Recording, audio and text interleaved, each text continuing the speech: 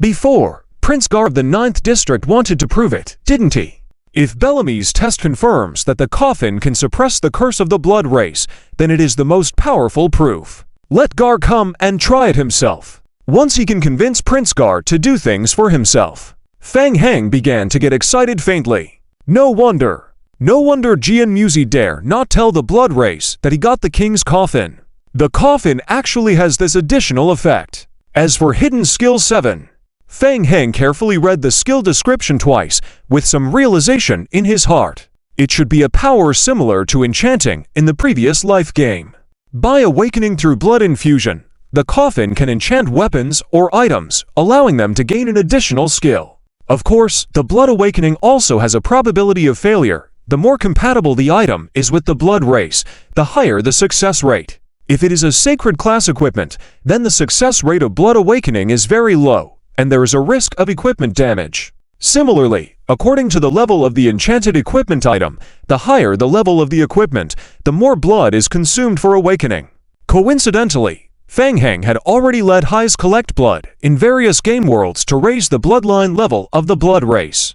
During this time, he had cleaned up several disobedient clans in the blood race world, so he should have collected quite a bit of blood. Fang Heng already had a calculation in his mind and looked back at Hais beside him, asking, "Hais, how much blood do we have now?" Hais pointed to several blood pools next to the cave and replied, "The secret pattern at the bottom of the coffin is still under research. We have temporarily stored the blood collected during this time in specially open blood pools. Currently, we have filled 3.5 blood pools, and the concentration of blood in the pools has reached level 37. Fang Heng nodded.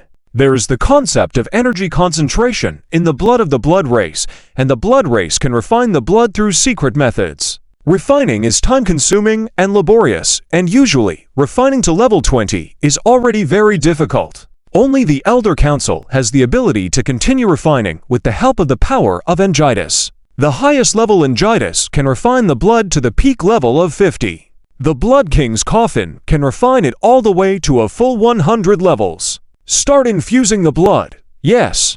Hai's face was solemn, immediately instructing the high-ranking blood races in the cave to transfer the blood into the coffin. Hiss. As soon as the blood was poured into the coffin, a hissing sound immediately sounded. Subsequently, a bluish-gray smoke continuously rose from the coffin. Fang Heng lowered his head to carefully observe inside the coffin. Visible impurities of black and gray color continued to float from the blood to the top layer, igniting and burning instantly, turning into ashes.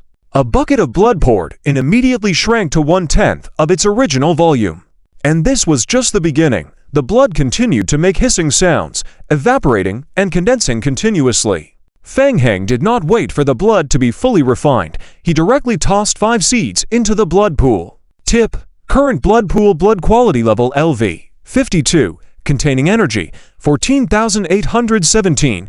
Awakening of the unknown seed requires consuming 78,126 points of blood energy. Fang Heng frowned, turning back and exclaiming loudly, "Faster! Speed up! Yes, Your Highness!" The blood races in the cave immediately increased their speed, moving bucket after bucket of blood from the blood pools into the interior of the coffin. Meanwhile, inside the blood pool, the originally dark seeds gradually absorbed the blood, gradually coating with a layer of red dark light. After waiting for about 10 minutes, the 3 blood pools had been emptied by the blood races, and most of the blood water left by the steaming inside the coffin had been absorbed by the seeds, leaving only a layer of about 2 centimeters. Several seeds had absorbed a lot of blood, becoming plump and full, emitting a blood-red light. They seemed to have absorbed enough blood, floating to the surface of the blood water from the bottom. Is it done? Fang Heng wondered and tried to reach out to touch them. Bang, bang, bang. Before Fang Heng could react, 3 seeds burst inside the coffin. The remnants of the exploding seeds were incinerated by the remaining high-concentration blood in the coffin. At the same time, a message flashed on Fang Heng's retina. Tip: player completed the awakening of the unknown seeds. Failure *3. Success *2. Player receives damaged seeds *2. Item: damaged unknown seed. Description: this seed may have undergone some improvement and catalysis, requiring special energy infusion to grow and germinate. Description: through blood catalysis awakening, The seed has awakened its inner energy, but it is already damaged and may not grow. Description: the seed is damaged and may not grow. Description: the seed has defects and growth is unstable. Feng Heng scanned the prompts about the seeds, his brows furrowed. Only 2 out of the 5 seeds completed awakening, and there were so many risk prompts in the seed descriptions that it seemed the success rate of the subsequent catalytic growth was not very high. No need to stay here. Go set up the teleportation magic array first. Feng Heng called out, putting the 2 seeds into his backpack, hastily returning to the real world by himself. Feng Heng, this. Maka saw Feng Heng appear in front of him again, opened his mouth, about to ask. Trust me, let's talk later. Feng Heng raised his hand to signal Maka not to speak and carefully placed the seeds in the center of the magic array, covering them with 2 layers above. Then, he stepped back, standing outside the magic array with Maka to observe. Maka saw Feng Heng's unprecedented seriousness. Although he was full of questions, he no longer disturbed Feng Heng. Feng Heng squatted down, his hands pressed on the magic array again, understanding the structure of the magic array. After a while, Feng Heng opened his eyes again with a hint of excitement in his eyes. No problem, it can be fixed. I believe Jian Muzi did not expect the Blood King's coffin to be taken over by me. After the incident, Jian Muzi was forced to choose to forcibly modify the magic array. With limited time, his modifications to the magic array were very simple and rough, and the magic array had a very low utilization rate. Feng Heng immediately turned his head and said, Maka, I need your help. Let's restore the original structure of the magic array as soon as possible. Okay. Maka had 10,000 questions in his heart, but at this point, he chose to trust Feng Heng and immediately agreed. The 2 immediately began working together to restore the magic array. Maka had participated in the initial modification of the magic array, and Feng Heng had already integrated all the structures of the magic array into his memory, so their efficiency was extremely high when working together. In just 5 minutes, the magic array was restored. Feng Heng stood in front of the magic array, taking a deep breath. The success depends on this time. Squatting down, Feng Heng placed his hands on the magic circle, and mental power surged into it. A red light halo flowed, and the stagnant magic circle started to operate again. Maka stared tightly at the magic circle, feeling somewhat uneasy. Crackle! Accompanying the activation of the magic circle, the ground in the cave began to tremble slightly. Why is the reaction so strong? Maka felt increasingly uneasy and whispered, Feng Heng, everything will be fine, right? It'll be fine, Feng Heng assured. After triggering the magic circle, Feng Heng immediately withdrew his hands and stood back up, retreating a few steps with Maka. Feng Heng stared at the center of the magic circle. He was well aware that the 3 central magic circles in the underground cave were interconnected. The magic circle altered by Jian Mu had inefficient blood transformation, resulting in some energy accumulating inside the magic circle. Now, Feng Heng had restored the magic circle, consuming a large amount of energy to activate the seed. The remaining energy in the other 2 linked magic circles would also be continuously channeled in. What is this? Suddenly, Maka couldn't help but exclaim. He was astonished to find that under the magic circle's activation, a small seedling emerged from the central area's soil. The tiny seedling seemed to possess extremely strong vitality, and, under the influence of the blood-colored magic circle, grew and sprouted at a rapid pace. The seedling grew into a sapling, rapidly growing to half a meter tall. Dense branches and leaves extended from the sapling. A bright red fruit grew on the branches. The fruit grew larger and larger until it reached the size of a fist, and a second fruit began to grow from another branch. What is this? Feng Heng was also shocked. He stared at the 2 bright red fruits with furrowed brows. What's going on? Isn't this Angitas's seed? How come it's bearing fruit? Did something go wrong? Suddenly, a thought flashed through Feng Heng's mind. The previously slowly rotating magic circle suddenly darkened. Maka turned to Feng Heng, urgently asking, Feng Heng, what's wrong? Is there something wrong with the magic circle? No. The energy absorbed by the magic circle has been completely depleted. Now the magic circle is entering normal operation mode, but more energy is needed to fully nourish the fruits, Feng Heng explained. Oh, I see. Then, what about the fruits? No time to wait. Feng Heng couldn't wait for the second fruit to fully grow. He immediately stepped forward to the sapling in the center of the magic circle. After observing the sapling, Fang Heng crouched down again and gently brushed away the soil below. Among the soil, one of the seeds had successfully sprouted and grown leaves, but the other seed still had a delicate red aura covering it, although its surface had cracked. It seemed that this seed had been damaged and could not sprout. Fang Heng put away the cracked seed and turned his gaze to the newly grown sapling. The small sapling was over half a meter tall, significantly larger than Angitis. Most importantly, Fang Heng couldn't sense the intense blood and energy fluctuations as he did with Angitis. Instead, the sapling emitted a very vigorous life force. Perplexed, Fang Heng carefully reached out to touch the not fully grown fruit on the tree. As soon as he touched it, the fruit fell off the branch. Fang Heng quickly grabbed the fruit. A game prompt appeared in front of his eyes. Hint: player acquires item, unknown fruit. Item: unknown fruit. Description: a fruit derived from an unknown divine tree seed. The fruit contains strong vitality. Due to defects in the seed, the fruit's effects are significantly reduced. Description: the fruit has not fully matured, hence its effectiveness is decreased. Effect 1. The fruit contains strong life force. Upon consumption, it can remove most negative effects and restore 30% of maximum health per second for 20 seconds and provide limb regeneration. Effect 2. Effect 3. Additional note: the power within the fruit is slowly dissipating. If not used within 24 hours, the effect decreases by 30%. After 48 hours, the effect decreases by 60%, and the fruit will be completely ineffective after 72 hours. Unknown fruit, Fang Heng muttered to himself. There was only one effect in the description that applied to both vampires and players, while the other two effects were for non-player vampires and remained unknown. The known effect was quite good, removing negative effects, restoring 10% of maximum health per second, along with limb regeneration. Fang Heng couldn't help but wonder, would Angitis also bear fruits? I have never heard of that. Meika walked over to Fang Heng and, swallowing nervously, stared at the fruit in Fang Heng's hand. He could feel the fruit's powerful life force and part of its blood energy. It was an intuition derived from his bloodline, signifying significant benefits for him. Seeing Meika's gaze, Fang Heng frowned and asked, "Do you want to try this fruit, yes?" Meika replied without hesitation. "Are you sure? This fruit might be very dangerous." While the fruit's properties had limited effects for players, it had two unknown effects for vampires, presenting potential risks. Meika nodded eagerly. "Fang Heng, I'm sure. I can feel that this thing will be of great help to me." "Eat it then." Fang Heng handed over the fruit. With his undying body effect, the fruit's recovery abilities were merely a bonus for him.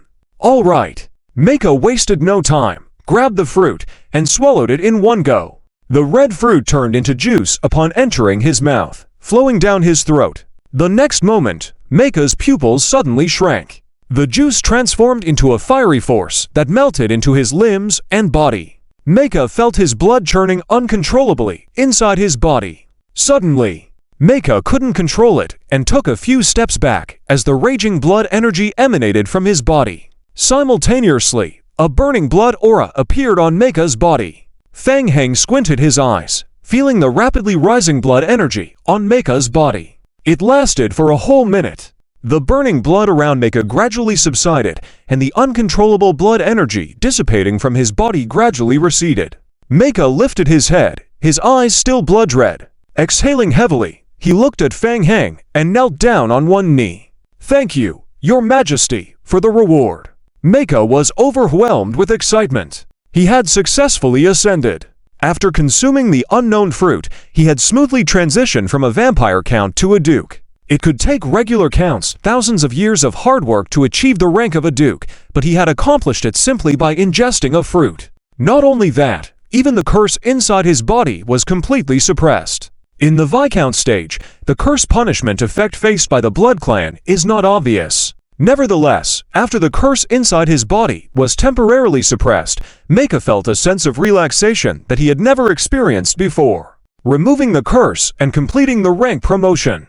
Who else besides the Blood King can achieve these two things? Meika was absolutely certain in his heart that Fang Heng is the successor to the Blood King.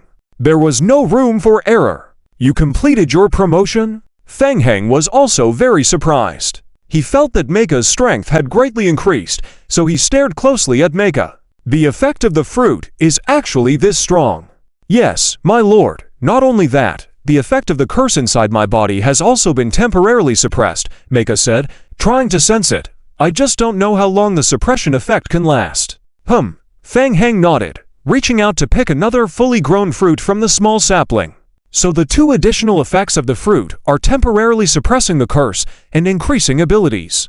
A Blood Clan Viscount who consumes an immature fruit can temporarily suppress the curse and even advance to a duke. What about a prince? Feng Heng couldn't help but feel excited as he looked at Meika and said in a deep voice, "Let's go, find Joel." "Yes, my lord." Meika's expression turned serious, immediately getting up and leading Feng Heng quickly towards where Joel was. Walking side by side with Meika, Feng Heng pondered for a moment and asked, "Meika, I have a question." "Please go ahead, my lord." "What about Jian Muzi? Why have we never seen him? What is he doing?"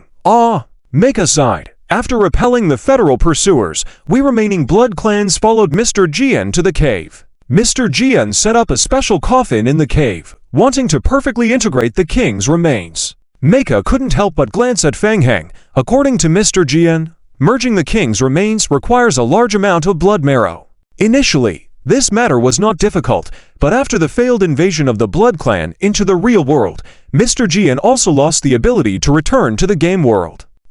So can't this thing be blamed on him? Feng Heng thought, and thought it was right. Not everyone can shuttle between the game and the real world as easily as he can. So Mr. Jian hoped to collect blood marrow with the help of the federal forces. Unfortunately, although the federal front agreed, they secretly delayed the operation. Later, Mr. Jian got wind of it, and that the federal might not be able to withstand external pressure, wanting to harm him and take the king's remains. So Mr. Jian took action without further ado, and modified the magic array in the cave to set traps, leading the federal into the cave. Hoping to use the power of the cave's magic array to deal with the federal, absorb blood, quickly condense blood marrow, and completely merge the body with the king's remains. After Meika recounted the whole story, Feng Heng couldn't help but sigh.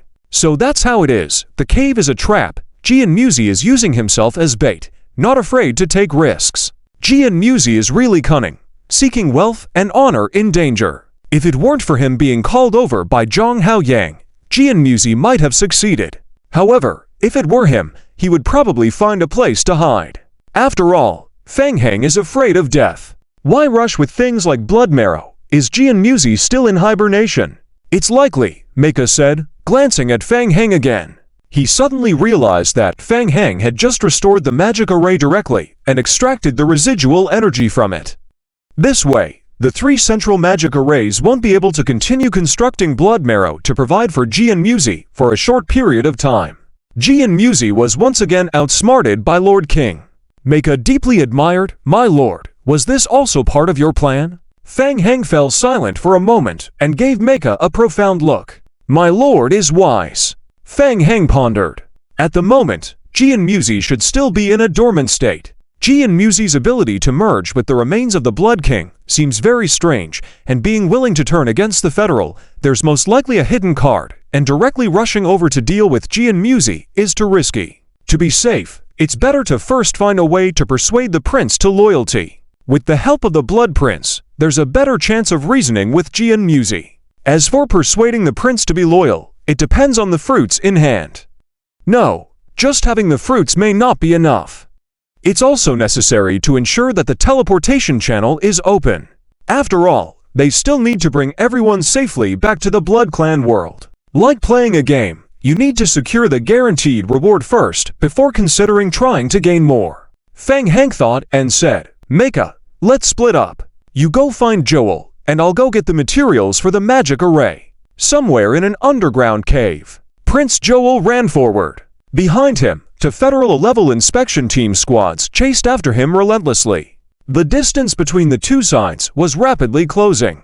Joel's heart sank gradually. At first, he could suppress the group of injured Federal teams, bombarding them from a distance to vent his frustration. But soon after the second Federal inspection team arrived, Joel was immediately at a huge disadvantage. Thinking of delaying time, Joel originally intended to circle around in the cave, but he didn't expect that as soon as he began circling, a third inspection team rushed over to join the battle. At this point, Joel confirmed it. The Federal did indeed deploy a large number of elites to participate in the operation inside the cave, which Fang Heng did not deceive him about. What's even worse is that Jian Muzi has shown no signs of awakening. Would the hope of the Blood Clan really end here? A sense of despair flashed in Joel's eyes. Swish! Swish! Two dark shadows that followed him closely attacked Joel from both sides, coiling around his body. Joel looked grave. This kind of dark aura was very troublesome, and he had already suffered a significant loss from it earlier. Helpless, Joel was forced to stop and turn around, clasping his hands together forcefully. Boom! Boom! The blood overflowing from his body burst out and directly exploded the shadows around him. After being delayed for a moment, 10 Federal high-level elites caught up, forming a looming encirclement around Joel, trapping him in the center. Faced with the Blood Clan Prince, even at the end of his strength, the Federal team did not dare to take it lightly. Heh. Among the Federal team, a middle-aged man smiled and clasped his fists towards Joel, saying, "Prince, don't run anymore. You know you can't escape. Why not make it easier for everyone and cooperate? How about it? Shut up." Joel glared, suddenly turned, and spat out a mouthful of blood to the right, condensing blood curse seals with his hands. Swish! The blood in the air condensed into a slender blade and slashed towards the players ahead. Be careful! 3 squads blocking Joel's right side immediately dispersed and avoided. Boom! The sword of blood slashed against the rock wall with a loud explosion, followed by a sudden burst of energy and blood. Taking advantage of the obscured vision caused by the energy and blood, Joel frantically darted to one side. As the Grand Prince of the Blood Clan, when had he ever been in such a miserable situation? Joel harbored resentment in his heart, but he was still stopped by 2 players ahead of him. Heh, Prince, where do you think you're going? Joel's face darkened without responding. He pushed his hands forward, 2 bursts of energy and blood condensed, fiercely smashing towards the 2 players. The 2 were prepared, conjuring a tan-colored barrier in front of them. Boom! The barrier completely blocked the bursts. Seeing all his tactics fail, Joel felt even more despair. After all the fierce battles, he was nearing exhaustion, now being easily stopped by 2 humans. The 2 players also noticed that Joel's strength had significantly decreased and were about to taunt him to provoke him when they suddenly felt a strong sense of danger approaching from behind. Be careful! The 2 immediately turned around. What's going on? More than 10 blood-colored bursts were coming straight at them. The 2 hurriedly conjured a tan-colored barrier in front of them for defense. Boom! Boom, boom, boom! The 10 or more blood-colored bursts continuously exploded on the barrier, the 2 players with furrowed brows, doing their best to resist. Joel was astonished when he saw this, thinking, could reinforcements be coming? Seizing the opportunity, Joel immediately evaded the 2 Federal players blocking his path and flew forward. Upon closer inspection, a Blood Clan member in the distance was also coming towards him for support. When Joel saw the appearance of that Blood Clan member, he was shocked. Mecha, how did you end up here? Joel was about to ask, his pupils suddenly contracted as he fixed his gaze on Mecha. How could it be? In less than half an hour, the power of Mecha's energy and blood had solidified immensely. Were those 10 or more blood-colored bursts also created by him? Even Joel wouldn't dare to squander his remaining energy and blood like this. Joel realized something, showing a glimmer of delight. Have you been promoted to Duke? In the current critical situation, with the entire Blood Clan facing a life-or-death crisis, Mecha's promotion was excellent news. Yes. Mecha swiftly flew to Joel's side, equally excited, thanks to His Majesty. Joel was surprised. His Majesty. Do you mean Fang Heng? Mecha handed a red fruit to Joel. Yes, after consuming the fruit His Majesty prepared for you, I was promoted. This fruit was prepared for you by His Majesty. Hearing this, Joel's expression changed again. He sensed the powerful energy and life force contained in the fruit held by Mecha, and couldn't help but feel an urge to swallow it whole. However, upon hearing Fang Heng's name, Joel hesitated slightly. He had always had unwavering trust in Jian Mujian. Glancing back at the Federal players who were approaching, Mecha urged, "My lord, we don't have much time. Hurry." In the midst of the crisis, Joel made a decision, taking the red fruit from Meika's hand and swallowing it in one gulp. Boom! The juice entered his stomach, a violent surge of heat bursting open, rushing into every corner of his body. Joer's crimson eyes widened, gradually revealing a reddish hue. The power of his energy and blood filled every corner of his body in less than a second, Joer feeling his strength restored to an unprecedented peak. It was even still increasing. The tumultuous roiling of energy and blood in his body, along with the violent heat, seemed to tear him apart. Blood vessels on Joer's skin burst one after another, making him look like a blood person. Roar! Joer couldn't restrain the roiling of energy and blood within him any longer, tilting his head back and letting out a long roar. A surge of energy and blood emanated from his body and spread outward. After the roar, Joer felt unprecedentedly exhilarated. He discovered that the heavy feeling that had been pressing inside him had disappeared. Was it the curse? Joer couldn't help but look down, staring at his hands, a sense of horror rising within him. Had the curse disappeared? Quickly closing his eyes and carefully examining the flow of energy and blood in his body, Joer discovered that the curse within him had not completely vanished, but was temporarily suppressed by a powerful life force. Joer opened his eyes again, looking around at the federal players advancing, murmuring to himself, "Hehe, Feng Heng, the heir to the king." The two elite federal player squads who were chasing after Joer did not get too close, all remaining vigilant as they watched Joer. They realized that there was something different about Joer's aura. The burst of energy and blood that had erupted from Joer's body was extremely powerful. What Blood Clan secret technique had Joer used? Be careful, he's not right. Damn, it must be Jian Mujian. Whoosh! Joer's figure became somewhat illusory in midair. The illusory figure split in two, to split into four, and for into eight in everyone's eyes. In a matter of moments, a total of 16 Blood Prince Joers appeared in front of them. Whoosh! Whoosh whoosh! The 16 Joers each turned into 16 blood shadows, darting towards the surrounding players. A player shouted, "Be careful!" Whoosh! Joer's remnant shadow emerged behind a player, slashing a vivid crimson in front of him. Boom! Before the player could react, he was struck by the blood shadow with a claw swipe. A huge laceration was drawn on his back, and he spewed blood from his mouth as he was flung away. Ha ha ha! It was too easy. Free from the curse's influence, Joer felt the power within him seemingly infinite. The blood shadows flew forward again, relentlessly chasing after the unfortunate federal player.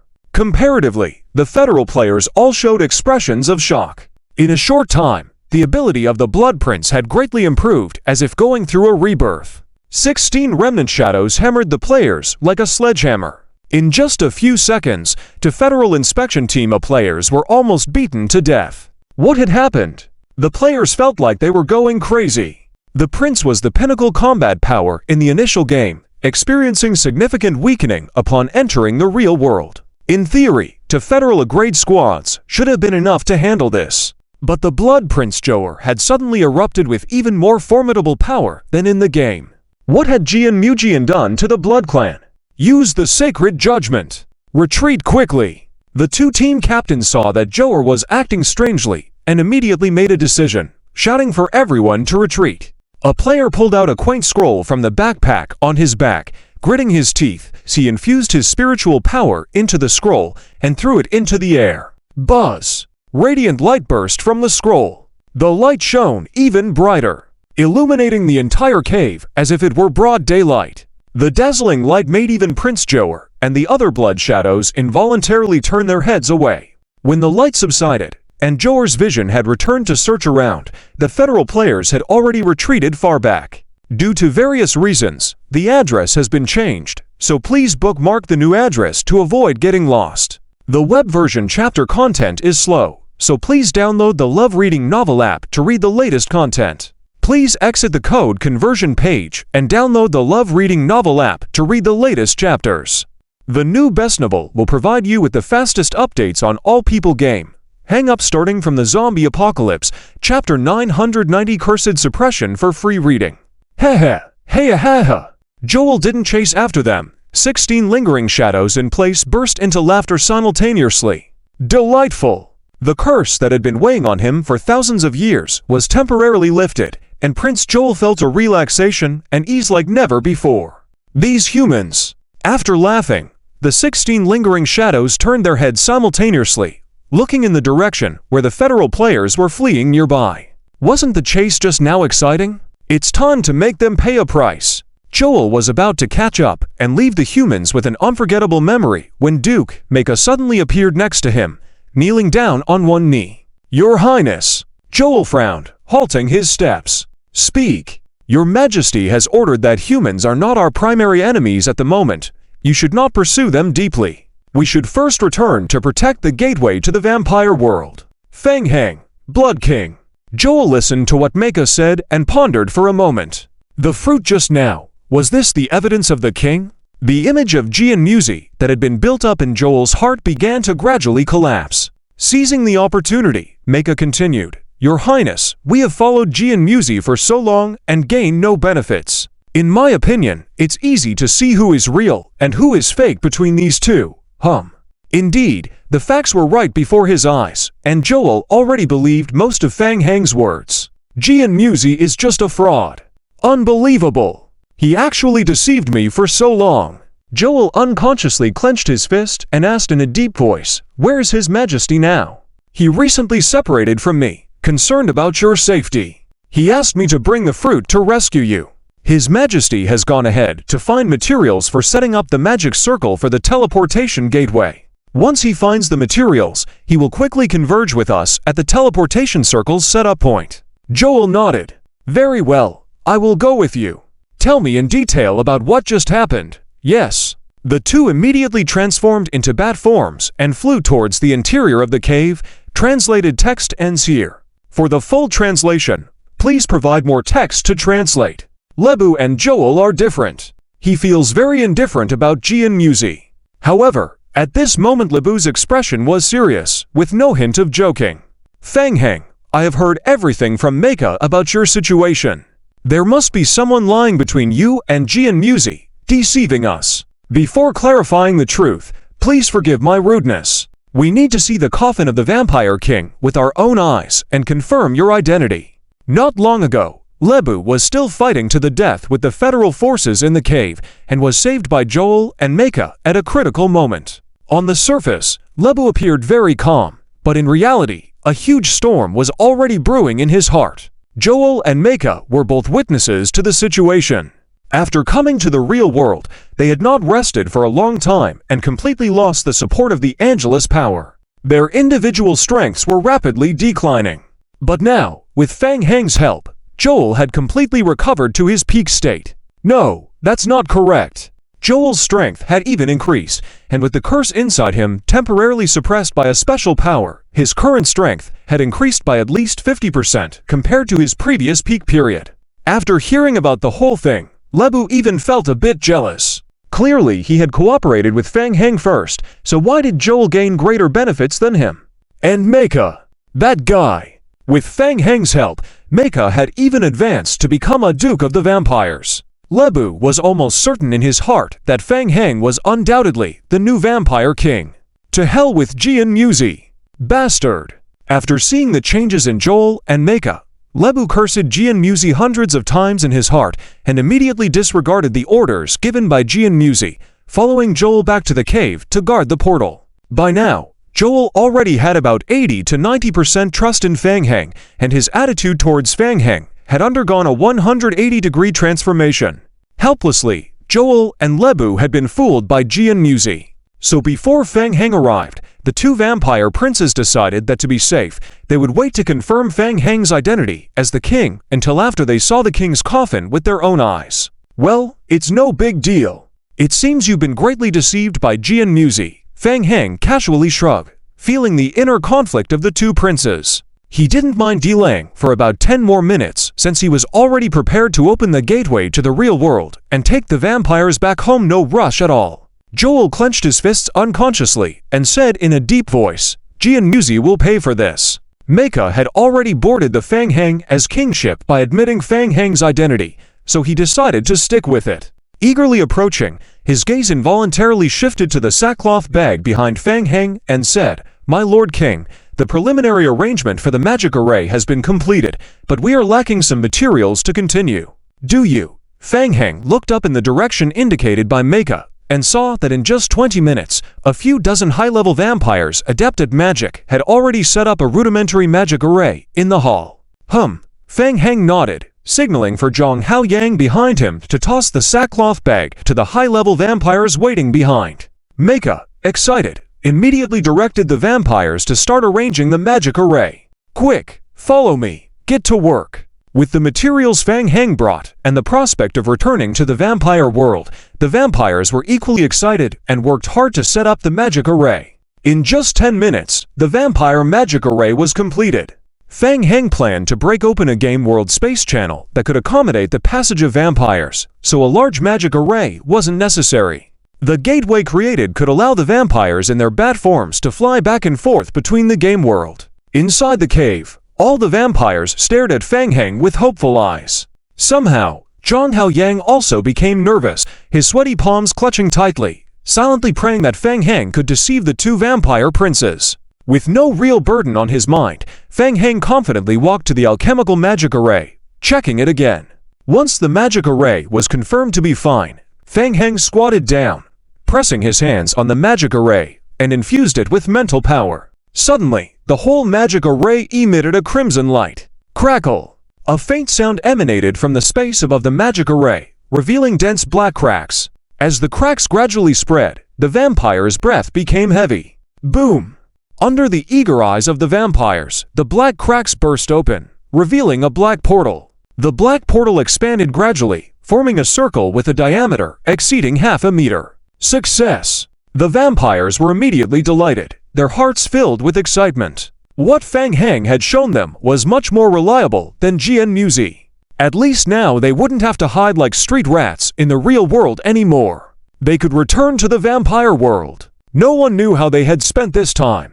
Lebu and Joel glanced at each other and nodded simultaneously. Joel turned to Fang Heng and said, "Fang Heng, I'll go in and take a look. If I haven't returned in 10 minutes, your identity will become suspicious." Zhang Haoyang looked back at Fang Heng, his face tense. He didn't expect Fang Heng to be so composed, even urging Joel, "All right, hurry up."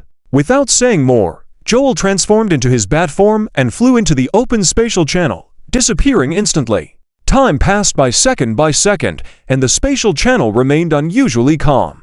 Zhang Haoyang's heart was increasingly tense. He felt that the air around him had become somewhat stagnant. After more than 8 minutes passed, beads of sweat appeared on Haoyang's forehead, and he kept looking at Fang Heng beside him. Damn! That guy! He had no idea how Fang Heng managed to remain so calm. Suddenly, the spatial channel once again experienced violent fluctuations. Zhang Haoyang turned sharply to look at the transmission channel. Joel, in his bat form, flew out of the spatial channel, transformed back into his human form, and stood in front of everyone. He gazed intently at Fang Heng. Zhang Haoyang stood at the side, his heart pounding, prepared for the worst. However, the next moment, he was stunned. Joel knelt in front of Fang Heng, bowing respectfully and saying, "My Lord King, we were reckless earlier, deceived by Jian Muzi. Please punish me, my Lord King." Lebu was startled and blurted out, "Damn it! I knew we were fooled by that scoundrel Jian Muzi." Fang Heng had already known the outcome. Seeing Joel so emotional, Fang Heng thought that Hayes had done a good job of psychological manipulation. Well, Hayes had always been good at it. Meika also kneeled before Fang Heng. "My Lord King, we were all deceived by that person." By now, Joel had completely put his trust in Fang Heng. After going through the channel, he had personally verified everything Fang Heng said was true. Due to various problems, the address has been changed to a new one. Please bookmark the new address to avoid getting lost. The rest of the content appears to be a link to a novel and is not part of the translation. In the vampire world, members of the same clan have unanimously recognized Fang Heng as the new king of the vampires, and half of the vampire world has already sworn allegiance to the new king. The most crucial point is that the coffin of the vampire king is indeed under Fang Heng's control. After inspecting the area of the vampire king's coffin, Meika clearly felt that the curse on himself was influenced by the coffin. Could this be fake? Jian Mu, the serial liar, told them in no uncertain terms that the king's coffin had been destroyed by Fang Heng. Jian Mu, this habitual liar. Feng Heng is clearly the Vampire King. This was followed by overwhelming anger. Jianmu had deceived them for so long. They almost all died here. They almost doomed the future of the vampires. They almost became the sinners of the vampires. Such humiliation and hatred must be washed away with blood. As a result, Joel suddenly felt uncontrollable joy. The fact that Feng Heng was the true heir to the Vampire King was just too good for them. Your Majesty! Seeing two princes taking the lead in kneeling and swearing allegiance, the vampires in the cave all knelt down in unison. At that moment, only Feng Heng and Zhang Haoyang remained standing. Zhang Haoyang couldn't help but swallow nervously, feeling his heart pounding as he looked at Feng Heng. He had witnessed the genius who had taken over half of the vampire world in just 2 days. He was truly extraordinary, not like an ordinary person. Zhang Haoyang couldn't believe that Feng Heng could actually manipulate this group of vampires, deceiving them so easily. He really wanted to ask Feng Heng how he did it. Wait! Zhang Haoyang suddenly realized that this young man before him could now command the vampire princes to do his bidding. What a powerful force! Even in the vampire apocalypse, the lords of the various servers rarely had such influence over the princes. The last person to completely control the vampire princes was Jianmu. As a member of the Western Union, Zhang Haoyang knew well how much effort Jianmu had put into this, with the support of the entire Western Union and the 12 consortiums providing resources. Even so, Jianmu had taken decades to reach this point. And what about Feng Heng? According to the records, how long had he been in the game world? He had forcibly taken everything from Jianmu's hands. And even from the attitude of the princes, they were more obedient to Feng Heng. Zhang Haoyang's gaze towards Feng Heng took on a layer of fear. Rise, you have been deceived by Jianmu, Feng Heng said casually, waving his hand. Be careful, it's for your own good. Your Majesty, Jianmu has deceived the vampires and almost brought disaster upon them. We cannot let him go. Yeah, Feng Heng nodded. He had been worried that Jianmu might have a trick up his sleeve. And with the protection of the princes, he didn't dare to confront him recklessly. Now that he had two vampire princes as his henchmen, he could go find Jianmu and settle the score. Besides promising to secure the remains of the Vampire King that Zhang Haoyang had acquired, he might also gain some other benefits from Jianmu. Your Majesty, many of our people have been deceived by Jianmu and are fighting with the Federation, Meika said with resentment. Jianmu has issued a death order, willing to pay with their lives to keep the Federation away from the 3 central magic array zones. Upon hearing this, Feng Heng's heart stirred, and he looked at Meika with a hint of admiration. Yes, you are right. Our people are the most important. Take them away. Take all of them. It's best to sweep it all clean. Feng Heng's eyes gleamed as he said, Meika, our clan members have been deceived by Jianmu. We cannot sit idly by. Bring them back to the game world. I entrust this task to you. Be careful. Yes, your Majesty is merciful. There are also seeds. There are many seeds remaining inside the magic array. Have someone collect all the seeds. I have a use for them. Understood. After giving his instructions, Feng Heng turned his gaze to the 2 vampire princes and said, Let's go find Jianmu. The 2 princes nodded in unison. Yes, your Majesty. In a corner of the lower level of the vampire cave, in front of the crimson sealed stone door, the federal team stopped. Almost everyone's gaze was focused on the young man standing in front of the sealed stone door. Qinwu, the team leader of the quasi-S-level federal inspection team. This time, Qinwu's team was invited to the Western Union by the federal. Yao Weihua said in a deep voice, Mr. Qin, we once secretly left dormant artificial nanomechanical bugs on Jianmu's body. Just now, the bugs have sent a signal, indicating that Jianmu should be behind the big door. Of course, we cannot rule out the possibility of a trap, so please be careful. Understood, Qinwu nodded. About 10 minutes ago, the Federation detected strong spatial channel fluctuations in the cave area, suspecting that Jianmu might want to use the channel to escape into the game world. The Western Union Federation once again raised the mission's danger level and reported it to the Central Federation. After receiving the news, the 3-level federal inspection teams in the cave area had already rushed towards the direction of the spatial wave to provide support. At the same time, Qinwu and Yao Weihua's team had also found the possible dormancy location of Jianmu.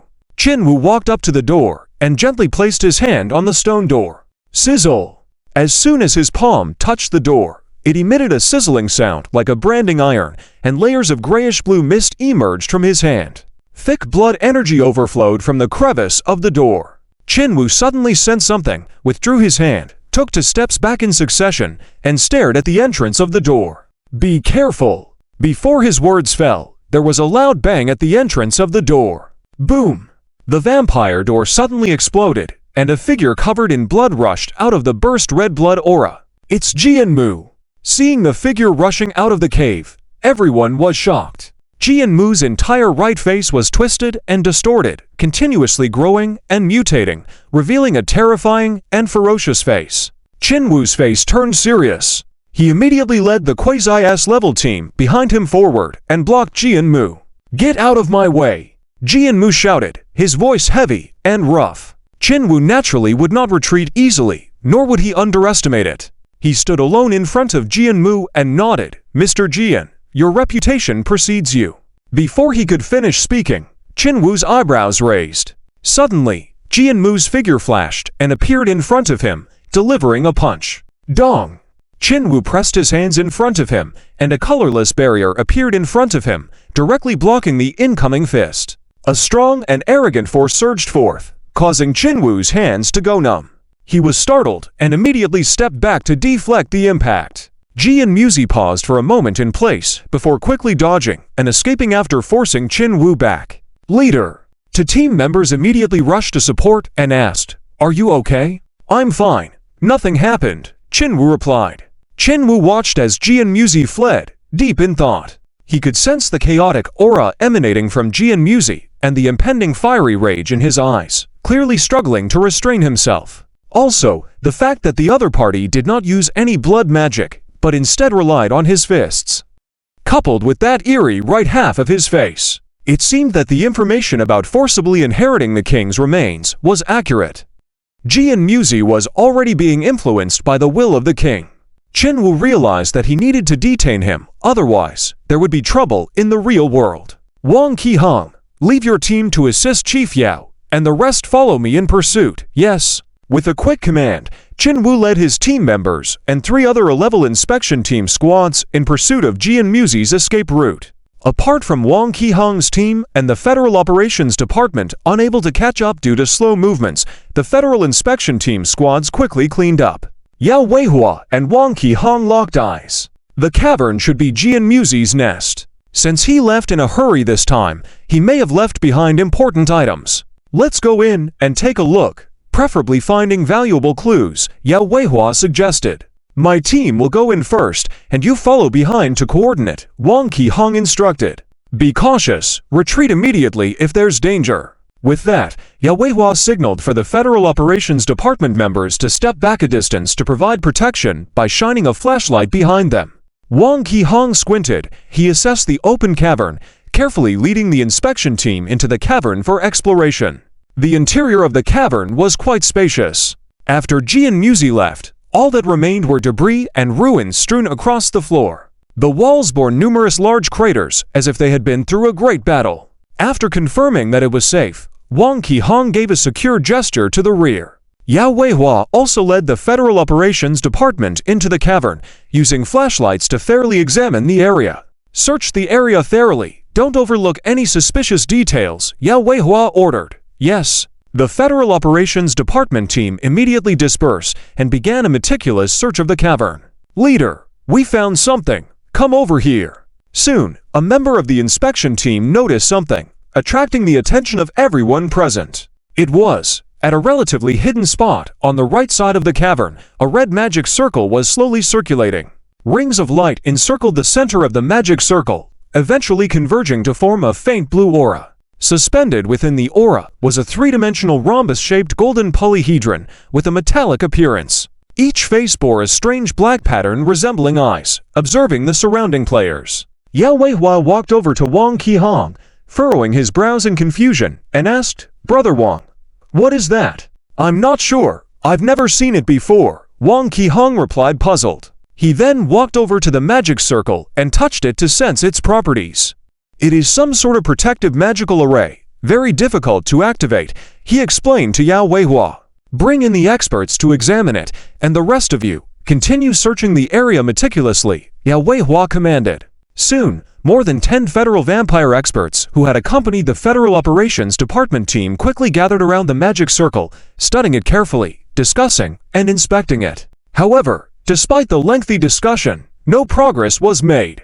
Yao Weihua felt resigned, but understood that such occurrences were commonplace. The federal soldiers quickly combed through the entire cavern. Besides the magic circle, they found traces of destroyed magic arrays and some poor-quality blood remains. Wang Qihong grew impatient and approached the group of experts, asking, "After all this time, have you found anything?" The head of the expert group adjusted his glasses and responded, "Commander, this magic circle is a protective ancient magical formation rarely seen among blood vampire magic circles. Forceful destruction may lead to the destruction of valuable items. After all this time, is that all you've discovered?" Wang Qihong felt annoyed and pressed. "How long will it take to decode the magic circle?" The leader of the expert group smiled apologetically.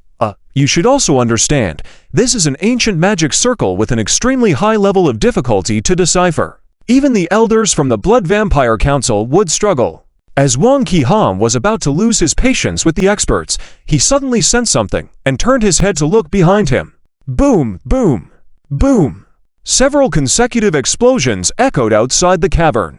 The federal soldiers immediately reacted, forming their formation and pointing their guns towards the entrance and exit of the cavern. "What's happening?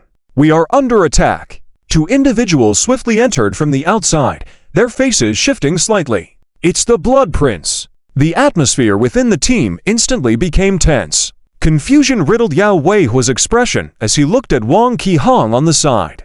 The federal forces could handle ordinary high-ranking blood vampires, but facing a Blood Prince would be beyond their capabilities. "Defend!" Wang Qihong commanded, leading the inspection team to rush outside. Yao Weihua inhaled deeply, signaling for the federal squad to arrange their formation in preparation to support the outside. Boom, boom, boom. Before Yao Weihua could give further directions, several more explosions resounded outside the cavern. The ground shook slightly from the impact. A sense of foreboding rose within Yao Weihua, prompting him to gaze towards the outside of the cavern. The area was now shrouded in blood-red energy. Boom! Another violent explosion shook the cavern, and a figure dashed out from outside, revealing the face of Wang Qihong. Yao Weihua's eyes widened in alarm as he suddenly turned pale. It was, unexpectedly, Wang Qihong. Wang Qihong was thrown into the cave, covered in blood, looking utterly miserable. Instantly, another figure dashed into the cavern from outside, lifting Wang Qihong in midair with one hand. It was the Blood Prince, Joel. Bang, bang, bang. The Federal Operations Department team tensed as they identified their target and immediately opened fire at Joel in the air. However, Joel simply raised his hand slightly, creating a blood-colored barrier that blocked all incoming bullets. Due to various issues, the address has been changed. The remaining portion seems to refer to a link to continue reading the novel and does not impact the translation. Joel's eyes were filled with a strong intent to kill. He scanned the federal people below. Feeling the gaze on him, Yao Weihua felt his blood freeze as if he were paralyzed. Cold sweat dripped from his forehead, and a sense of fear rose from the depths of his heart. Just one thought from Joel, and he would immediately meet his end. "Stop!" Yao Weihua immediately ordered his subordinates to cease their attacks. HMPH! Joel snorted disdainfully, lifted Wang Qihong, and flew towards the entrance of the cave. At the entrance of the cave, Fang Heng, wearing a mask, walked in from outside the cave. Prince Lebu had always been guarding Fang Heng's side. Fang Heng looked at Wang Qihong, who was being controlled by Joel, and asked in a deep voice, "Where is Jian Muzi?" Wang Qihong gritted his teeth and looked up. Seeing the masked figure in front of him, his shock was beyond measure. Who was this person, and how were two blood princes obeying his commands? Fang Heng spoke calmly. "I'll ask one more time. Where is Jian Muzi?" With his life in someone else's hands, Wang Qihong immediately replied, "Jian Muzi has already escaped. You're too late." "Escaped? How long ago?" 20 minutes. Wang Qihong said grimly, "The inspection team is already on Jian Muzi's trail. He can't escape." Lebu looked at Fang Heng and asked in a volume only the two could hear, "My lord, shall we pursue?" "Forget it." Fang Heng shook his head, feeling a tinge of regret. They were a step too late. Jian Muzi had fled after being discovered by the federal forces. This was somewhat expected. Fang Heng took a few steps forward and quickly noticed over a dozen federal experts gathered in a corner not far away. How coincidental! Fang Heng found these federal experts very familiar. What were they researching there? Fang Heng walked forward and soon noticed the magical array behind the federal experts. A diamond-shaped metal. What was it? Fang Heng's attention was drawn to the polyhedron metal suspended in the center of the magic array, and Lebu was equally alert, whispering, "My lord, please be careful, Fang Heng made a soft sound and began observing the magic array. The experts didn't dare interfere and immediately backed away. Coincidentally, upon careful observation of the magic array, Fang Heng felt a sense of joy. Symbol.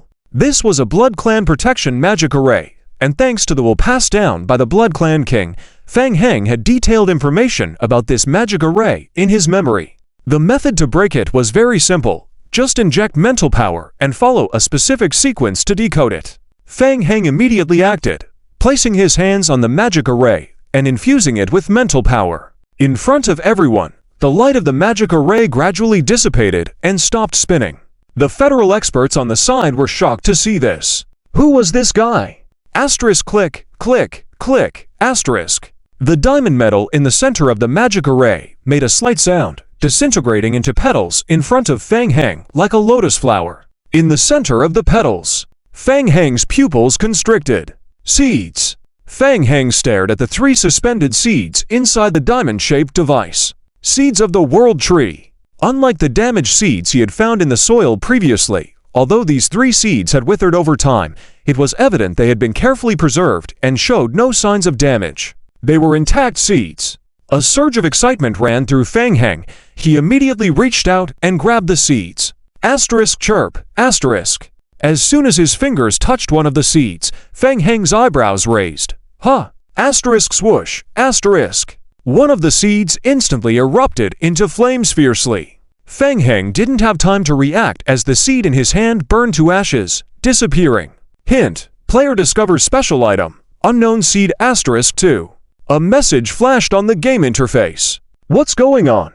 The seed burned. Why? And with no warning? Fang Heng was filled with doubt. He opened his palm and carefully examined the remaining 2 seeds, one emitting a faint blood-colored sheen, while the last one remained unchanged as before, shriveled and dim. Without detailed prompts about the seeds in the game, Fang Heng wasn't sure what other secrets the seeds might be hiding. Seeing Fang Heng hesitating, Lebu asked, "My lord, what is this? Let's discuss it later." After a brief thought, Fang Heng decided to stash the seeds in his backpack and study them once back in the game world. He looked around once more and nodded. "Let's go, yes." With that, under the escort of the 2 blood princes, Fang Heng left the cave without looking back. It took a while for the federal people to confirm Fang Heng and the 2 blood princes had actually left before they all breathed a sigh of relief and looked at each other. Did they really leave? One federal soldier was still in disbelief. "Captain, should we pursue?" Yao Weihua didn't answer, just furrowed his brows. That masked young man seemed somewhat familiar, like they had seen him somewhere before. He was peculiar, and it seemed like he had some reservations. Did he not want to be enemies with the federal forces? Wang Qihong clutched his wounded chest, equally puzzled. He knew that if the masked man wanted to, at least 80 or 90% of the federal team in the cave would have been casualties. Most confusingly, what was the identity of this mysterious person? Why were 2 blood princes showing him such deference? Besides Jian Muzi, who else held such a high position within the Blood Clan? Suddenly, a name popped into Wang Qihong's mind. Fang Heng, who was currently very popular in the Blood Clan world. Wang Qihong had heard of him before and had seen his name numerous times in the pre-battle reports. Could it be him? It seemed impossible. Wang Qihong shook his head repeatedly. An entry-level player couldn't have reached that level yet. Yao Weihua walked to Wang Qihong's side and asked, "Are you okay?" "I'm fine." "Did you see what was inside that metal device just now?" The federal people in the cave looked around at each other, shaking their heads. The federal experts were especially silent, feeling ashamed. They had just boasted about no one being able to break the magic array in a short time, only to be proven wrong. Yao Weihua said in a grim tone. Immediately notify the other federal operational teams. Tell them that two princes entered the cave and took what the prince left behind. They must be careful. Yes. Meanwhile, not far from the cave, Zhang Haoyang had been hiding in the shadows. It wasn't a good time for him to make a move in that scene just now. When he saw Fang Hang with the two blood princes emerging, Zhang Haoyang quickly emerged from behind a rock and asked hastily, "How's the situation? Did you get the goods?" "No, we were a step too late. Jian Muzi escaped." "Escaped?" "Yes, but the federal inspection team is already on Jian Muzi's trail. Federal side should have a more precise location on Jian Muzi." "All right, I'll go back now to find out." Jian Muzi has already escaped, and Fang Hang cannot sense the pursuit on his own, so he can only search with the help of the Federation's power. The inspection team hopes to be more reliable and not let Jian Muzi slip away. The two had just discussed splitting up to take action when Lebu furrowed his brows suddenly and said, "Your Highness, the blood crystal is glowing. It's possible that the Federations have encountered an attack on Meika's side and are asking for our support." The inspection team. What a hassle! Fang Hang's eye twitched. The real-world vampires are the biggest gains of this trip. He had to temporarily abandon Jian Muzi and return to support back there. Well, the teleportation channel is crucial. We'll go back to support first, and Zhang Haoyang, you go to the Federation to gather information. We'll meet at the teleportation point later? Okay. After making the agreement, Fang Hang immediately split up with Zhang Haoyang and rushed back towards the direction of the game's teleportation channel. 10 minutes later, after chasing away two troublesome inspection teams from the Federation, Zhang Haoyang barely caught up to the cave. Zhang Haoyang contacted the Federation's West District and after receiving first-hand information, rushed over without stopping. "How's it going? Any news?" "Well, the inspection team left a tracking device on Jian Muzi. He's in a difficult situation and can't escape," Zhang Haoyang said, taking a few breaths before continuing. "Also, Jian Muzi's abilities have improved, but it seems like his consciousness is having some issues." "And now, has Jian Muzi already escaped from the cave?" Zhang Haoyang took out a tablet computer from his backpack and handed it over. "Not yet. He's currently at this position on the upper level of the cave." Fang Hang took the tablet and checked. Zhang Haoyang continued, "Fang Hang, the spatial fluctuations here have attracted the Federation's attention. They suspect that Jian Muzi might be trying to return to the game world through the spatial channel to escape. There are already a large number of Federation teams rushing here. If they discover the channel, it might cause trouble for you." "Trouble?" Fang Hang muttered. After some thought, he turned to Meika and asked, "Meika, how many ethnic groups do we still have left to return to the vampire world?" "Those who should have left have already left, and the ones remaining are not looking good in my opinion. Aside from the two princes and a large number of high-ranking vampires in this wave, Meika also found 3 heavily injured vampire dukes and 8 vampire marquises. They had all been sent for treatment in the vampire world. This was a significant boost in combat power." Fang Hang felt inexplicably relieved. Once these vampires were fully recovered, his influence in the vampire world would experience an explosive increase. The remaining few unpledged vampire factions could now be easily overwhelmed. Fang Hang glanced at the 20-plus high-ranking vampires remaining in the cave, nodded, and said, "It's almost done. Let the rest evacuate immediately. You stay, then destroy the magic circle. We'll go find Jian Muzi." "Yes." As the remaining high-ranking vampires entered the space channel, one by one, Fang Hang observed the positions on the tablet computer once again. He stroked his chin, pondering before asking, "Joel, Lebu, how many Federational-level squads can you both handle together?" The two looked at each other. Lebu's condition was not good, barely managing to deal with a single level Federation squad alone, while Joel's strength had greatly improved, able to simultaneously handle 3 A1-level Federation squads without defeat. "If we focus on just not losing, we can probably handle about 4 squads simultaneously," Zhang Haoyang added. "Fang Hang, there are at least 6 A-level squads and 1 Quasi-S-level squad on Jian Muzi's side." "Quasi-S-level squad?" Fang Hang muttered. The opponent's strength was currently indeterminate. In any case, it would be quite challenging to face them head-on. After some thought, Fang Hang raised his head and looked at the 2 vampire princes and Meika. "In that case, we need to disguise ourselves, change clothes, and go over." "Change clothes?" The two vampire princes looked at each other. In the center of the cave, Jian Muzi was surrounded by several Federation squads. The right side of his face was constantly mutating, revealing a sinister expression. Fool! I've told you before, your body can't handle my power. You must find a life fruit first. Shut up! Jian Muzi gritted his teeth. If you had trusted me earlier and handed over the power in the coffin sooner, how could we have ended up like this? Ha ha ha! The sinister smile on the right side of his face grew even more malicious. Are you worthy of trust? Don't think I don't know what you're thinking.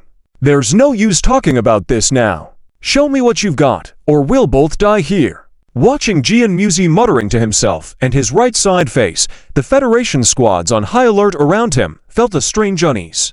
As the Federation players pursued, Jian Muzi was already heavily injured, but each time he faced death, he could burst with a terrifying power to drive everyone back instantly. Qinwu didn't dare to act rashly. Everything was about stability. 5 Federation players were energizing, preparing to release a large summoning-type spell to deal with Jian Muzi. Behind the squad, Feng Heng and Meika, disguised in Federation squad uniforms, blended in. Wearing the unflattering human Federation uniforms was particularly uncomfortable for the 2 noble vampire princes, Joel and Lebu. The Federation is getting ready to strike. Feng Heng quietly signaled the Qinwu squad, and the Federation squad preparing to cast summoning skills on the right side, whispering, "What do you think of the combat power of the Federation's S-level inspection team?" Lebu had been paying attention to Qinwu and the others. Upon hearing this, he responded solemnly, "It's indeed challenging to deal with." Feng Heng then turned to Joel and asked, "Is the goods ready?" "Yes, Jian Muzi should like this gift." "Good." Feng Heng nodded. "When the time comes, listen to my instructions. We'll go together." As they spoke, the Federation team had completed the alchemical summoning magic circle that was gathering on the right side. The A-level inspection team of 5 worked together to cast a summoning spell, conjuring the frost breath into a giant white magic circle in the air. Roar! With a thunderous roar, a gigantic white frost serpent rushed out of the alchemical magic circle. In an instant, the cave was covered in a layer of frost. The frost serpent opened its massive jaws and pounced towards Jian Muzi nearby. "Get lost!" Jian Muzi roared and clenched his right arm, muscles bulging, veins popping, and punched the frost serpent head-on. With a loud explosion, accompanied by Jian Muzi's punch, the frost serpent shattered. Countless ice crystals danced in the air. Jian Muzi was immediately covered in a layer of white ice crystal debris, and in a blink of an eye, his entire body was shrouded in a thin layer of ice, resembling a sculpture. The people around were amazed. Terrifying Jian Mu, he actually managed to shatter even the ice frost serpent with a single punch. Suddenly, Qinwu emerged from the swirling white blood and air. Swish! A white blade slashed towards Jian Mu's neck. Bang! The thin layer of ice enveloping Jian Mu shattered once more from the burst of blood and air. Jian Mu clenched his teeth tightly and was forced to strike forward again. Boom! This punch collided with the white dagger. A victorious smile appeared on Qinwu's face as he swiftly retreated, his striking hand drawing back. Under Jian Mu's hasty counterattack, he was struck by Qinwu's blade and thrown backward, while a hint of dark gray appeared on his fist that had just collided with the dagger. Gray was spreading visibly at an alarming rate on Jian Mu's body. Huh? In mid-air, Qinwu, observing Jian Mu's condition, suddenly furrowed his brow. He noticed a few teammates darting out from the right side, heading towards Jian Mu, who was knocked back. Which team was this? Trying to take credit? Qinwu felt displeased. He glanced briefly at the unfamiliar members of this team. Were they hired by the Federation's inspection team? External inspection teams were working for money, so it was unsurprising that they weren't cooperating. Most likely, upon seeing Jian Mu injured, they wanted to seize the opportunity. But it wasn't going to be that easy. Qinwu immediately warned, "Be careful. It will take some time for the poison to take effect. Don't get too close." However, these 4 team members did not listen and quickly approached Jian Mu. To Qinwu's surprise, Jian Mu made no attempt to resist as the team members approached him. Once they were near, they effortlessly restrained Jian Mu and swiftly fled into the distance together. Oh no! Qinwu's mind raced, realizing the situation. Stop them! These people have issues. The 2 nearest team members to Jian Mu sensed the danger and immediately intercepted the group. "Get out of the way!" Joel shouted, turning around and launching a blood red claw towards the front. Blood light shimmered. The two Federation inspection team members felt the power within the blood red claw and quickly dodged to the sides. Boom! The claw imprint landed on the rear rock wall, creating a deep crater. It was actually a blood rector. The crowd was astonished. What was happening? When did a blood rector infiltrate their team, which had been fighting head-on the whole time? Boom! Boom boom! Before the Federation members could react, over a dozen blood explosions surged towards them. Chaos erupted once more. By the time the Federation members realized, Fang Heng and his group had already taken the heavily injured Jianmu and fled forward at high speed. "Chase them! They can't get far!" Qin Wu shouted, leading the group to pursue Fang Heng and his team. "Ha ha ha! To think you can kill me! You have a long way to go!" Jianmu thought he was doomed, but seeing Prince Joel and left rescue him, joy surged within him. "Mr. Jian," Joel casually took out a high-grade blood marrow from his pocket and threw it to Jianmu. Jianmu caught the blood marrow and swallowed it in one gulp. Joel's face turned dark as he continued, "You deceived me deeply." Jianmu's pupils suddenly shrank upon hearing this, a warning rising in his heart. What did he mean? The next moment, Jianmu's face changed drastically as he felt the blood raging wildly within him. There was a problem with the blood marrow. "Joel!" Jianmu turned his head suddenly towards Joel. Before he could think further, the blood within him surged uncontrollably, and Jianmu couldn't help but let out a muffled groan. "Jeez!" A horrifying visage appeared on the left side of Jianmu's face, seemingly wanting to emerge from inside him. "Ah!" Jianmu covered his cheeks with both hands, crying out in agony. Fang Heng stepped forward, 5 silver sample collectors appearing in his hands, stabbing them fiercely into Jianmu's body. "Run!" Half a second later, Fang Heng withdrew the full sample collectors and quickly retreated. Swish! A blood-colored blade flashed by. Joel slashed forward, cutting a blood-colored blade through the air. Swish! Jianmu's entire right leg was severed. Thud! Meika had already prepared a wooden box and placed the Blood King's remains, integrated into Jianmu's body, into the box, sealing it shut with a snap. Fang Heng brought out a sealing talisman and pasted it over the wooden box's seal. "Done, go!" Fang Heng's gaze swept over the group, decisively retreating. He wanted to continue, but the situation was urgent, and they only found one seal that could contain the Blood King's remains. With so many Federation inspection teams present, even the quasi-S-level inspection team, it was almost impossible to take Jianmu away forcibly. "Humph! Lucky for you!" Joel's eyes glinted with anger as he kicked the approaching Federation members away from Jianmu, then released blood explosions along with left towards the rear. Boom boom boom! Explosions thundered as the dense bombs struck Jianmu, causing the entire cave to shake violently. "Leader! What do we do?" Amidst the thunderous explosions, Qin Wu looked up. Through the blood and air generated by the explosions, he observed the actions of Fang Heng and the others. Qin Wu was filled with doubt. Who were these people? What was happening within the Blood Clan? Why were they suddenly targeting Jianmu? It seemed like they had seized a part of the Blood King's remains from him.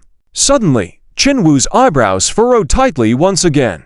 Hiss! Hiss hiss hiss hiss! In mid-air, Jianmu's scattered body was swiftly healing from the explosions. Not only did his blood and energy not weaken, but they were even stronger than before. Examining Jianmu closely, one would see that he had closed his eyes completely, having fallen into a state of unconsciousness. Meanwhile, a peculiar visage appeared on each cheek. Qin Wu sensed trouble and declared, "Forget about those people, avoid unnecessary trouble, and capture Jianmu first, yes." Far away, Fang Heng's group of 4 were frantically fleeing towards the second level, heading towards where Zhang Hao Yang waited outside.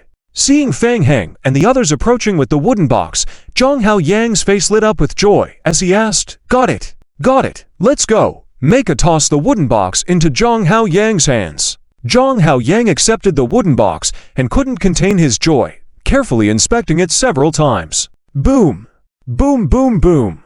Suddenly, intense explosions echoed from deep within the cave, shaking the cavern violently. Zhang Hao Yang opened his mouth, unable to help but ask, "Boss Fang, what about Jianmu?" "Nothing much. Just added a little something to his blood marrow. No big deal. Just added a bit of seasoning to his blood marrow. His blood marrow was mixed with a lot of inferior blood, directly causing chaos in Jian Muzi's qi and blood flow. For ordinary vampires, chaotic qi and blood would at most cause a bit of trouble. But for Jian Muzi, who was already fighting against the will of the Vampire King, his internal qi and blood had become so chaotic to the extreme. This bit of trouble was simply a disaster for Jian Muzi. As expected by Feng Heng, Jian Muzi's consciousness was impacted, controlled by the king's will and driven into madness. With Jian Muzi's help in stopping the federal inspection team, the four of them could easily evade pursuit. Zhang Haoyang put away the wooden box and cast a glance into the depths of the cave. Seeing Jian Muzi and the federal agents in such a commotion, he even began to worry if the cave might collapse. The cooperation agreement has been completed. It's best not to linger in this place, Zhang Haoyang said as he led everyone towards the exit. The helicopter is ready outside. I'll send someone to take you away immediately. All right, Feng Heng nodded, but this time, 3 more people need to come back with us. By the way, there were extra magic circle materials before, right? I need to bring some back. 2 hours later, under Zhang Haoyang's careful arrangements, Feng Heng and Meika, along with a few others, boarded a private helicopter and entered a deserted estate in the western district of the Federation. Meika and the others felt somewhat disappointed. They had been deceived by Jian Muzi for so long, yet they never had the chance to personally eliminate him. It was truly hard to dispel the hatred in their hearts. Feng Heng pushed open the gate of the abandoned estate and surveyed the scene inside.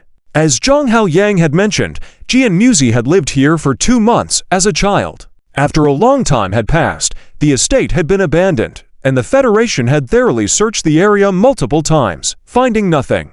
It was a good opportunity. Feng Heng nodded and said, "Let's get started." "Yes, King."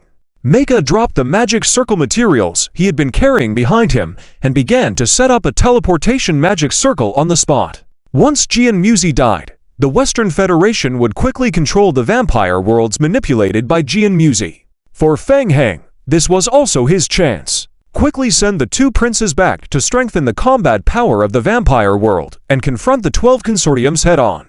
With 2 vampire princes as their henchmen, Feng Heng didn't know how they could lose this wave. Thinking about it, Feng Heng began to tally up the gains from this sneak attack operation. First, he had recruited a large number of vampire henchmen, including 2 vampire princes. Once these henchmen recovered from their injuries, the fighting strength of his prison would reach an unprecedented peak. Next was the live sample of Jian Muzi.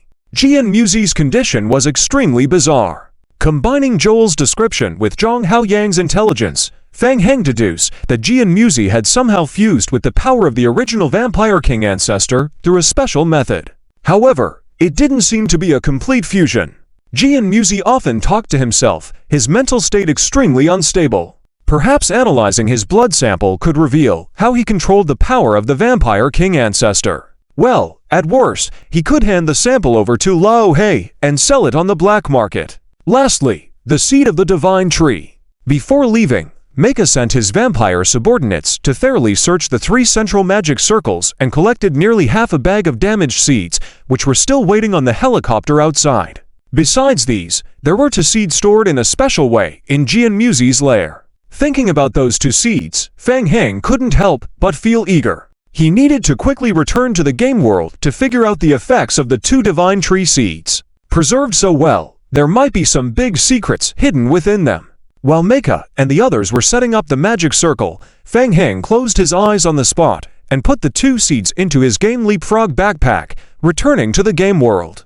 Upon returning to the game, a game prompt appeared on his retina. Prompt: during your offline time, you have gained the loyalty of some vampire counts and dukes, significantly increasing your influence within the vampire world. Feng Heng looked at the prompt and understood it referred to the previous wave of vampire counts and dukes who had returned to the game world. He didn't expect that to also increase his influence. Feng Heng took out the seeds from his Game Leapfrog backpack to examine them.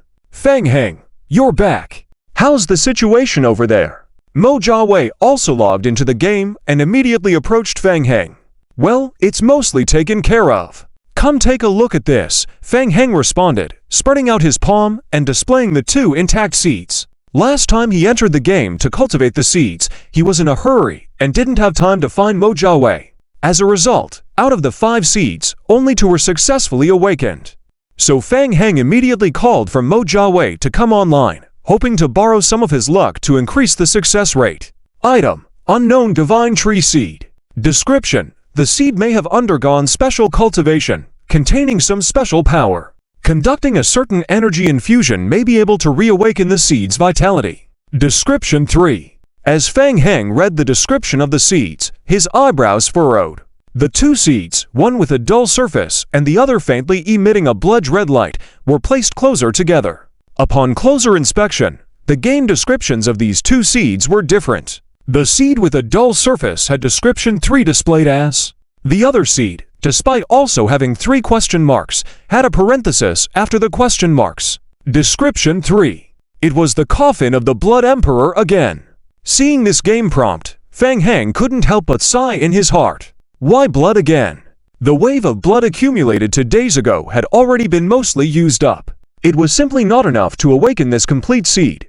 What kind of seed is this? ManhwaRecap also saw this seed for the first time and, seeing Fang Heng's troubled expression, couldn't help but be curious. Fang Heng shared the information about the seeds with ManhwaRecap, nodding. Yeah, the seeds were found inside Jian Muzi's lair. It's strange, there were initially 3 seeds. When they were in the cave before, the situation was urgent, and Fang Heng didn't have time to think carefully. Now that he finally had a moment to catch his breath, Fang Heng recounted what had happened after entering the cave, and also took the opportunity to calm down and carefully consider if there were any clues he had overlooked. ManhwaRecap listened attentively until Fang Heng mentioned finding 3 seeds initially, one of which was suddenly burned, furrowing his eyebrows and appearing thoughtful. When Dong ManhwaRecap came to his senses, he found that Fang Heng was looking at him.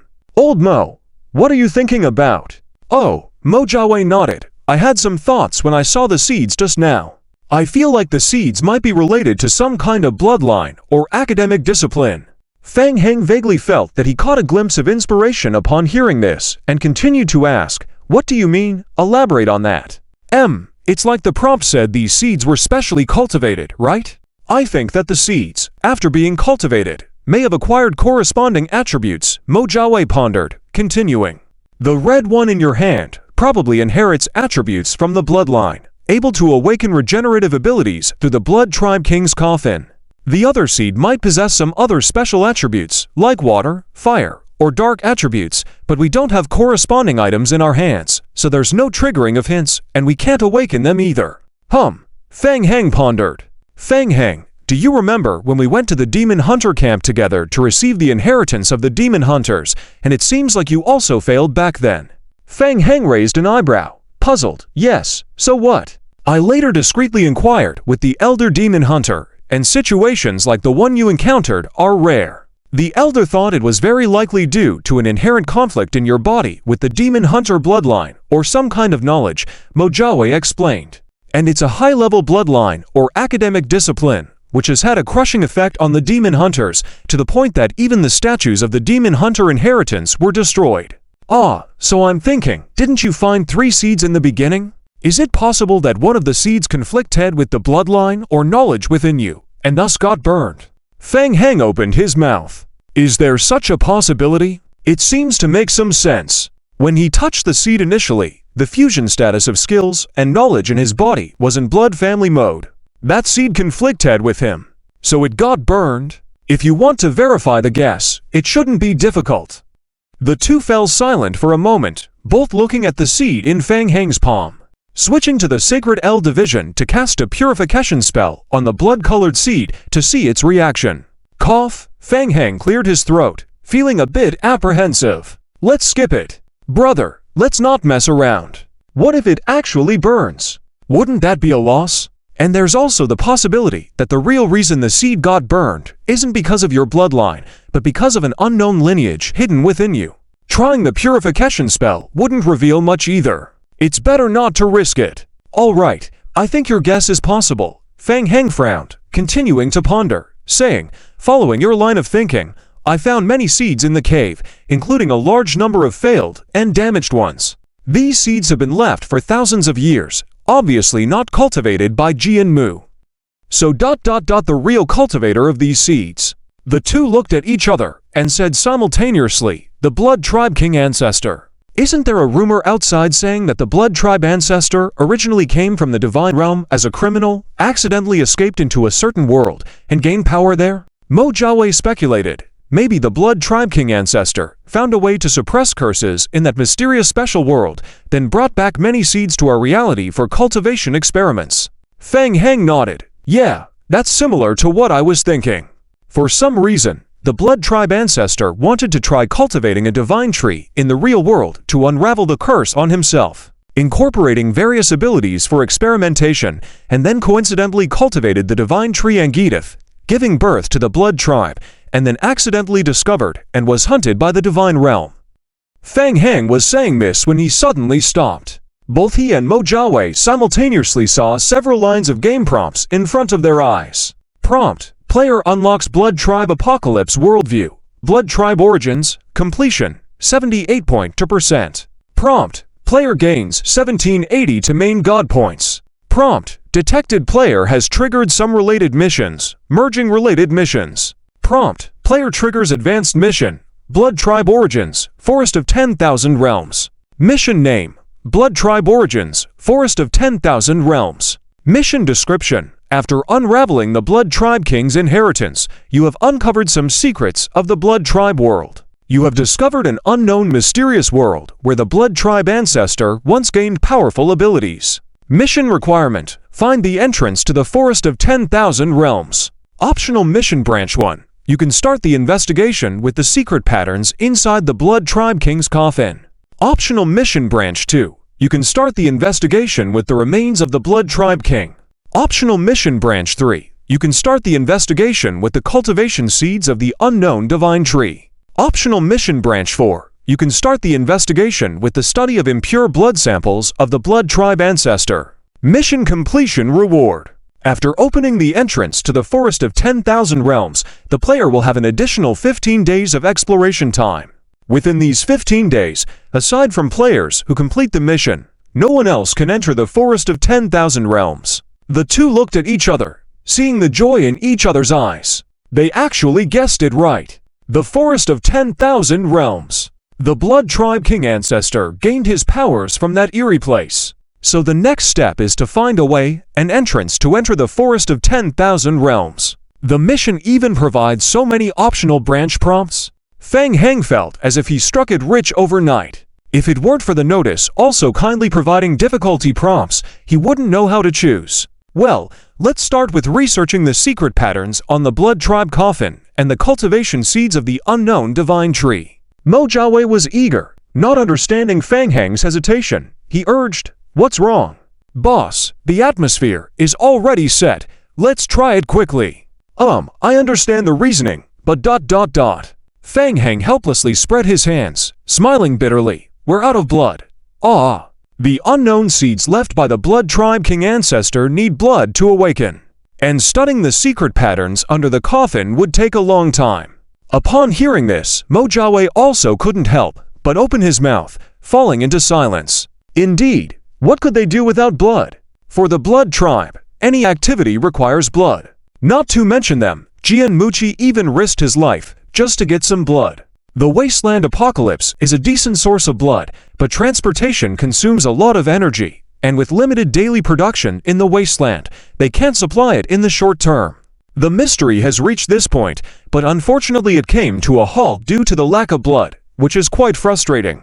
No rush, no rush. Initially, Feng Heng was a bit annoyed, but upon careful consideration, he understood. To be honest, after seeing the elite players in the high-level game in the cave, Feng Heng realized that his current strength was not strong enough. After opening the channel, players from various major forces, even the Divine Realm, would try everything to enter the Forest of 10,000 Realms. He would then have to confront the peak players and gaming forces of the entire world. The danger level was too high. How could he proceed without adequate preparation? For safety reasons, at least he needed to wait until he elevated his bloodline to the level of king before going to open the Forest of 10,000 Realms. And elevating to the king level also required a large amount of blood. So there was no need to rush. Now, the question was how to get a large amount of blood. Fang Heng stroked his chin and quickly came up with a plan. Taking advantage of the chaos in the vampire world after Jianmu's death, he would directly raid the vampire world with the prince. By brute force, slay those disobedient vampires. Then, there would be plenty of blood.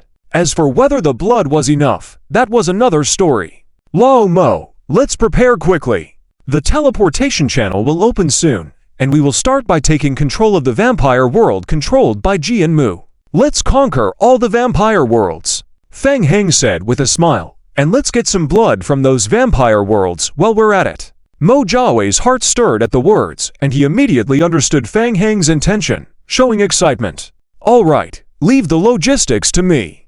I'll arrange for the transportation of blood immediately. Phew. Remote projection conference room of the 12 Consortium headquarters.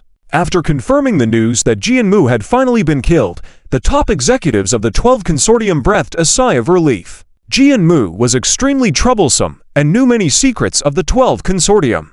Getting rid of him finally relieved their worries. In the midst of the physical projections, a middle-aged man wearing brown sunglasses asked, "Have we obtained Jianmu's remains?" "That is precisely what I am about to report," Ni Tongming said to the high-level projections, slightly bowing. During the mission to kill Jianmu, the federal team encountered mysterious vampires in the underground cave, who stole some materials from Jianmu's secret cave and even looted one of the 3 vampire king remains. "Are you saying we only found 2 remains?" "Yes," the people whispered among themselves. An old man in the 12 Consortium asked, "What materials did he steal?" "It's not clear for now."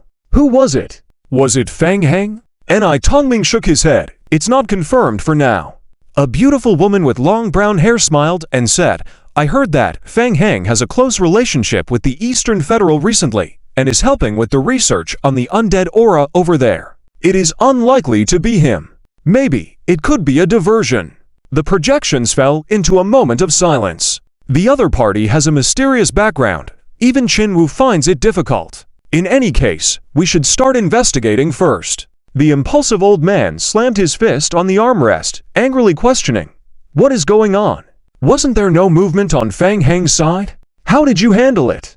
Ni Tongming remained calm and continued, "The reason for the incident is still under investigation, not clear for now. However, it is confirmed that no external invasion message has been received in the vampire world of the 3rd area until now."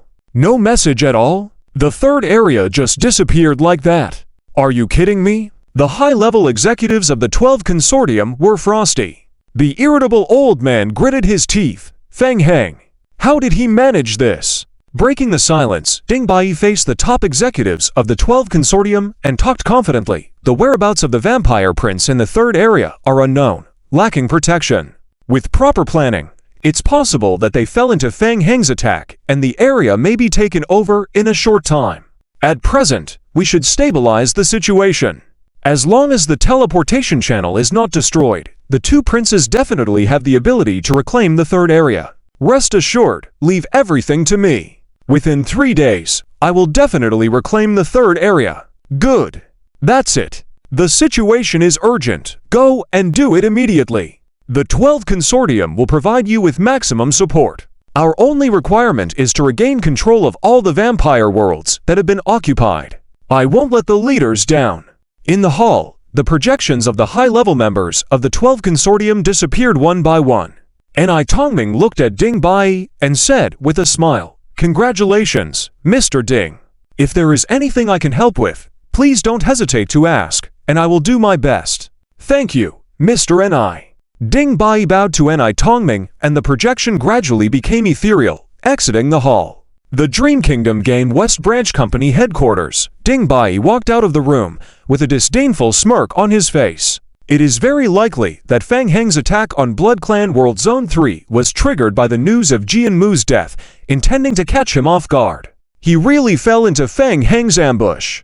It seems that the 3rd zone is truly a complete waste. However, Fang Heng never would have thought that this actually ended up helping him a great deal. Ding Bai was thinking about what excuse to come up with to control the Blood Clan Prince. Now, the crisis in the 3rd zone is a good starting point. With 2 princes assisting, Fang Heng would definitely not be able to hold onto the 3rd zone.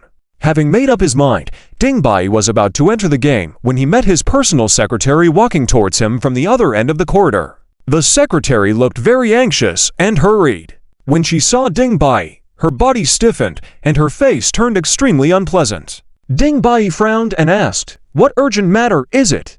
"Ding, Director Ding, it's urgent information related to Fang Heng," the secretary said hesitantly. Ding Bai was very displeased and said in a firm tone, "Stop beating around the bush, just say it. What about Fang Heng?" After hesitating for a moment, the secretary bit her lip and said, "Just received the news that Blood Clan Zones 2 and 7 have declared allegiance to Fang Heng." "What did you say?" Ding Bai couldn't believe his ears. The secretary nodded. Instantly, Ding Bai's face turned extremely pale. How could this be happening? For a moment, his mind went blank. It's impossible. Both Blood Clan worlds have princes guarding them. Fang Heng couldn't have directly killed two princes in such a short period of time. How did he manage to do it? Ding Bai's long-established confidence began to crumble as he stared at his subordinates, his eyes filled with anger, and in a deep voice, he demanded, "Where are the princes? What are the two princes doing?" The secretary had never seen Ding Bai in this state before and said in a low voice, "The two princes have also pledged allegiance to Fang Heng. Hint, Blood Clan Elder Council in Zone 3 pledges allegiance to you, increasing your influence in the Blood Clan by 20,000 points. Hint, Player's special status, Blood Clan, King's Glory has risen to level 11. Looking at the notifications popping up in the game, Fang Heng was also a bit puzzled. He never imagined that things would develop so smoothly. Lebu is the Blood Clan Prince of the 3rd Zone. Fang Heng directly took Lebu and Joel to the Blood Clan Elder Council in the 3rd Zone.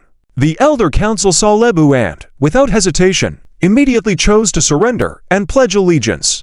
Then, Joel and Lebu stayed in the Elder Council, waiting for the transit channel to open, expecting reinforcements from the 2nd and 7th zones of the Blood Clan. When Princes Rui and Eleanor of Zones 2 and 7, unaware of Jian Mu's death, learned that the 3rd Zone was under attack, they immediately led their Blood Clan followers with killing intent rushing over, ready to completely eliminate Fang Heng. However, when the two princes, along with their troops, came rushing through the Blood Clan passage, they too were stunned. What's going on? Joel and Lebu, the two princes, were standing behind Fang Heng, looking respectful. Both of you surrendered as well? Rui and Eleanor were puzzled, especially Joel. Joel was originally loyal to Jian Mu.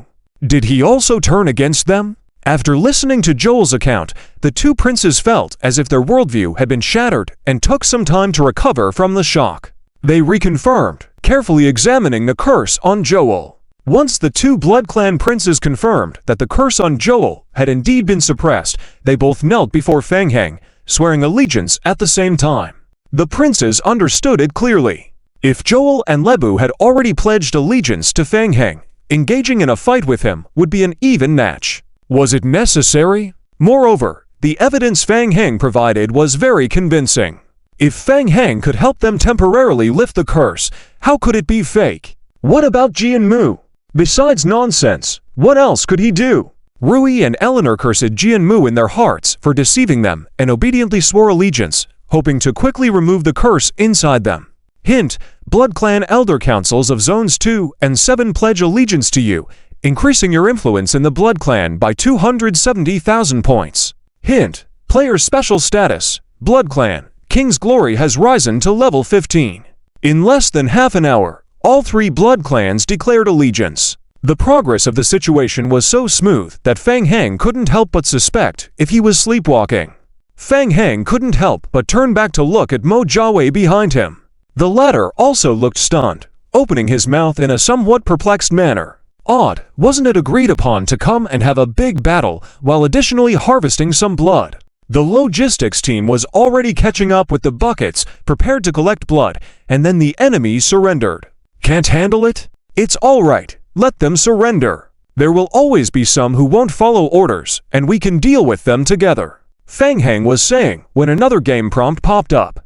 Hint, the allegiance of the princes has greatly increased your influence within the Blood Clan world. Hint, the player's influence in the Blood Clan world has exceeded 100,000 points. Hint, your reputation is well known in the Blood Clan world. Under the intimidation of the Blood Clan princes, a large number of Blood Clan families have pledged allegiance to you, significantly enhancing your position in the Blood Clan world. Hint: Blood Clan Elder Council of Zone 1 has sworn allegiance to you. Hint: your allegiance in the Blood Clan world has exceeded 85%. Hint: verdict in progress. Hint: player has completed the task, Blood Clan, Lord of the Realm. The latter half of the sentence stuck in Fang Heng's throat. Task completed. The enemy's surrender came too suddenly, and Fang Heng was still struggling to accept it. He had just been discussing with Mo Jiawei about showing his prowess and properly killing some defiant Blood Clan members and extracting some high-concentration blood. Then the enemy surrendered. It felt like a punch thrown into thin air, so powerless. What more could he do? Fang Heng reminisced for a few years, and the game reward notification on his retina refreshed once again. Hint: player has obtained the unbound permission of the Lord of the Blood Clan world. Player can choose to integrate the worlds already controlled. Hint: player has obtained special skill, Blood Clan, King's Command.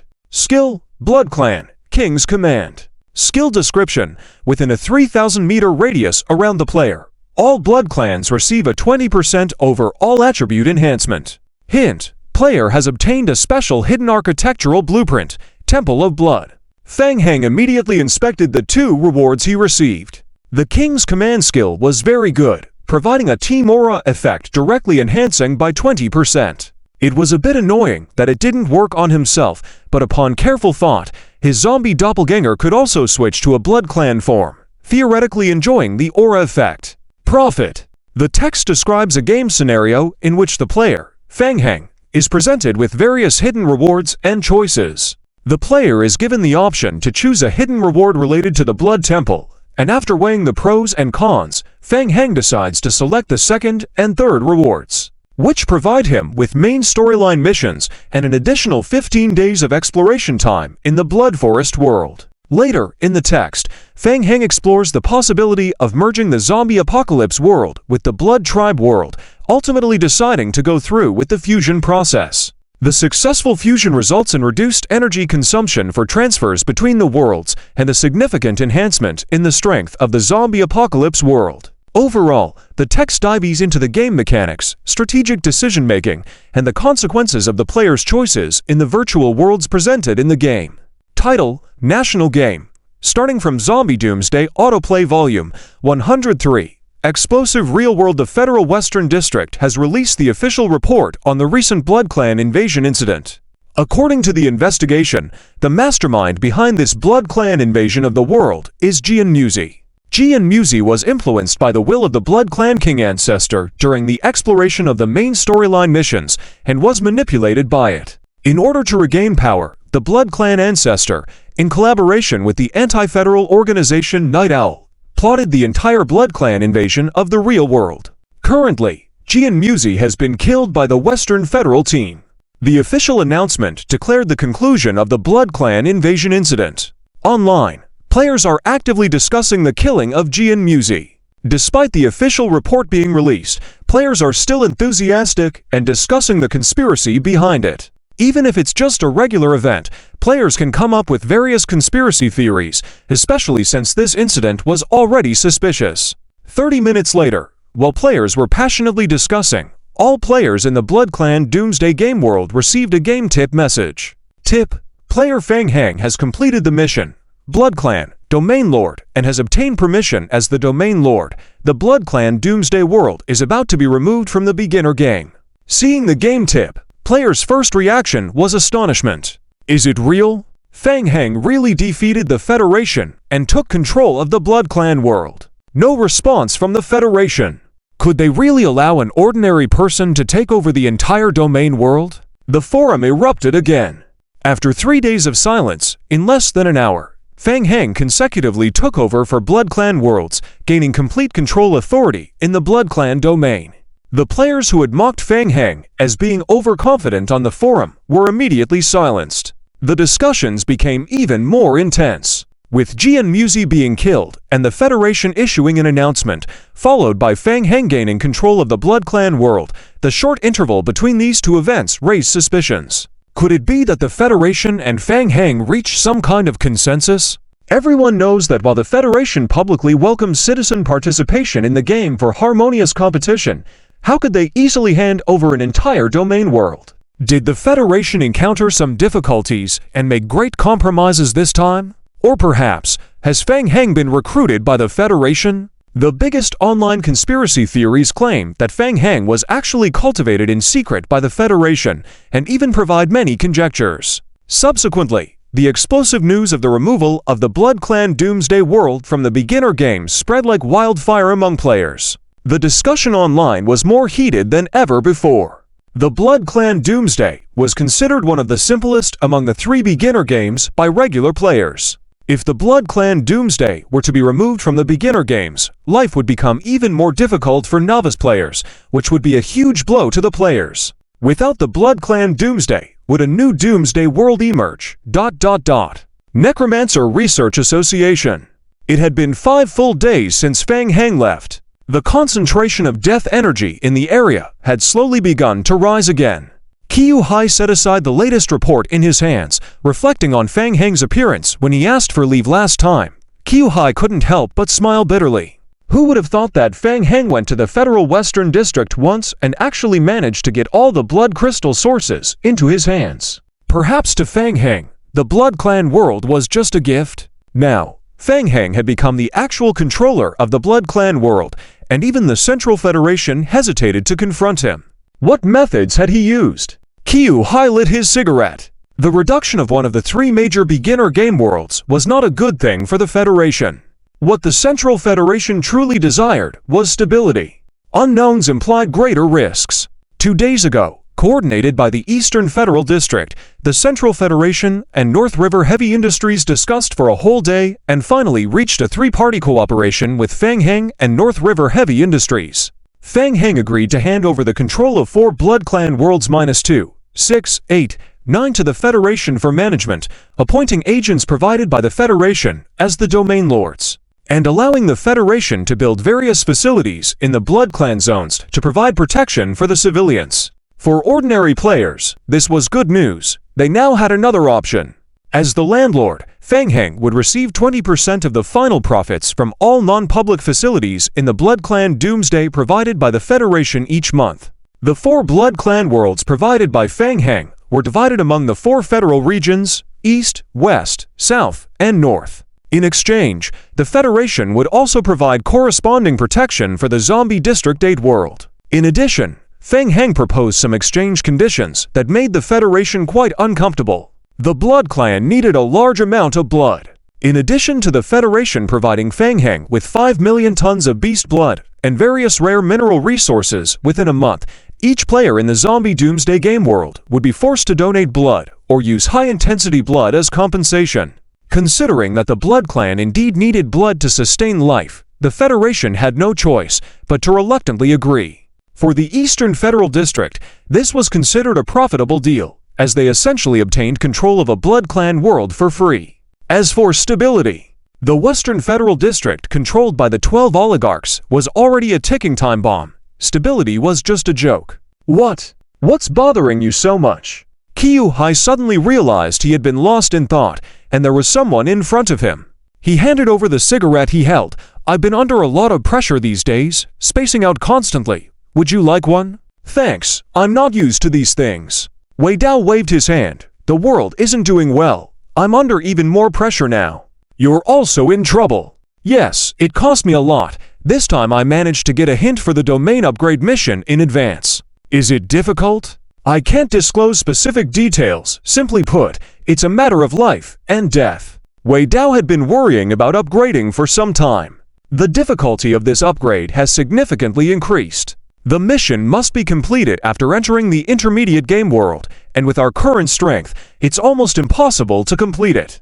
Qiu Hai didn't fully understand the matter of domain upgrade, but he comforted. Fang Heng has the ability to unify the entire Blood Clan domain. With his help, there's still a chance. I hope so. Wei Dao barely forced a smile. Who would have thought that just 2 months ago, when they first met Fang Heng, he was just a rookie? Now, 2 months later, the entire domain upgrade relied on Fang Heng. Wei Dao sighed deeply in his heart. It's difficult. Even with Fang Heng's help, it's still difficult. Wei Dao had rushed to the Necromancer Research Association 2 days ago. As the time for domain upgrade approached day by day, and with no trace of Feng Heng in the game, Wei Dao had to come in person to discuss how to deal with the upgrade battle. Knock, knock, knock. A federal soldier pushed the door and entered, reporting, "Captain, Feng Heng has arrived. Perfect timing. Bring him in." National Game. Auto-Farming from the Zombie Apocalypse Chapter 1. Chapter 104. Under the leadership of the federal soldiers, Feng Heng walked into the camp smiling. Seeing Wei Dao there, Feng Heng was slightly surprised. Soon, Feng Heng understood. Wei Dao probably came for the advancement of the boundary. Qiu Hai greeted Feng Heng to sit down, nodding. "Feng Heng, I heard you've had a good harvest this time, right?" "Not bad," Feng Heng replied, feeling quite good, sitting casually in front of the two. On the surface, he reached an agreement with the Federal that involved trading for game worlds for a large amount of blood. However, the Bloodsucker game world was still under his control. If he wanted to, he could turn against the Federal at any time. However, as long as they were not pushed to the limit, neither Feng Heng nor the Federal wanted to turn against each other. Furthermore, the blood the Federal promised to provide him with was of lower quality. The blood drawn from the players and NPCs of the Bloodsucker Apocalypse were also of lower quality. It seemed that advancing to King Bloodline and awakening seeds would take more time. Feng Heng felt a bit tired from running around during this period. Maybe he should take a break first, relax for a few days, and deal with the troubles of the Undead Research Association outside. When he rushed back to the Undead Research Association, he started arranging magic and then received an invitation from Qiu Hai. The magic circle is set up, and the absorption of undead atmosphere is just a matter of time. "I will certainly fulfill what I promised you, so rest assured." "Good, we have had a pleasant cooperation, and we have confidence in you." Qiu Hai nodded in satisfaction, then gestured towards Wei Dao beside him. Wei Dao came prepared and continued after Qiu Hai. "I came specifically to talk about the advancement of the zombie apocalypse boundary this time. This battle is very important to us and must be won. The specific time for the advancement to start is in 3 days. We need to prepare in advance." Feng Heng was a bit surprised. 3 days? So soon? "Yes, indeed. The mission has suddenly been moved up, and we are also very surprised." Wei Dao nodded and said, "Moreover, we have received information that the difficulty of this mission has increased significantly." Feng Heng was suspicious. Not only had the mission been moved up in time, but the difficulty had also significantly increased. Could it be because of his merging of the Bloodsucker Apocalypse with the Bloodsucker world? Seeing Feng Heng in contemplation, Wei Dao thought he was facing some difficulties and asked with a smile, "Feng Heng, we all know the difficulty of the advancement trial is very high. If you have any difficulties or concerns, you can tell us and we will try to help." Hearing Wei Dao being so generous, Feng Heng's eyes lit up.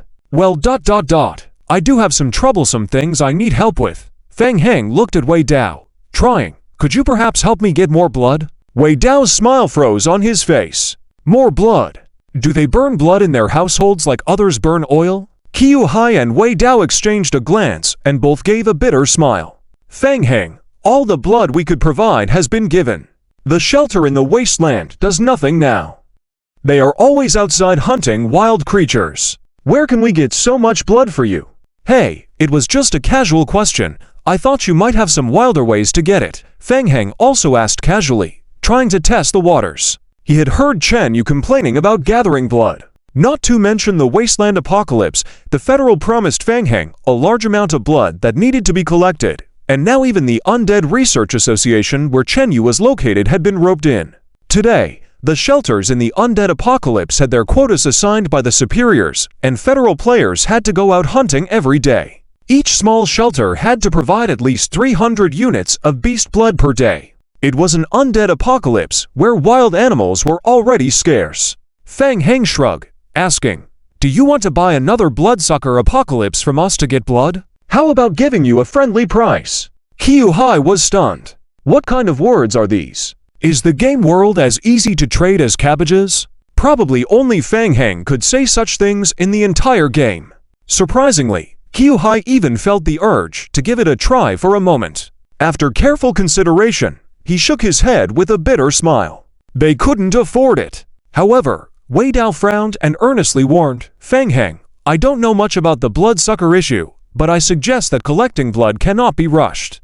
Currently, there are many voices of dissent against you within the federal. Be careful not to be exploited by malicious people. Qiu Hai also nodded in agreement and cautioned, Mr. Wei is right. We have also received a lot of information in these 2 days. Many people outside are eager to do you harm.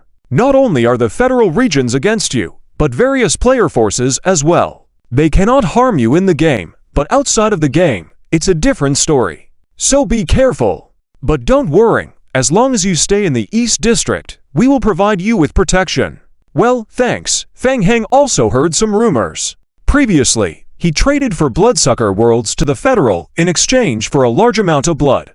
On one hand, it was indeed because of a severe shortage of blood, compounded by Sandy crying and complaining about a lack of rare ore to build the Temple of Blood after obtaining the blueprint. On the other hand, it was a stopgap measure to allow the federal high-ranking officials to save face somewhat. The federal always preached fair competition, but in reality, they were not willing to hand over the World Lord permission to outsiders. They considered this action too risky. However, now that things had reached this point, forcefully turning against them might cause even greater turmoil in the bloodsucker apocalypse. Under the coordination of North River Heavy Industries and the Federal East District, in the end, each of the 4 regions could control one world, benefiting from it and silencing them. At least from an outside perspective, the Federal still controlled most of the bloodsucker world, providing a reasonable explanation to the public. Maintaining surface peace at this time was already considered a good result.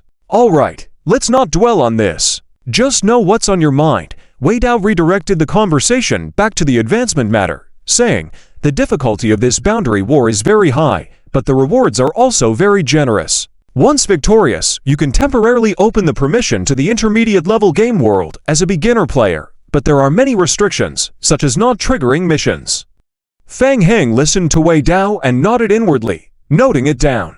We learned that the world chosen for this advancement is an intermediate level game world. Fang Heng's eyelids jumped at this, and he couldn't help but interrupt. Wait, you mean an intermediate level game world? An existing intermediate level game world? Yes, once we enter the intermediate world, we can't contact the outside world or seek help from external forces, otherwise, the game will be judged a failure, and we will have to rely on ourselves. National Game. Starting from the Zombie Doomsday, Chapter 1005 of the main text scroll begins with Fang Heng's focus not being on this, continuing to ask, which intermediate game world is it? I'm not sure about that, but I've got some information, and it's highly likely to be the Savage Territory. The Savage Territory. Fang Heng's eyes lit up. His heart burned with excitement. The Savage Territory is a relatively niche intermediate game world. In this world, a large number of humanoid creatures with ancient orc blood awaken, putting immense pressure on the human living environment. The blood of these creatures contains more powerful energy than human blood. If it's possible to obtain the blood of the Savage Territory barbarians, wouldn't it significantly accelerate the efficiency of cultivating the divine tree in the home? Can non-player NPCs join the upgrade trial? They can, but I don't recommend it. There are many restrictions on NPC participation in the trial, and it will consume more points. Points? What's that? Seeing Fang Heng looking confused, Wei Dao only then remembered that Fang Heng was participating in the realm upgrade trial for the first time. Considering the time he entered the game, he really was a novice. The game mode uses a points exchange system. Before entering the trial, each realm lord has a basic 5,000 points. Bringing various items, equipment, players, NPCs into the trial will deduct points, up to a maximum of 5,000 points. Wei Dao patiently explained, bringing in PCs. First, the NPC's friendliness level must reach the highest level, then they need to join the player's shelter, and the point consumption is also very expensive. Additionally, many of the NPC's equipment are special equipment, which requires additional points. Fang Heng began to think seriously. It seems the realm upgrade trial has quite a bit of information. He needs to study it carefully. Ideally, he would bring 3 bloodline princes. The strength of these 3 princes is enough to handle the majority of dangers. But then, maybe he wouldn't have enough points to conduct various activities in the intermediate game world. The biggest challenge is how to acquire blood in the intermediate game, and then bring it back. It's very difficult. As the two were discussing, Mojaway entered the room under the lead of a federal soldier.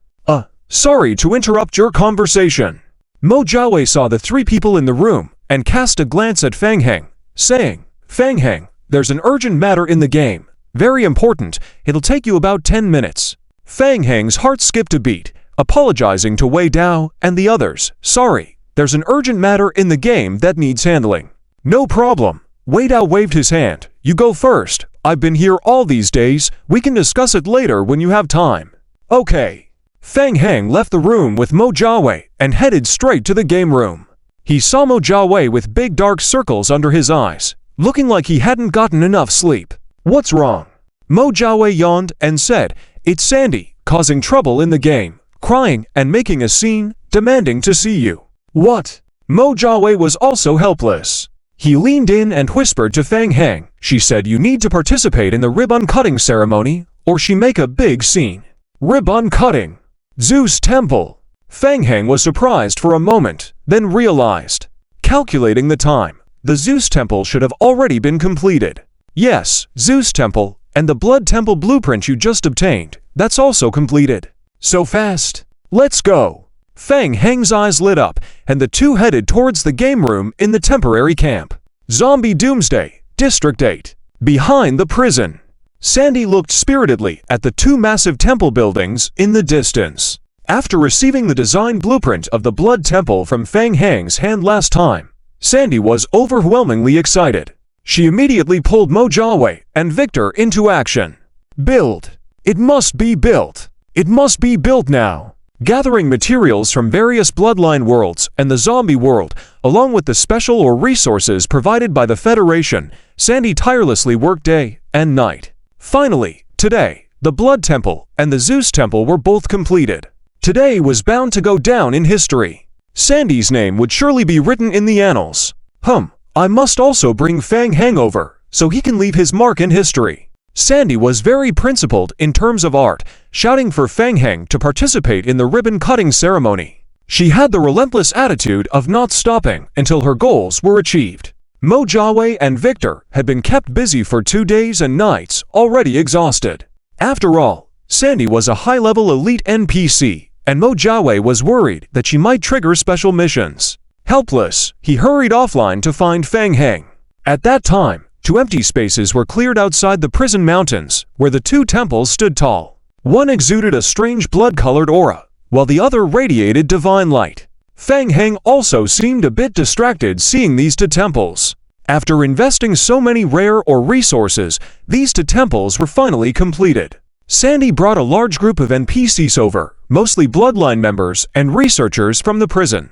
The crowd gathered around the temples. Sandy somehow found a ribbon and solemnly pulled it.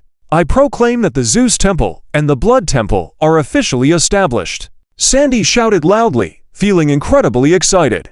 He had to admit that Fang Heng's contribution was the greatest for the successful construction of the 2 temples. In the presence of the god of art, Sandy didn't dare to be presumptuous. It was a historic moment, but unfortunately, he couldn't be the one to cut the ribbon.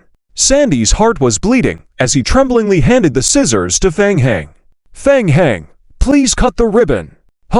Do we need to be so formal? Fang Heng muttered quietly as he took the scissors, glanced at the serious Sandy, and fell silent. Taking the scissors, Fang Heng cut the ribbon in front of him.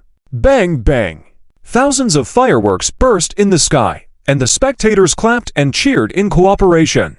Damn! All this pomp and circumstance, even fireworks. Can't they make good use of all these resources? As Fang Heng thought this, several game prompts appeared in his retina. Reminder: the player has completed the construction of the special building. Blood Temple, breaking the highest limit of the Bloodline rank. Bloodline rank can be fused to break into the King level. The player's world level rating significantly improved. Zombie Doomsday District 8 level rating raised to LV is 16. Reminder: the player has completed the construction of the special building. Zeus Temple, the player's world level rating has gone up. Zombie Doomsday District 8 level rating raised to LV is 17. Reminder: the loyalty of all NPC residents in the player's territory has significantly increased. Additionally motivated, research efficiency increased by 30%. Reminder: the player's world rank has reached an intermediate level rating. Reminder: The player has triggered a special mission, Realm Upgrade. Please join the Realm Upgrade trial to obtain detailed information. Reminder: before completing the Realm Upgrade mission, the rank of all creatures in the current world will be limited to the highest LV 15. Fang Heng's heart skipped a beat, and he immediately opened the taskbar to check. Task: Realm Ascension.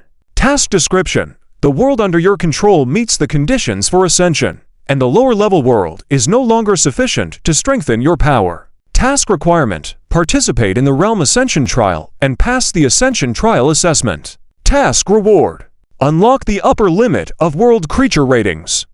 Blueprint for the 6th Realm Space Rupture device. Blueprint. Seeing the reward description that popped up in the game, Fang Heng's pupils suddenly contracted. Found it. Previously, he had inquired from various sources about how to obtain the blueprint for the 6th Realm Space Rupture device, but neither the Old Black nor the Federation had heard of it. So that's how it is. It turns out that the elusive 6th Realm Space Rupture device can only be triggered after the realm level is increased to 15. Ascension. Fang Heng couldn't help but mutter to himself. Very well, now he had another reason to win the Ascension trial. Fang Heng continued reading. Special building. Temple of Blood. Description: when the bloodline of the vampires undergoes advancement in the Temple of Blood, the success rate is additionally increased. Ordinary players can obtain vampire bloodlines through sacrifices in the Temple of Blood. Additional skill: Descent. This skill cannot be leveled up, and the owner of the building directly obtains it. Skill description: players can summon vampire attribute items, such as the Ancient Triengetigus, the Coffin of the Blood King, etc., within the Temple of Blood, with a duration of 1 minute cooldown time of 72 hours, and the items will be summoned back to the Temple of Blood after the time expires. Special note: the summoned items are physical entities and can be attacked and destroyed. Additional skill: construction of blood sacrificial altar. This skill cannot be leveled up, and the building owner directly obtains it. Skill description: players can build blood sacrificial altars, which can enhance the combat abilities of nearby vampires and reduce the cooldown time of the skill descent, as well as increase its duration. The actual effect of the skill is related to the level of the altar, and the effects of multiple blood sacrificial altars do not stack. This special skill seems... Fang Heng looked at the notification from the Temple of Blood, lowering his head in contemplation. 3 days later. Undead Research Association. After 3 days and nights of continuous absorption, the transfer of Death Aura in the Undead Research Association area had come to an end, and the concentration of Death Aura had decreased to below 350. However, the Death Aura was still continuously seeping out from the cracks. According to the mentor, completely repairing the magic array and controlling the space fissures would still require at least 2 more months. Fang Heng could only ensure that the concentration of Death Aura in the area would not exceed 1,000 within 7 days at most. He hoped to complete the Realm Ascension within 7 days. With everything prepared, Fang Heng entered the game warehouse. Zombie Apocalypse Realm. Including Fang Heng, there were still 4 Realm Lords. Before the fierce battle between Wei Dao of the 1st District, Tang Mingyu of the 3rd District, and Milhouse of the 6th District, the atmosphere was somewhat heavy, with a sense of solemnity filling the hall. When Fang Heng appeared, the other 3 Realm Lords all cast their gazes towards him. During this time, Fang Heng's name had become quite famous, even making Milhouse, who had been practicing in the mid-tier game all along, couldn't help but marvel. I never expected Mr. Wei to really have a way to invite you here. Thanks to Mr. Wei's favor, after all, I am also a member of the Zombie Apocalypse Realm. Fang Heng politely responded, the Realm Ascension concerns the interests of each of our realms, so naturally, I have to do my part. Fang Heng has been quite popular recently, even defeating the Western Federation. The 4th District Realm Lord playfully waved his fist at Fang Heng. I have always been dissatisfied with the Federation. If not for the poverty at home, how could I tolerate this frustration? Can you teach me a few moves when you have the chance? Certainly, certainly. Ahem. Wei Dao cleared his throat and interrupted, saying, all right everyone, let's keep the small talk to a minimum. There's only half an hour left before Realm Ascension. Everyone double-check your trial exchange items, we are ready to depart. If the first time they met Fang Heng, the several Realm Lords still harbored doubts about his strength, now all doubts had been completely dispelled. Competing with and winning against the entire Federation? Can an ordinary person do that? They were now just thankful that Fang Heng was a teammate, hoping to be uplifted by him.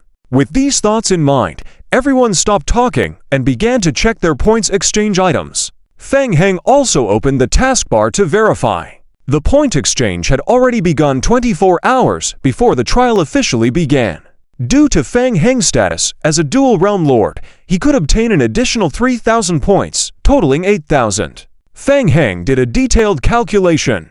Bringing a vampire prince to the trial would cost a whopping 42,000 points. When considering the prince's clothing, equipment, and other items, the total would exceed 50,000 points. Fang Heng exclaimed that he couldn't afford it. On the contrary, bringing an ordinary player from the 8th district over, regardless of the player's strength and talent level, would only require a simple 50 points. Fang Heng roughly estimated that the game might consider the combat power of a vampire prince to be equivalent to about 1,000 ordinary players. It didn't seem entirely wrong. After some deliberation, Fang Heng decided to bring along Mo Jiawei, a player. After all, throughout their journey, Mo Jiawei was someone he could truly trust. Instead, Li Buffin would handle the ordinary work within the prison. After inheriting the bloodline of the demon hunter, Mo Jiawei's combat power was considerably stronger than that of an average player.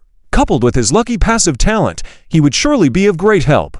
Additionally, there were Qiu Yaokong, Victor, and Sandy, 3 high-level NPCs with special talents. Initially, Fang Heng had also considered bringing Ding Min along. However, Ding Min expressed that she didn't want to stay up late. Forcing her to come over would lower her loyalty, and if her loyalty was not maintained, she couldn't join the trial. This complication left Fang Heng speechless. On the contrary, after Sandy heard about this, she volunteered and eagerly expressed her desire to follow Fang Heng to pioneer new territories and embark on a great venture together. The consumption price for ordinary non-combat NPCs was uniformly set at 200 points, equivalent to for Mo Jiawei. Combined with the equipment carried by the NPCs, the total points required for 3 NPCs would be less than 1,000 points, which was still within an acceptable range. Although the Ascension Assessment trial was difficult, as long as players were willing, they could withdraw at any time, and the safety of the NPCs was controllable. With 3 NPCs on board, there was no need for anyone else. Fang Heng had also considered bringing a vampire duke. The duke's price was around 6,000 points. However, this would leave insufficient points for other equipment materials. So, he decided against it. As for a Marquis, it would cost 1,500 points. After all, the Marquis's combat power was not particularly strong. That too was dismissed. For example, Qiu Yaokong strongly recommends the research and development of the beta-type efficient sample collector. It costs 300 points to get a box of collectors. Taking into account that the world they are going to may be a world with very low technological levels, Qiu Yaokong suggests bringing advanced technological instruments to ensure the establishment of a basic research laboratory in a primitive society within a short period of time.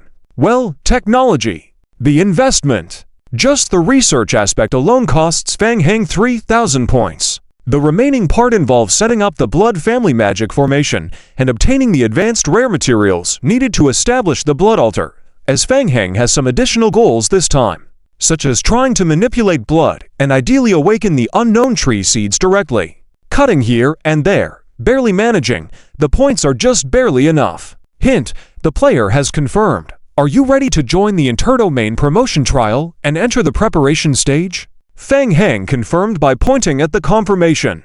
Immediately, a 3-minute countdown appeared in front of him. Soon, beams of light falling from the sky will envelop the 4 people in the meeting room. When the countdown reaches 0, Fang Heng and the other 3 simultaneously disappear. A pitch-black cave with several magic formations appearing out of thin air. Fang Heng steps out from one of the formations. Opening his eyes, a layer of red light quickly adheres to Fang Heng's eyes, rapidly scanning the surroundings. Are we underground? It's very similar to the underground cave he encountered before, but also somewhat different. This rocky cave area is extremely vast, with upright stone pillars reaching over 20 meters high, connecting the ground to the top of the rock wall, forming a sky supported by giant stone pillars. Dark red, unidentified mushrooms grow at the base of the stone pillars. The mushrooms are large, with the unfolded cap being over a meter in diameter. Many dark brown insects are feasting on the mushrooms. Sensing the presence of Fang Heng and the others nearby, the insects quickly crawl into the shadows. Hint: the player has entered a special intermediate game world, the unknown world. Hint: in the current task world, players cannot log out. Forced logout means failure in this trial. Hint: during this trial, when other players use reconnaissance skills on you, they will not receive your player identity prompt. Hint: players need to disguise themselves well. If there are any violations, such as being discovered by other players or using non-trial player powers to participate in the trial, the game will significantly reduce the score of this trial. When the score decreases to a certain level, the trial will be deemed a failure. Hint: all skills of the player are currently in cooldown. Hint: during this trial, players cannot use the main God Point exchange section or use the survival radio communication device. Hint: in the trial, players will be protected. At any time, you can choose to quit the trial or forcibly remove players' NPCs brought into the trial. Hint: you can spend 500 main God Points to purchase skill God's Protection for yourself or your team member skill effect. When a player's health reaches 0, that player or NPC will be directly moved out of the trial and enter the critically injured state. Hint: this trial is a team task. When all players in the team are eliminated, this trial is considered a failure. Hint: player triggers this inter-domain upgrade task, current stage task, Maze. Task name, Maze. Task description: you are an explorer team.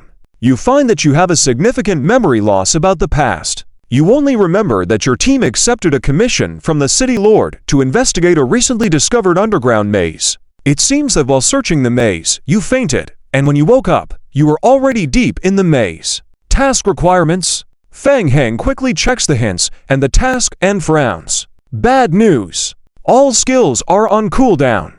It's a big nerf. Originally, Fang Heng's manipulation of zombies would gradually revive after 30 minutes of entering the game. Now, the resurrection time of zombies has also been reset. Moreover, his ultimate skill, Everlasting Moon, is also in a new countdown state, which means he is missing an ace card. In addition, players in this world also need to be vigilant. If a player discovers the identity of the trial participant, the task score will be significantly reduced. There is also good news. The skill effect of God's Protection is very good, providing protection to several NPC participants. When Fang Heng sold the game world before, he asked various federations for 10,000 main God Points, so he is currently not lacking in main God Points. With a wave of his hand, Fang Heng buys insurance for each of his team of 5 people. After all, they fear death. The second good news is that the trial game has given him the identity of a native world inhabitant, and ordinary players using reconnaissance skills will think of themselves as just a native player of the game. It's a pretty good disguise. Fang Heng murmurs quietly. This setting in the game was originally intended to prevent players from cheating using players from the intermediate games. Can this be utilized? While Fang Heng is contemplating, magic formations appear around him. The 3 domain masters Wei Dao are then successively transported in, followed by the players and NPCs brought in by the domain masters to participate in the trial. After the teleportation is complete, everyone hasn't adapted to the darkness for a while, and they all turn on their flashlights and raise their weapons, entering a state of alert. Mo Jiawei and Qiu Yaokong immediately follow Fang Heng into the unknown world. Qiu Yaokong observes the surroundings with a flashlight and says softly beside Fang Heng, "It seems we are underground here. The air humidity is very high." Unlike Fang Heng, the 3 other domain masters brought a large number of players with them, totaling over 100 people. The cave space is large, and after confirming that there is currently no danger, the players gather together, forming a team formation. Wei Dao, your information doesn't seem to be accurate. This place doesn't look like a barbaric land. Mirheo clicks his tongue and looks around continuously, his eyes showing a vigilant expression. It's still unclear, and the task hasn't provided any hints. Wei Dao carefully looked at the dense messages of hints, nodded and said, "Let's first explore the surroundings and confirm the current environment. What do you guys think?" "Okay, we'll follow your lead." With no objections from the group, the team unanimously decides to advance slowly forward. In most intermediate game worlds, the threats faced are not just about food and water sources, so players have brought relatively few survival goods. The mycelium is not a known species. Unsure if there are toxins present, it is not recommended to be used as food.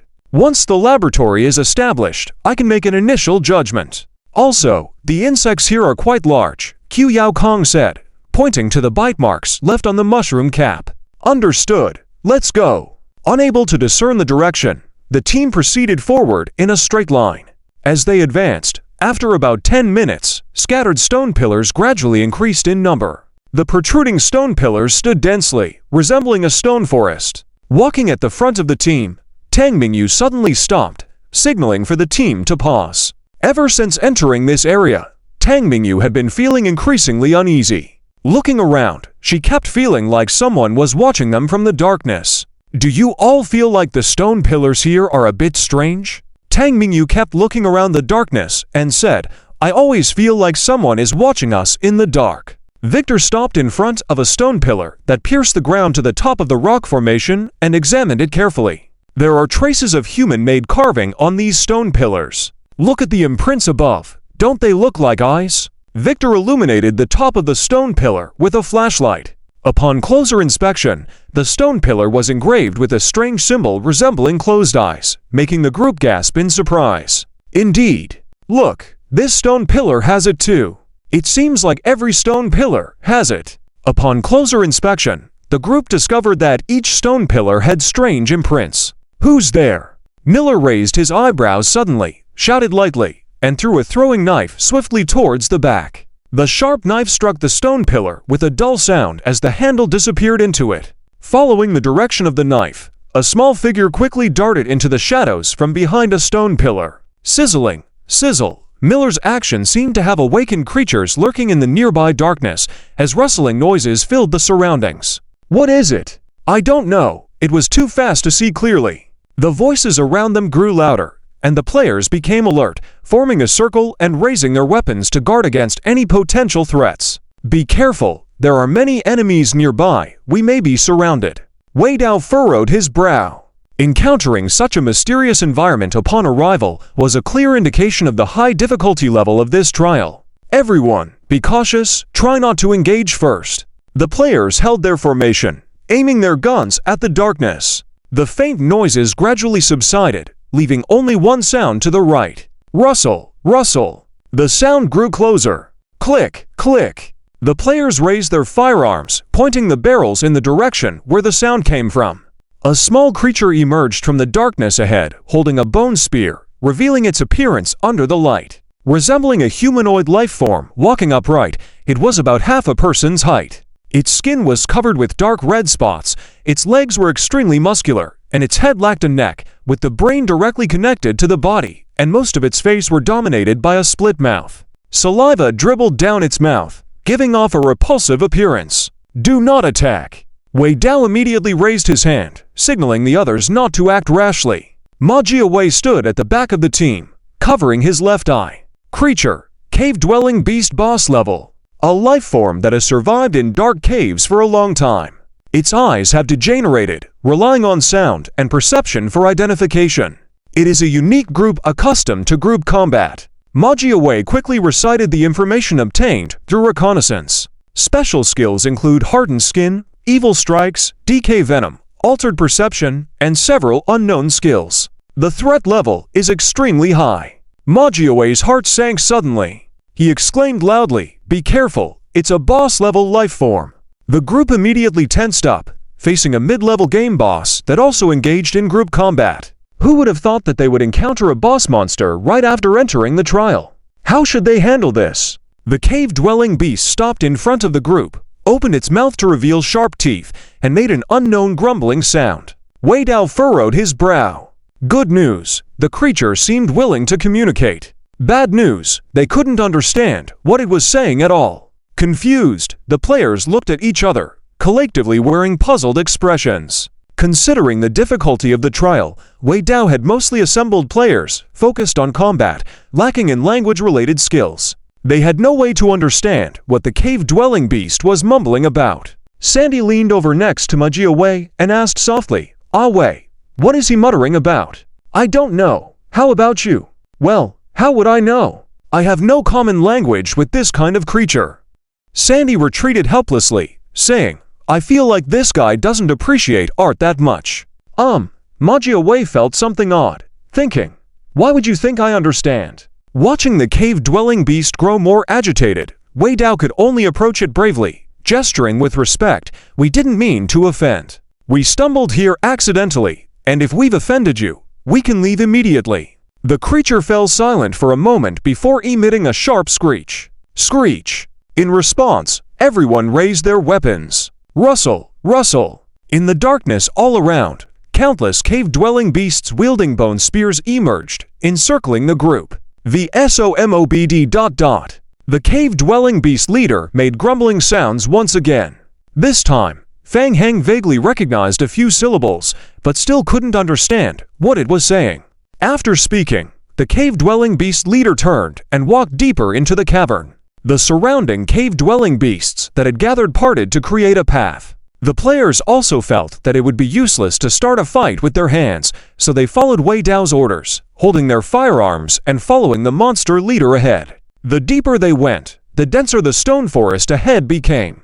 After continuing forward for about 10 minutes, the monster leader stopped. In the center of the stone forest ahead, there was a tall stone pillar. Fang Heng squinted his eyes and carefully looked at it. The top of the stone pillar was about 10 meters from the ground, with a stone box placed on top. The box was extremely old, covered in a thick layer of dust, indicating that it had been there for a long time.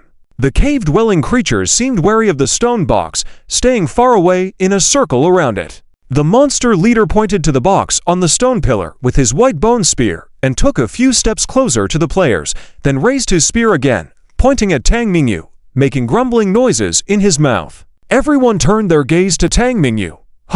Tang Mingyu looked puzzled. What was going on?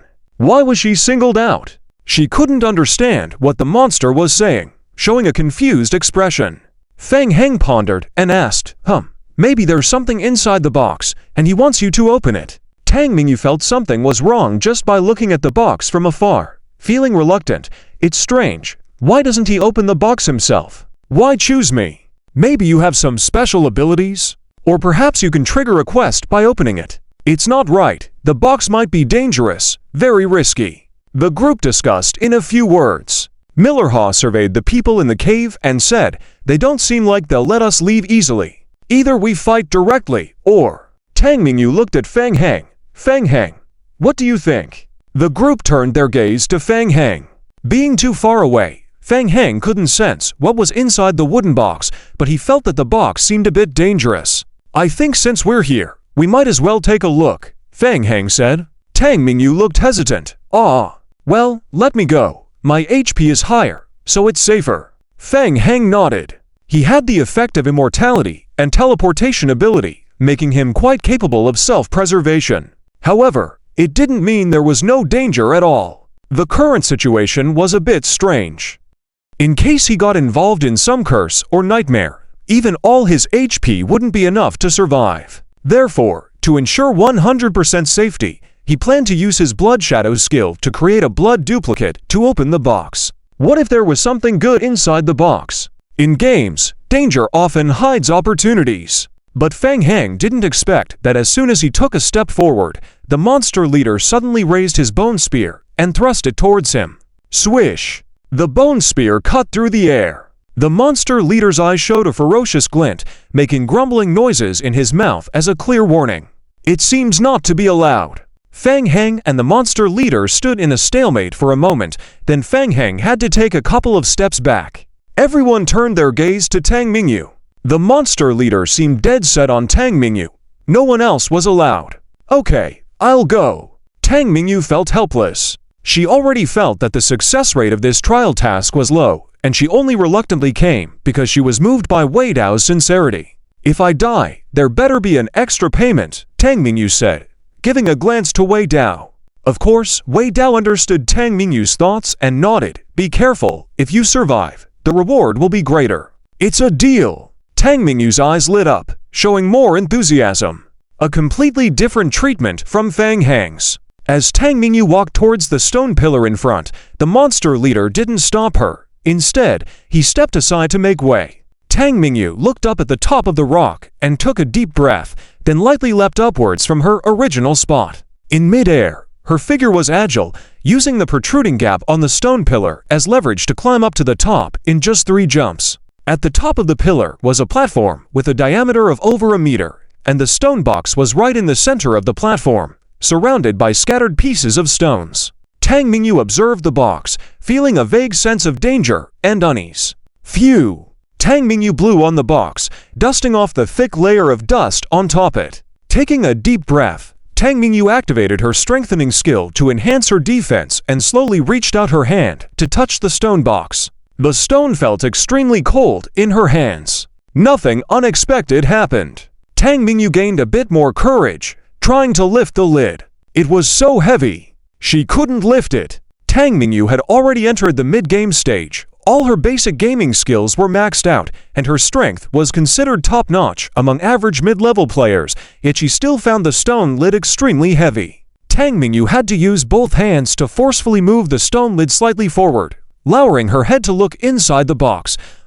Nothing was inside. How could it be empty? Tang Mingyu was startled. She couldn't believe it, suspecting she might have missed something, so she immediately took out a flashlight from her backpack to look inside the stone box. There was nothing inside. As Tang Mingyu was puzzled, she suddenly felt the stone pillar under her feet trembling slightly. The tremors gradually increased in frequency and intensity, and in an instant, the entire pillar began to shake violently. Below, Wei Dao realized things were turning dangerous and shouted, "Mingyu, it's dangerous! Grab something and quickly come back." Tang Mingyu thought, "What should I grab? It's completely empty." She was about to turn around and shout back when the whole cave began to shake violently. The cave-dwelling creatures gathered around the players felt a sense of fear, curling up on the ground, placing their hands in a praying position in front of their bodies, making eerie sounds from their mouths. Small pieces of rocks kept falling from the cave ceiling. Could it be? Run first! Feeling the tremors under her feet growing stronger, Tang Mingyu furrowed her brows, immediately jumping forward. Boom! Just as Tang Mingyu landed, a huge roar echoed behind her. The central stone pillar collapsed before everyone's eyes. The monsters around, who were previously cowering, now looked terrified, making grumbling sounds as they quickly got up and scattered to flee, disappearing completely in an instant. Just after Tang Mingyu opened the stone chest, the look of astonishment on his face was all captured by him. Moreover, since this trial was a team task, it basically ruled out the possibility of Tang Mingyu lying. What kind of game was this? And those monsters surviving in the cave, they are. Fang Heng was pondering, when a game hint quickly appeared on his retina. Hint: players complete stage trial tasks. Players' teams gain basic 24 hours of game time. Hint: current stage team trial task change escape. Task name, escape. Task description: during the cave exploration, the cave underwent a strange change, and it started collapsing. Please players escape the cave immediately. Task requirement: escape the cave. Remaining trial time: 24 hours after trial time ends, the trial is automatically considered failed. The whole cave was shaking more and more violently. Small and large pieces of debris kept falling from the ceiling. A faint yellow guiding line appeared on the players' retinas. Wei Dao's pupils contracted, calling out, "It's a game guide. Forget about those monsters, let's retreat first." Players received the command, stowed their weapons, and followed the game guide route to escape. Just as Fang Heng was preparing to leave, he suddenly saw Sandy standing still in place, as if he was soulless and couldn't move, staring straight ahead. "Sandy!" Fang Heng shouted from afar. Seeing Sandy still unresponsive, Fang Heng immediately dashed to Sandy's side, grabbing Sandy's arm. "What are you dazing at? Hurry and go!" Fang Heng. Sandy, grabbed by Fang Heng, finally woke up, pointing to the rubble not far away where the stone chest had just fallen over, saying, That stone chest was an antique after all. It's valuable. We have to take it with us." Fang Heng furrowed his brows, looking in the direction Sandy pointed. Due to the previous collapse of the large stone pillar, the stone chest fell among the shattered rocks, buried under the rocks, only revealing a corner. Right. Earlier, Tang Mingyu had confirmed that there was nothing inside the box. Could the real treasure be the box itself? "I'll get the box, you go ahead. Remember, stick with Mo Jiawei." Fang Heng shouted to Sandy, then went alone towards the direction where the box had fallen. Rocks were continuously falling from the cave ceiling. Fang Heng used his senses to avoid them in advance, quickly approaching the fallen box and punched the loose rocks on the ground. Bang! Bang bang! The rocks were cracked open by Fang Heng's fists. Found it! Fang Heng dug out half of the box from the pile of rocks, grabbed it with both hands, trying to pull it completely out of the rock pile. It's so heavy! As soon as he took hold of it, Fang Heng felt the stone box incredibly heavy. Clenching his teeth, Fang Heng's neck veins bulged as he almost exerted all his strength to lift the whole stone statue. The item disappeared, placed in the backpack. Hint: you have obtained the stone chest. Item: stone chest. Description: a chest made of rock, extremely heavy to hold, possibly made of some special stone material. Hint: storing this item in the backpack will consume a large amount of weight, and players will receive additional weight penalties.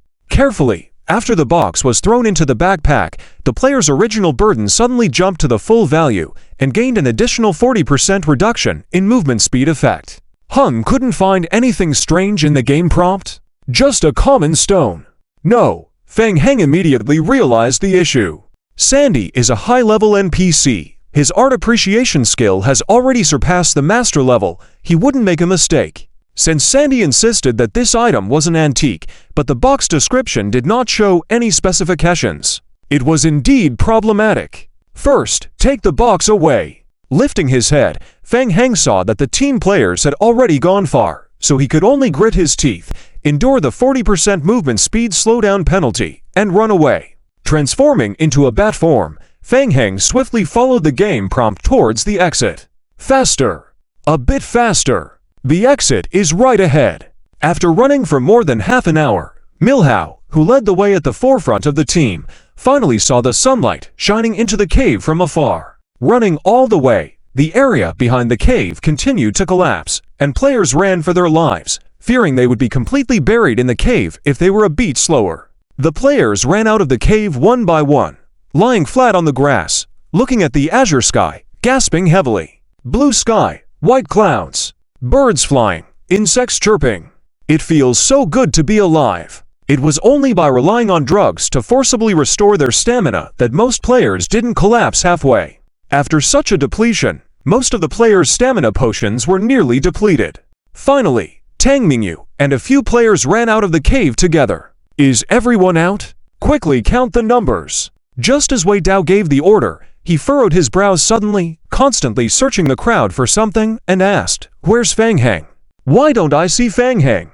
It seems he hasn't come out yet." Everyone turned to look towards the dark depths of the cave. A black bat flapped its wings and flew towards the cave entrance, looking very struggling. Chirp! Approaching the exit of the cave, Fang Heng directly used teleportation to leap forward. Phew! Leaving the cave, transforming back into a human form in front of everyone, Fang Heng also breathed a sigh of relief. It was too difficult. Even in bat form, he would still suffer a 40% reduction in movement speed, greatly diminishing his flying ability. Fortunately, the bloodline level of the vampire family was acceptable. The basic flying speed wasn't slow, otherwise. Fang Heng opened his mouth, about to say something. Boom! A loud rumble came from the depths of the cave. Looking back, the entrance to the cave deep inside had been completely blocked by falling boulders. Outside the cave entrance, the players who had just sat up from their prone position and were resting looked pale at the sight. It really collapsed completely. If we had been a step slower, the players all felt a sense of lucky escape from death. Game prompts appeared on each player's retina. Hint: players complete the current stage team task, escape. Players receive an additional 5 hours of reward time. Hint: players trigger the next stage task, report. Task name, report task requirements. Please return to Hanyi City and report the details of this trip to the Imperial City Quartermaster. Fang Heng nodded in agreement. The thrilling escape process just now was actually not difficult. As long as they didn't take unnecessary risks, even the NPCs like Qiu Yao Kong, who had only taken the enhanced drugs from the Meteor Company, could successfully escape. At most, they might need to consume more stamina potions. Was it necessary to play this out from the beginning? The most suspicious part was the stone boxes they had seen before. When thinking about the boxes, everyone's gaze involuntarily shifted to Tang Mingyu. Seeing the looks from everyone, Tang Mingyu raised her right hand in innocence. There's nothing in the stone box, I swear, okay? Mingyu, we just find it strange. Did you notice anything special when you checked the box earlier? Tang Mingyu firmly shook her head. There was nothing in the box. I found it strange too, so I specifically used a flashlight to check it, glanced through it, and saw nothing. What about the outside of the box? Did you notice anything on the outside, like patterns? Well, Tang Mingyu furrowed her brows, trying hard to remember. Fang Heng took 2 steps back, then simply pulled out the stone box from his backpack, throwing it heavily on the ground, making a resonant thud. Everyone was shocked to see the box Fang Heng took out, all turning their gaze towards him. It's nothing. I brought the box out, and now we can take a look. Tang Mingyu felt a sense of relief. Wow, brother Fang Heng, you're a genius. When Merhao saw Fang Heng also bring out the stone box, he was momentarily stunned, then gave Fang Heng a thumbs up. Bro, you're awesome. It was only then that Wei Dao realized why Fang Heng had been the last to leave earlier. He had gone to get the box. Under such chaotic circumstances, Fang Heng could still make such an accurate judgment and calmly pick up the box, leaving everyone secretly admiring him. However, upon further thought, Tang Mingyu couldn't help but be surprised. She had personally lifted the lid of the stone box, and yet Fang Heng, under those conditions, managed to bring the heavy stone box out of the cave. And he's a monster. Tang Mingyu muttered softly, looking at Fang Heng with a hint of unease. Wei Dao didn't overthink it and, with the players, immediately gathered around the stone box for further examination. As Wei Dao had surmised, there were indeed some engravings on the outside of the box. Unfortunately, due to their age, most of the engravings had become blurry, making it impossible to discern what they represented. Any discoveries? Everyone shook their heads. Only Sandy pursed her lips and said, the engravings on the box are a work of exquisite art, just tragically damaged over time. Fang Heng, when we enter the city, help me find some tools, and I can try to restore it. It could fetch a good price when sold. Upon hearing that Sandy could restore the statue, everyone's eyes lit up. At least it was a clue. This trial is indeed strange. Let's be cautious and follow the prompts of the task. Return to Tawny first. Tang Mingyu asked, by the way, do any of you have any impression of Tawny, the city? Can we confirm which world we are in? We still can't confirm that for now. Wei Dao also felt the situation was quite tricky. There are many cities in the barbarian territory. I can't recall whether there's a place called Tawny. From the moment they entered the game, everyone felt lost, as if they were being dragged around by missions. Well, the task is time-sensitive. Let's make good use of our time and head back to Tawny to find the military supply officer. The problem is, we don't know where this ghostly place of Tawny is. I'll go check it out. Saying this, Fang Heng transformed into a bat form and flew into the sky in front of everyone. Circling towards the sky, Fang Heng looked into the distance. Soon, he noticed smoke rising from the western area, a human village. Quickly reverting to human form, Fang Heng landed in front of everyone.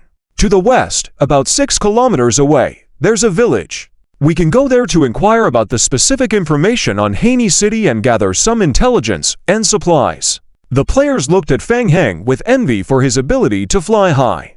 Alright, let's get going. With no more delays, the group rested briefly before gearing up and heading towards the western town. Fang Heng looked back at the stone box left behind, sighing heavily. What's wrong? Merhao walked up to Fang Heng, puzzled. You seem under a lot of pressure. Fang Heng smiled bitterly, pointing at the box. The box is too heavy, and I can't move it. Indeed, it must be tiring for magic-based players like you to move a stone box. Let me help. Merhao hadn't realized the seriousness of the situation yet and casually walked up to the stone box, giving it a strong pull. Huh, it's so heavy. Merhao stood still, then exerted all his strength, his muscles bulging on his arms instantly. Nevertheless, the stone box was just lifted off the ground, exposing one corner. Bang! Merhao let go, and the stone box fell heavily to the ground again, a touch of embarrassment lingering in the air. Huh! Merhao suddenly turned his head to the right. Oh, Tang Mingyu seems to be calling me. I'll go check with her. Being a girl, she might not be able to move things. Fang Heng silently watched as Merhao walked away from him. Monster! Merhao muttered quietly, quickly catching up with the player team ahead. The countdown of the trial task drove the players forward like a ticking time bomb. After walking straight forward for over 10 minutes, they stumbled upon a small road and followed it for nearly an hour until a village appeared in the distance. Put away your weapons! Seeing the village, Wei Dao breathed a sigh of relief. They had been on high alert all the way to handle possible monsters in the wild. Unexpectedly, the journey was peaceful, and they didn't encounter any monsters. Wei Dao instructed the players, there may be players in the village, be cautious not to be recognized. Let's pretend to be a mercenary group executing secret missions for the Empire. Yes. Mo Jiawei also brought a guide. Until this moment, Fang Heng, who was carrying the boxes all the way, just barely managed to catch up to the group. Confirmed, this is indeed the edge of the wilderness. The area we are heading to is an ancient deep cave, discovered by nearby villagers after a large geothermal disturbance 2 years ago. After that, the Empire sent soldiers to explore the cave several times and found that the terrain below the ancient deep cave was extremely vast, with terrifying monsters deep inside. Later, this matter was put on hold. However, there are rumors recently that there is a wealth of treasure buried in the cave. So many mercenary groups and adventurers come here to explore and search for treasures. In addition, there are several large forests around the village. Before the cave was discovered, mercenary groups and adventurers often ventured into the forests to find medicinal herbs. Oh, this area belongs to the jurisdiction of the Northern Empire's city of Hani. It will take about 7 hours to walk from here to the city of Hani. Everyone looked at each other. Does that mean they have to rush? After a meal of fleeing for their lives, followed by a hasty journey here, the players had already used up most of their energy. Tang Mingyu looked at the sky and said, "It's just past noon now. If we leave immediately, we should be able to reach Hani City before dark in 7 hours." A local guide, an old native man who was tricked into coming by Mo Jiawei, said, "Cough, gentlemen, I suggest you hurry. Hani is a border city, and after dark, the city gates will be closed. Besides the imperial military, the city won't let us in." Wei Dao hesitated for a moment and immediately made a decision. Depart. The time limit for the trial task is too tight. Waste 7 hours during the day, waste another 10 hours at night, and they will have no margin for error. They must enter Hani City before nightfall. What do you think? Mi'erhao nodded. Hurry up, while we still have time. Let's go quickly. Tang Mingyu shrugged and made a cute smile, indicating that she didn't mind, as long as the Federation paid. The group then turned their gaze to Fang Heng. The stone box is quite heavy. Should we leave it here for now? I feel like there might be something secret inside the box. The others furrowed their brows at his words. If someone else had said that, the team would naturally choose to ignore it. But Fang Heng's suggestion was different. How about we split up? Fang Heng proposed at an opportune time. The team trial task only requires someone to complete it. Let's split into 2 groups. You can head to Hani City first, and we'll stay here to do some investigation and figure out how to transport the stone box to Hani City. Even if we encounter special circumstances and have to travel by night, we should be able to reach there by dawn at the latest. We can meet in the city then. The group hesitated at his words. The guide looked at Fang Heng. Traveling at night. You must be a fool. The guide already viewed Fang Heng as an inexperienced young man and warned, "Young man, the forests at night are very dangerous." "Thank you. I will be careful." Wei Dao thought for a moment and exchanged glances with the others. Considering Fang Heng's capabilities, solo action shouldn't pose a problem. Plus, this guy had always been a loner and might have unexpected discoveries. All right, Fang Heng, we'll go complete the task first and meet in Hani City. With time constraints, Wei Dao couldn't afford to discuss details. After a brief discussion, Wei Dao immediately decided to split up.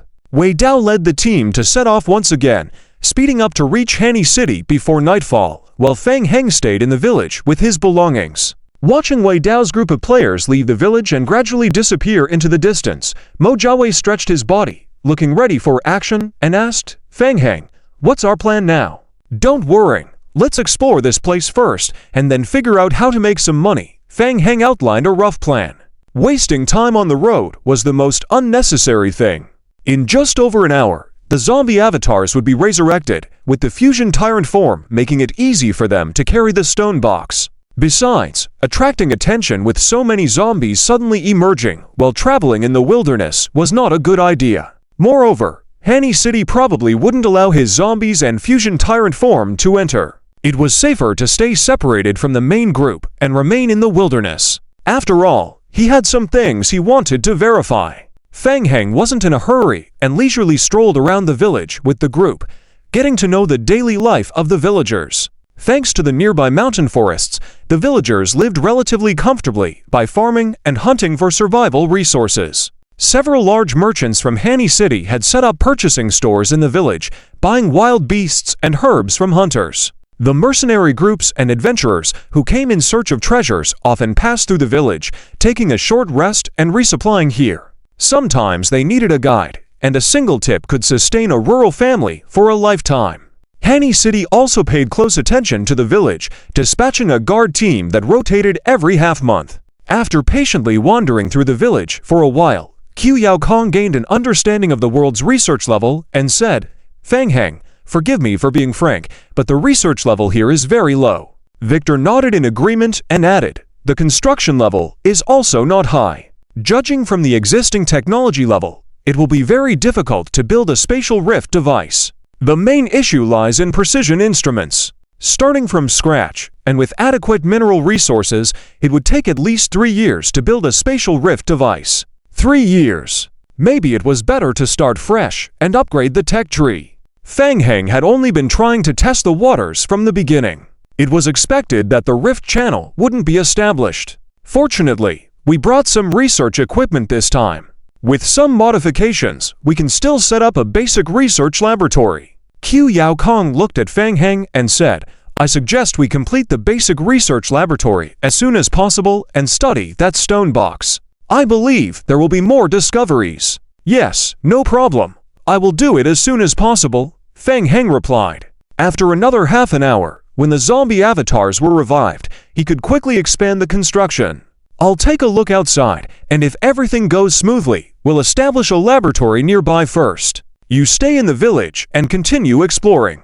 Let's meet at the village entrance in an hour." All right. The unknown areas of the wilderness were dangerous, so Fang Heng planned to venture out alone to scout the area, while Mo Jiawei and the others explored the village to see if they could find more clues. The air was filled with a hint of solemnity and killing intent. Fang Heng stood beside a large tree. The rustling sounds came from the surrounding bushes. Fang Heng furrowed his brow slightly and raised a wooden spear, pointing it diagonally towards the bushes ahead.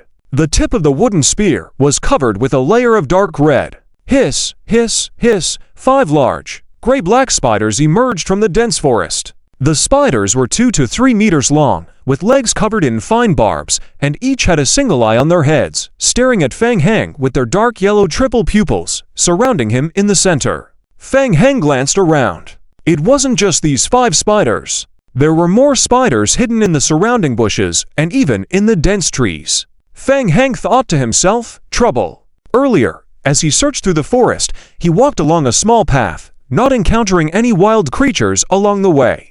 Thinking it was safe, he ventured further into the forest. Unexpectedly, within 5 minutes, he found himself surrounded by a group of spiders. Were the monsters in intermediate-level games always in groups like this? Fang Heng took 2 steps back, then suddenly stepped forward, accelerating through a gap in the approaching spiders to escape. Hiss, hiss, hiss. The spiders noticed their prey escaping and immediately pursued Fang Heng. Fang Heng felt a chill in his heart. The spiders' pursuit was not slower than his. In fact, these spiders were more adept at moving swiftly in the forest environment. The distance between them was closing slowly. Fang Heng ran quickly forward, then suddenly furrowed his brow and stopped. In front of him was a rock wall. He was trapped. Fang Heng turned to look at the 5 spiders chasing him. Geez. Surprisingly, the group of spiders slowed their pace instead, once again surrounding Fang Heng. Unable to escape, it was time to fight. Information related to intermediate-level games in the real world was tightly controlled by the government, making it difficult for ordinary players to access. Fang Heng had some information, but just from the verbal description, he couldn't accurately judge their strength. Time to find out. Fang Heng raised his wooden spear, took a step forward, and the 5 chasing spiders lunged at him. Hiss! Hiss! Hiss! Suddenly, the spiders spewed several streams of green, sticky fluid from their split mouths. Fang Heng was caught off guard by the spider's venomous attack. His heart skipped a beat, and he immediately used a teleportation skill to disappear in mid-air. Sizzle! Sizzle! Sizzle! The green, corrosive fluid landed on the rock wall, quickly melting several black holes into the stone. Corrosive poison! Shoo! Fang Heng reappeared to the right of one spider, the broken wooden spear in his hand, stabbing fiercely forward. Boom! Ha! The wooden spear, bolstered by an additional skill called Blood Blade, landed a hard blow on the spider's leg, producing a metallic impact sound. It was surprisingly hard. Boom! The clash of forces caused the wooden spear to snap in Fang Heng's hand, splintering wood all around. Fang Heng immediately retreated. Several spiders, sensing his weakness, lunged towards him directly. Fang Heng narrowed his eyes, standing his ground. After a brief exchange, he had made his judgment. The spider's strength was roughly equivalent to high-tier vampires in a typical game world. Enough playing around. But just as the spiders were preparing to launch the next wave of attacks halfway through their assault, they suddenly hesitated, then all stopped their attacks simultaneously. The spider group sensed something amiss. They became restless, circling uncertainly in place and emitting low growls, their three compound eyes searching everything around them. Spiders had such powerful perception abilities. Fang Heng's heart skipped a beat. The next moment, the spider group finally realized where this fear and unease were coming from. The ground around Fang Heng rolled as grayish-blue hands burst forth from the soil. Floating magical runes appeared around Fang Heng. Hiss! Hiss! Hiss! The devourers swiftly emerged from the floating magical runes, pouncing directly on the nearby spider creatures. The devourers possessed 50% of Fang Heng's base attributes and gained additional strength from his enhanced attributes. The devourers were faster than ever. Over a dozen devourers rushed towards the nearest spiders. The spiders wielded their razor-sharp legs. Whoosh! Two devourers were sent flying by the spider legs, their bodies slashed open by the sharp barbs. The remaining devourers took advantage of the opening and leapt onto the spiders. Those previously knocked down devourers were incredibly tenacious, rolling on the ground as if unscathed, then leaping back at the spiders. Almost in the blink of an eye, one devourer after another landed on the dark shadow spiders, their sharp claws leaving deep marks on the spiders' bodies. Hint: your devourer's attacks cause 321 damage to the shadow spider. Hint: your devourer's attacks caused 125 damage to the shadow spider, causing a tear in the wound. Hint: your devourer's attacks ... A series of attack notifications flashed in Fang Heng's vision. Hiss! Hiss! Hiss! Witnessing their kind being besieged, the rear shadow spiders immediately sprayed green poison from their mouths to aid their allies. Sizzle! Sizzle! Sizzle! The green, corrosive liquid melted deep wounds visible down to the bone on the devourers' bodies, yet the injuries quickly regenerated. With their strong regenerative abilities and high base attributes, the shadow spiders were unable to get the upper hand. The spider group had never encountered such stubborn creatures as the devourers. Seeing more and more of them emerging from the magic runes, they decisively abandoned their comrades and swiftly vanished into the darkness. Moments later, the two surrounded shadow spiders lay lifeless on the ground. Fang Heng took 2 steps forward, noticing a faint cobalt glow on the bodies of the shadow spiders. His eyes lit up immediately. Evolutionary crystal! Fang Heng held out his hand towards the bodies, and a cobalt crystal flew into his hand, followed by a series of game prompts appearing in his field of vision. Hint: player killed shadow spider. Player obtained a first-tier mutated crystal *1. Hint: player automatically received formula. Crystal transformation. This formula can transform the mutated crystal into crystals of various tiers in evolution. Moreover, just after brushing only 2 spiders, a crystal was obtained, and it seems that the drop rate is not low. Should we first raise the level by 1 level before making a decision? Fang Heng thought, opening the game character menu to observe. After mastering the crystal transformation skill, a first-order heteromorphous crystal can be transformed into a common evolution crystal, and even a fusion crystal can also be exchanged. What's even more terrifying is that one heteromorphous crystal can be transformed into as many as 2,000 second-order evolution crystals. Back then, in the initial level game world, one had to work hard to earn second-order evolution crystals, but now they can be easily obtained. The only limitation is that the evolution crystals after transformation cannot be traded and can only be used to increase levels. However, on second thought, if one had chosen to enter the intermediate level game world early on, then corresponding to that, many rewards including those in the entire vampire world would have been out of reach. Well, it's not really a loss. Most players choose to directly enter the intermediate level game to quickly improve their strength, but this choice also means that they cannot obtain the top resources in the initial level game. Each has its pros and cons. After all, there are only about 10 players who can really plunder top resources in the initial level game. If it weren't for acquiring the SSS level talent, Fang Heng would have also chosen to join the intermediate level game as soon as possible. As he contemplated, several giant magic arrays appeared on the ground around Fang Heng. The fused tyrant body emerged from the magic array. In this wave of domain-level advancement trials, almost all the zombie subordinates under Fang Heng's command rushed out, except for leaving behind two fused tyrant bodies that inherited the remains of the Vampire King in the 8th area. Everyone else plunged into the trial like a swarm of bees. There was no choice. After those two fused tyrant bodies committed suicide, the remains of the Vampire King could not be dealt with. They could only leave those two in the 8th area. Fang Heng looked up and saw a dense crowd of zombies occupying a large area around him. Let's give it a try first to see if we can level up before tonight. Fang Heng muttered to himself and began to focus on controlling the zombie subordinates. The corpse eaters with reconnaissance and combat capabilities quickly disappeared into the dense forest, exploring the surroundings and trying to find prey to hunt. Under Fang Heng's control, several fused tyrant bodies walked to a few large trees nearby, raised their fists, and punched the trees. Boom, boom. After a few punches, a large tree collapsed. The surrounding zombie subordinates immediately rushed forward and began to claw at the fallen tree to gather wood, scattered around to pick up stones, and leisurely make stone axes from stones and wood. The game prompts on Fang Heng's retina began to flash madly. Prompt: your zombie subordinates collected 3 pieces of broken stones, 1 piece of firewood. Prompt: your zombie subordinates crafted a regular stone axe. Prompt: ...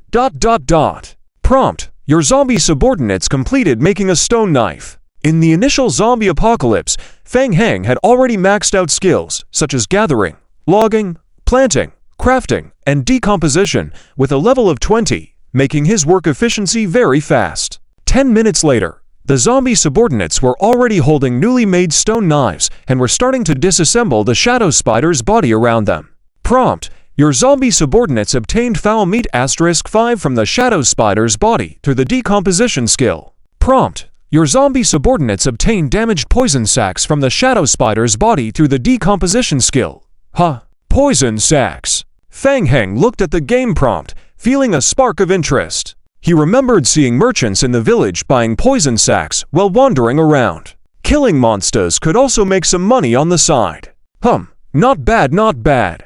2 hours later, Fang Heng laid out the materials he had collected on the counter. The shopkeeper picked up the goods and inspected them one by one, his eyes showing a hint of appreciation. Indeed, spider sacs and spider silk. The spider sacs are very fresh, and the collection method is also good. Tong Chamber of Commerce was one of the several major chambers of commerce in the Imperial City of Humans, and they had set up fixed collection points in the village. After confirming the goods, the shopkeeper handed over a bag full of silver coins. The value of your goods totals 9 silver coins and 40 copper coins. Thanks for your first cooperation. Here are 10 silver coins. Please take them. Next time you have materials to sell, please choose Tong Chamber of Commerce. Constrained by the limited time of the trial task, Fang Heng was also too lazy to compare prices in multiple stores, so he just had Mojawei draw lots to randomly sell the goods to any store in the village. Thank you. Instead of taking the bag of coins, Fang Heng handed over a prepared list of materials and continued, I need some supply materials, including some carts and some basic iron tools. See if you have these items for sale. All right, just wait a moment. The shopkeeper carefully took the list and looked at it with a doubtful expression. As a shopkeeper, he was well informed and could tell at a glance that the items Fang Heng was selling came from the shadow spiders in the forest outside the town, and the materials were very fresh, still carrying traces of blood. It was certain that with just a simple 5-member mercenary team, so much silk and sacks could be obtained, indicating a very strong team. However, the materials they were requesting seemed quite unusual. Most of the supply needed by the ordinary mercenary teams that came and went in the village were consumables, such as food and equipment. These items he requested were quite strange. Ordinary mercenary teams usually needed consumables, such as food and equipment. But they wanted special tools, ore, and pigments. What were they planning to do? Mo Jiawei became a little impatient and urged, "How's it going, boss? Do you have everything we need? We're pressed for time." Yes, aside from some iron tools, most of the items on the list are available. Let me have my assistant prepare. Please wait a moment, it won't take long. The shopkeeper beckoned an assistant over and instructed him to prepare the materials. Taking advantage of the busy logistics work, the shopkeeper curiously asked, "Are you all planning to go to the forest outside the village?" The shop owner greeted with a friendly smile and asked, "Do you know about the Zisai forest?" Fang Heng and Mo Jiawei both looked puzzled. They had no idea. What kind of place is that? However, in the eyes of the shop owner, Fang Heng and Mo Jiawei's expressions seemed to show fear. "Don't worry.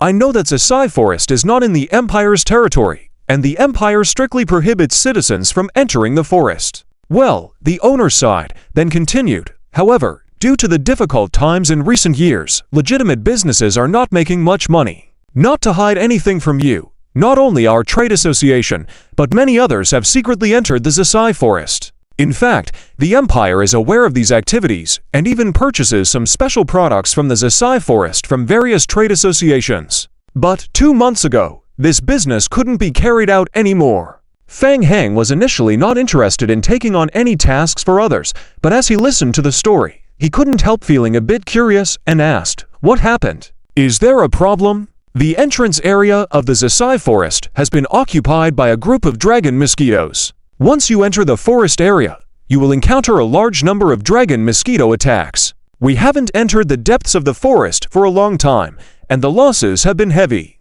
After discussions among the major trade associations, we have issued a reward notice. If anyone can help solve the dragon mosquito issue, we are willing to offer generous rewards. Hint: players trigger a trial subtask. Annoying dragon mosquitoes. Task name: Annoying dragon mosquitoes. Task requirement: a large number of dragon mosquitoes have occupied the Zisai forest area. Please assist the trade association in clearing out the rampant dragon mosquito swarm at the entrance of the Zisai forest area. Task reward: 2 hours of additional trial time, as well as other rewards such as gold coins, materials, reputation, etc. Can you actually trigger a task? A trial subtask? Fang Heng's interest was piqued as he carefully read the task details. But isn't the reward for this task a bit disappointing? The Zisai forest is located deep in the forest, and for an ordinary player, it would take 3 to 4 hours round trip. You're only giving a reward of 2 extra hours of trial time. In the end, you're losing 2 hours? Fang Heng was about to refuse when he saw Mo Jiawei giving him a signal. "Hey, Fang!" Mo Jiawei pulled Fang Heng aside, his eyes filled with excitement. "Dragon mosquitoes, Fang. Dragon mosquitoes, huh? Dragon mosquitoes?" Mo Jiawei knew that Fang Heng had come this time to awaken the seed of the sacred tree, so he lowered his voice and said, "It is said that dragon mosquitoes have a trace of dragon blood in them. Do you think their blood would be powerful?" Fang Heng's eyes lit up as he understood. Dragon bloodline? Yes, the legend says that the dragon bloodline has incredibly strong power. If the dragon mosquitoes could provide high-level blood. Also, most insects and beasts in the forest outside the village have a high level of intelligence. When faced with a group of predators, they will flee, resulting in a low spawn rate. Fang Heng was intrigued. Maybe we can delay Wei Tao and the others for a few hours. After all, the gates of Hanny City are already closed, and they can't go back, so they just need to arrive in Hanny City before dawn. All right, it's settled. Fang Heng looked up at the shop owner and said, "All right, we will take on the task. We will pass by and take a look on our way." Haha, that's great. Good luck to you. The Tianli Mercenary Group is a mercenary group closely working with our major traders, and we have already signed an agreement with them. The mercenary group has established a camp near the entrance of the Zisai Forest, where you can seek help. Additionally, several batches of mercenaries have already accepted the task and are on their way there. You can collaborate with them. All right, I understand. As they spoke, several shop assistants pushed 3 carts filled with supplies into the hall from the back room.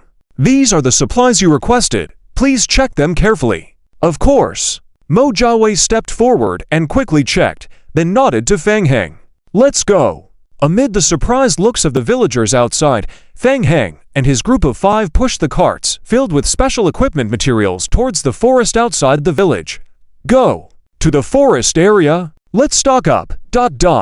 As night fell, on a cleared space in the forest outside the village, a temporary camp began to take shape. Piles of stones and wood were stacked in categorized piles on the ground, towering like small mountains. The newly cast furnace also started working.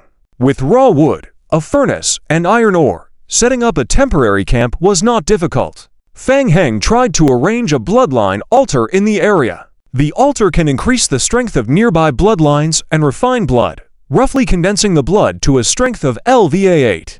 Activating and maintaining the operation of the altar requires blood of at least LV5. What they lacked the most now was blood. Insects also have a blood like hemolymph. Fang Heng had collected some when he killed spiders before. The effect of hemolymph was slightly inferior to beast blood, and the quantity was also limited. Once the temporary camp was set up, Qu Yao Kong immediately began setting up the laboratory. Once the lab was complete, they would start researching the stone chests brought out from the underground lair. On the other side, Sandy, carrying paint, had finished the modification of the swarm of feeders to look like ghouls on the outside.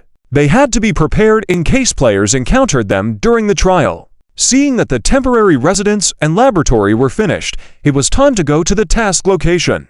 Dragon mosquitoes. The bloodline of ancient dragons sounded very tempting. Clearing some monsters, getting some blood back, they planned to awaken the blood tonight and start focusing on the trial task tomorrow. Fang Heng roughly planned the itinerary in his mind. As the sky darkened, leaving Vic and 3 NPC guards, along with a group of feeders and fusion tyrants, Fang Heng and Mo Jiawei set off to find the dragon mosquitoes. The 4 fusion tyrants led the way, following the jungle paths indicated on the map left by the traders. Mo Jiawei lifted the telescope and looked into the distance, continuing, "That's the human camp. A bit further ahead is the Zisai Forest area. They should also be a mercenary group hired to deal with the dragon mosquitoes. Should we go over and ask about the situation?" "No need." Fang Heng shook his head. "Don't waste time. Let's just keep moving forward." "Okay." According to the shop owner, the several major merchant guilds in Hanny City jointly funded to issue commission tasks. As long as a mercenary group has the ability to eliminate dragon mosquitoes, they can receive rewards from the guild after completing the task. Leading the pack is a mercenary group named Tianli. Fang Heng didn't want to deal with them. What if they encounter players within the mercenary group?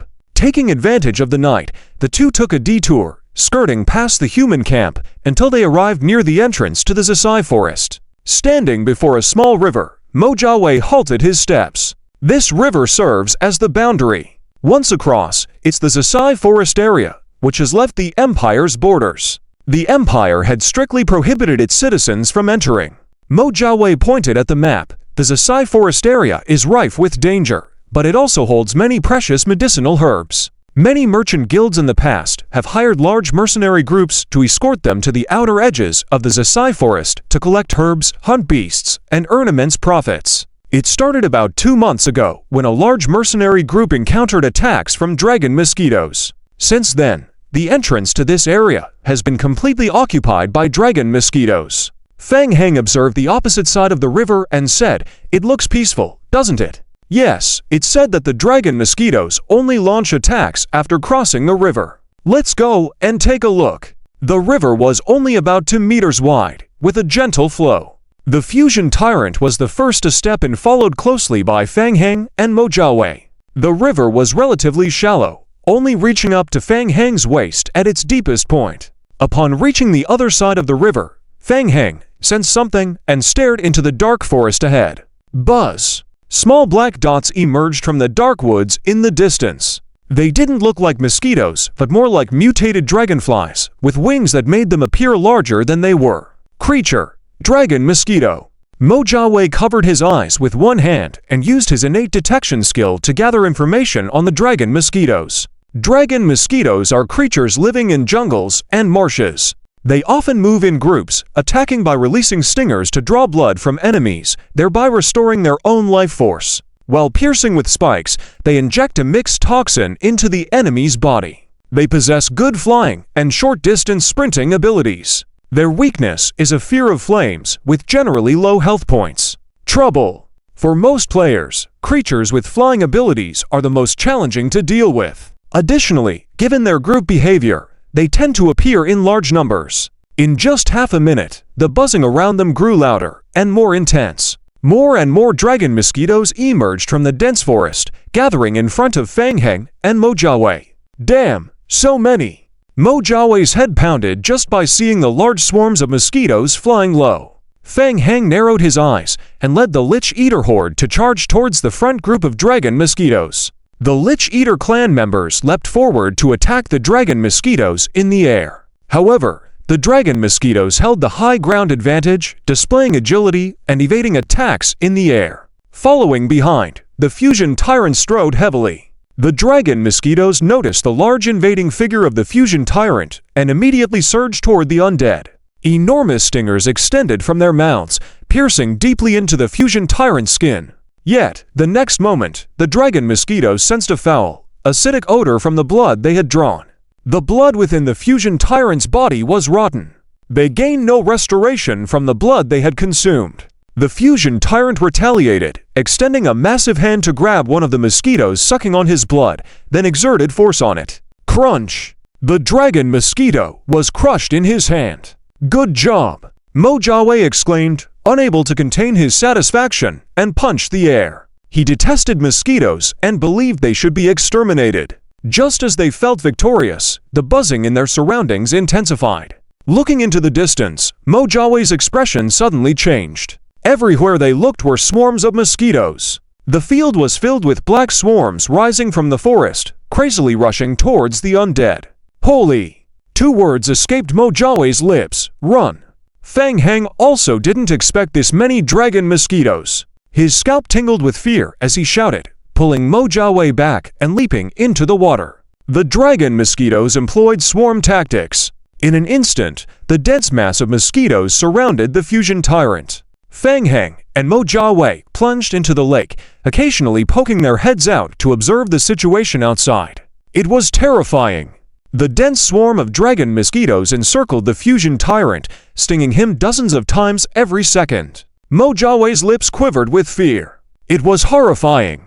The dragon mosquitoes' sharp needles on their mouthparts could cause a lot of damage if they struck. Later, under the control of Fang Heng, they immediately changed tactics and waited in place for an opportunity to strike. Once they saw the dragon mosquito knocked unconscious by the fusion tyrant body, they pounced over and crazily tore it apart, shredding it completely. Hint: your zombie clone Licker killed the dragon mosquito. Hint: your zombie clone Licker was injured by a needle prick, immune to poison status, and its health had dropped to the limit, unable to decrease further. Fang Heng looked at the game prompts flashing on the retina. After waiting for 2 minutes and not seeing any information about the death of the zombie clones, he couldn't help but breathe a sigh of relief. Luckily, the dragon mosquito only had single physical output and couldn't completely kill the fusion tyrant body. Dragon mosquitoes fear water and absolutely will not leave the Hess Forest area. Once we cross the river, we'll be safe. Really? Is that a saying? The merchant boss told me. I don't think he needs to lie to us.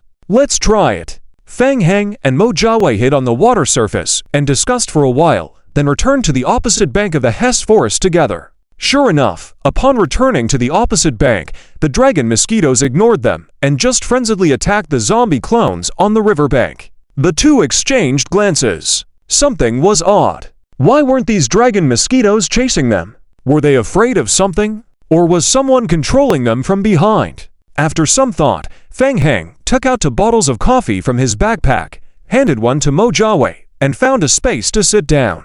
Take a break, Mum.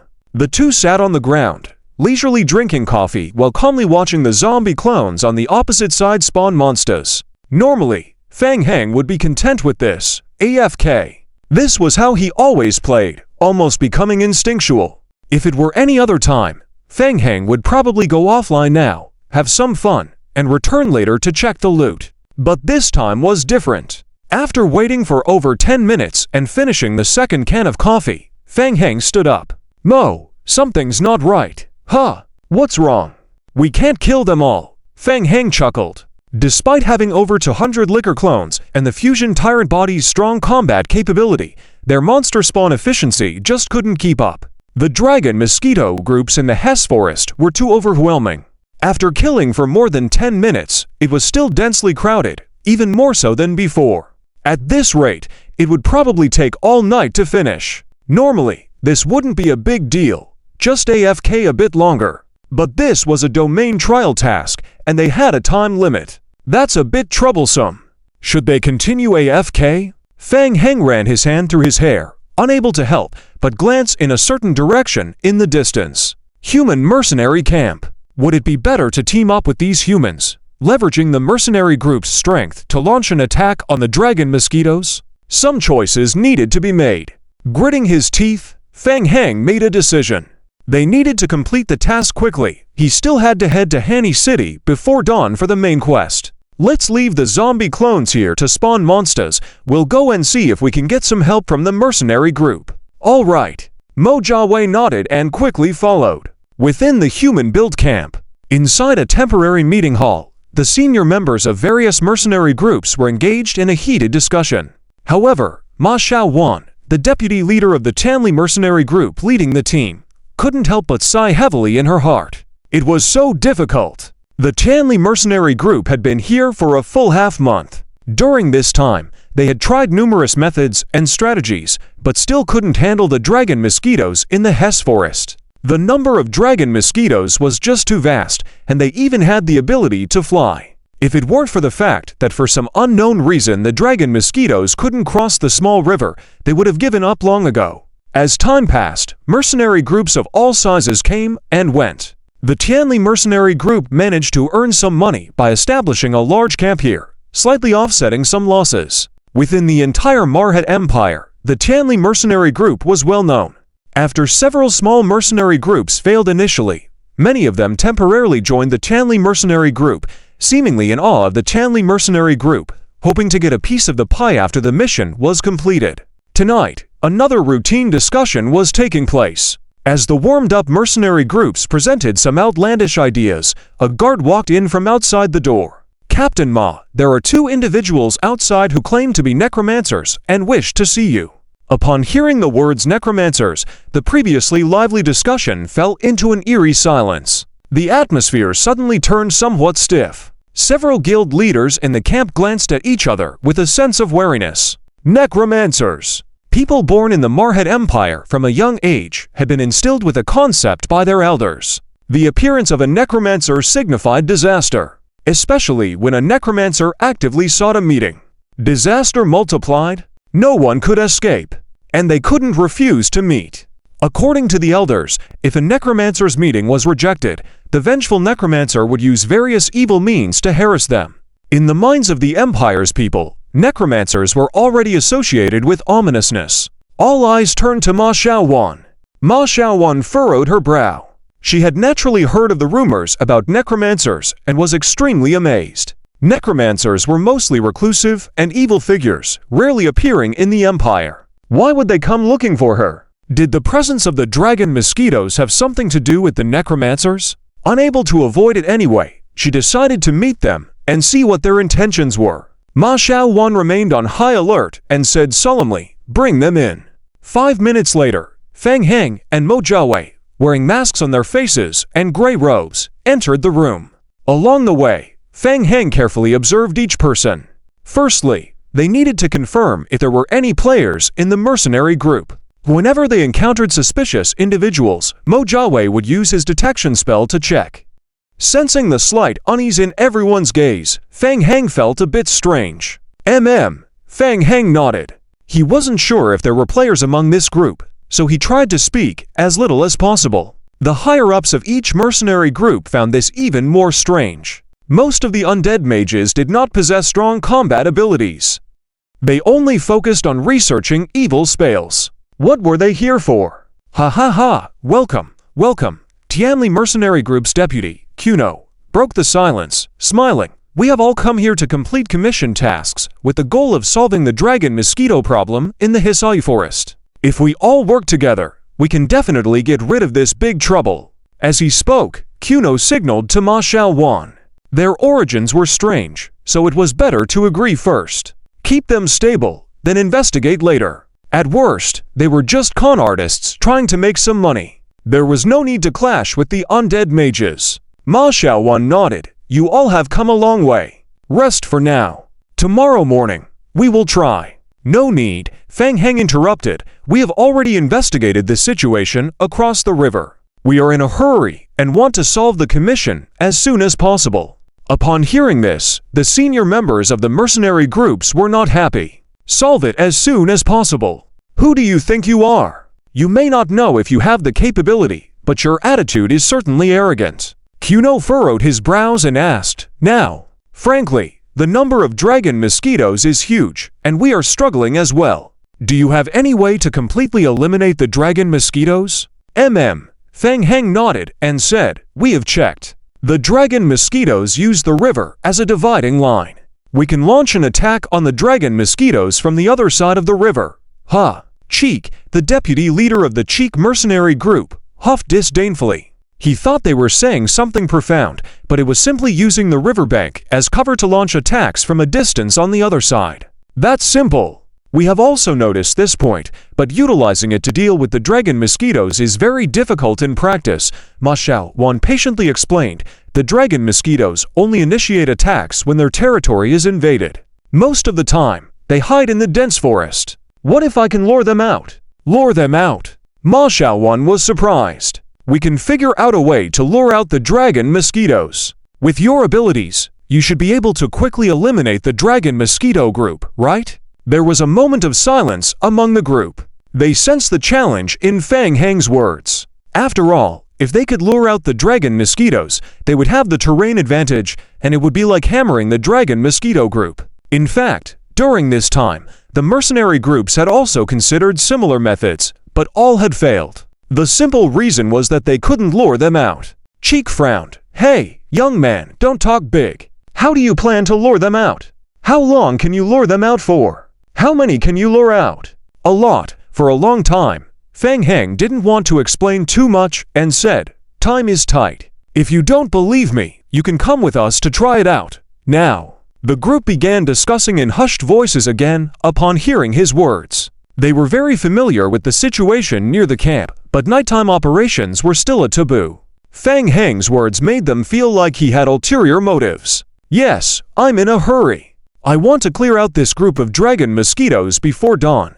Ma Xiaowan was a bit conflicted. She felt that Fang Heng didn't seem like he was lying. But, I'll go. Deputy Kuno interrupted the discussion and said, I will lead a team to go with you to confirm the situation. If you can do it, we will follow up. Fang Heng remained expressionless and said, Good, we will set off immediately.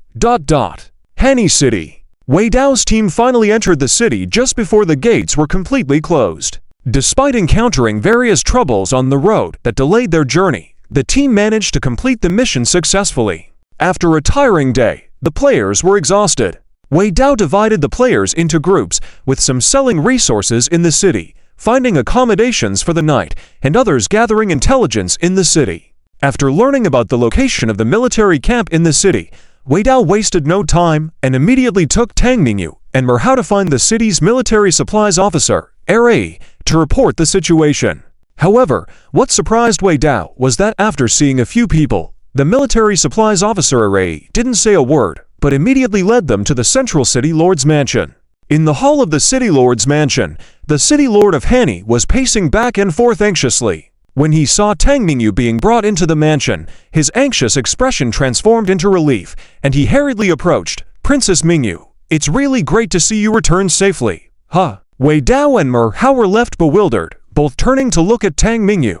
Princess, Tang Mingyu blinked her eyes. Have I struck it rich? In the wilderness forest, half an hour later, Kuno witnessed an extremely shocking scene.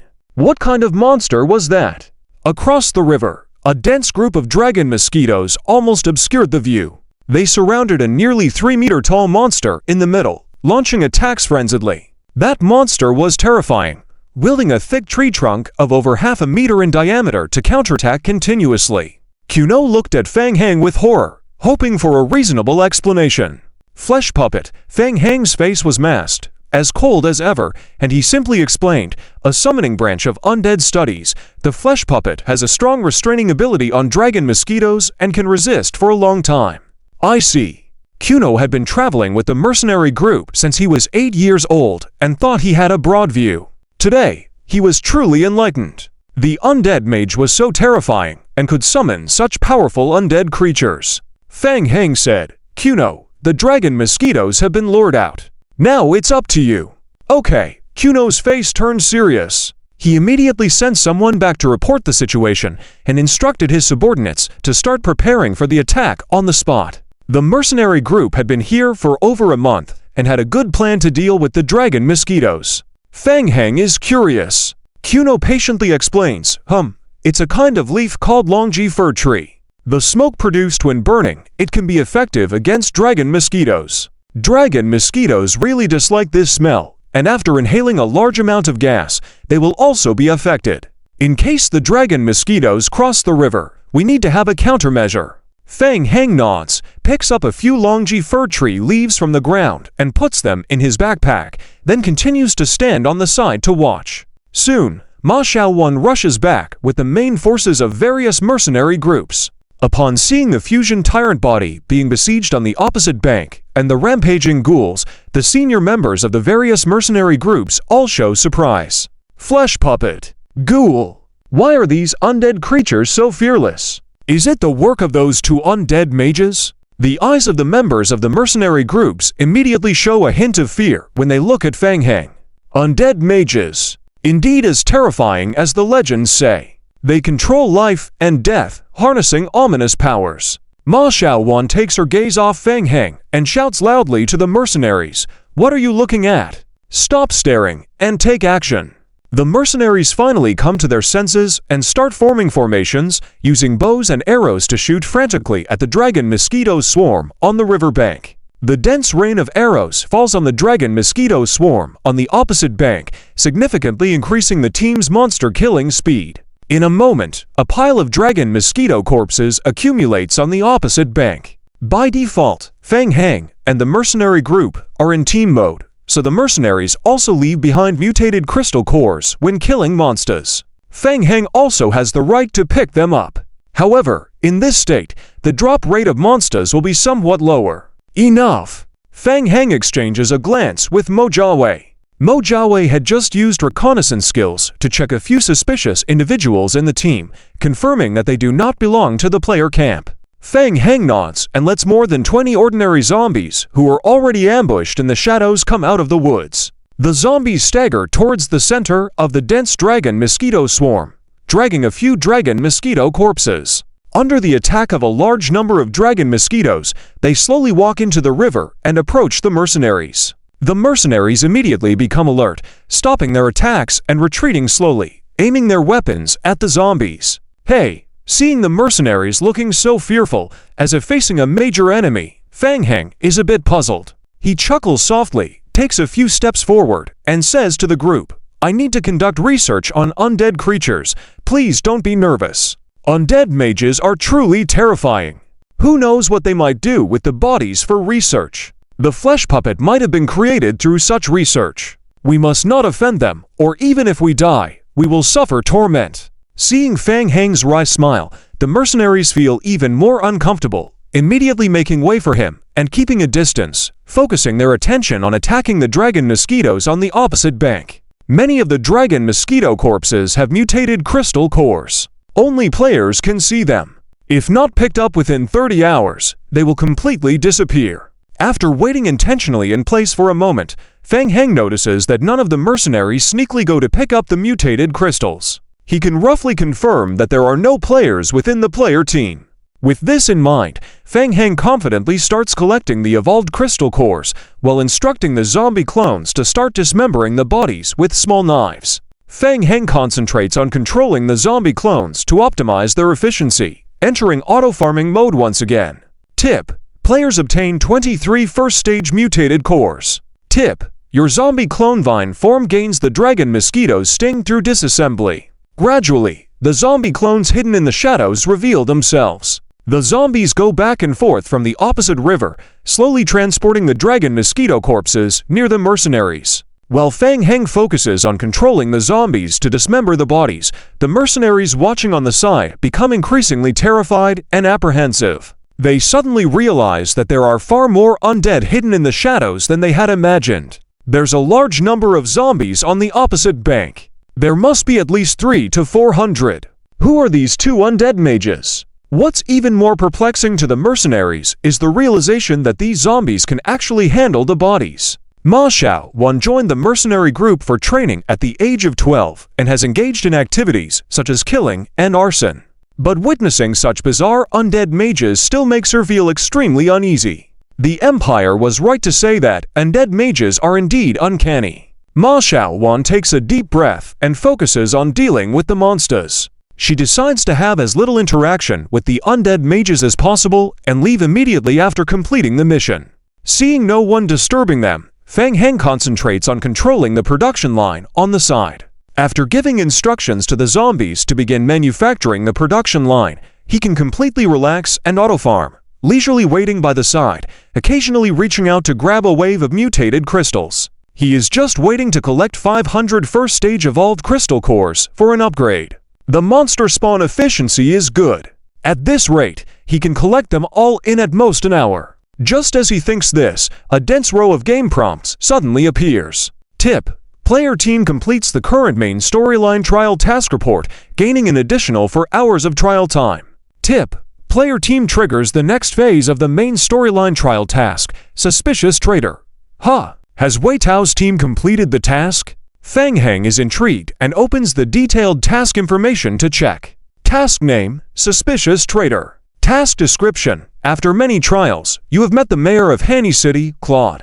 You have learned that the Empire is facing a severe test, and you are convinced that this journey has been leaked. Players are asked to find the traitor hiding in Hanny City who leaked the details of this journey. Remaining trial time: 21 hours, 49 minutes. The trial will be failed by default after the trial time ends. What is this?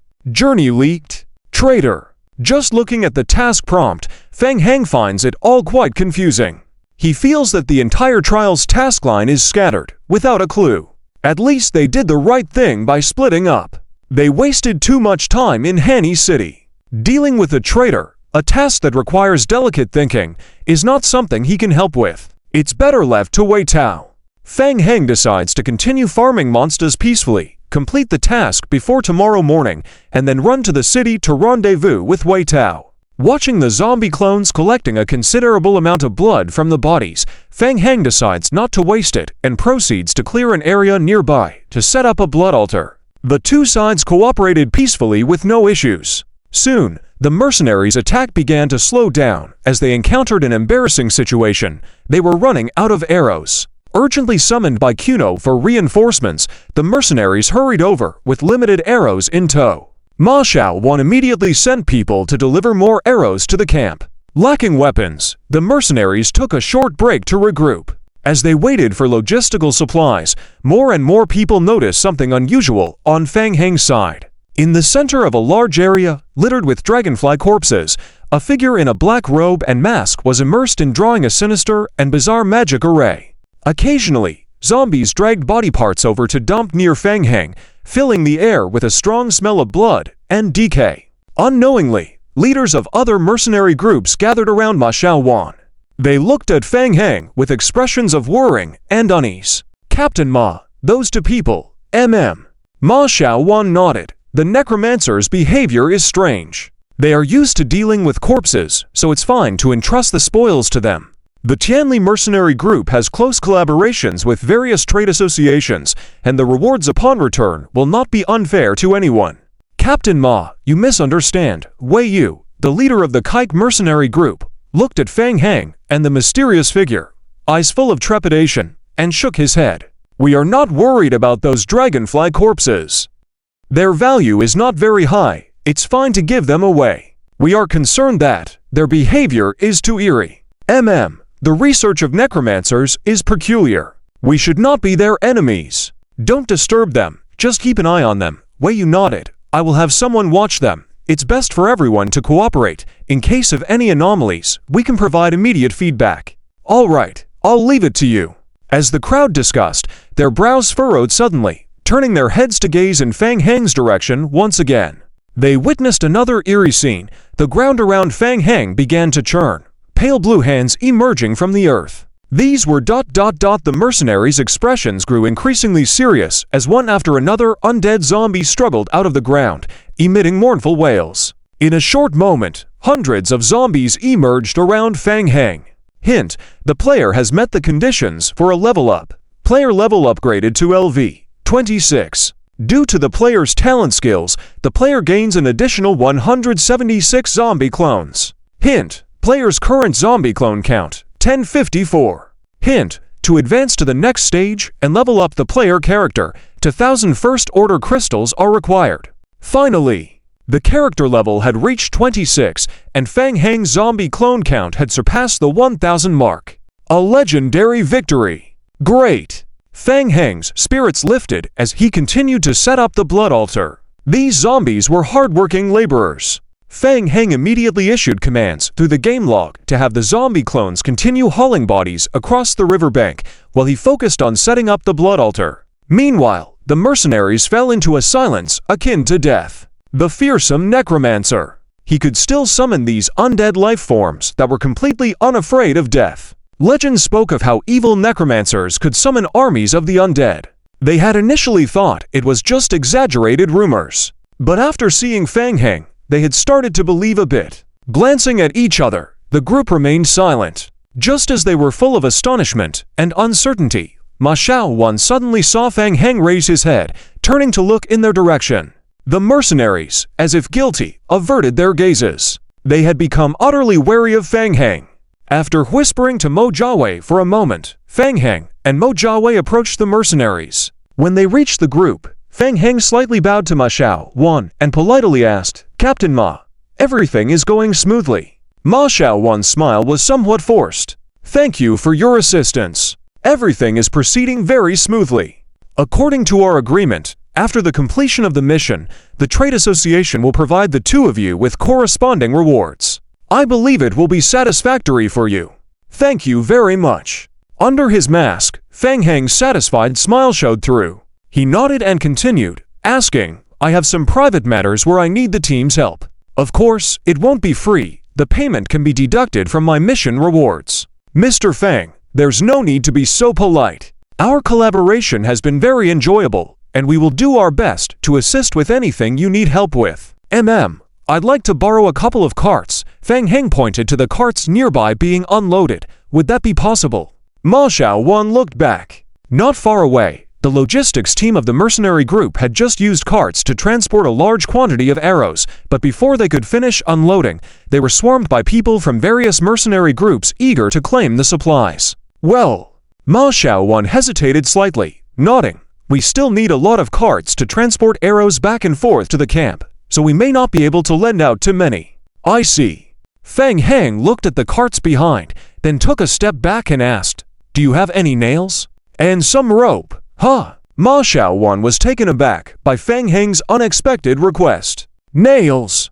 Do you mean the kind of nails I'm thinking of?" "Yes, that kind of nails." Ma Xiaowan grew even more puzzled, furrowing her brows. "During the construction of the camp, we had plenty of nails left, all temporarily stored in the warehouse.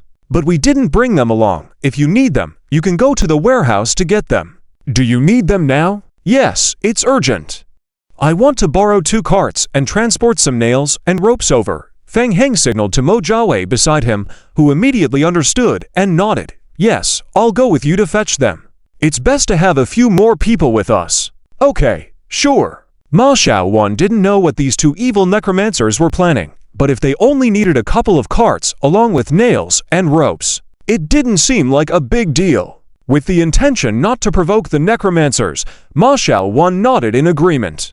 "I'll show you the way." Soon, Mo Jiawei followed the mercenary group back to collect nails and ropes. Fang Heng remained behind to continue building the altar. The pile of dragonfly corpses around him continued to grow. The zombie clones walked up to the box and pulled out ropes and nails from it. What were they going to do? What the heck? Everyone was astonished to find that the zombies had started collecting firewood nearby and were even using wooden stone axes to cut down trees nearby. Insane!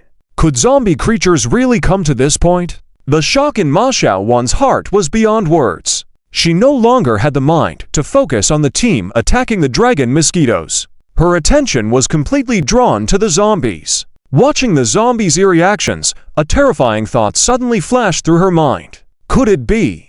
Could these zombies be trying to build a bridge? When she saw a zombie step into the stream and firmly nailed wooden stakes into the bottom of the stream, Ma Xiaowan couldn't help but open her mouth in astonishment. Was she actually right? The stream was less than a meter deep and only about 2 meters wide. Ignoring the crazy swarm of dragon mosquitoes on the other side, in fact, it was quite simple to build a wooden bridge connecting the two banks. But zombies! Watching those clumsy zombies slowly building a wooden bridge across the river step by step left the rest of the mercenary group bewildered. In reality, high-level mages could easily freeze the entire lake, allowing people to cross over the banks effortlessly. There were many earth-based spells that could fill the entire lake. However, using undead creatures like Fang Heng to forcefully build a wooden bridge across the river was unheard of. No, not just a wooden bridge. Ma Xiaowan was astonished to find that several zombies were starting to make carts on the side. By using ropes, nails, and wood, they actually succeeded in making simple carts. Although they didn't look very useful, they were indeed carts. Could undead beings really carry out such fine craftsmanship and cooperate in such a way? Ma Xiaowan watched in amazement as the wooden bridge and carts were gradually completed by the zombies. The zombie clones were still staggering and dragging their heavy bodies, pushing the carts across the river. They placed the dragon mosquito corpses on the riverbank onto the carts, transported them to the other side, and repeated the process. With tools and bridges in place, the efficiency of the zombie clones' transportation increased significantly. Soon, a small mountain of bodies accumulated next to Fang Heng. Wei Yu, who had been watching Fang Heng the whole time, couldn't help but grit his teeth and muttered to himself, "This is getting even weirder."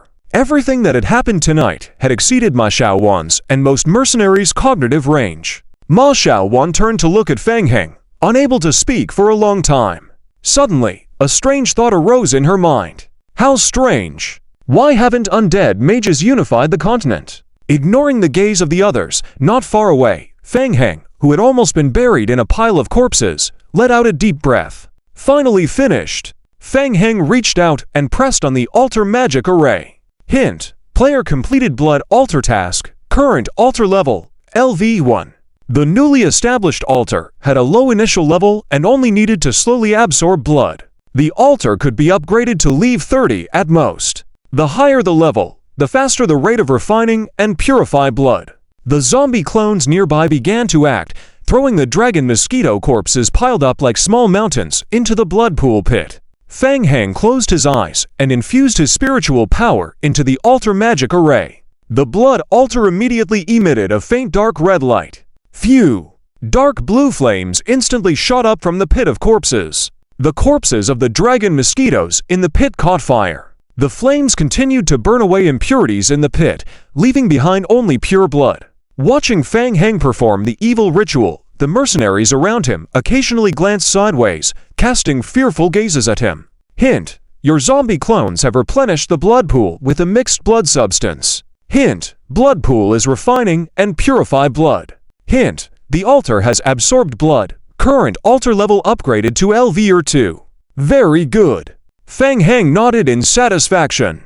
Although blood accounted for only about 30% of the total body weight of the dragon mosquitoes, as Mo Jiawei had said, the blood strength contained in the mosquito's blood was unexpectedly powerful, directly reaching blood level 3 after purification. The blood strength was much better than in lower-ranking game worlds. Keep going. Purify the blood. Fang Heng's spirits were uplifted. The monster spawning action continued for 5 hours. By 2 in the morning, the buzzing on the other side had completely turned into the mourning cries of the undead. By the end of the night, the number of dragon mosquitoes had become extremely sparse. Ma Xiaowan gave the order for the Tianli mercenary group to cross the river with the majority of the forces to exterminate the remaining dragon mosquitoes. After the blood altar had been upgraded to LV5, Feng Heng stopped and directed the zombie clones to pack up the refined high-level blood and materials collected from the dragon mosquitoes for transportation back to the camp.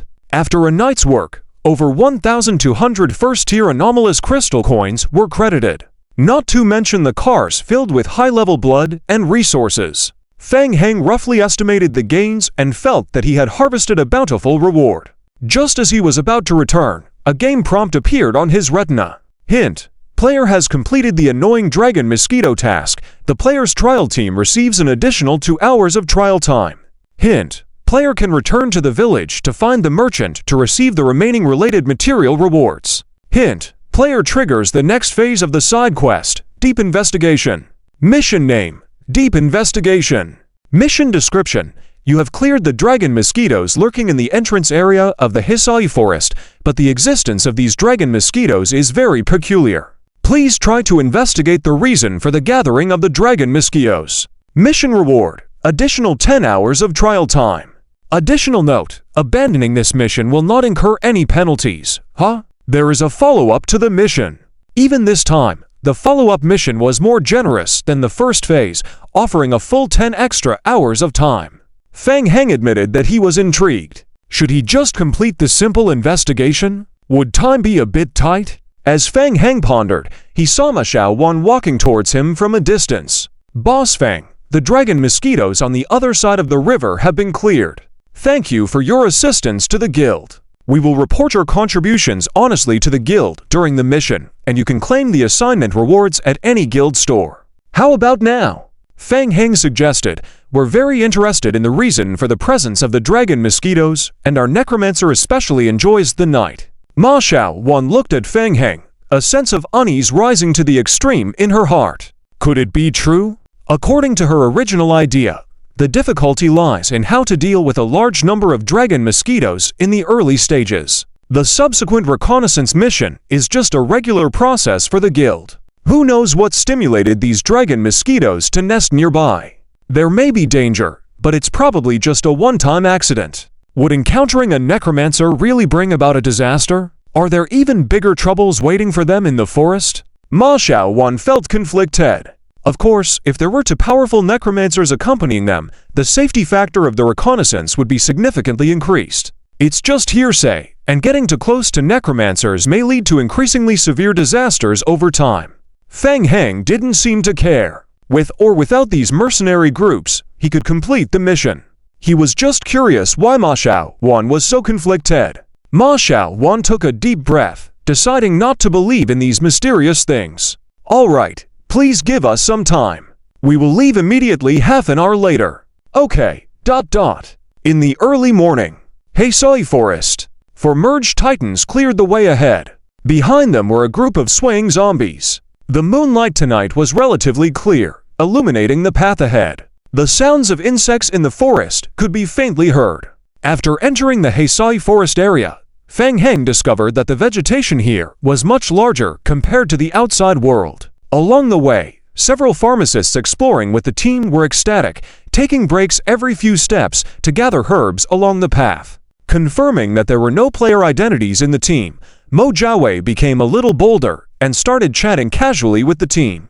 Hisai Forest still has no owner to this day. Mo Jiawei looked puzzled. This area has never been occupied by anyone. Nobody knows what lies beyond Hisai Forest. Well, this area is currently a no-man's land. The guide nodded in response. The first Emperor Andraste, who established the empire, once expanded the empire's territory everywhere, but never explored the Hisai Forest area. And he also made the Hisai Forest area off-limits, strictly prohibiting anyone from entering.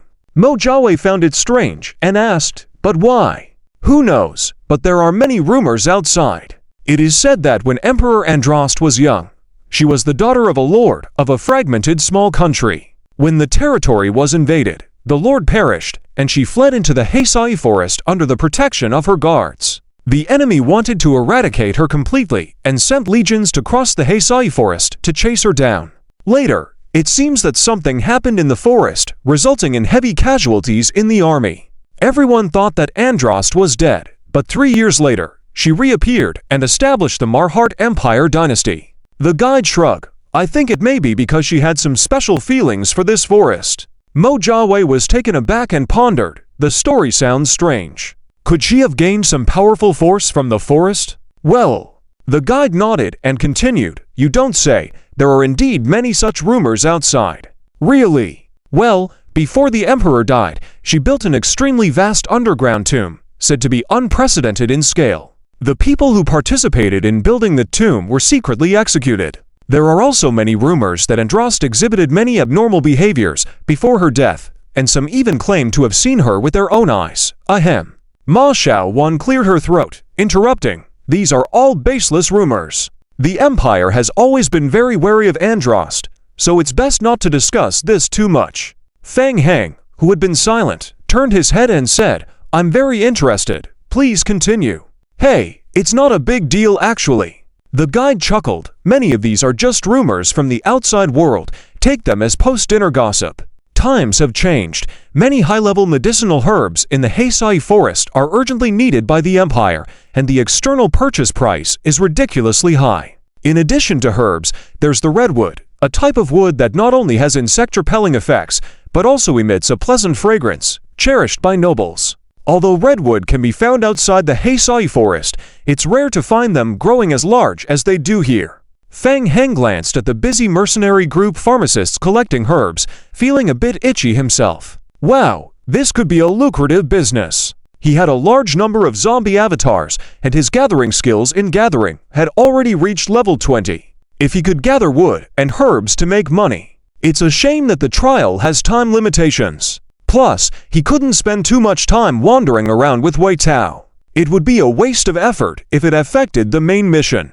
No rush, no rush. Make a note of it and come back when the 6th-tier spatial rift device is completed.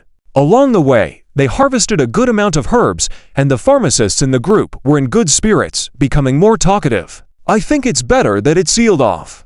Otherwise, if so many people rush in, they'll destroy the ecological environment. Where would we get the opportunity to collect and make money? It's been a few months since we last came. The state of herb growth. As they were talking all the way, a buzzing sound suddenly came from ahead.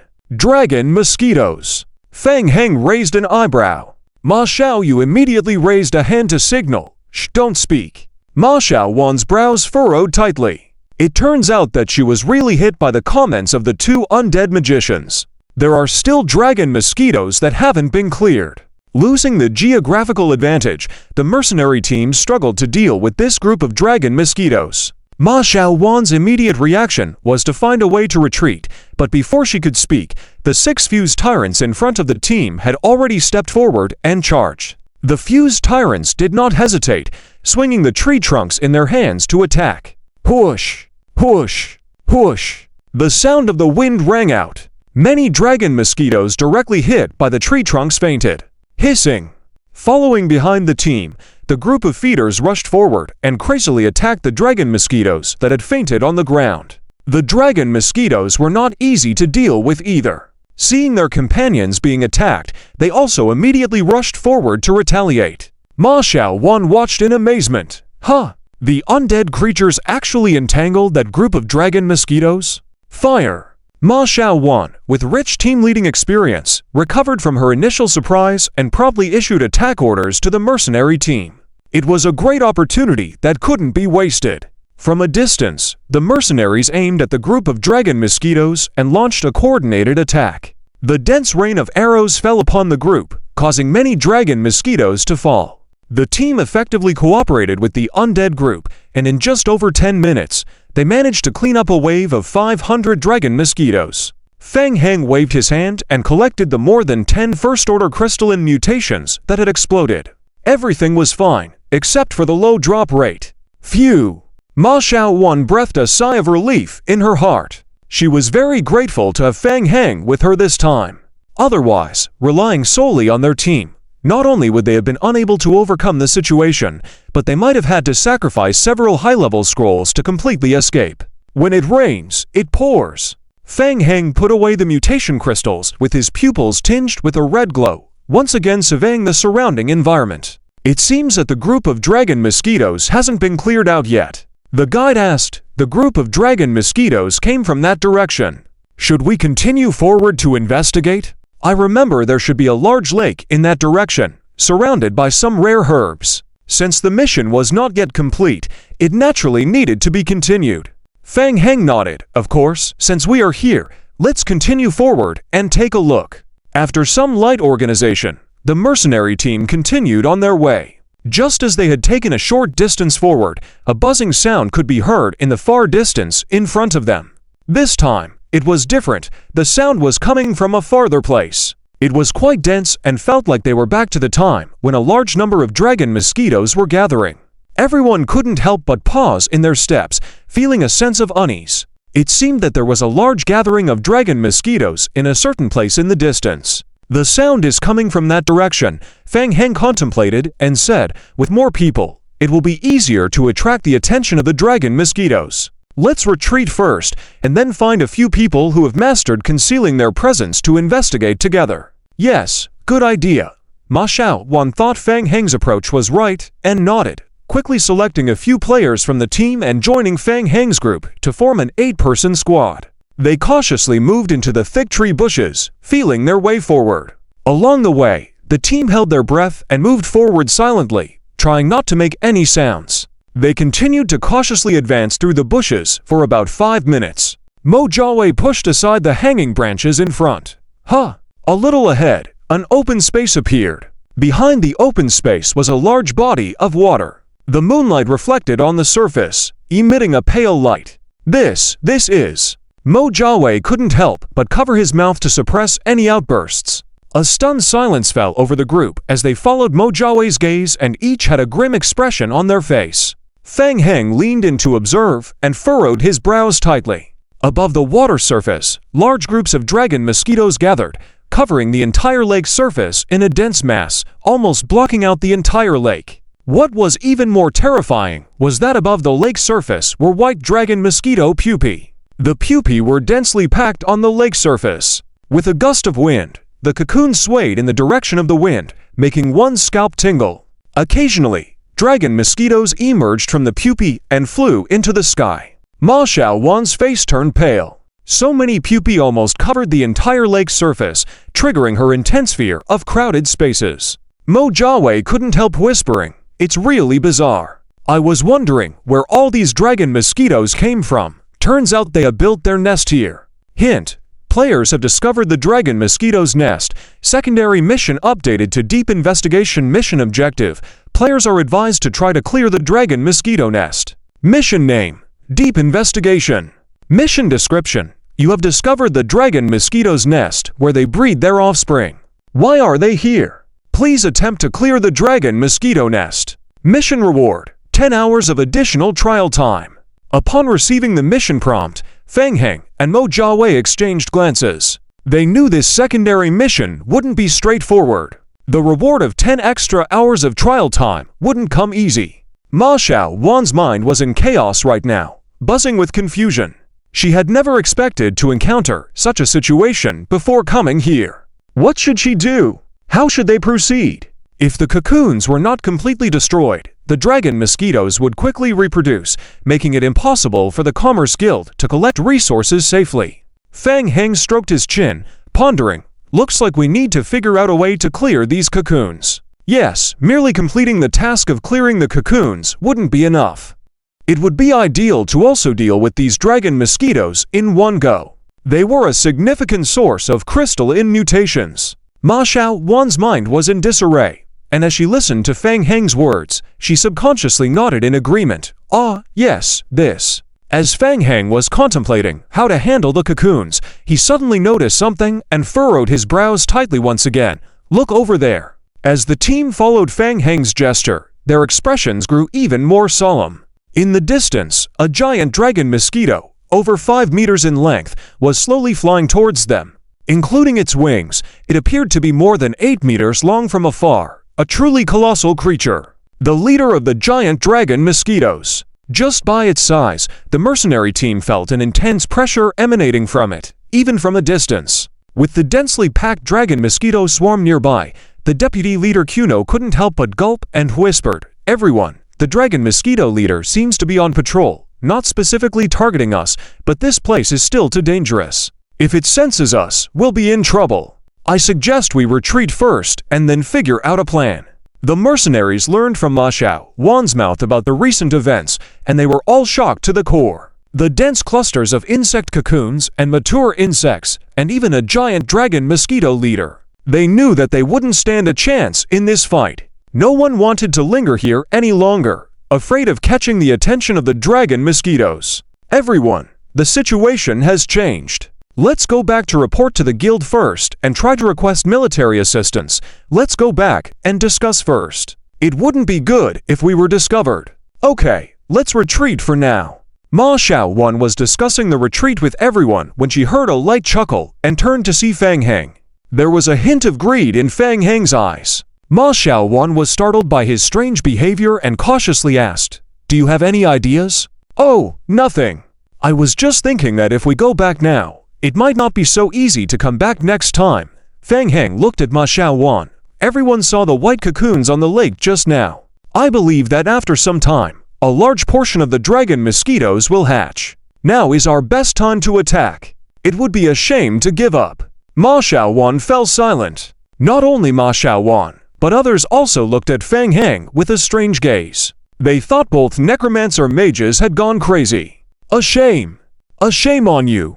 With such a dense group of dragon mosquitoes, it would be a miracle not to be pierced to death by them. What more do you want?" Indeed, clearing out this group of cocoons could bring significant rewards from the guild. But what good are rewards if you're dead? Ma Xiaowan didn't want to offend the two necromancer mages. She forced a smile and politely declined. "It is indeed a pity, but we have limited abilities. Boss-level creatures are beyond our capabilities. It's probably only the regular army of the Empire that can handle such a large group of dragon mosquitoes." "All right, since you insist on leaving, I won't stop you." Fang Heng shrugged his shoulders. "I have a friend who lives nearby. I think he might be able to deal with these dragon mosquitoes." "Ah, a friend. Nearby." Ma Xiaowan was a bit puzzled by the necromancer mage having a friend. "Anyway, I'd like to give it a try." The team second in command, Kuno, was surprised. "You're not leaving?" "Well, we have to stay to verify some things. Since you're already prepared to leave, could you please provide me with some help?" Fang Heng smiled gently. He already had a preliminary battle plan in mind, but needed some verification and cooperation. Half an hour later, Fang Heng and Mo Jiawei hid in the bushes, looking at the lake in the distance. They discussed and pondered for a moment. Mo Jiawei said, "I've thought about it. The plan is feasible." "Great. Let's do it." Fang Heng was decisive and directly controlled the fusion tyrant's body to appear from afar and swagger towards the lake. The fusion tyrant's massive size made it impossible to conceal, so they chose not to hide at all. Buzz! The dragon mosquitoes on the lake immediately noticed the intruder and swarmed towards the fusion tyrant, trying to kill the invader. In a matter of moments, the fusion tyrant was surrounded by a dense attack of stingers, like a shower of rain. Fang Heng saw the fusion tyrant's health rapidly plummeting. It decreased to 8% before starting to fluctuate between 8 to 20%. The undying effect was extremely useful against units that only used physical attacks. No matter how it was pierced, it couldn't be killed. The fusion tyrant bravely endured the relentless attacks of the dragon mosquito swarm and ran towards the lake, grabbing a handful of cocoons and sprinting back without looking back. Initially, the dragon mosquitoes were bewildered but soon became infuriated, stealing their cocoons. The actions of the fusion tyrant successfully provoked the entire dragon mosquito swarm. The lake's surface was in turmoil as the dragon mosquitoes chased after the fusion tyrant furiously. Watching from the shadows, Fang Heng wiped the sweat off his forehead. Seeing the vast swarm of dragon mosquitoes in pursuit, he also felt a tingling sensation on his scalp. It was no wonder that Ma Xiaowan and the mercenary group had fled so quickly after hearing about his plan. Being targeted by these dragon mosquitoes would indeed be disastrous. Fortunately, the dragon mosquitoes were fully focused on the fusion tyrant, and they didn't notice Fang Heng and Mo Jiawei observing from a distance. "Let's go after them too." Fang Heng patted Mo Jiawei on the shoulder and chased after. He wanted to test the extent of the dragon mosquitoes' protection towards the cocoons. After all, Fang Heng had heard that some insects didn't care about the life or death of their offspring and would eat the cocoons as food. "Let's go!" As they chased, a large number of dragon mosquitoes continued to follow the fusion tyrant that was stealing the cocoons. The dense swarm of dragon mosquitoes pursued the fusion tyrant, buzzing continuously. Even after leaving the Hess forest and crossing a creek, the dragon mosquitoes continued to relentlessly chase them. "Damn it!" Mo Jiawei cursed softly. "Can't even the Hess forest stop them? The hatred is greater than we expected. Let's test it further and see how long they can keep chasing us." In the forest, on the merchant road leading back to the village, Ma Xiaowan's team hurried along. For some reason, Ma Xiaowan had a sense of unease. Should they try to lure out that wave of dragon mosquitoes? See if they could be provoked and then killed en masse? Recalling the nonsensical words of Fang Heng and Mo Jiawei, Ma Xiaowan gained a deeper understanding of the necromancer mages. They were a group of lunatics. Ma Xiaowan didn't want trouble, so after returning to the camp, she set out to return to the village overnight. What if Fang Heng and the others accidentally led those dragon mosquitoes to their camp? Necromancer mages were embodiments of disaster. A voice in Ma Xiaowan's mind seemed to be urging her to stay away from Fang Heng. The farther, the better. Finally, she had slipped away. However, encountering a large number of dragon mosquitoes this time confirmed the existence of a massive dragon mosquito nest in the Hess forest. How would they deal with it in the future? Without clearing out the dragon mosquito nest, wouldn't the Guild of Eternal Channels be unable to enter the Hess forest in the future? Given the scale of the guild, they couldn't afford to hire people to clear out the nest with so much money. A scout from a mercenary group hurriedly ran over and reported, "Bad news, Captain. There are a large number of dragon mosquitoes coming towards us from behind." "Ah!" Upon hearing the report, Ma Xiaowan stood in place in shock. "What did you say?" "Captain, there are a large number of dragon mosquitoes chasing us from behind." "How is that possible?" Ma Xiaowan immediately took the binoculars and looked towards the rear. In the distance on the merchant road behind the team, two tall figures, as tall as small mountains, were running wildly. And behind them, a large group of dragon mosquitoes were frantically chasing. These two tall figures are flesh puppets. Upon closer inspection, Ma Xiaowan's face turned pale. Isn't what the flesh puppets are holding the dragon mosquito larvae seen on the lake before? In a daze, Ma Xiaowan heard Fang Heng's crazy talk echoing in her ears. "Madman! Necromancers are all madmen. They actually stole the dragon mosquito pupae. What are they thinking?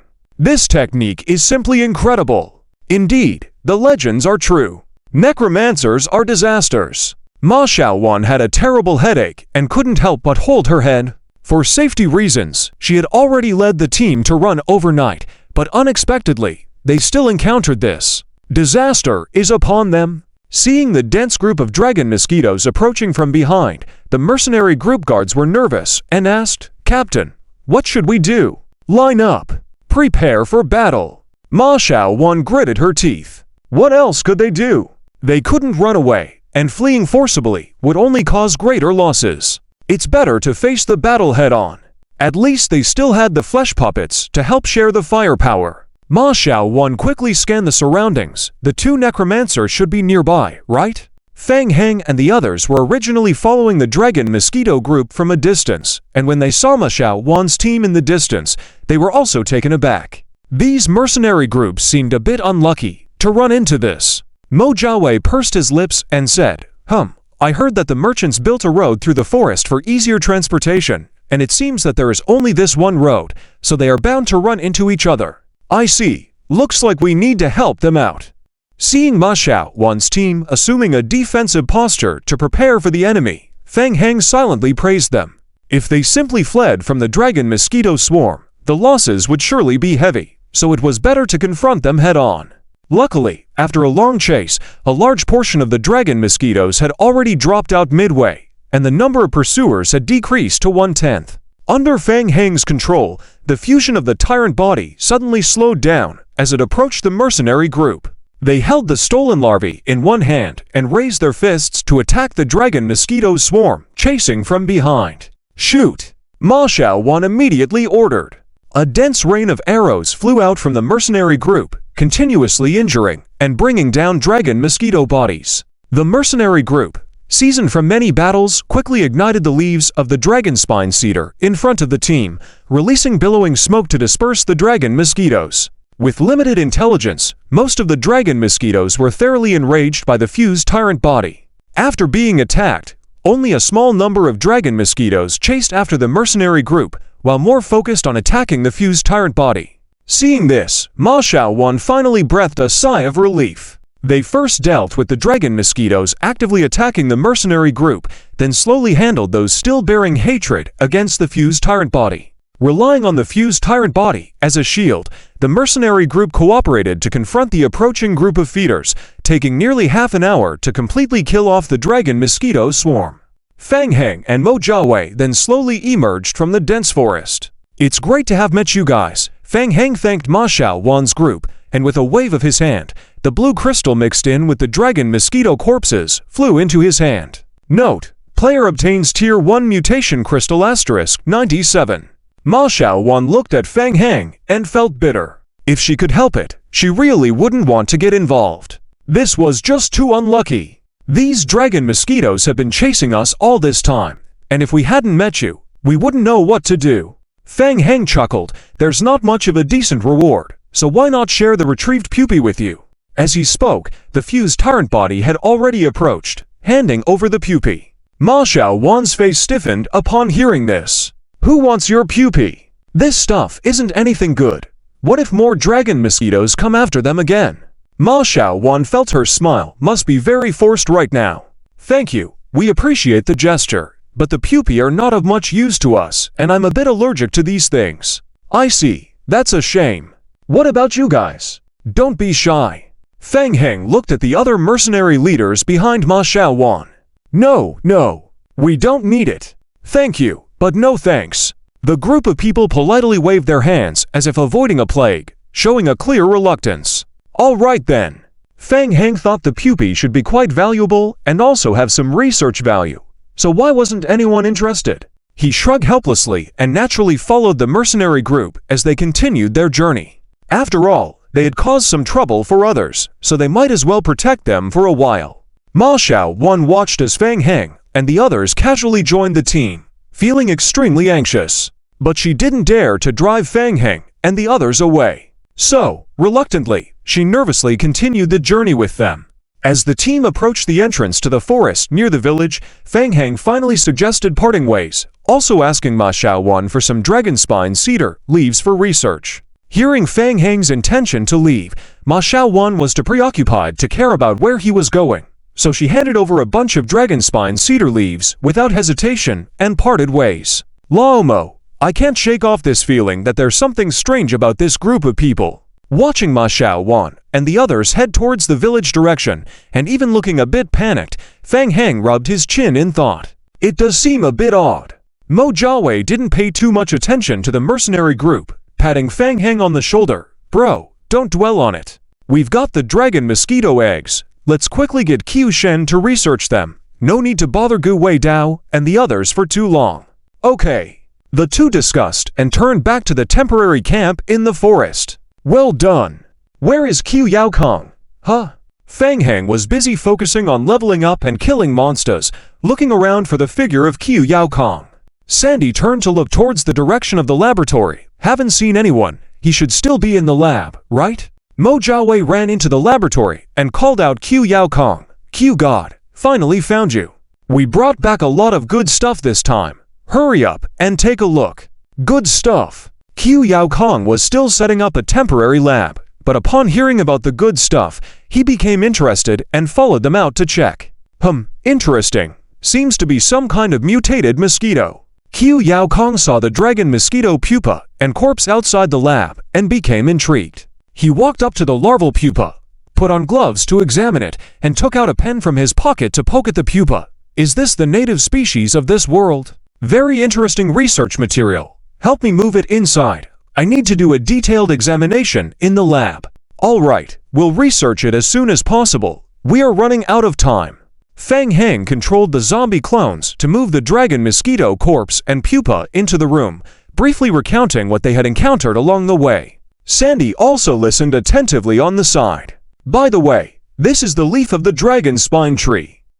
Got it. Qiu Yao Kong took the leaf from Fang Heng, nodded, and then used his body to block Fang Heng and the other two at the door, casually closing the large door behind him. Outside the door, Fang Heng and the others looked at each other. Well, they were used to it. Qiu Yao Kong never liked to be disturbed while researching. Fang Heng! Fang Heng! Sandy stood excitedly in front of Fang Heng, trying to catch his attention, and said, "All right, now it's my turn. You will never guess what I saw on top of that mysterious stone box." Fang Heng's attention was drawn to Sandy and couldn't help but ask, what is it?" "It's a mural. A whole narrative mural." "Oh." Fang Heng looked pleasantly surprised and asked, "Did you restore it?" "Of course, only I, as an artistic genius, can restore it in this world." Sandy was excited, chattering on, leading Fang Heng and Mo Jiawei to his camp cabin. "You guys will never imagine this. The mural pattern has been carved in a very small range after being scaled down. My goodness, I have never seen this kind of artistic method before. So imaginative, and the carving ability is unheard of. Look, this is the picture I restored after magnifying it 20 times. Seeing the mural restored by Sandy on the wall, Fang Heng and Mo Jiawei also showed expressions of astonishment. This is, carefully examining the contents of the scroll, Fang Heng's expression gradually became serious. The first thing depicted on the mural was a disaster. It looked like a fire, with the whole forest and village burning, bodies everywhere. Moving on to the next part of the mural, in the midst of the ruins, a group of people surrounded a stone, seemingly arguing about something. After the argument, one of them tried to touch the stone. Then the style of the painting became extremely eerie. The person touching the stone looked strange, like transforming into a demon or monster. The onlookers were shocked and scattered in fear. Mo Jiawei observed the consciousness flow painting on the mural, rubbed his chin, and asked, "Do those monsters holding bone spears resemble the cave dwellers we encountered underground?" Very similar, and those slightly larger figures next to them appear to be human." "Yes, they do. It seems they are discussing something, and got into a fight." Fang Heng, skeptical, asked, "What is that stone exactly?" "Who knows?" In the last scene of the mural, the rock cave dweller made a stone box and placed the stone inside a large box. Fang Heng pondered, feeling puzzled. So was the original item in the stone box some kind of stone? But why was the box empty when Tang Mingyu explored it earlier? Who took the stone before them? Upon closer inspection, the stone in the final scene of the mural was noticeably smaller than before, and had a somewhat different shape. Were there two types of stones? Too many doubts. Absolute art masterpiece, right? Sandy was very satisfied with his artistic restoration ability, looking towards Fang Heng. "What do you say?" Interrupted in his thoughts, Fang Heng gave Sandy a thumbs up. "Impressive." Sandy's vanity was instantly satisfied, smiling and said, "I told you, bringing me along for the trial will not disappoint you. Besides this, I have another discovery." "Another one? What is it?" "It's the imprint on the outside of the box. After restoring the markings on the stone box, I found that the bottom had a mark similar to a white whale. You know the white whale, right? We inquired about it back in the village. It's the family crest of the Andres family, founders of the entire Marquette Empire." Fang Heng furrowed his brow. Looking back at the mural, "Are you saying that some of the people depicted in the image might be ancestors of the emperor?" Sandy blinked, shook her head repeatedly. No, I'm just saying, my talent in artistic restoration is unparalleled." As Fang Heng and Mo Jiawei pondered the main quest, Tang Mingyu and her group were still desperately searching for the traitor in Hanny City. "Damn it! It's really not him. We checked everyone. Our approach should be correct." This time the princess went out secretly, and all movements were kept confidential. Only these 3 people in Hanny City were informed. But we've investigated all 3 people, and there are no issues. Could our investigation direction be wrong? Could it be that the traitor is not inside Hanny City? No, the game hint is inside the city. That can't be wrong. Think carefully. There must be something we've overlooked. The players felt emotionally drained. After half a day of efforts, they felt like they were back at square one. Why is this game so difficult? In a moment of silence, Zhang Zi, who played the role of the strategist within the team, raised his head, analyzing, recalling every event since arriving in Hanny City. I think we have overlooked one person. Who? Lord Klain, the city lord. Zhang Zi turned to look at the man, interrupting. So, how do you know that his so-called memory loss isn't just a lie to us? The crowd fell into silence once again. Wei Dao made a prompt decision. Let's go. Let's not waste any more time here. Let's go find Brian and ask about the situation. Just to be safe, let's be prepared to confront him.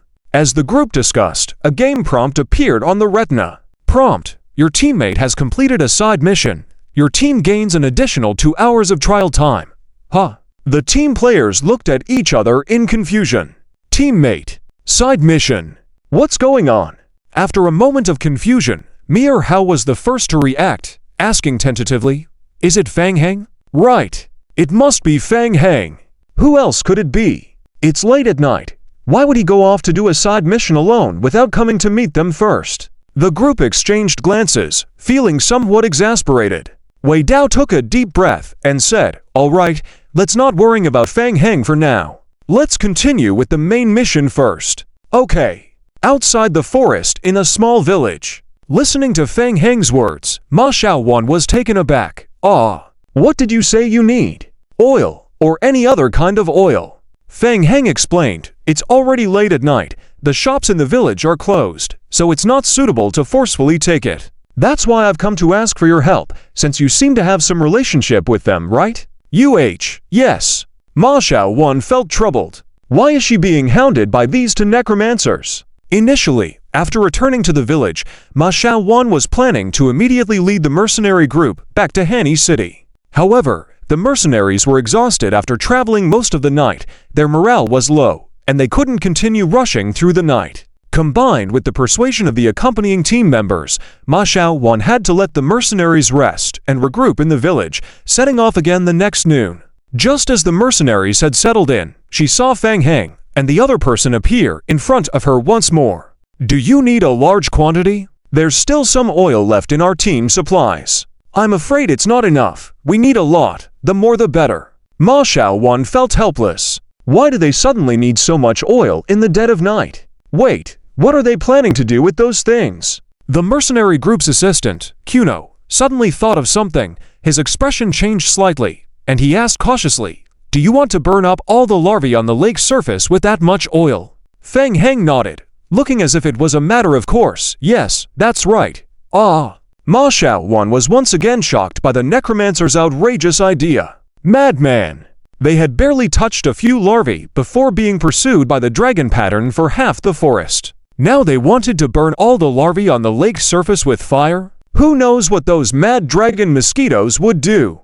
Even if they chased them into the village, the dragon pattern wouldn't let them off, right? Ma Xiaowan felt a chill down her spine, thinking, trouble follows me wherever I go. This can't go on. It's dangerous for the village in this situation.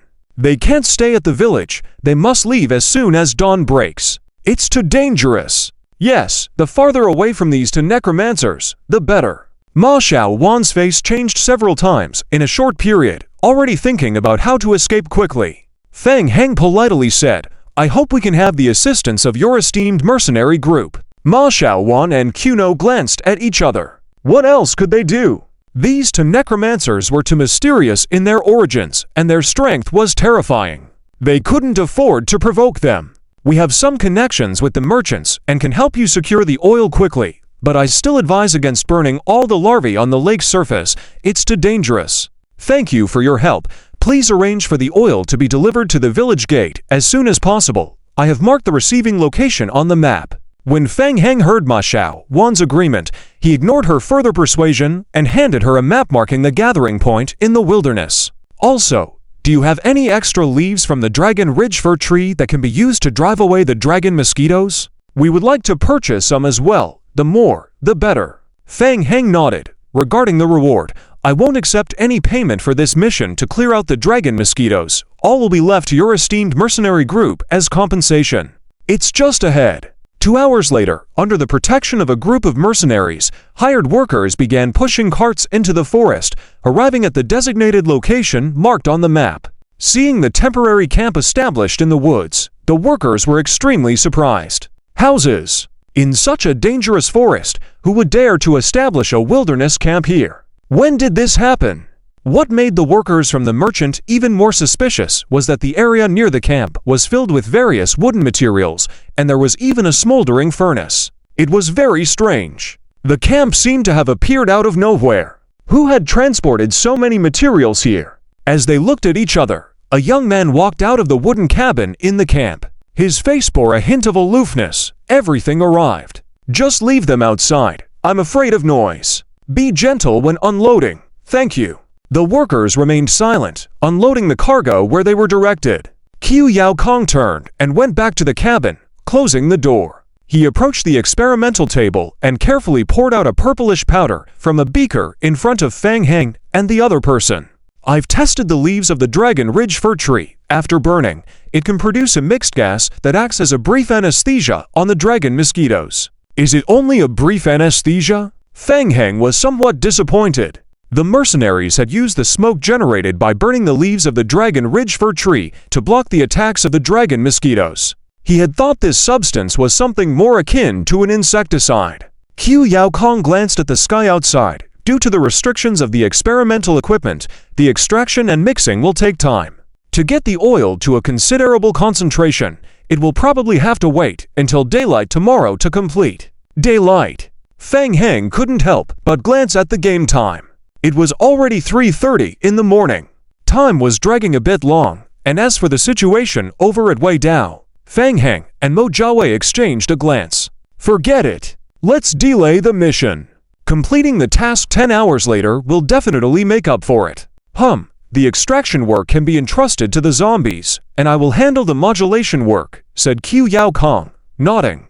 Also, there is another thing that I am particularly concerned about. Mo Jiawei curiously approached. What? Another discovery? Yes, in my research on the pupae, I found that a regular dragon mosquito takes at least a month to transition from the pupal stage to the young adult stage, which is different from the life forms in our world. Qiu Yao Kong paused, leading Fang Heng and Mo Jiawei to a nearby experimental table, where the dissected dragon mosquito pupae bodies were placed. What's wrong?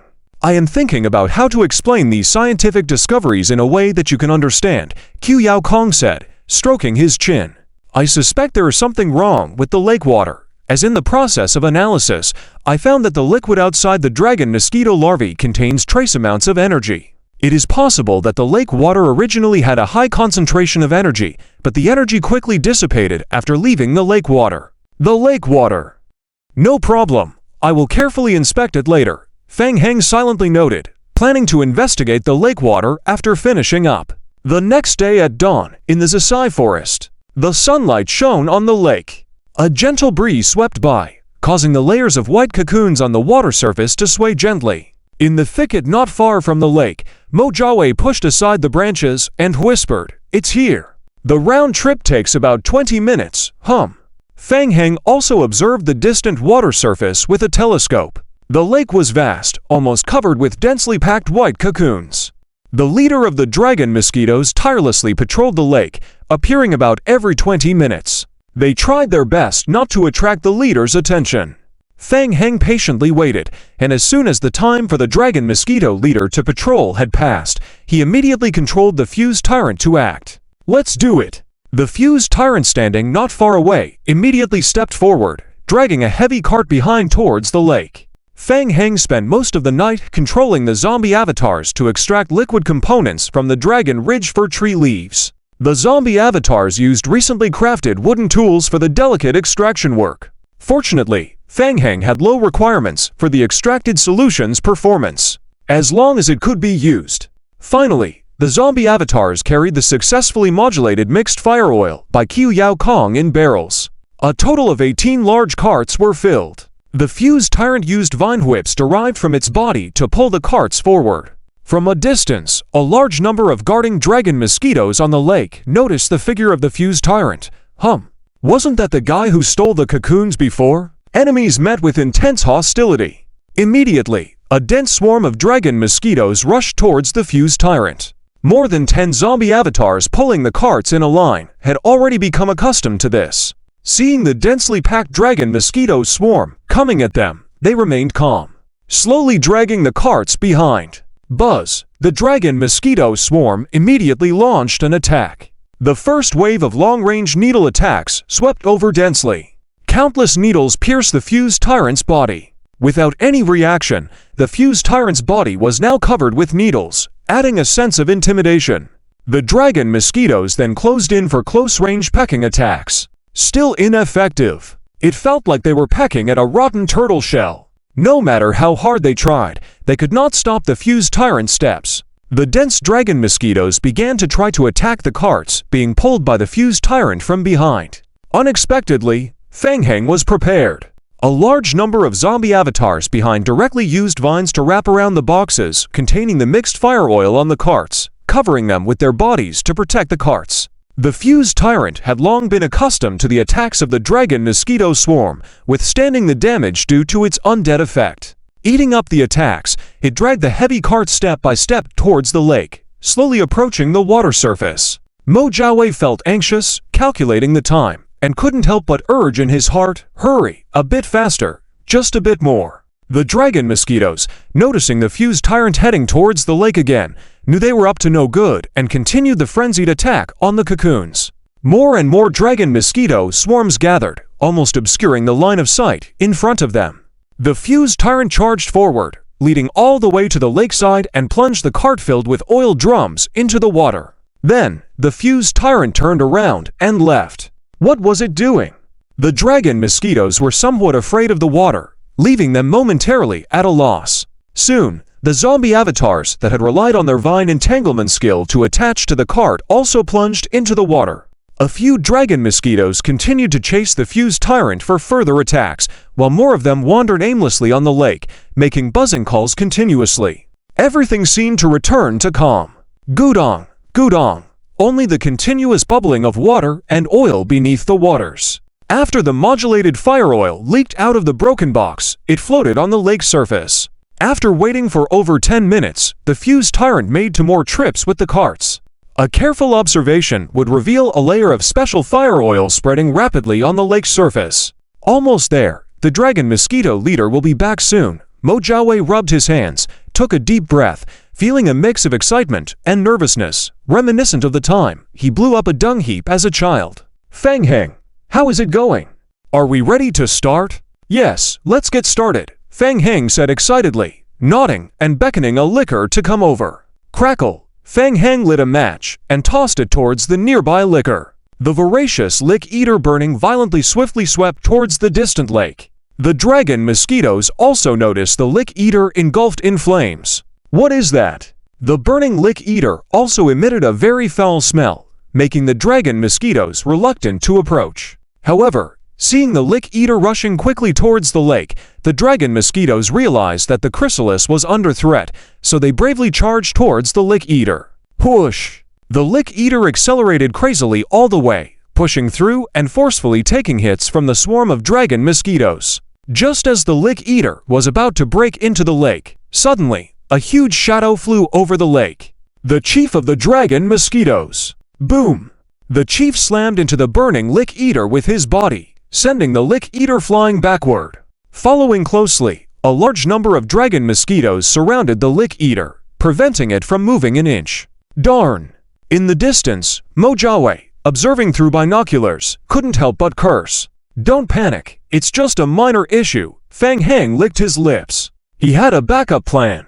In the next moment, more than 20 burning lick eaters emerged from various corners of the forest. Almost simultaneously, they all dashed towards the lake from different angles.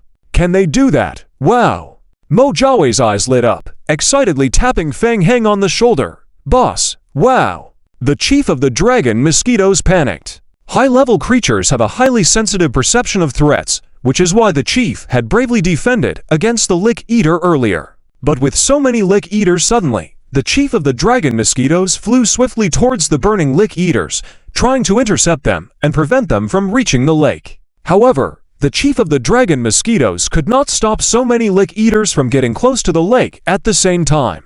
Swish! A lick-eater broke through the blockade of the dragon mosquitoes and leapt high above the lake. Splash! The dragon mosquito leapt into the lake. Boom!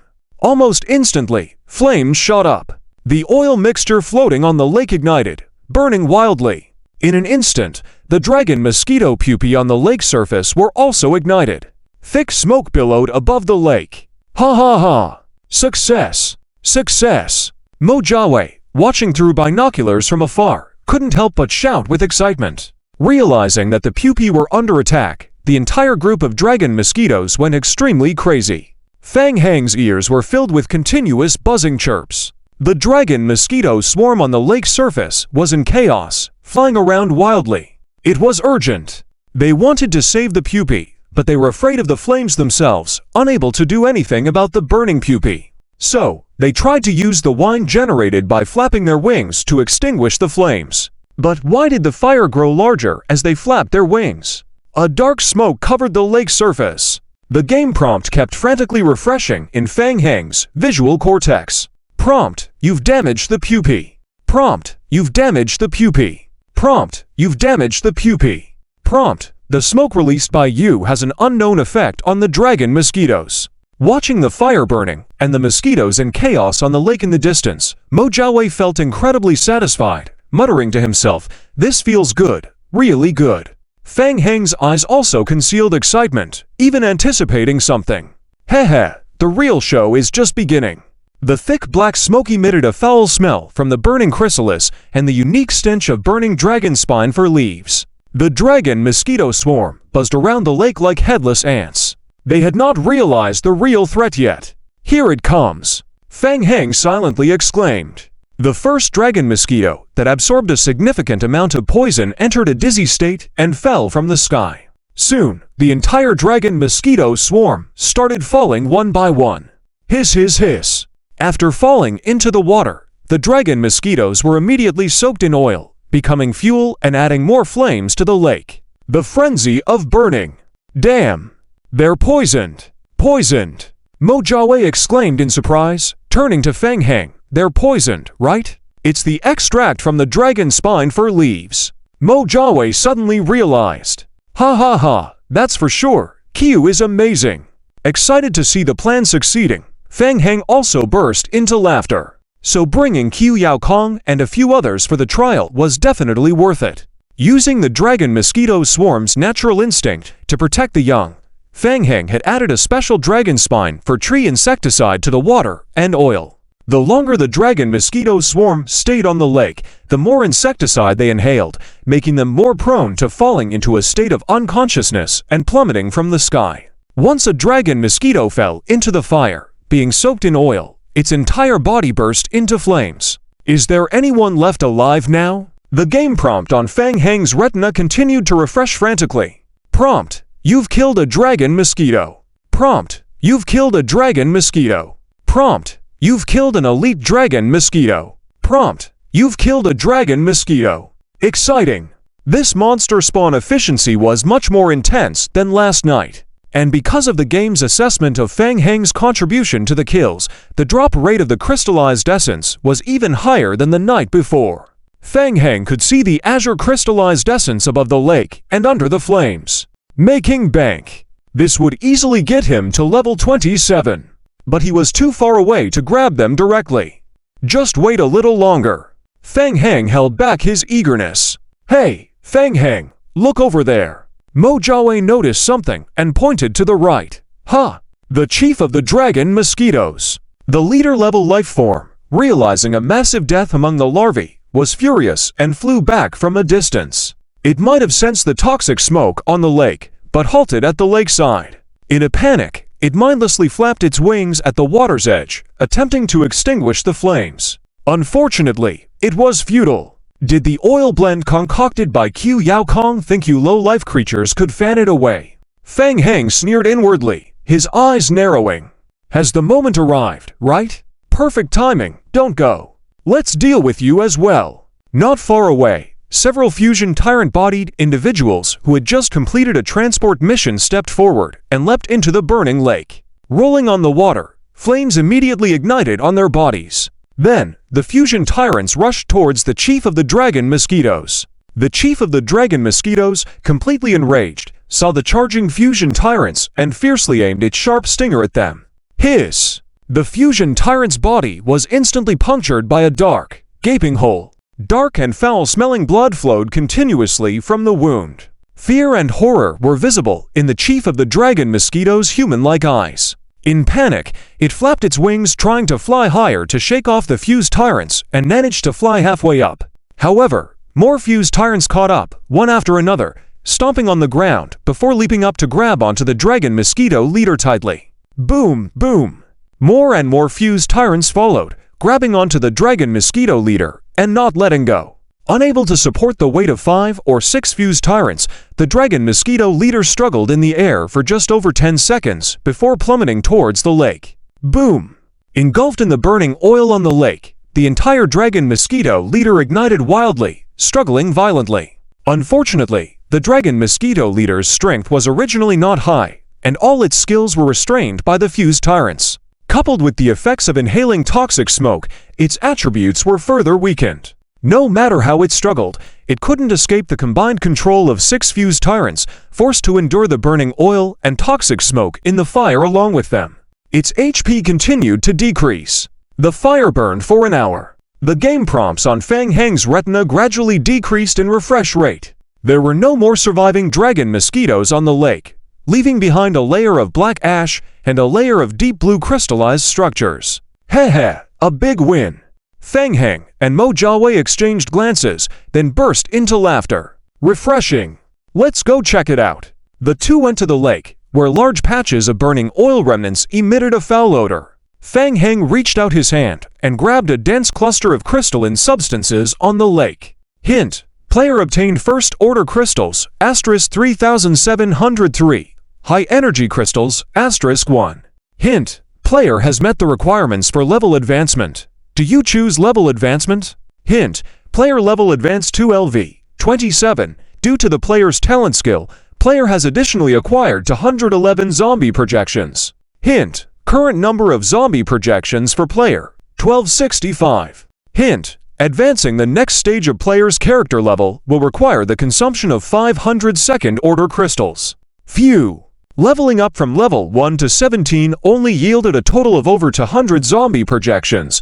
Now leveling up just gained so many. These are productivity and combat power. Fang Heng was extremely excited, waiting for the time when it hits 10,000. The land around them began to tremble. Over 200 zombie projections struggled out of the ground, swaying unsteadily as they gathered together, lining up behind Fang Heng, creating a grand scene. Fang Heng observed the game prompts. The higher the character level, the higher the difficulty in advancing in the game. Advancing to level 27 required second-order crystals and killing higher-level creatures. This was expected. Fang Heng handed over a first-order crystal to Mo Jiawei for level advancement, enhancing his combat power. Mo Jiawei had been stuck at level 20 for a long time. After all, resources in the early stage of the game were limited. Not everyone could level up massively like Fang Heng. Most high-level players in the early stage of the game were rare, either playing poorly or entering the mid-level game early. Mo Jiawei received the crystal, happily converting it into evolution crystals for continuous leveling. Well, they should now return to Hanny City for the rendezvous. Completing the mission earned them an additional 10 hours, somewhat making up for their lost time. Huh? Wait, why hadn't the mission completion prompt refreshed? Wasn't the dragon mosquito nest already destroyed? Fang Heng felt puzzled, looking back at the lake. The dragon mosquito eggs and many dragon mosquitoes had been completely destroyed, with a black substance floating on the lake. Evidently no useful items or blood could be collected from the bodies. Well, this situation was still somewhat incomplete. Huh? What's that? Fang Heng's eyes lit up. He saw a silver light reflecting in the sunlight. A long sword. Fang Heng controlled the devourer into the lake to pick up the sword floating on the surface. Hint: player obtained an item. Thirsting blade bound. Thirsting blade. Type: longsword. Quality: perfect. Features: lightweight. Description: a long sword made from the stingers of mutated dragon mosquitoes, exceptionally light, possessing some abilities of the mutated dragon mosquitoes. Upon equipping it boosts Strength +5, Stamina +5, Agility +5. Equipment requirements: player character level 18, Agility 25. Additional skill: Thirsting starts passively and can be activated. Skill description: using a thrusting action to attack enemies and dealing damage allows you to absorb the enemy's strength, immediately restoring 50% of the damage dealt in health and randomly absorbing 0.3 of the enemy's strength, stamina, or agility attributes. Attribute absorption lasts for 5 minutes, ineffective for friendly units. Upon activating the skill, the attribute absorption duration increases to 20 minutes, cooldown time 8 hours. Special notes: this effect is ineffective against some special life forms, for example, zombies, spirits, mechanical beings, elemental beings, etc., as well as most life forms lacking blood. Not bad at all. It should be a treasure that dropped after killing the dragon mosquito leader. Fang Heng observed the weapon's attributes and came up with several ways of utilizing this weapon. Indeed, his luck was good this time. Judging from the weapon properties, the dragon mosquito leader was far from simple. The leader's needle attacks not only replenished its life, but also absorbed attributes, which was terrifying. It just so happened that his own zombie projections countered it, making it unable to absorb attributes and blood at all. Coupled with pre-planned designs, a poisonous sea of fire was set up in advance, effortlessly disposing of the leader. Fang Heng tried waving the sword in the air a few times, frowning. It didn't feel quite right. He preferred the feeling of wielding a large hammer grandly. This weapon was too light and uncomfortable for him. He originally thought of trading it to Mo Jiawei for his use, but unfortunately, the weapon was bound and couldn't be traded. Unlike in the early stage game, most of the equipment dropped by monsters in the mid-stage game was bound. Often only the player with the highest contribution could obtain ownership. Oh well, there were no suitable weapons in hand, so for now, the Thirsting Blade could be used temporarily to cope with certain special situations, such as using the skill before fighting a boss, killing minions to stack attributes. It seems like it is headed this way. Hide? There was nothing around to hide behind, so Fang Heng and Mo Jiawei immediately jumped into the water, hiding among the dark, gray wreckage on the surface of the lake. Looking up, a hawk hovered in the air. The hawk was enormous, with wings spanning more than 6 meters wide when spread out. It seemed like there was a person standing on the hawk's back, observing below. Fang Heng was startled. Is it a human? Mo Jiawei immediately covered his left eye with one hand, trying to identify the other person. Character: unknown character. Hint: your perception is significantly lower than the other person's. Your reconnaissance has failed. Hint: your actions may attract the attention of special characters. Mo Jiawei was taken aback. It was the first time he encountered such a game hint. It made sense though. In previous beginner games, even the Vampire Prince was formidable, but it was different in the intermediate games. The hawk hovering high in the sky seemed to be only for reconnaissance, as it did not linger much and soon flapped its wings to gradually leave the sight of the two. Mo Jiawei said in a low voice, Fang Heng, it's a special NPC with strong perception abilities. I can't get any information. Fang Heng also withdrew his gaze from the sky, shaking his head. Forget it, let's not worry about it. Let's focus on the main quest and find a way to complete it first. Okay. Mo Jiawei agreed, flipping through the game hints. Strange, wasn't the dragon mosquito nest already destroyed? Why didn't we get the quest completion prompt? Fang Heng also found it strange and checked the mission list again. The first stage of the side quest was to investigate the cause of the dragon mosquito's appearance, and the second stage was to destroy the dragon mosquito nest. The second stage mission had a check mark next to it, indicating it was completed.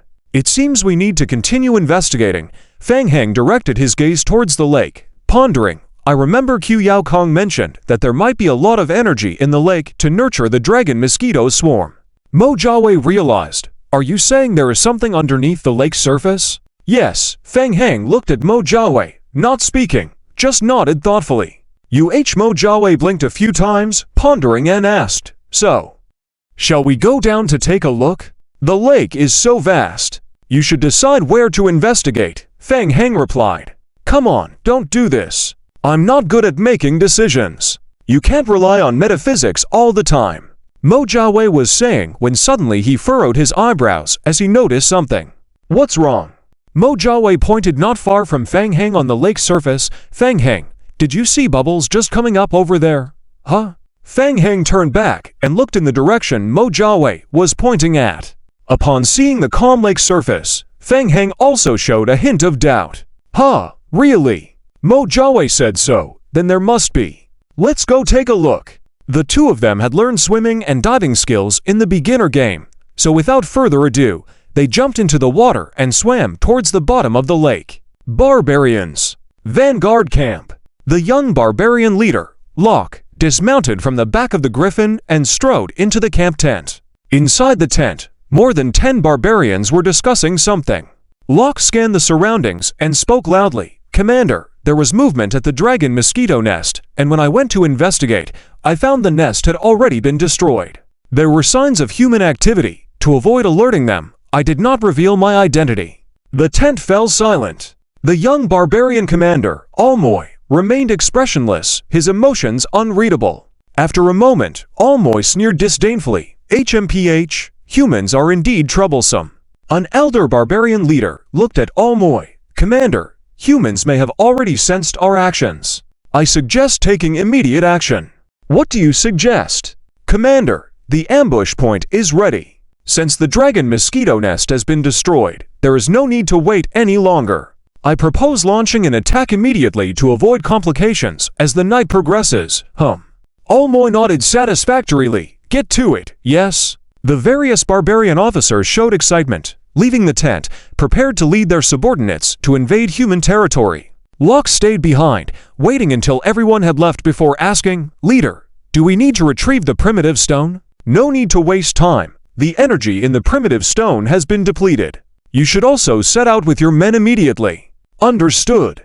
Honey City. Outside the city gate, Lord Brian furrowed his brows, looking pained. It was the 5th time he apologized to Princess Tang Mingyu. Princess, I didn't expect Heart to be this kind of person, to do such a thing. My failure in managing my subordinates properly, I am truly ashamed. Please, let the princess punish me. Tang Mingyu sighed heavily. She really wanted to go and beat Lord Brian up to vent her frustrations. It was this idiot who wasted an entire night of their time in finding the traitor. But what good would it do to beat him up? It might even affect the friendship and add more difficulties to the subsequent mission lines. She was exhausted. This game was really hard to play.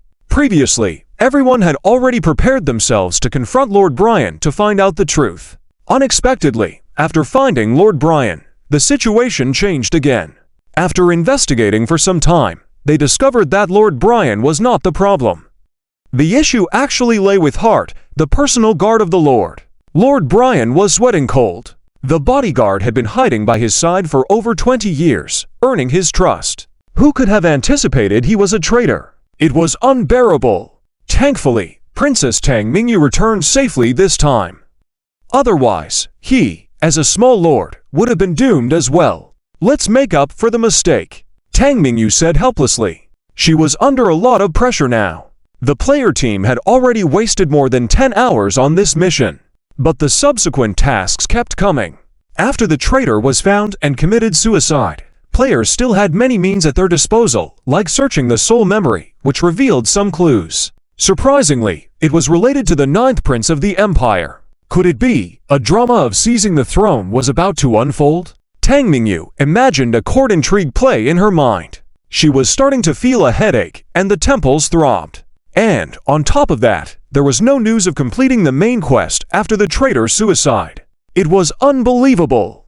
Did completing the task require going to the imperial capital to confront the 9th prince face to face? Faced with the anxiety of Tang Mingyu and others, Brian comforted, Princess Mingyu, I have already sent someone to communicate and coordinate. The Griffin breeding farm will soon send someone to assist us, very soon.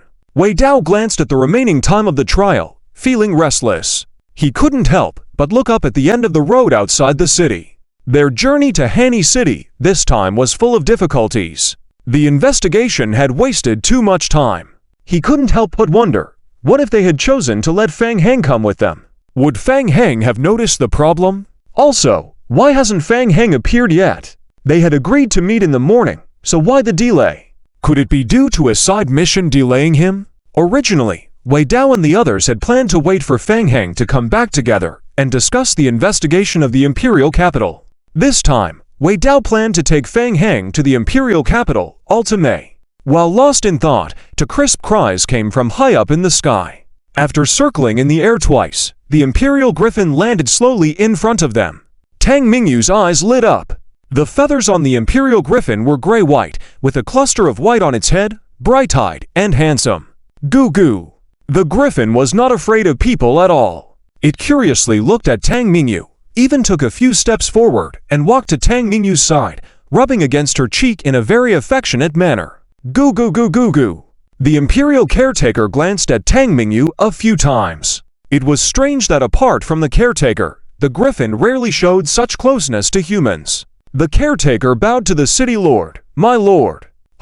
These are the members of the secret investigation team sent by the Empire. There is important military information that needs to be reported to the capital immediately. Take them over now and make sure to ensure their safety. Understood? A yes. The leader of the caretakers looked at Tang Mingyu and the others. Gentlemen, shall we depart now? They all took a last look at the end of the road outside the city. Still no sign of Fang Heng. Only the imperial griffin and Tang Mingyu were playing and calling out, goo goo goo goo. In the trial, they couldn't log off or contact the outside world, so it was likely they couldn't reach him through the survival radio. Ahem. Wei Dao lightly coughed, drawing everyone's attention back. Forget it, let's not wait any longer. Fang Heng might have been delayed by some unexpected event. Yu Sheng, your talent skills might come in handy. This time, come with us to the capital. Yes. Wei Dao looked at Milhao. I'll leave the team to you during this time. Don't worry, leave it to me. I'll lead the team to continue exploring the task. With the help of the caretakers, Tang Mingyu had already mounted the back of the imperial griffin. It was her first time riding this kind of flying mount, and she was a bit excited, gently stroking the feathers on the back of the griffin. All right, don't worry about Fang Heng. He's stronger than us and will definitely survive. It's not that I'm worried about his safety, but afraid of him causing some trouble. Wei Dao was saying when he suddenly stopped. Several lines of text refreshed on the retinas of all the trial players. Hint. Player team completes the task, eradicate the dragon mosquito nest. Players receive an additional 10 hours of trial game time. Hint. Player main task triggered. Ambitions of the barbarians. Task. Ambitions of the barbarians. Task description. The dragon mosquito nest is destroyed. The barbarians make a wrong judgment and launch an attack on various cities in the Southern Empire in advance. All barbarian units have all attributes reduced by 10%, and major border cities in the Southern and some Northern Empire will be attacked. Task description. Hani City is one of the target points for the barbarian attack. The first step of the barbarians will be to attack the outer affiliated villages and military bases of Hani City. Please assist in defending the surrounding villages of Hani City to block the barbarian attack. The barbarians will launch a comprehensive attack on the outer defenses of Hani City and villages within 60 minutes. Task requirements: protect the surrounding villages and military facilities of Hani City, delaying the barbarian attack until the new main task is triggered. When 90% of the military buildings, territories, and villages outside the city of Hani are destroyed, the default mission fails. Failure penalty: enter the subsequent side task, guarding Hani City. Task tips: players can choose to abandon the task of guarding the villages, triggering the next stage of the task, guarding Hani City. Seeing the rows of task prompts popping up, everyone fell into silence. Wei Dao's expression changed constantly. There was too much information contained in the game prompts for him to digest all at once.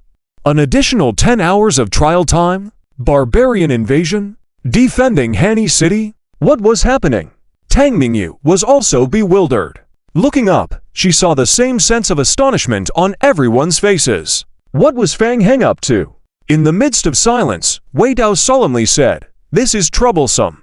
It seems that this trial's main line is related to the barbarians." Listening to Wei Dao's words, everyone began to realize the seriousness of the situation. After all, those who could become overlords in the zombie apocalypse were not fools. Just by relying on the game prompts, they immediately analyzed a lot of information. The players quickly exchanged looks with their eyes. The more they thought about it, the more astonished they were. How did that guy Fang Heng do it? Starting from a side mission, he significantly advanced the game progress. What's going on? Everything was fine just now, but seeing the team atmosphere suddenly become extremely serious, Brian, the city lord, was a bit puzzled. It was strange. Princess Mingyu had been urging them to return to the capital immediately earlier, so why the change now? Princess Mingyu, Brian asked cautiously, should we depart now? We're not going back. Tang Mingyu turned to Brian, the barbarians are launching an attack on the empire. The army will soon invade Hanny City. Immediately make battle arrangements and send a distress signal to the empire. What? How could? Tang Mingyu's expression turned serious and she sternly said, hurry. Brian realized that Tang Mingyu was not joking. His face changed, yes. With the barbarian invasion, it was difficult to directly resist with player strength alone, so they had to find a way to leverage it. It was likely that the game, based on difficulty, had given Tang Mingyu the role of an empire princess. Everyone looked at each other, seeing the worrying in each other's faces. They hoped that this ally, the empire, could be relied upon. Suddenly, Milhouse spoke up, have you all noticed that the main task of finding the spy is still there, and now both main tasks are running in parallel? Everyone carefully checked the taskbar, and indeed found it to be true. At the bottom of the lake, Fang Heng and Mo Jiawei looked at each other. Following the direction pointed out by Mo Jiawei, they quickly discovered a dark stone under the lake's water. Initially, Fang Heng sensed energy fluctuations contained within the stone.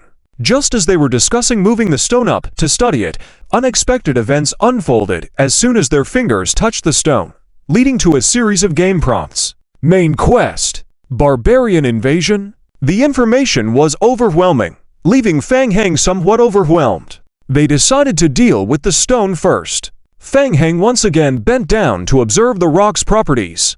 Item: unknown rock description. An unknown rock. Description: this special item cannot be placed in a backpack or transported through a space-time channel. The stone wasn't heavy, but it couldn't fit into the backpack. Fang Heng and Mo Jiawei nodded and made a gesture towards the water's surface. Mo Jiawei immediately understood and, together with Fang Heng, dredged up the stone from the sunken lake bottom laboriously. After much effort, Fang Heng and Mo Jiawei managed to haul the stone onto the water's surface and left it on the riverbank. Fang Heng climbed out of the lake and carefully examined the rock next to it. It was very strange. The rock's material was unknown, extremely rough on the surface, with fine pores. Energy fluctuations continuously emanated from the stone's surface pores. Considering what Qiu Yao Kong had said, where the dragon mosquito larvae needed to absorb a large amount of energy to hatch, with this large stone being the energy source for hatching. Recalling the stone box obtained from the rock cave earlier that depicted people cutting and dividing stones. Could it be the same type of stone? Mo Jiawei obviously also thought of the drawing Sandy had created and turned to ask, Fang Heng, should we take it back first and let Qiu Yao Kong examine it? Yes? With too many uncertainties, they decided to take the stone back for Qiu Yao Kong to confirm. But how about the game prompt for the recent barbarian invasion? Fang Heng opened the game's main quest prompt once again to check. Upon seeing the message that the barbarians were about to attack villages near Hanny City, Fang Heng's eyes lit up. Mo Jiawei tried to analyze. We triggered the quest after touching the stone, so it seems those two things are related. Yes, I think so too. Mo Jiawei continued. The barbarians are known to control wild beasts. I think the dragon mosquito swarm is their attempt to breed and use their power to counter the human empire. Due to our destruction of the dragon mosquito nest, they laid their cards out directly by attacking the human cities. Next, we'll be at a standoff. Fang Heng agreed. Makes sense. The barbarians will attack several border cities, including Hanny City. What's our next step? Shall we go find Wei Dao and join forces? Our next step is to protect the villages and complete the quest. Barbarians! I wonder if killing them will drop second-order mutation crystals. Oh, and blood too. With a hopeful gleam in his eyes, Fang Heng said, team trial quests are shared. Wei Dao's team should have received the quest prompt as well, and they should have their own plans. Let's head back directly to focus on the main quest. Understood. As they spoke, the fused tyrant approached under Fang Heng's control and lifted the large stone on the ground, wrapping vines tightly around it. "Let's go!" Outside the forest village. After resting for a few hours, the Tanli mercenary group prepared to leave, still weary from the events with the undead mage the previous night that left Mara and the other mercenary captains unsettled. Wanting to escape and seek shelter in Hani City before its gates closed for the night, they were startled by a commotion in the village. One of the mercenaries hurried into the room. "Captain, something big is happening." Mara's heart sank. Unexpected trouble had indeed arrived. Anticipating that there would be incidents, she remained calm and asked, "What's the matter? Speak quickly." The Imperial Army stationed in the village suddenly declared martial law, fully sealing off the village, prohibiting all traffic in and out. What? Mara was taken aback. What was going on? Was the Empire making a big move? Was this disaster huge? Before she could comprehend fully, another underling rushed in and reported, "Captain Mara, Vice Commander Okura of the Imperial Army's 78th Corps stationed in the village has invited you immediately for urgent discussions, citing a major event." Mara inquired, "Do you know what the matter is?" "I heard. It seems to be a barbarian invasion." Barbarians! Mara's heart sank at the unexpected news, a wave of indescribable fear washing over her. This was bad. While all this was happening, Fang Heng had just returned to the temporary forest base with a significant harvest of resources. Having reached level 27, Fang Heng now had over 300 ordinary zombie laborers at his disposal. After some time, when the breeding body effect appeared, the laborers' numbers would double. The only thing lacking was iron ore to mass-produce iron tools. Otherwise, the zombies could be equipped on a large scale with high-level harvesting tools to further boost efficiency. After examining the stone Fang Heng brought back, Qiu Yao Kong immediately had it taken to the research room for further study. Meanwhile, Fang Heng controlled the zombie clones to fortify the perimeter of the temporary camp and sent a small scout of lickers to monitor the barbarian movements in the outer area of the Seisai forest. The barbarians were preparing to attack the human empire, but Fang Heng intended to intercept them here and give them a tough fight, all to harvest a steady flow of blood. He wondered what level of life form the barbarians were and how many levels of mutation crystal they could drop. If he could get second-order mutation crystals, he estimated the team might level up by a couple of tiers in this wave. After receiving spiritual stimulation, some barbarians can grasp the method to enter the second stage, and their strength experiences an explosive growth. However, correspondingly, the overall lifespan of the barbarians will also greatly decrease after entering the second stage. Imperial scholars, after long-term research, believe that the barbarian second stage is a combat technique that consumes life potential. It trades enhancement for a short period at the cost of life. Undeniably, the barbarians pose a great threat to the Empire. Under the pressure of the barbarians, the Empire integrated and unified the martial arts cultivation system, promoting inheritance within the Imperial Army. Subsequently, martial arts techniques gradually spread and became widely known in the Empire. These techniques are impossible for the barbarians to learn. Prior to the trial, Fang Heng was thinking that he might have the opportunity to learn some human cultivation techniques. After all, these techniques are widely spread and should not be difficult to learn. Fang Heng withdrew his gaze, realizing he should quickly set up a defensive line and elevate the level of the blood altar. With the fusion tyrant coordinating with the lickers back and forth to the entrance of the Heisai forest, they continuously transported the blood of the dragon mosquitoes back to refine it through the blood pool. Excellent! The next step is to wait for the barbarians to arrive. Have a good arm wrestling match with them? Fang Heng's spirit was high. It is said that the barbarians do not have magic, only physical attacks. If the intelligence is correct, then their zombie horde is invincible. If everything goes smoothly, by wiping them out, collecting enough blood, and summoning the Blood King's coffin as soon as possible. Time passed by second. The scorching sun hung overhead. The constant chirping of insects could be heard from the forest. 3 layers of defense lines were set up around the temporary camp. 2 hours had passed since the game prompt sounded. Everything was still calm. Fang Heng searched the game prompts while sipping coffee. Something's not right. Wasn't the game prompt supposed to have the barbarians launch an attack within 60 minutes? Where are they? Deceiving us. Trying out some tactics here. Are even the mission prompts deceitful? ManhwaRecap was starting to feel anxious too, turning to ask, "Master, still no movement?" "None." Feng Heng furrowed his brow, carefully reviewing the game prompts. This situation is truly strange. To be able to spot the enemy first, he dispatched two teams of lickers to intercept at the entrance of the Heisai forest. However, 2 hours had passed, and not a single monster's shadow was seen. Could there have been a change in the mission again? ManhwaRecap also was at a loss, asking, "What should we do? Do we wait?" Feng Heng stole a glance at ManhwaRecap, thinking, is he starting to exert his power again? Well, what should we do now? Feng Heng felt a bit conflicted. After all, the mission instructions required them to defend the village, and it would be a good thing if there were no attacks. But if the enemy truly does not come, how will he upgrade the aberrant crystals or acquire enough blood to awaken the divine tree? Thinking about this, Feng Heng opened the game taskbar to read the mission details. Suddenly, he noticed a detail. Feng Heng had a sudden realization. "Oh no, not good, huh? What happened? I messed up." Feng Heng furrowed his brow, explaining, "The target of the mission we triggered is to defend the village near Hanny City."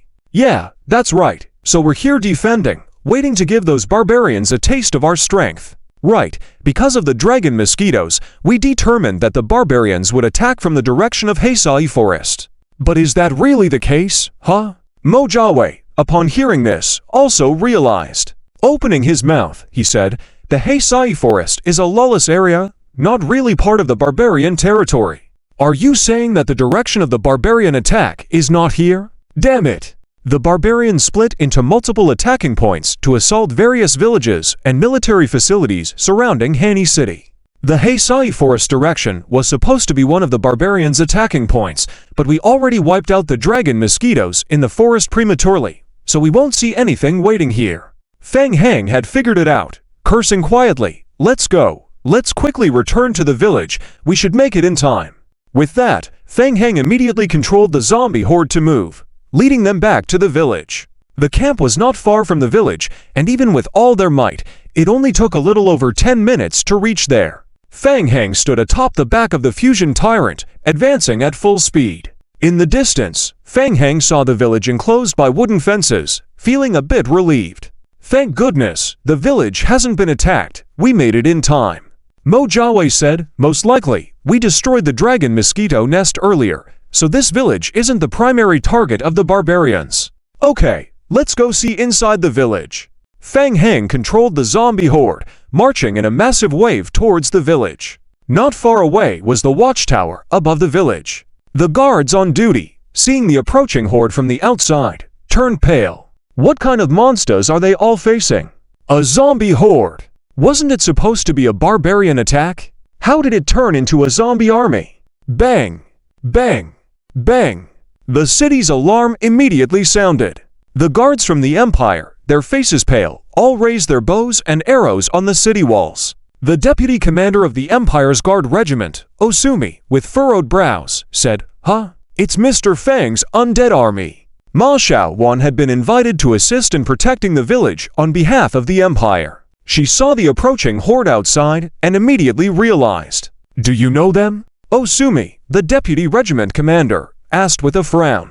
"Yeah, I've worked with them before. They're probably not here with malicious intent." Ma Xiaowan responded, although her mood did not improve in the slightest. She felt that things were getting worse. This village was done for. The great disaster caught up with their village. It would have been better to flee as soon as they saw the disaster coming. Is that so? Osumi did not know what Ma Xiaowan was thinking. He watched the waves of undead outside, feeling a chill in his heart. "Stay alert." Osumi dared not relax his vigilance, signaling the guards to be on high alert. The archers on the city will all raise their bows and aimed. The mercenaries that Ma Xiaowan brought all looked downcast, showing no intention to attack the oncoming horde, standing by without any fighting spirit. Bows and arrows. Useless. So many dragon mosquito stings last night couldn't kill these zombies, and now using just bows and arrows to stop them? Are you kidding me? Stop pretending. The origin of the other party is unknown. They are accompanied by a large group of zombies outside. If we open the village gate to let them in, what if they are malicious enemies? What is most suspicious is, How did this undead mage know about the invasion by the barbarians? Okura looked at the Mixiowan beside him and asked, "Are they reliable?" Mixiowan's face turned bitter. She was not sure if they were reliable or not, but the disaster was real. Ever since encountering Feng Heng, it has been one danger after another. Okura saw the conflicted expression on Mixiowan's face, and he couldn't help but sigh in his heart. Mixiowan sighed. "I think we should let them in. If we resist, we won't be able to stop them. Let's not lose face and just let them in honestly." Okura noticed Mixiowan's expression and guessed what was going on, sighing in his heart. He was the deputy commander of the Empire's 7th Guard Legion. Due to his family's prestige in the military for generations, this time he came to this small village to gain experience and build his reputation. Who could have expected such a sudden event? The Imperial deployment stationed in the small village was a team of about 50 Empire combat squads. Their strength was average. The real reliable fighting force was Mixiowan's group of mercenaries. Seeing that these mercenaries had no fighting spirit, Okura suddenly lost his desire to fight. Since they were definitely not a match, it was better not to offend this undead mage. The small village might still have to rely on them for salvation. Okura raised his hand to signal everyone to open the city gate, then stood on the watchtower, bowed to Feng Heng, and politely said, "Respected undead mage, I am Okura, the deputy commander of the 7th Legion of the Empire, responsible for guarding the village's safety. Your undead creatures may cause fear among the civilians, so please try not to bring a large number of undead creatures into the city." Feng Heng listened to the polite words and also nodded in response. He decided to leave the zombie group outside and entered the village with Mixiowan. On the wooden watchtower, Feng Heng saw Mixiowan standing beside Okura with a bitter face. They were old acquaintances. Feng Heng nodded at Mixiowan, who responded with a stiff smile. She wanted to cry. Seeing that Feng Heng really did not bring the zombies into the city, Okura also breathed a sigh of relief. They roughly introduced each other's identities, and Okura briefed Feng Heng on the current situation in the village. "Mr. Feng, we just received urgent news from the Empire that the barbarians are invading the Empire on a large scale. The Imperial reinforcement team has already rushed here in the first instance. We just need to hold on for a while longer until the Imperial support arrives." Listening to Okura's explanation, Feng Heng shifted his gaze to the village. At this stage, the barbarians' target was to attack the village. In that case, it might be better to build a blood altar within the village as a defensive stronghold. They wouldn't have to transport blood back and forth, saving a lot of trouble. Well, if they could win the battle. Just as he was thinking, two warhorses came galloping from the right side of the village. A guard on the watchtower recognized one of the riders on the warhorse and reported, "Captain, that person is Shuru. I know him. We used to be on duty together. He should have been responsible for guarding the front outpost in the forest area." Shuru, riding towards the village on a warhorse, also noticed the figures on the watchtower and shouted while waving his hand. "Report! I am Private 3rd Class Shuru. The front outpost in the forest area is threatened by the barbarians, and the outpost has fallen. Captain Dingguo is leading the remaining troops to resist the barbarians. We were ordered by Captain Dingguo to come and report. The barbarians will arrive soon. Please prepare for battle immediately." Hearing this, everyone's heart sank once again. The entire village was enveloped in an extremely tense atmosphere. The defense measures and forces on the watchtower were much stronger than those in their village. They were already defeated? Wasn't that too quick? Mixiowan couldn't help but turn to look at Feng Heng. Disaster? They had just arrived. Not even 2 minutes had passed, and the enemy was already at their door. "Don't be afraid." Okura forced himself to stay calm. "Everyone, get ready for defense. We must stop the barbarians outside the village. Fight for the Empire." The crowd erupted in shouts, "Fight for the Empire." Hint: parts of the exterior of the Hani city constructions, including villages, outposts, mines, etc., have fallen.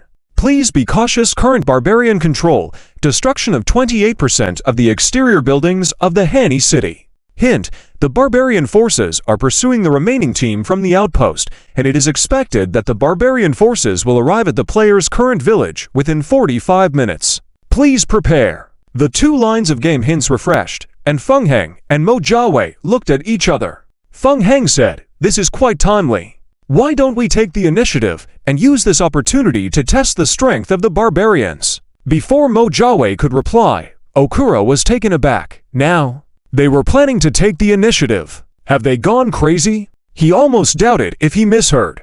ManhwaRecap nodded. No problem. Okura noticed that Feng Heng seemed to be in charge, so he turned to him and confirmed again.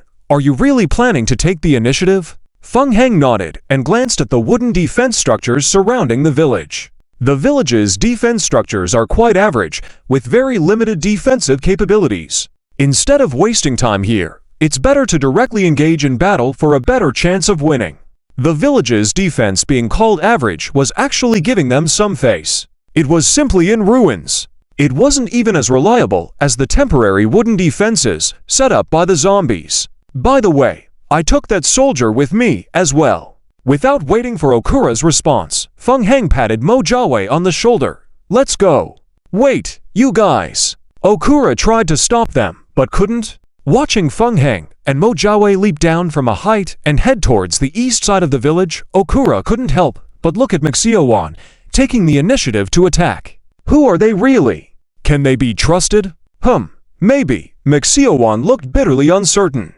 After all, last night she and the entire mercenary group had witnessed the power of the undead firsthand. But this kind of power was only effective against low-intelligence life forms like dragonflies. Against a barbarian army. Can they really be relied on? The barbarians were a terrifying bunch. Just thinking about it made one's heart chill. Turn around, lead the way. Osamu and I have discussed it. We are going to rescue your chief at home. Rescue? Shrek was startled, thinking to himself, just the four of us. Before the words could come out, Shrek felt a vibration under his feet. Looking back towards Feng Heng, he saw more than 10 all-flesh monsters behind him. What are those? Besides the flesh monsters, there was a large group of ghouls behind them. What? Shrek and the others immediately widened their eyes in shock. What kind of creatures are these? And Ed. On the commercial road, Captain Dingwu, along with more than 30 remaining soldiers, hurriedly evacuated in the direction of the village. When the barbarians invaded, apart from major cities, the defense capabilities of the small villages around the cities were simply unable to withstand it. Blood continued to seep from the wounds, staining Dingwu's armor red. In the rear, a large number of barbarian troops were quickly chasing after them. The barbarians possessed unique skills. They could control a variety of jungle beasts, such as hyenas, barbaric bears, hunting falcons, and lion-tiger beasts for combat. This time, the barbarians adopted their typical raid tactics, dividing the army into hundreds of small teams to attack human outposts outside the city, including villages, outposts, mines, and watchtowers. Each small team comprised 30 to 100 barbarians and numerous controlled beasts. Though termed small teams, the actual combat force exceeded 500, far surpassing the abilities of typical human squads. Can't escape.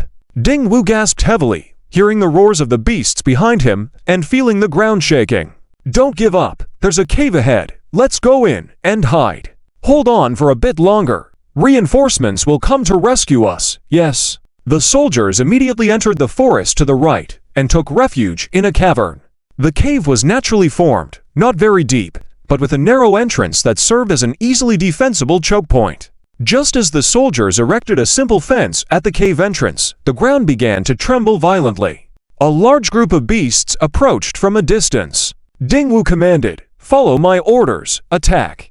A dense rain of arrows was unleashed towards the front. The bloodshed and pain further agitated the barbaric beasts. The barbarians directed their beasts towards the cave, nearly sealing the entrance entirely within moments. Dingwu and his team were instantly swallowed up in the midst of the beasts.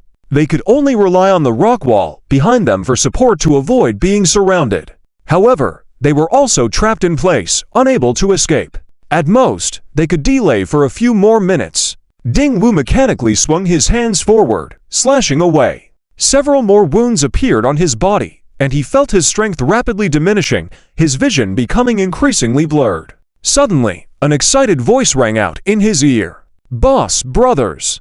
Look! There's chaos in the rear of the barbarians. Reinforcements have really arrived." Dingwu's spirit was suddenly revitalized. Reinforcements? Were there really reinforcements? How?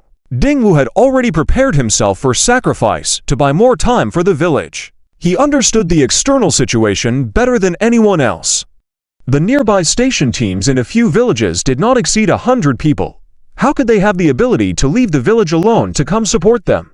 Girding his courage, Dingwu looked outside, his face filled with an expression of disbelief. In the rear of the team, more than 10 horrific-looking monsters were battling the barbarian beasts.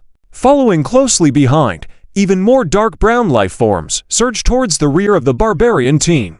These were... Dingwu frowned. Ghouls. Undead. The scavenger horde launched a sudden assault from behind the barbarians, plunging into the midst of the barbarian beast group and starting to massacre them with swinging claws. The sharp claws cut through the skin of the barbaric bears. The barbaric bear retaliated by swatting the scavenger's head, sending it flying. However, the scavenger landed, swiftly got up, and charged back as if nothing had happened. The wounds on the barbaric bear continued to bleed. Roar! The leader of the barbarian squad, Biljan, eyes raging, let out a beastly roar. Sneak attack. Dishonorable humans. Initially caught off guard, the barbarians were stunned.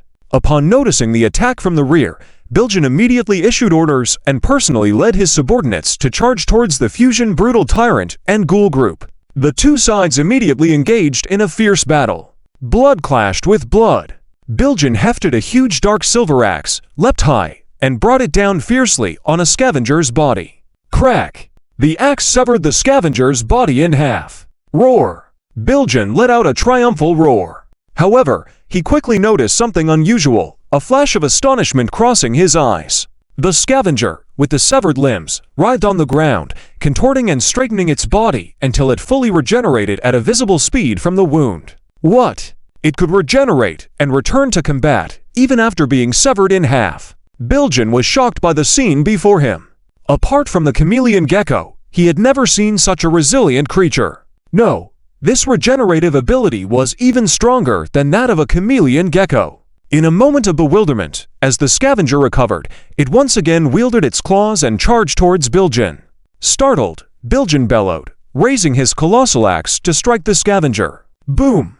The forceful blow sent the scavenger flying, its bones emitting a crisp sound as its body twisted and contorted, being flung away. Watching the scavenger fly, Biljan's face revealed surprise once again.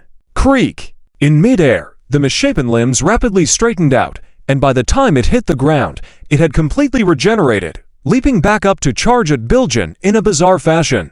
Astonished, Biljan wondered, why is it like this? Even he found the ghouls a tough opponent, so how about his subordinates? Biljan scanned the surroundings urgently. With their fearless brute attack strategy, the scavenger horde wreaked havoc within the barbaric beast group. Far away, Fang Heng and Mo Jiawei, too, cautiously observed the situation. The barbarians had the ability to control the barbaric beasts, whose strength was not to be underestimated. In just 5 or 6 minutes, this barbarian squad was already showing signs of being overwhelmed. Just as he was thinking this, Fang Heng's passive skill, Beast's Instinct, kicked in. He suddenly sensed a threat coming from his right side and immediately turned his head to look. The leader of the barbarian squad, Biljan, had a burst of crimson in his pupils. Was that ... the barbarian second stage form? Fang Heng became cautious and carefully observed Biljan. Upon entering the second stage, the barbarian's body size did not change, but a dark substance oozed out of his skin. It was too far to see clearly what it was, but it felt like some kind of armor to Fang Heng. Following that, black, fine spikes visibly extended from the barbarian's black-covered body surface. Were those spikes? Fang Heng furrowed his brow. Suddenly, 2 lick devourers flew towards the second stage Biljan from left and right. Biljan raised his hand forward. Hiss, hiss, hiss.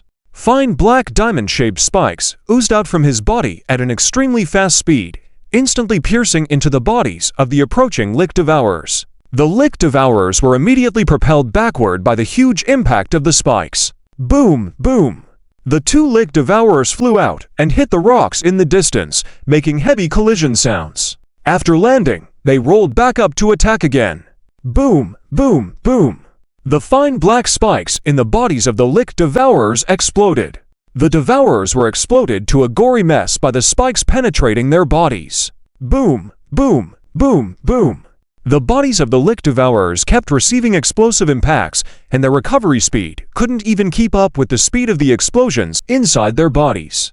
Continuous explosions? Feng Heng was amazed at what he saw. Can they play like this? When Bilgen saw these strange ghouls, his astonishment was hundreds of times more intense than Feng Heng's. The fact that not even the Black Thorns could handle them. What kind of monsters were they? Whoosh! In the second stage, Bilgen's speed increased significantly again. He swiftly rushed forward and arrived in the center of the group of Lick Devourers. Everyone get out of my way! Move! Bilgen suddenly spread his hands. Hiss, hiss, hiss, hiss, hiss. Countless fine black diamond-shaped spikes burst out from Bilgen's body. The surrounding Lick Devourers, who couldn't dodge, were blasted out by the spines, continuously caught in a cycle of explosions and self-recovery. Though not fatal, they all temporarily lost their ability to fight. Bilgen said in a deep voice, "Retreat, yes." Led by Bilgen, the barbarians quickly retreated like a tide. Feng Heng did not pursue further. He looked at the direction in which Bilgen was fleeing, his brow furrowed.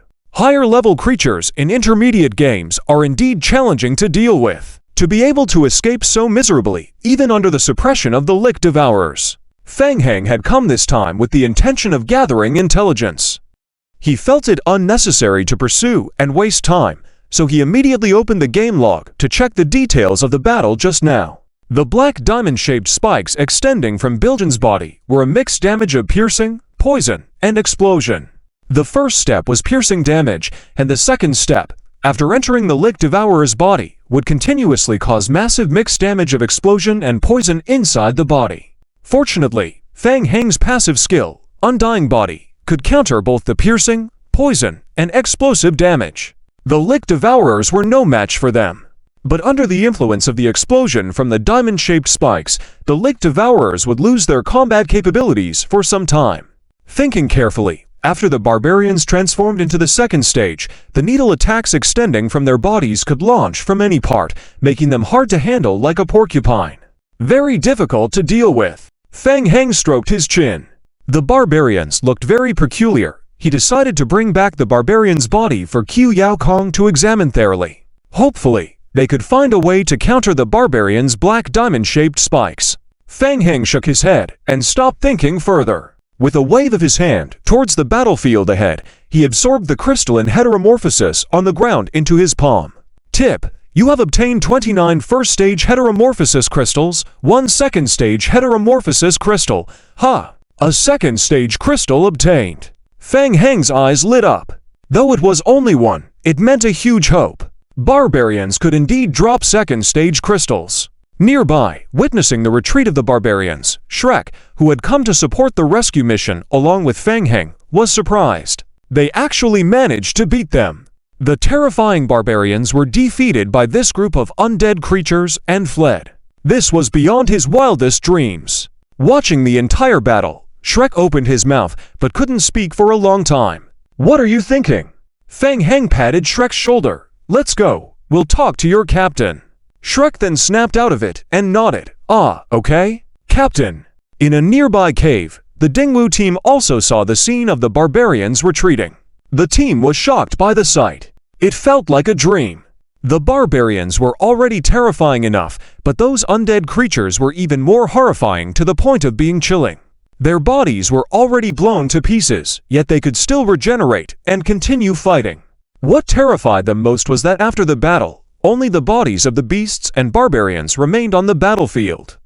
The undead creatures suffered no losses at all, and they still maintained their best combat peak state. Where did they come from? While Dingwu's team was still in shock, the group of Lick Devourers that had been lurking in the forest cleared a path. "Captain, is everyone okay?" Having entered the cave with Feng Heng and Shrek following him from the group of Lick Devourers, Shrek saw the captain was still alive, and his face lit up with joy. Shrek! The members of the Imperial Guard Company were equally excited. Shrek had actually found reinforcements to save them. Dingwu reached out and leaned against the wall. Seeing Shrek, a smile appeared on his face, and he gave a thumbs up to Shrek. The move stretched his wound, making Dingwu even paler, and he frowned deeply. "Captain!" Shrek hurried forward to support Dingwu and turned to Fang Heng, saying anxiously, "Mr. Fang, the captain's injuries are severe. We need to return to the village immediately for treatment. Please help." "I'm fine. You can take the other injured back to the village." "Don't worry about me." "Captain, what are you talking about?" "Captain." Hint: due to your intervention, you saved the Dingwu squad, and your friendliness with the Imperial military has increased. Hint: due to your intervention, the barbarian attack on the village will be temporarily delayed, and it is expected that the barbarians will attack the village you currently belong to within 90 minutes. Fang Heng looked at the game prompts, switched to the Divine Learning form, and casually raised his hand, pulling out the Book of Beginnings from his backpack. "Sorry to interrupt." Fang Heng looked at Dingwu. "I think you can still save him." Seeing the undead mage take out a holy book, everyone around showed expressions of surprise. "Ahem." Mo Jiawei lightly coughed and explained, "Boss Fang has learned a bit of dispelling magic, which can be effective against toxins. Do you want to give it a try?" "What the heck? You undead mages can do that too. Aren't you usually the ones who poison people?" Everyone looked at Fang Heng, their deeply ingrained beliefs being greatly challenged, and they were having a hard time accepting it. Mo Jiawei smiled and said, "Since ancient times, medicine and poison have always gone hand in hand, so there's no harm in trying, right?" Fang Heng didn't care about the stares of the others and, without waiting for a response, raised his hand. The book in his hand emitted a faint light. A soft golden light shone down. Dingwu bathed in the holy light, showing a relaxed expression. The black poison on his wounds gradually faded. It really disappeared. Shrek showed a pleasantly surprised expression and immediately went to check the wound. Without specialized equipment, Fang Heng's dispelling ability was only average. After dispelling more than 10 times in a row, most of the poison on Dingwu's body had been dispelled. Dingwu still looked pale, but at least the situation had stabilized. He hadn't expected the undead mage to be able to heal. It really could bring the dead back to life. If you could live, who would want to die? Assisted by Shrek, Dingwu stood up and solemnly thanked Fang Heng. "Boss Fang, for saving my life. If there's anything I can help with in the future, I will do my best." With an interested look beneath his mask, Fang Heng said, "There's no need to wait. I have something to ask you now." Dingwu's expression turned serious. "As long as I can do it. I've always been curious about the Imperial's body strengthening techniques and wanted to study them.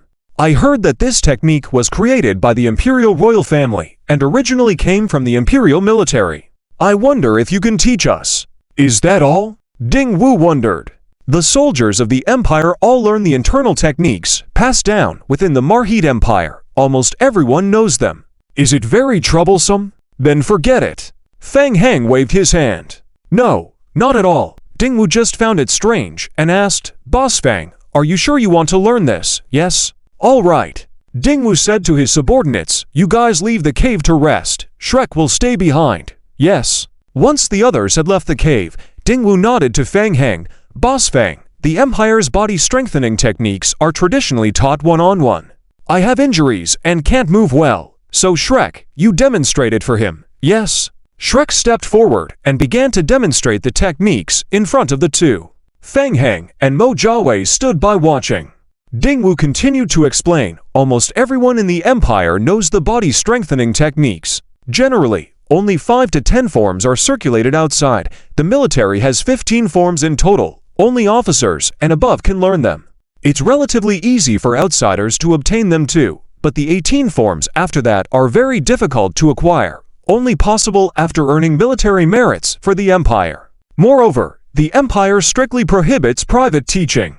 Aside from that, it is said that there are up to 25 forms in the highest levels of body strengthening techniques, always held tightly by the royal family. I've never heard of anyone mastering them. A few years ago, after I achieved military merits, I received the 18 forms of techniques rewarded by the Empire. Although the Empire has repeatedly forbidden unauthorized teaching, I have passed them on to a few trusted brothers who followed me for years. It gives them a better chance of survival on the battlefield." Dingwu was quite straightforward and directly taught Fang Heng the 18 techniques. "Boss Fang has saved my life. These 18 techniques are nothing. Just don't mention that you got them from us to others." Feng Heng readily agreed, of course. In the meantime, Shrek finished the set of boxing, striking a pose in place. Feng Heng and Mo Jiawei glanced at each other. It seemed somewhat like a fitness gymnastics routine, with a few movements looking challenging, requiring significant power and body flexibility that an ordinary person could not achieve. Hint: you observed Shrek's body strengthening techniques, and your insight reached the required value, meeting the learning conditions. Hint: all basic attributes of the player accumulate to 100 points and meet the prerequisite learning conditions, allowing the player to learn the skill. Internal breath-sustaining technique 18 forms. Skill: internal breath-sustaining technique skill type. Bloodline explanation: can be learned by the human race.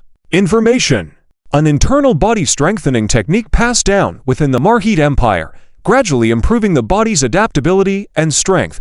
Everyone can learn it, acquired from the savage territories. Hint: detected conflicting bloodline and academic aspects of the current player. Hint: this conflict is not authoritative. Hint: the player can still learn the skill, but upgrading the skill will incur an additional significant difficulty, and when upgrading other learned skills, it will also incur an additional significant difficulty.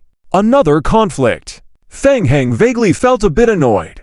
Upon careful consideration, the probability of conflicts in his skills due to his numerous academic bloodline skills was significantly higher than that of an ordinary person. Conflicts were to be expected. The only difference was the degree of conflict. At least he could still learn it, unlike the Witcher bloodline that had conflicts preventing learning. One cannot have too many skills, learn it. Players who simultaneously learn multiple academic and bloodline skills will incur significantly increased difficulty in leveling up. Usually, a player simultaneously learning for academic bloodline skills is already exceedingly rare. Furthermore, they must not have any conflicting skills among the academic bloodlines. Otherwise, advancing one level in academics would take years, and advancing one tier could take decades. Who could endure that? Mo Jiawei also received a game prompt. His Witcher bloodline didn't conflict with the human internal breath-sustaining techniques. He decisively learned it. If it wasn't useful, he could always spend some main deity points to forget it later on. Hint: you have learned the internal breath-sustaining technique 18 forms. Skill: internal breath-sustaining technique 18 forms type. Bloodline learning prerequisites: character level 10, constitution 10, strength 10, agility 10, insight 10, perception 10. Total of all basic attributes exceeds 100. Maximum skill level: leave 18. Dingwu sat still for a rest, looking at Feng Heng and Mo Jiawei, who were lost in thought. He nodded and said, "Both of you, this set of skills is something almost everyone in the Empire knows, but very few can truly master it.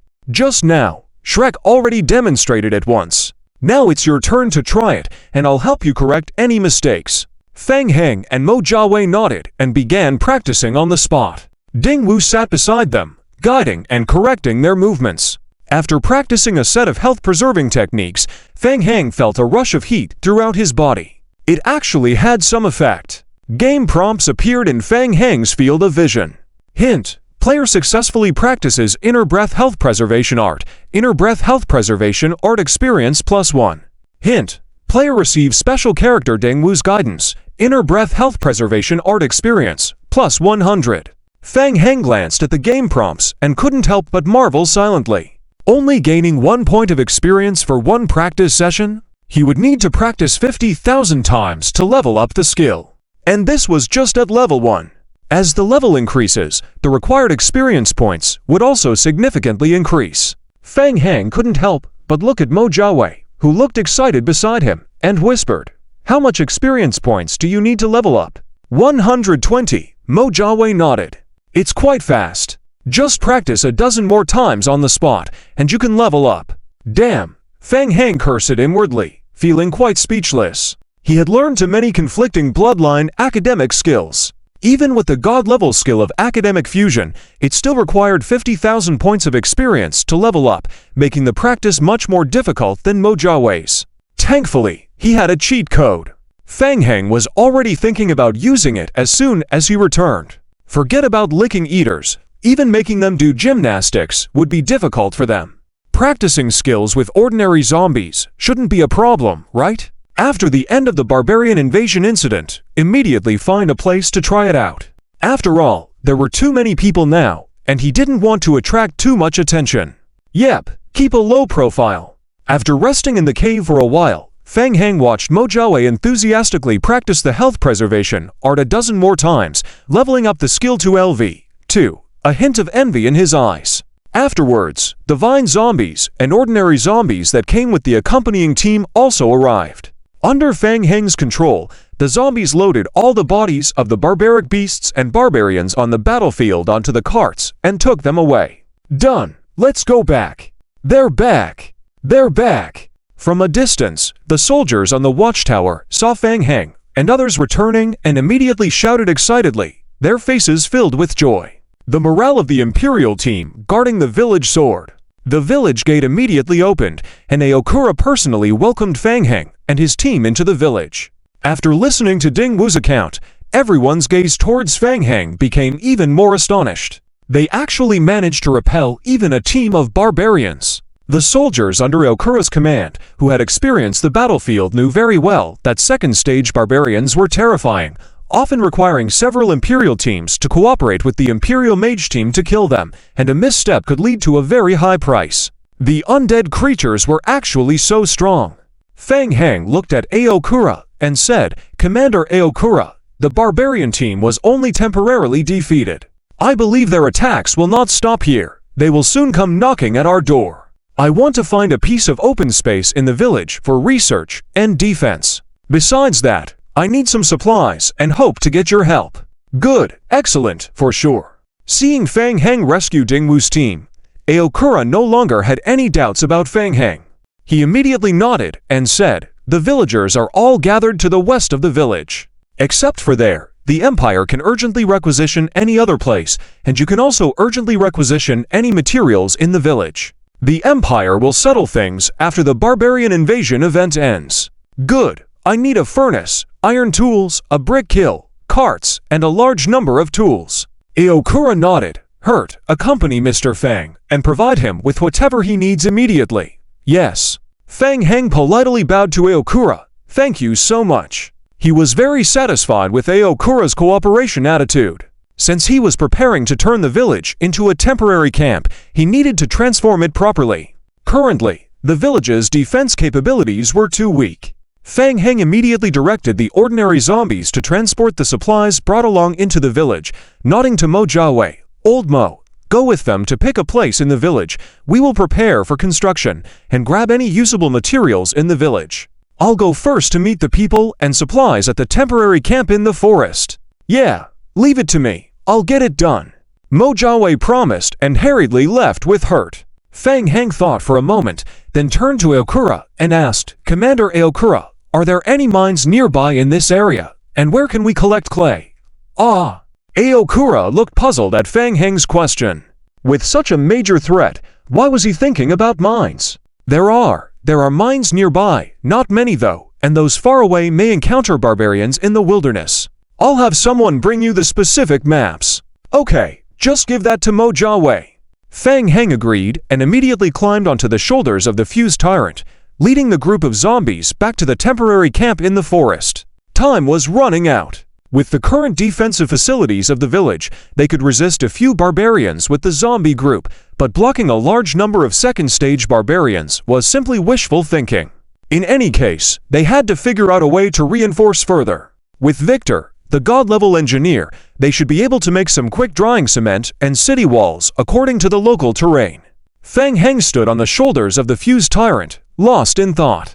In the team's rear, the vine zombies pushed carts one by one, following the fused tyrant, leading the way to the forest area. An hour later, furnaces, brick kilns, and cement mixers were lined up in rows in the village's open space. The zombie clones kept shuttling back and forth among them, transporting raw materials for making bricks and cement. Watching the zombie group continuously carrying clay and coal into the village and conducting major construction work inside the village, Aokura fell silent for a moment. Am I seeing things? Are these really undead creatures? Since when could zombies engage in production? Even the mercenaries of the Ma Shao one team were shocked and speechless. Fang Heng nodded in satisfaction. In most cases, the size of the blood altar does not actually affect the effectiveness of the altar itself. The main purpose of expanding is for the blood pool. The blood pool attached to a large blood altar can hold more blood, slightly increasing the refining efficiency. Large amounts of blood transferred from temporary bases within the forest are poured into the blood pool in buckets. In addition, brick walls and quick-dry cement are also in production. With Victor's specially customized improved formula, a large amount of crushed stone is mixed in with the bricks, resulting in weakened defense but very high efficiency. Now they are just waiting for the first batch of bricks to be produced, so the zombie duplicates can go reinforce the outer walls of the village.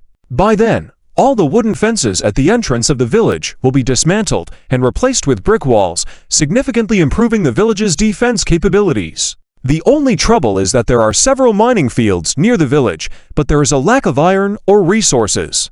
Currently, in order to solve this problem, they can only collect iron tools from the village, melt them down, and recast them into iron blocks. Fang Heng turned his head and saw Mo Jiawei walking towards him with Qiu Yao Kong. Qiu Yao Kong seemed slightly displeased. Interrupted in his research, Qiu Yao Kong was not in a good mood and was brought over somewhat unwillingly. This place is not even fully established, not even a complete laboratory. Fang Heng knew Qiu Yao Kong's character and quickly spoke before him. Qiu Yao Kong, your timing is perfect. I have made a very big discovery. Hearing about a major discovery, Qiu Yao Kong, who was about to complain to Fang Heng, was immediately intrigued.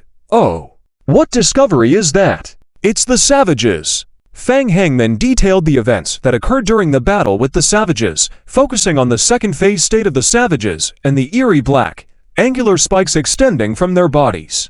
After listening carefully to Fang Heng's account, Qiu Yao Kong furrowed his brow, tapping his leg rhythmically, lost in thought. Interesting.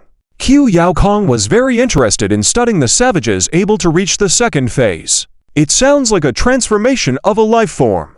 Mo Jiawei's hunter bloodline also has a similar ability. Have you found a live specimen for research? If possible, I would like to dissect and study it in detail. Qiu Yao Kong glanced at Mo Jiawei beside him. Mo Jiawei noticed the indifferent look in Qiu Yao Kong's eyes and shuddered inexplicably. Oh, it's related to my hunter bloodline. Suddenly Mo Jiawei thought, what if one day he sees himself on Qiu Yao Kong's dissection table during the game? It's not really related. Qiu Yao Kong continued, based on your descriptions earlier, the way the hunter bloodline's second phase power operates is quite different from the way the savage's second phase functions. The hunter bloodline uses a method through sensory stimulation to alter the cellular characteristics within the body, enhancing its effects. The savages, however, are different. After the second phase, they can extend black angular spikes from their bodies, where the spikes not only have a toxic effect, but can also control explosions. This physical change is truly fascinating. It might be a bit difficult to get a live specimen back. Fang Heng sighed and explained, when encountering such tricky creatures for the first time, I managed to obtain some savage remains, but they were just ordinary savages. It's a bit disappointing. It would be best to get savages in the second phase state. Alright, I'll try my best. Yes, the laboratory must be completed as soon as possible, or many studies will not be able to progress. Alright, we'll work on it as soon as possible. When it came to research, Qiu Yao Kong promptly forgot his intention to complain, focusing his attention on the wild beast corpses and savage remains piling up not far away. He walked straight over, extracted a few samples from the savage remains, and then headed to the area where experimental equipment was stored, diving straight into researching and analyzing outdoors. On the other side, the zombie duplicates began to drag the wild beast and savage remains from the ground into the blood pool for refining.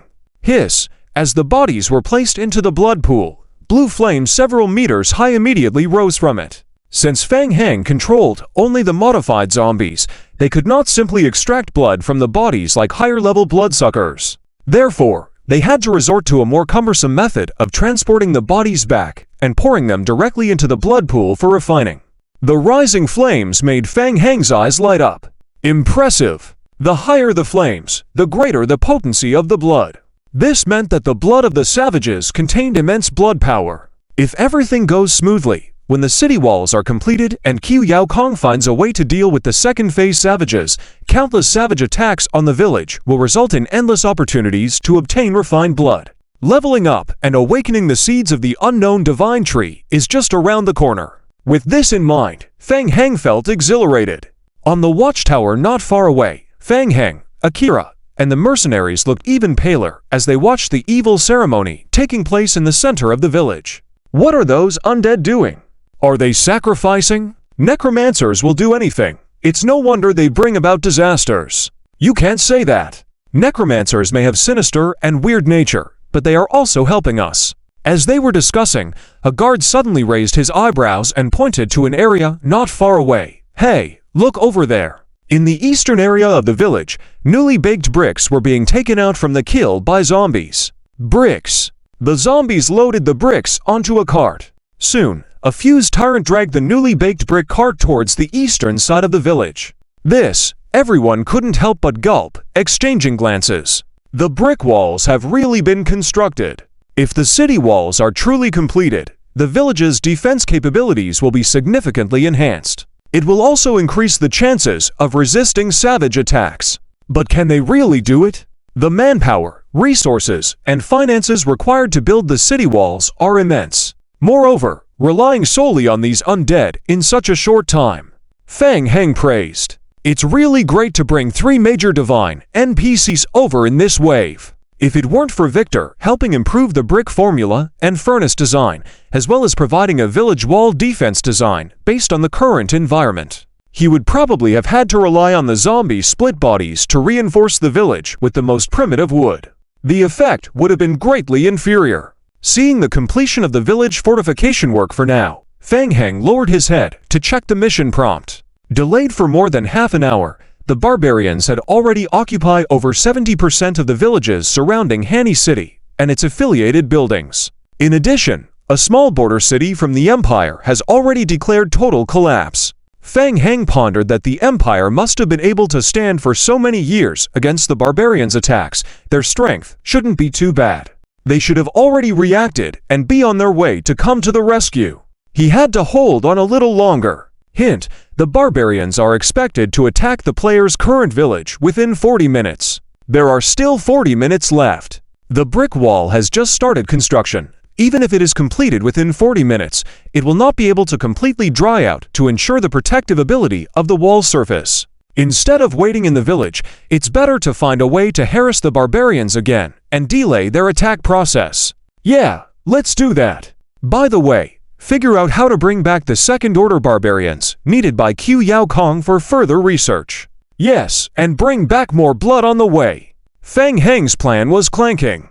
The goal is to harass and kill the barbarians near the village. Therefore, only a small amount of ordinary zombies and vine zombies need to be brought along, as their movement speed is too slow, and they need to stay here to continue reinforcing and building the village. The main combat bio, the fused tyrant body, in combination with the liquors group is sufficient. Feng Heng didn't have time to rest, so he tilted his head and drank a bottle of coffee, nodding to Mo Jiawei beside him. Let's go.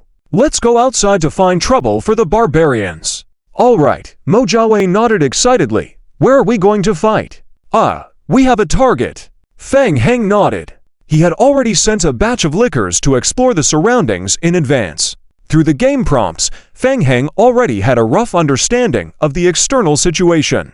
Overall, the situation in the area near Hanny City was very bad.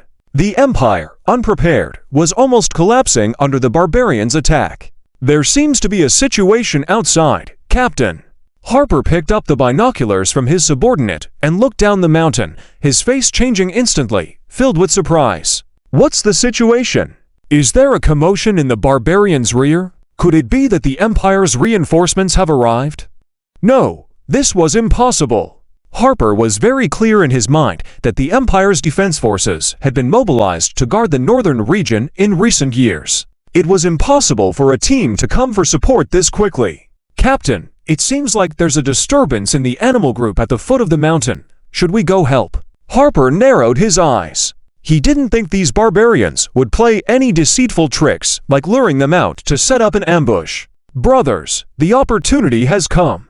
Follow me. Let's charge out together. Yes. Down at the foot of the mountain, under the charge led by the fused tyrant body, a large number of lickers surged into the barbarian group. It was a one-sided massacre. The barbarians team consisted mostly of barbarians and a small number of barbarians, together with the brute beasts. The strength of the barbarians varied, roughly equivalent to the strength of low to high-level blood races in a blood-drenched world. Relying on their high base attributes and the undead body skill effects, the Lickers easily outperformed the enemy. The leader of the barbarian squad, Hanlu, was amazed. When he first saw this group of undead creatures, he didn't take them seriously and directly controlled the barbarians to charge head-on. However, to his surprise, although the beast group could resist at the beginning, as the battle progressed, the number of beasts significantly decreased, while the number of undead creatures remained constant. Hanlu swung his fanatical battle axe fiercely forward. He thought he had already cut the Licker in half, but it quickly regenerated after falling. This was the first time he encountered such a strange undead creature. Kill them! Seeing the surrounding beast numbers gradually diminishing, Hanlu became aggressive. He led the barbarians behind him and charged toward the fused tyrant body ahead. In Hanlu's view, the fused tyrant body was the leader of this group of ghouls. Eliminating the fused tyrant body would completely destroy the group of undead creatures. Boom! The fused tyrant body raised its fist and charged towards Hanlu. Boom! The fist struck the battle axe Hanlu held up, producing a dull impact sound.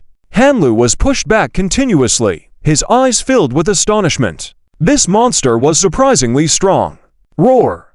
Hanlu let out a fierce roar. His eyes filled with blood vessels, and a dense layer of black horny layer suddenly appeared on his skin. Fine black rhombic spikes overflowed from the black horn layer on the surface of his body. Here it comes! Fang Heng, lurking in the dark, eyes glittered. Last time, that second-order barbarian escaped him. This time he had to find a way to capture it alive. Theft! Hanlu raised his hand, and the fine spikes shot out from his body, directly hitting the fused tyrant body. The powerful impact force from the black diamond-shaped spikes caused the fused tyrant body to step back half a step. Bang, bang! Following that, the spikes that pierced the fused tyrant body began to explode continuously knocking the fused tyrant body into a paralyzed state. Damn, this guy is tough to deal with. Mo Jiawei couldn't help but wipe the sweat from his forehead. The mid-level monsters in the game were indeed difficult to deal with. A second-order mutated barbarian could withstand attacks from over 10 fused tyrant bodies and even gain the upper hand. Apart from the Imperial Heavy Knights, Hanzo encountered such a tricky creature for the first time. Let's see how long you can hold on. Blood vessels were densely visible in Hanzo's pupils as his fists continued to pound the body of the fusion tyrant. The black thorns overflowing from his fists kept piercing the body of the fusion tyrant. Boom! Boom boom! The fusion tyrant was like a sandbag, continuously enduring Hanzo's blows. As he fought, Hanzo suddenly felt something was wrong. The surrounding group of beasts was dwindling. What is going on? Glancing around, Hanzo noticed that a circle of lick feeders had surrounded him in the center. Not far away, Fang Heng squinted his eyes and whispered, "Looks like we've been discovered." After noticing Hanzo, he immediately adjusted the attack pattern of the lick feeder group, maintaining formation while devouring the surrounding group of beasts, subtly surrounding Hanzo in the center, then gradually contracting the defense inward. Damn, this creature's endurance is a bit too good. Mo Jiawei muttered under his breath. He wants to run. What do we do? Hanzo had been engaged in high-intensity combat for over 10 minutes, but showed no signs of decreased stamina. Upon realizing he was surrounded, Hanzo began to come to his senses. Is it that simple? Push! Hanzo immediately dashed towards a gap on the right side. Rush! Rush! Over a dozen lick feeders immediately moved to fill the gap, blocking Hanzo firmly in place. Roar! Hanzo let out a beastly roar, and the black diamond-shaped spikes on his body swiftly burst out, slamming into a large group of lick feeders ahead. Fang Heng noticed that the diamond-shaped spikes extending from the second-tier barbarian's body required time.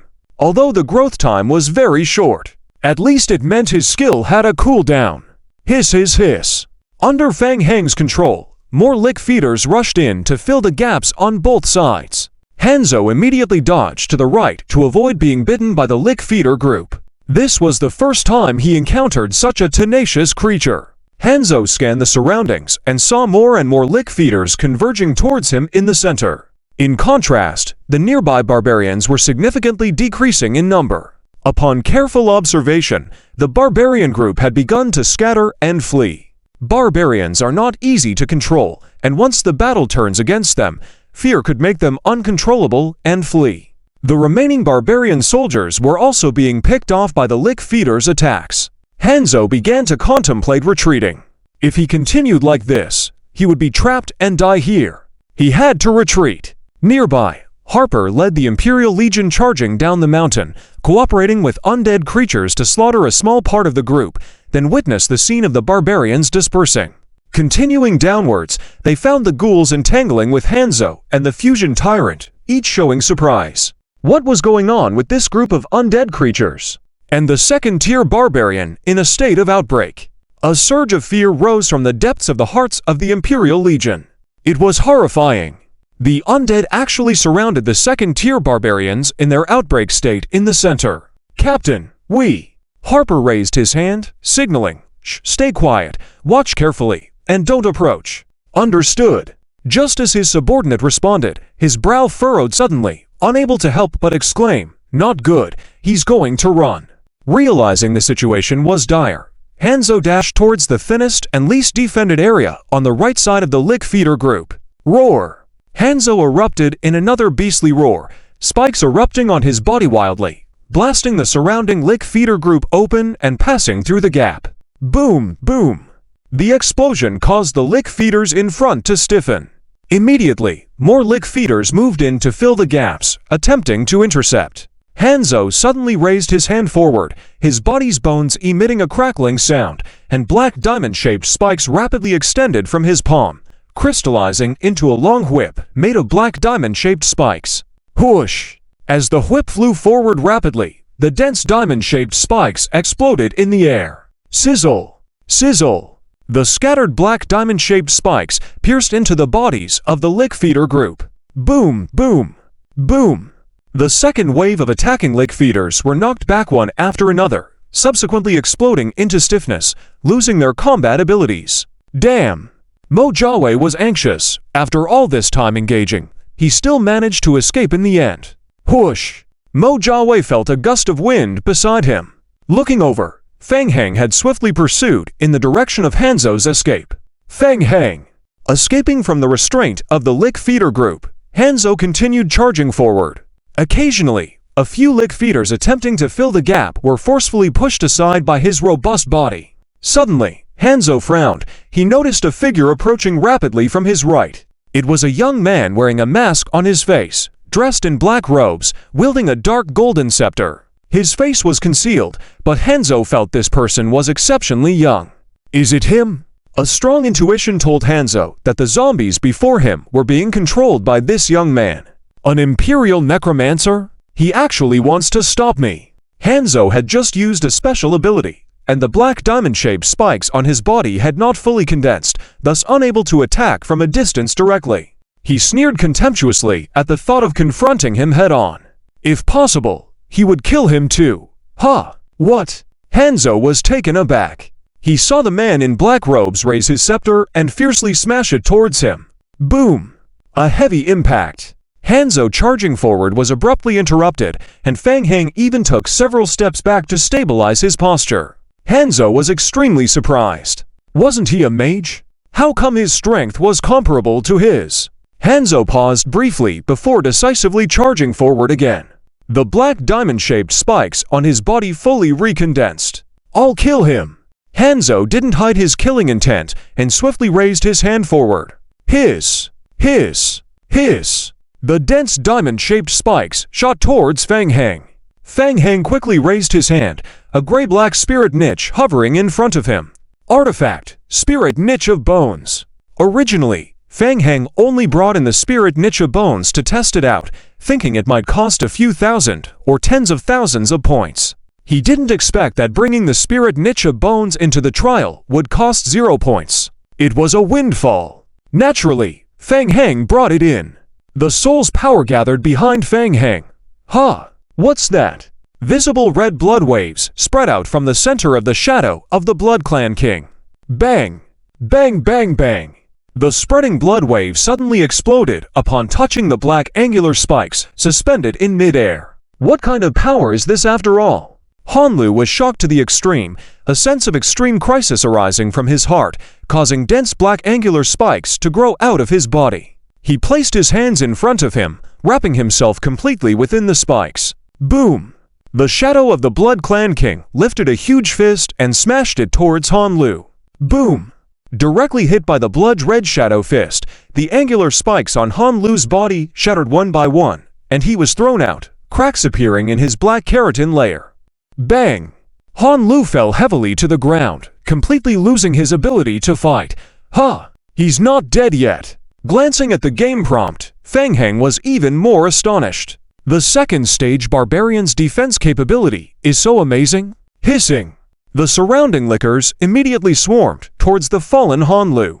They continuously left wounds on Hanlu's body with their sharp claws. Behind them, more than 10 vine zombie minions staggered under Feng Heng's control, picking up the sample collector and aggressively collecting samples from Hanlu. Hint: you have collected 12 live samples of the second stage barbarian Hanlu. At first, Feng Heng thought about capturing him alive and dissecting him for Qiu Yao Kong. However, after this fierce battle, Feng Heng had completely abandoned this idea. The terrifying combat and vitality. Even with the help of the Blood Clan King's shadow, he couldn't directly kill the second stage barbarian. It would be highly risky to bring it back forcibly. If something happened during transport or research, it would be troublesome. After extracting more than 10 live samples, the liquor group completely drained Hanlu's blood. Hint: you have killed the elite barbarian squad leader Hanlu, and your reputation in the Human Empire has been increased. Hint: in the Human Empire, you can exchange various rewards for cutting off the barbarian squad leader's ears at major human cities. Hint: due to your defeat of the barbarian squad, the time for the barbarians to attack the village owned by the player will be delayed. Hint: the barbarians are estimated to attack the village within 70 minutes. Confirming Hanlu's death in the game prompt, Feng Heng finally breathed a sigh of relief. Nothing exploded after the death of the barbarian leader, so the ears of the elite squad leader should be considered a compensation reward from the game. Feng Heng thought and looked back at the battlefield. Reaching out, a large piece of light blue crystalline material left on the battlefield was sucked into his hand. Hint: player gains 347 first stage crystallizations and 31 second stage crystallizations. In the dense forest, witnessing Feng Heng just killing the second stage barbarian, Harper and the others were overwhelmed with shock. Without the Blood Clan, they regarded Feng Heng as a powerful necromancer, and the move just now with the necromantic aura was naturally a powerful necromancer spell. Meeting Feng Heng's gaze, Harper and his men walked out of the dense forest. Thank you for your help. I am Harper, the guard captain of the Imperial Outpost. Feng Heng nodded, indicating, I am a necromancer from a nearby village, and Captain Okura is in charge of guarding the village. Hearing Feng Heng mention Okura, Harper also breathed a sigh of relief. It seemed that Feng Heng was not an enemy. Necromancers are too mysterious, and the Imperial Guards were wary of Feng Heng. Feng Heng sensed this, but he didn't mind. This proactive move did not disappoint expectations, and he finally managed to obtain live samples and corpses of second-stage barbarians. He needed to hurry back and hope Qiu Yao Kong could find something useful. Feng Heng looked at the bodies left by the beasts around and turned to Harper, saying, If you don't mind, could you help me collect these bodies? Do you have a cart or transport at the outpost? Yes, we have transportation tools at the outpost. No problem. Harper agreed, immediately instructing his men to return to the outpost to fetch a cart to help Feng Heng transport the beast corpses. Material can be collected from the beast corpses, and they can fetch a good price. However, at this critical moment, Harper did not believe Feng Heng intended to sell these things. An evil necromancer. The bodies were their best spell-casting materials. Thank you. Feng Heng continued. The barbarian invasions will continue. Will you stay here or come back to the village with us? Harper was taken aback. He didn't expect Feng Heng to transport so many beast corpses back to the village. You plan to transport these beast corpses back to the village, yes? Harper found it strange. The village's defensive facilities were outdated. Wouldn't it be safer to stay at the outpost? Seeing Harper hesitate, Fang Heng nodded. No pressure. Once the beast corpses are loaded, we will immediately return to the village. You can continue to stay at the outpost. After careful consideration, Harper realized the deeper meaning behind Fang Heng's actions. No, it's not that. I will go back with you. The outpost is a military defense facility of the Empire, the prime target of the barbarian attacks. It can be predicted that wave after wave of barbarian troops will continue to attack. Without Fang Heng, how long could their team withstand? Imperial reinforcements will take at least half a day to arrive. Staying here is a definite death. It's better to return to the village with Fang Heng's team. After all, the current barbarian attacks are based on small units, and the village where Fang Heng is located is on the edge of Hanny City. If they are lucky, after resisting a few waves of barbarian squads, the barbarian legion may ignore the village and directly gather to attack Hanny City.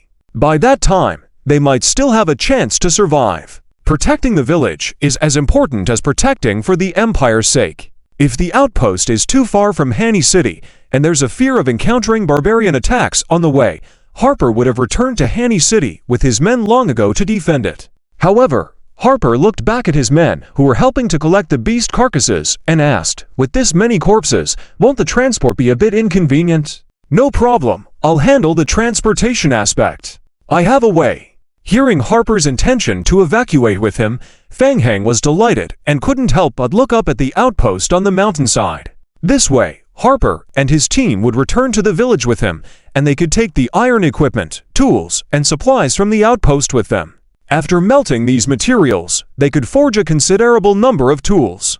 Since there was a lack of iron ore around the village, the materials for making iron tools relied on recycling. The watchtower is elevated above the village. From the top, O'Congress sees a large group of zombies in the distance heading towards the village. They are accompanied by a significant number of carts filled with supplies. Among them are many beasts' bodies, as well as numerous tools and equipment. It's hard to describe the exact feeling, but it's definitely quite strange. A guard hesitates for a moment, looking towards O'Congress, and says, "Captain, what should we do?" Let's go meet them together." Yes. The gates of the village open, and the Imperial Guard Corps arrives to assist. In the zombie team, Harper follows along to provide protection. His thoughts are in line with O'Congress. Can the zombie group also help transport supplies? Well, those zombies practically turned their entire watchtower upside down, ransacking all the supplies. Even some rare stones were smashed by the zombies and taken back with the group.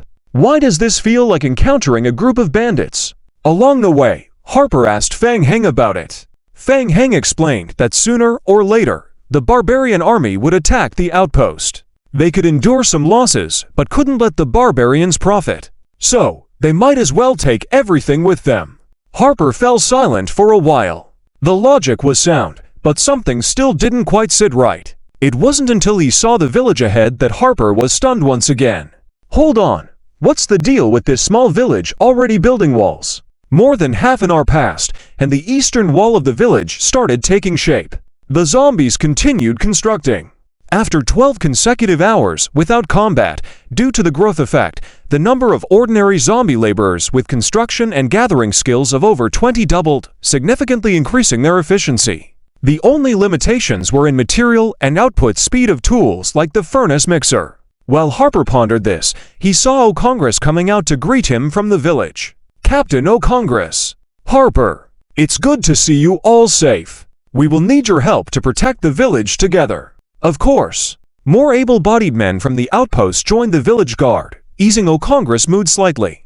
After a brief exchange, O'Congress led the group to the makeshift village camp, explaining to Fang Heng and Harper the current crisis facing the Empire. In normal times, the Empire's communication network relied mainly on the Bread Flying Bird, Land Chick, and the Mage Tower. Because mages were scarce within the Malheur Empire, they couldn't rely solely on them to build an efficient communication network. Instead, major cities of the Empire were equipped with specialized mage towers for rapid message transmission. After the barbarian invasion, the barbarians controlled the sky with hunting falcons, severely limiting human communication. The recent intelligence reports from the Empire were grim. Most of Hanny City had been occupied by barbarians, and it was expected that they would launch a full-on attack on the city in 3 hours. The atmosphere in the camp was tense. The bad news was that most of the areas outside Hani City had been taken by barbarians, meaning that many barbarian squads would target their fringe village next. The good news was that theoretically, if they held out for 3 hours, the barbarian army commander would likely focus on the city of Hani, giving them a brief respite. However, if Hani City fell afterward, their situation would become even more dire. Feng Heng and Mo Jiawei exchanged a glance. Is this true? Just 3 more hours to hold out.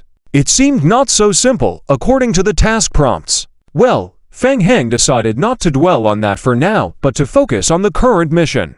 The task prompt indicated the next wave of barbarian attacks would arrive in 38 minutes. Feng Heng looked outside at the wall being built and nodded. My zombies have spotted a barbarian squad moving towards the village. They will arrive in about half an hour. Please be prepared for battle, Captain O'Congress. O'Congress' expression turned grave as he nodded. Understood. I will coordinate the soldiers and mercenary corps to defend the village together. Ma Xiaowan added, our team has a mage unit, originally used to deal with dragon mosquito swarms. They should be able to help. O'Congress expressed gratitude. That's great. With the mage unit, we can also counter the magic-infused barbarians. Having fought the barbarians twice already, Feng Heng had a rough understanding of their combat strength. Essentially, in each barbarian squad, there would be one barbarian capable of reaching the 2nd tier status. This state was often referred to as magical transformation. Feng Heng had already maximized the soul pool from the spirit shrine before the trial. He could still use the Blood King soul skill once, which should be sufficient to handle another wave of barbarian squads. The challenge lay in the subsequent waves. As the barbarians continued to arrive in waves, their strength would only increase. Feng Heng suddenly asked, after so many years of conflict between the Empire and the barbarians, is there really no effective method to deal with 2nd-tier barbarians? This question made several Imperial officers, including O'Congress, look grim. They indeed had no effective solution. It's due to our lack of strength. The top Imperial officers are formidable, and they can naturally deal with magical barbarians.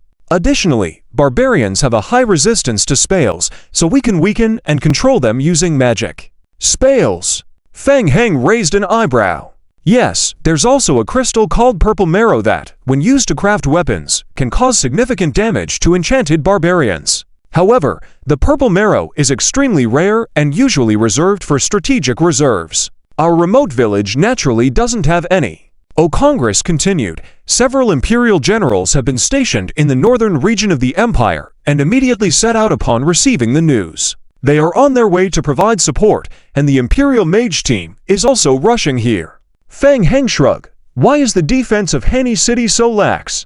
Harper sighed. It's partly negligence, but also because there has never been a precedent of a barbarian invasion here. However, this time is exceptionally strange.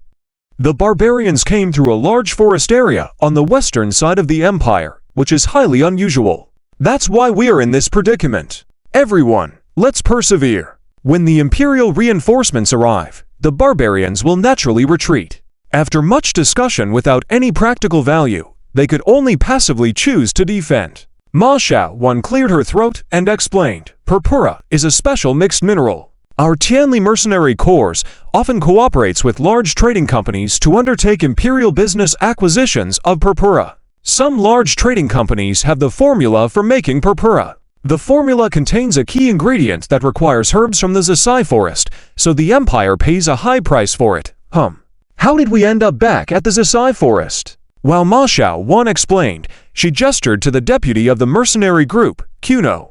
Kuno quickly walked up holding a delicate small box. Opening the box revealed a dark purple crystal lying at its center. This is purpura. Despite being just a small piece of purpura the size of a grain of rice, it could fetch a sky-high price on the black market. This piece is too small. Harper, who had fought against barbarians on the Empire's front lines, shook his head as he looked at the tiny piece of purpura. Unless it can accurately hit the heart of a barbarian in a magic-induced state, this small crystal at most can be fixed on the tip of a sword to bring a bit of trouble to the barbarians, and it will also quickly wear out. Feng Heng looked at this tiny piece of purpura. His eyes suddenly lit up. After waiting for a while, finally something substantial appeared. If you don't mind, can I research it? Everyone turned to look at Feng Heng. Go ahead. Though it pained Ma Xiaowan to give up this piece of purpura, in this situation, preserving her life was the priority. These two undead mages, though peculiar, were undoubtedly among the strongest. Perhaps they could discover something valuable. Tip: due to your good relationship with the Empire Village Guardians, you receive a small piece of purpura *1. Thank you. Feng Heng did not hesitate, taking the purple crystal from the box and examining it in his hand. Item: purpura tiny. Note: a dark purple crystal, highly ornamental. Note: you lack the relevant skills to obtain more valuable information. Note: you can try using the skill Basic Mysticism to analyze and test the purpura. This test may damage the purpura. Feng Heng put away the purpura. Time to find Qiu Yao Kong to research it. Outside the village, the zombies transported the harvested materials to a temporary space, then began to sacrifice the barbarian corpses at the center blood altar of the village. Feng Heng and Mo Jiawei hurried to seek help from Qiu Yao Kong. Oh! Qiu Yao Kong was studying the barbarian's blood. Seeing the live sample Feng Heng brought back piqued his interest. He immediately put down the research in his hands and approached Feng Heng to take the purpura crystal and the sample collector. Listening to Feng Heng's explanation, Qiu Yao Kong examined the tiny piece of purpura in his hand with a puzzled expression. It can cause great harm to second-tier barbarians? Yeah, it sounds strange to me too. Feng Heng shrugged and pointed to the zombies who came along. By the way, I just acquired a barbarian corpse that can be upgraded to second tier. Research it well, it took a lot of effort. Alright, place the body outside for now. Our research facility is inadequate. Only preliminary research can be done. Don't set too high expectations. Saying this, without waiting for a response from the two, Qiu Yao Kong took the sample and bone marrow into the temporary research room. Feng Heng and Mo Jiawei looked at each other helplessly, then turned and rushed towards the blood altar at the center of the village. The altar radiated a crimson light. As the zombie doppelgangers continuously submerged the barbarian corpses into the blood pool, the blue flames kept rising. Feng Heng glanced at the cool-down time for summoning the blood coffin under the altar's effect. It was still over 5 hours. Furthermore, it was rapidly shortening. Victor was sitting on a lawn not far from the altar. He picked up a cigarette and leisurely took a drag. The smelter, brick kiln, and blended cement had been preliminarily completed, so he could take a break and relax. Want one? From a distance, Victor gestured with the cigarette in his hand towards Feng Heng. No, thanks, not my thing.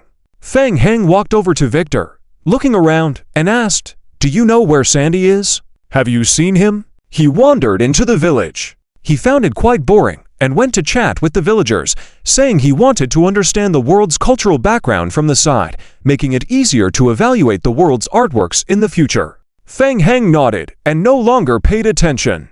Tip: the barbarians have destroyed 80% of the external buildings in the Hanny city. Tip: a barbarian squad is advancing towards your village, expected to attack the village within 15 minutes. Please be cautious. They're coming so quickly. Outside the dense forest, under the control of the barbarian squad leader Wentalita, a dense group of barbaric beasts roared and rushed toward the small village ahead. Breaking into the Empire's territory, the barbarian squad almost met no resistance and had successfully captured 6 villages. Wentalita did not even bother to notice these dilapidated small villages. Not until they saw the towering city walls ahead. City walls? Wentalita found it strange. Why were there city walls here? This strange thought flashed through Wentalita's mind. Humph, just city walls. They think they can resist the barbarians with those. Dream on. Charge. Brave warriors favored by the gods, charge through them. A dense rain of arrows shot out from the watchtowers behind the city walls, piercing through the beastly crowd. The scent of blood further stimulated the nerves of the barbaric beasts, accelerating their charge. Suddenly, a frown appeared on Wentalita's face. What's going on? Why did the gate of the village ahead open? Boom! Boom boom! Several tall monsters walked out of the city gate, accompanied by numerous humanoid crawling creatures around them. What are those things? Wentalita was astonished. The carnivorous horde surged towards the beast group. In the next moment, the frontmost barbaric beasts clashed with the carnivores. The two streams of flesh and blood collided violently in the center of the battle. The scene was like a meat grinder, filling the battlefield with the smell of blood. On the watchtower, Otokura and Ma Xiaowan's mercenary group fell silent, shocked. It was the first time they had witnessed a battle between undead creatures and beasts. The level of bloodshed exceeded their expectations. The laboratory in the village has not been completed, so he cannot conduct further research. He took this opportunity to witness the second stage transformation process of the barbarians and observe the effectiveness of the so-called black diamond-shaped spikes in combat. Wentalita's face quickly turned ugly. The herd is rapidly dying. Those are not ordinary undead. Ghouls' sharp claws have armor-piercing effects, easily cutting through the tough skin of the herd, leaving long, narrow wounds on the beasts. The enemy's attack strength is very high.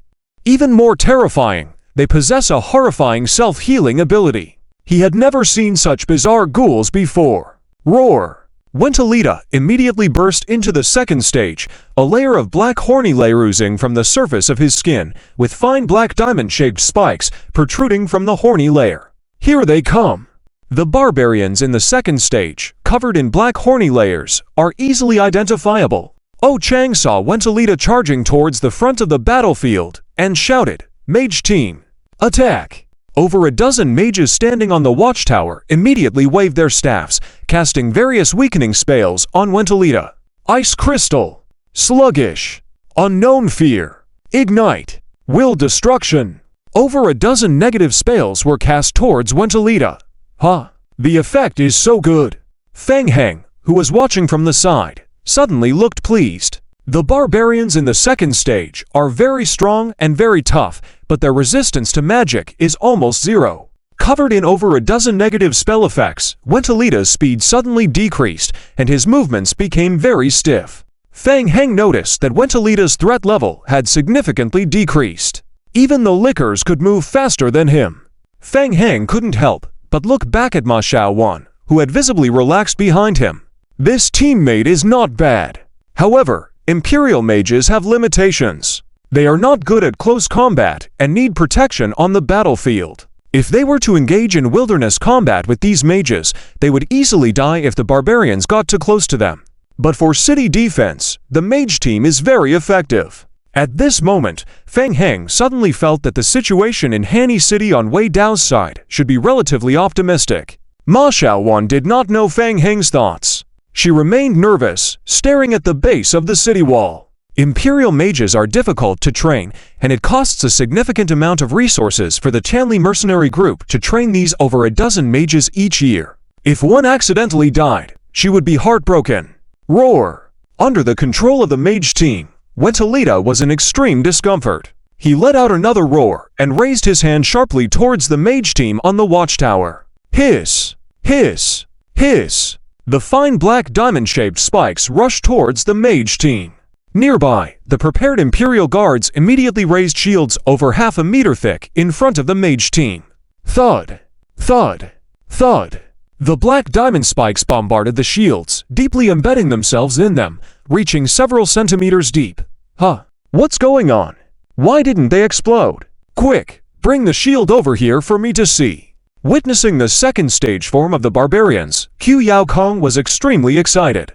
He had long been interested in those black diamond-shaped spikes and quickly called a soldier over to inspect the shield. Two soldiers brought back heavy alloy shields. Feng Heng was also curious. He bent down to observe the black diamond-shaped spikes embedded in the shield with Qiu Yaokong.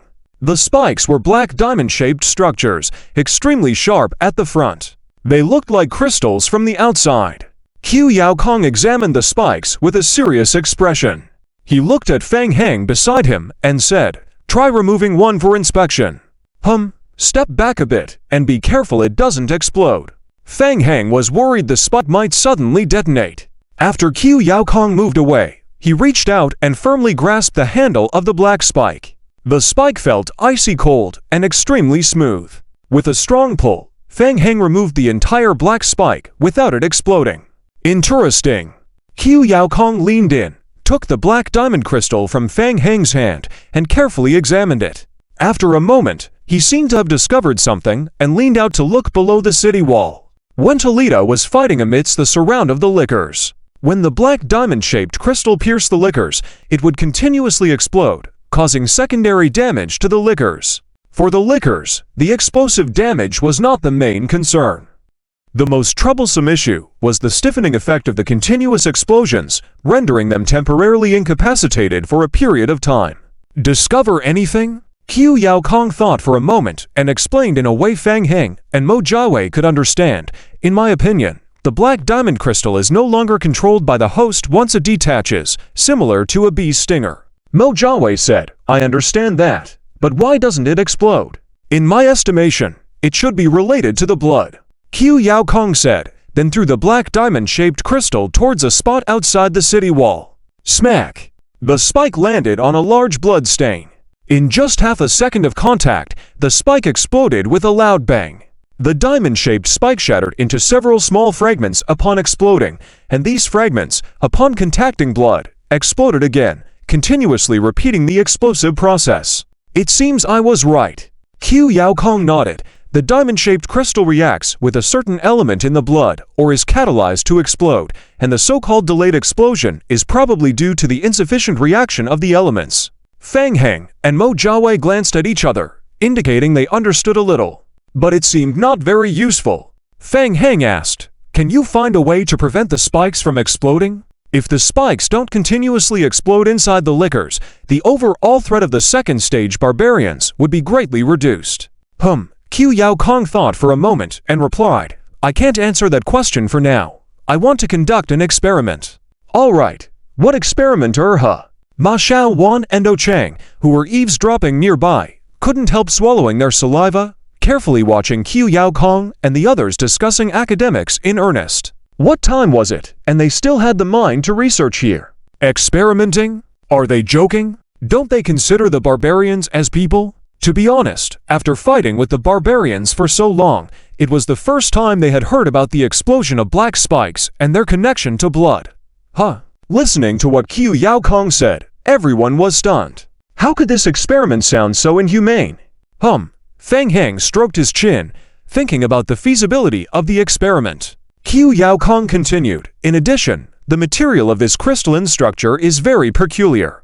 I also need to gather more thorn crystals for research and find a way to solve the problem of exploding when the thorns touch blood. Okay, Fang Heng immediately agreed. With the assistance of the mage cores, the movement speed of the barbarian tribe in the second tier was significantly reduced. The current leader of the barbarian team was being tightly controlled by the lickers. Seizing the opportunity, using him as a test subject couldn't be better. Qiu Yaokong looked at Ma Xiaowan and the others. You all heard it. I wonder if we can invite the mage cores of your mercenary group to cooperate and help us carry out a simple experiment. Simple? Small experiment? Ma Xiaowan finally understood why the undead mage was called a calamity on the continent. This simple little experiment is the source of the calamity. Ma Xiaowan looked at Fang Heng beside Qiu Yaokong, trying hard to squeeze out a smile that wasn't too ugly. Okay, sure. If you want to get the thorns, you first need to withstand the piercing damage of the thorns. Qiu Yaokong lowered his head and thought for a moment, quickly came up with an idea, then turned to look at Okamura, asking, do we have thick armor? The thicker, the better. We have some, but... Captain Okamura hesitated for a moment. He really wanted to say that few people would wear such heavy armor. It's too heavy. Once worn, it's impossible to move, becoming a living tortoiseshell. Fang Heng interrupted. Captain Okamura, please do it quickly. Okay, I'll have someone bring it to you from the warehouse. I'll go with you. Soon, several soldiers found the heavy armor that had been treasured by the Empire for many years in the village warehouse. A group of soldiers dragged the heavy box to the bottom of the watchtower. The box had been stacked in a forgotten corner of the warehouse, so much so that it was covered with a lot of cobwebs. Opening the lid, thick dust scattered from inside the box. Come on, everyone, help out. Fang Heng controlled the vine zombies to come over, cooperating with the soldiers to put a layer of armor on the zombie clones. Run! The zombie clones inherited some attributes of Fang Heng's main body, and their constitution attributes completely met the equipment requirements of the armor. As for the negative effects of heavy armor equipment, such as reduced movement speed and attack speed, they didn't have much impact on the already sluggish vine zombie clones. Fang Heng found the equipment prompt for the vine zombie clones from the continuously refreshing game battle tips, confirmed that there was no problem, and made a ready gesture to Qiu Yao Kong on the watchtower. The test begins. Qiu Yao Kong stood on the watchtower, muttering to himself, took out pen and paper, and made a gesture in response to Fang Heng. Under Fang Heng's control, 32 vine zombies wearing heavy armor moved towards the outside of the stone wall. On the battlefield, Wintalita was extremely annoyed by the human spales. He never expected that such a troublesome mage course would be hiding in such a small village. What made him even more uneasy was that the beasts controlled by the barbarians were rapidly dying out.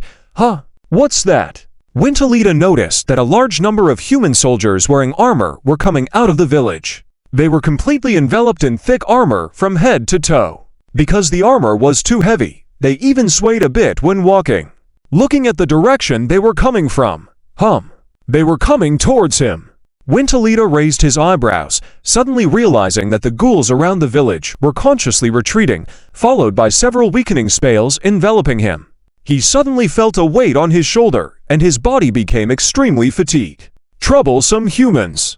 Thinking they could restrict him with these ridiculous armored soldiers, Wintalita's heart surged with anger, and he raised his hand forward. Dense black rhomboid spikes shot out from his body. Hiss! Hiss! Hiss! The dense spikes bombarded the thick armor of the ironclad soldiers in front, piercing the armor with fine spikes. The zombies received a huge impact, and the armor was knocked back with them, falling heavily on the ground over 2 meters away. Wintalita frowned. The outer armor of the soldiers was thicker than he had imagined. The blackthorns couldn't break through. After landing, the armored zombies struggled on the ground for a moment, then slowly got up and moved towards Wintalita. What? Wintalita felt something. His range of movement was getting smaller and smaller. He was about to be surrounded by these Imperial metal men. Get out! Wintalita roared, moving to the right. However, with over 10 layers of negative spell effects covering him, his speed was only slightly faster than the Imperial soldiers. 2 ironclad men stood in the direction Wintalita was moving toward. Bang! A heavy impact. Wintalita had wanted to rely on his strong body to push back the Imperial armored warriors, but suffered a loss. His body collided with the iron armor, making a heavy sound. Wintalita was knocked back several steps continuously, while the 2 ironclad men in front were also knocked more than a meter away and fell to the ground. But before Wintalita could steady himself, 2 ironclad men on his left and right moved forward to fill the gap, firmly blocking the opening. Hiss! Hiss! Hiss! Several angular spikes flew from the black horn layer on his body, fiercely stabbing forward. The 2 armored zombies in position were once again flung by the spikes. Shoo! Shoo shoo shoo! Just as Wintalita evaded the pursuit of the armored zombies, the outermost lickers immediately rushed up to fill the positions again. Helpless, Wintalita had to retreat again. Several times, the armor of the Imperial ironclad soldiers was filled with black spikes. Damn the Imperial soldiers! Several times, Wintalita was getting frustrated. He found that no matter how many times these ironclad soldiers were knocked down, they could get up again and approach him, tightly surrounding him at the center. These soldiers seemed to have an extremely strong belief, falling down again and again, getting up once more, forever stepping toward him with a firm pace. But Wintalita had no way out. Hindered by the interference of the mages on the watchtower in the distance, his movement speed was greatly reduced, making it impossible for him to break free from the encirclement of these metal soldiers. Fine. Then he might as well try to kill them completely. Gritting his teeth, Wintalita rushed toward one of the ironclad men, raised his hand, and tried to lift the iron mask worn on the face of the Imperial armored soldier. Hug couldn't lift it. Wintalita was stunned, then his right hand applied force and lifted the mask from the face of the Imperial ironclad soldier. In the next instant, fine tendrils burst out from beneath that rotting skin, tightly wrapping around the iron mask. Click! The mask was tightly shut again under the pull of the tendrils. What on earth was that? A zombie! With a quick glance, the shock in Ventarita's heart was beyond words. Thud! An ironclad figure rushed forward, launching a fierce attack that sent Ventarita stumbling backward. Ventarita took 2 steps back, steadying himself. The ironclad figure that had collided with him was sent flying and fell to the ground, struggling in a comical manner. However, Ventarita couldn't find it in himself to laugh. The face he had glimpsed under the iron armor just moments ago haunted his mind. He felt a sense of fear. On the watchtower, witnessing Venturita's desperate struggles among the armored zombie group, everyone fell into silence. A chilling sensation rose from the depths of their hearts, enveloping everyone. Before the barbaric attack on the small village, no one could have imagined it would escalate into the current situation. They seemed to empathize with the pain Venturita was currently enduring, even feeling a hint of sympathy. Some would sneak glances to observe Fang Heng and Qiu Yao Kang's expressions. Qiu Yao Kang appeared serious, continually taking notes as if recording data with a serious expression. Fang Heng, on the other hand, wore a mischievous expression. Is this what you call a small test? How disrespectful! Yao Kang took a deep breath, reminding himself once again that these powerful undead mages were his teammates. Fang Heng's gaze fell on Venturita, struggling constantly, absent-mindedly stroking his chin. Armored zombies? Seems interesting. Quite meaty. But upon closer thought, ordinary undead already had the effect of an undying body, so adding heavy armor seemed unnecessary, just a way to deal with the barbarians in their second stage. Besides, they were currently unable to mass-produce such thick iron armor. It didn't seem necessary. Fang Heng quickly abandoned that idea. Physical defense set is not good. If it could be changed to a magic immunity set, now that would be something worth spending money for.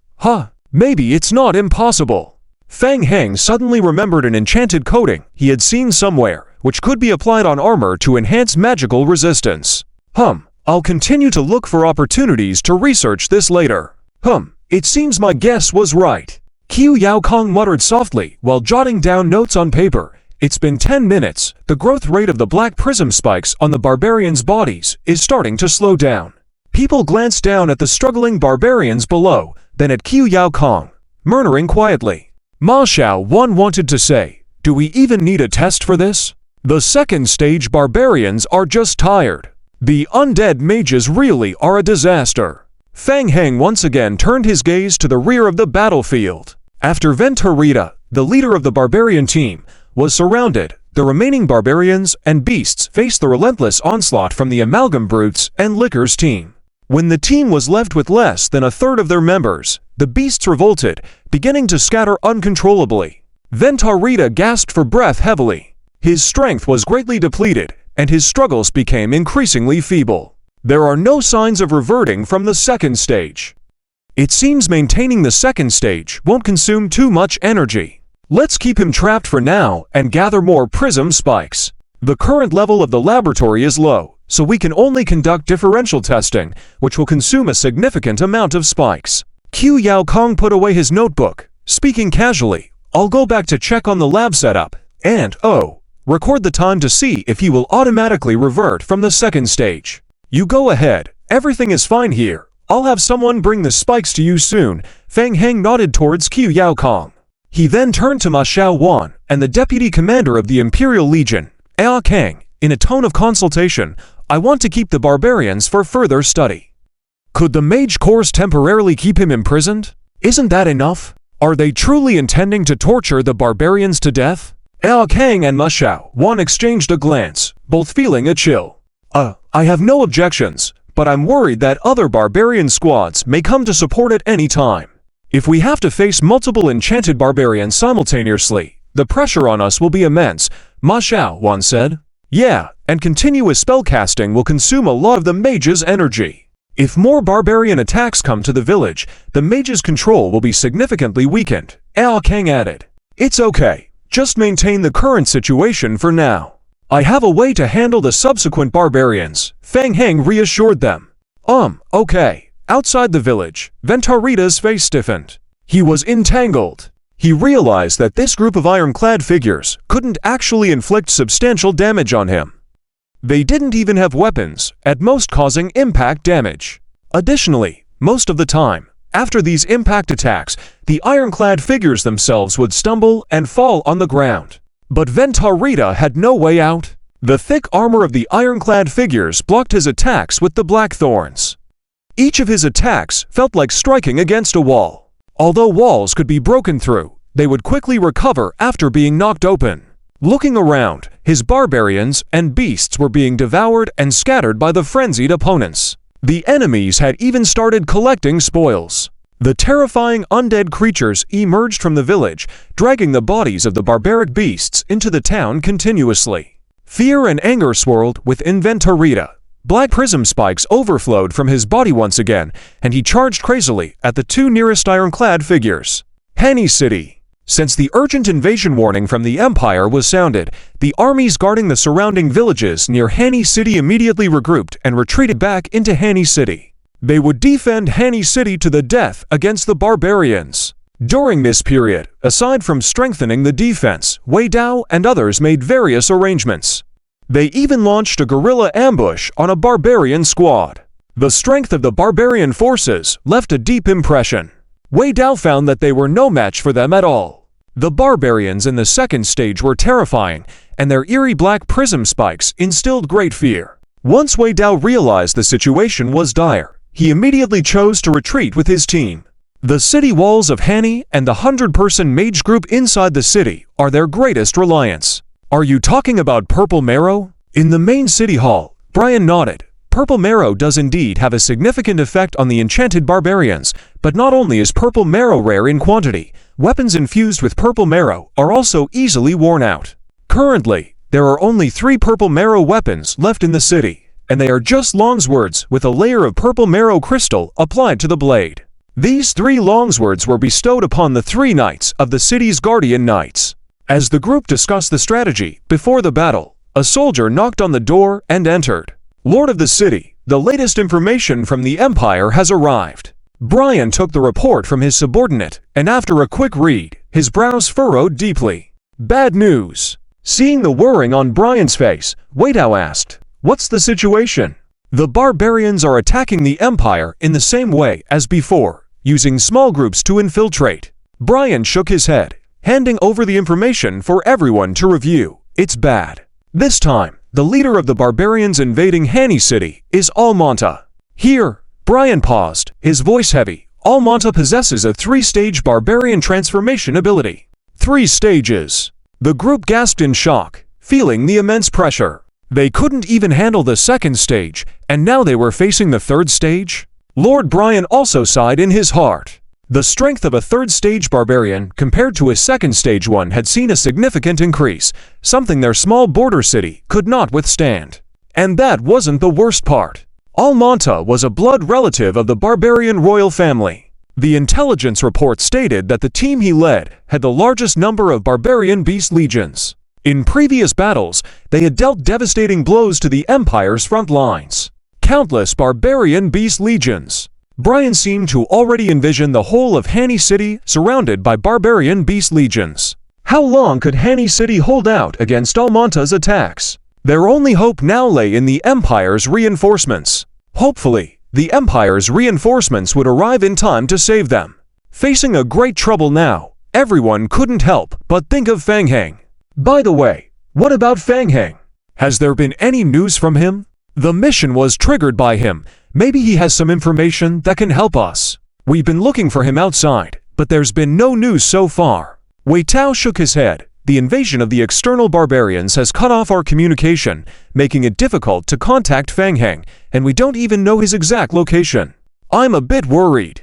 Although Fang Heng has ditched us twice, it's still strange not to hear from him for so long. In this situation, he should return to Hani City immediately to join us. Tang Mingyu looked slightly concerned, looking at everyone and asked, could he be in a crisis and unable to return? I don't think necessarily. Merlehawk shrugged. Initially, when he first met Fang Heng, Merlehawk had been somewhat dismissive. But he never expected Fang Heng to completely control the vampire world in just half a month. Merlehawk realized then that Fang Heng was truly extraordinary. It was impossible to achieve such success through luck alone.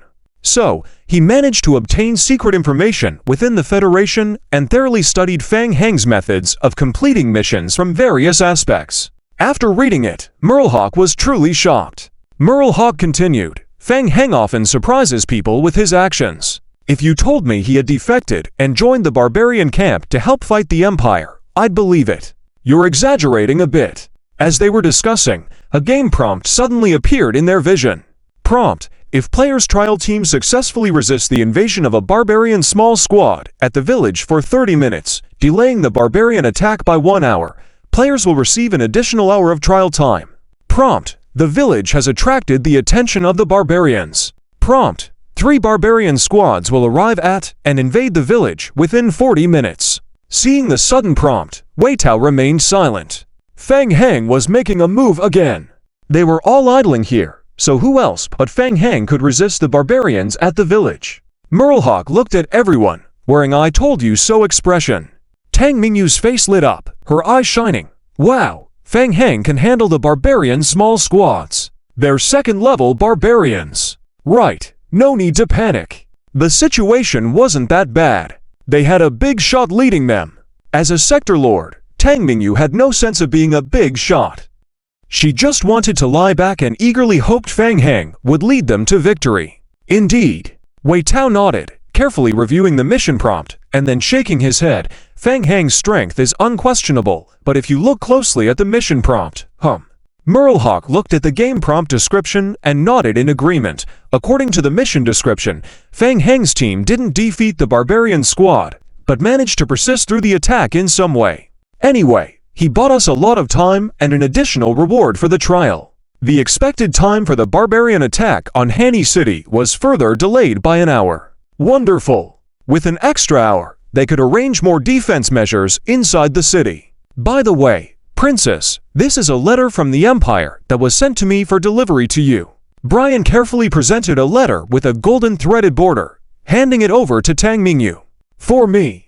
Tang Mingyu was a bit surprised as she took the envelope and opened it. A soft light flashed. Tang Mingyu furrowed her brows.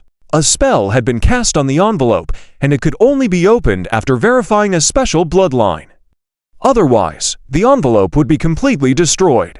As she read the letter, the sender expressed concern for Tang Mingyu and repeatedly advised her not to be afraid, to stay inside the walls of Hanny City, as they were on their way to protect her with the elite mages of the Empire and the Imperial Guard. They had already urgently deployed Imperial Griffins heading towards Hanny City, and they were expected to meet in no more than 2 hours. Reading through the letter, the veiled concern and urgency even made Tang Mingyu feel a hint of being touched and protected. Until she saw the signature at the end, her expression suddenly stiffened. In the center of the village, the blood altar once again sent blue flames soaring into the sky. Hint: player's current skill, blood summoning cooldown has finished. Hint: continuously performing the ritual during skill summoning can significantly increase the duration of the summon. Hint: as the summoning duration increases, blood consumption will gradually increase. Feng Heng looked at the game hints, appearing pensive. According to the plan, in order to awaken the unknown God Tree Seed, he needed to summon the Blood Clan King's coffin and extend the coffin's duration as much as possible. Yeah, the most reliable solution would be to prepare a large amount of blood in advance. Hint: 3 barbarian squads will arrive and consecutively invade the village within 40 minutes. Here they come again. Just in time, they were short of blood, and the enemies were eagerly coming to provide resources. The only troublesome ones were the second-order barbarians in the barbarian squad. With the current abilities of the village mage team, it was feared that they wouldn't be able to simultaneously resist the invasion of 3 barbarian squads. What to do? Feng Heng rubbed his chin, feeling worried. Feng Heng! Feng Heng! Mo Jiawei ran over in excitement, shouting all the way, Feng Heng, Qiu Shen has made a major discovery and is calling for you to go and see it quickly. I'll be right there. Feng Heng replied and hurriedly followed Mo Jiawei to find Qiu Yaokong. Inside the newly constructed primary research cabin, Qiu Yaokong was manipulating something in front of an apparatus with a serious expression on his face. Qiu Shen, I brought Feng Heng here. What's the big discovery? Don't rush. Come and take a look at this first. Qiu Yaokong gestured towards another experimental bench beside him, and they walked over. He took out a transparent flask containing black diamond-shaped thorns extracted from second-order barbarians in a demonic state earlier. Then, he used tweezers to take out a millimeter-sized purple marrow from another container. Tweezers holding the purple marrow slowly approached the thorns. Hiss! As soon as the two touched, the black diamond-shaped thorns rapidly disintegrated as if corroded. Mo Jiawei was surprised. What the heck? What's going on? Qiu Yaokong nodded. The black diamond-shaped crystals condensed on the surface of second-order barbarians are a compound. Due to the current experimental environment, there is no specific analysis available yet. As for the purple marrow, it's quite interesting. Interesting? To be precise, the purple marrow is a mixture of bacteria that has never been discovered before. It is unique to this world. Bacteria! Yes, a very strange bacterial body that can devour and decompose the diamond-shaped crystals and even consume the flesh and blood of barbarians. Qiu Yaokong nodded, his gaze deep, pondering. The birth of this kind of bacteria seems to be naturally designed to restrain the barbarians. Feng Heng furrowed his brow. Lacking experimental evidence, but based on my many years of experience, it is almost impossible for this type of bacterial body to naturally form. I believe the purple marrow should be a bacterium that has been specially cultivated. I have also conducted preliminary dissection analysis on the bodies of the barbarians, and their body structures are more than 99% similar to humans. For a more detailed analysis, we will have to wait for the laboratory to be upgraded. With that, Qiu Yaokong took out a silver white box from under the experimental table. And this is an experimental potion I developed from the purple marrow. Feng Heng's eyes lit up. A new potion? What's its effect? Against second-order barbarians, there's a 70% chance that, once injected into the barbarian's body, it will induce a deep muscle freezing state. Feng Heng looked puzzled and asked, "Freezing?" Yes, you can think of it as a deep coma. A physical paralysis of deep muscle organs, making it impossible to wake up, even when attacked. Qiu Yaokong opened the box, revealing the syringe and potion inside. Purple marrow is rare, and the potion cannot be mass-produced. There are only 12 doses, so use them sparingly. Qiu Shen. Awesome! Mo Jiawei approached, looking excited as he rubbed his hands together while looking at the box of potions. Feng Heng was wise, bringing Qiu Yaokong for the trial. He alone could handle a team. Qiu Yaokong continued to instruct. The syringe is also specially made using purple marrow and can easily penetrate the black keratin layer of second-order barbarians. Try to retrieve it if possible. But with only a 70% success rate, what if it fails? Then, try again with another dose. Qiu Yaokong glanced at Mo Jiawei beside him, then spoke nonchalantly. But with you, there shouldn't be such a problem. Seeing the look in Qiu Yaokong's eyes as if he wanted to dissect him, Mo Jiawei shuddered. Okay, forget I asked. Hint. Player obtains ABU to 183 for experimental potion, developed by Qiu Yaokong *12. Item. ABU to 183 for experimental potion. Description. Potion with unknown effects on second-order barbarians.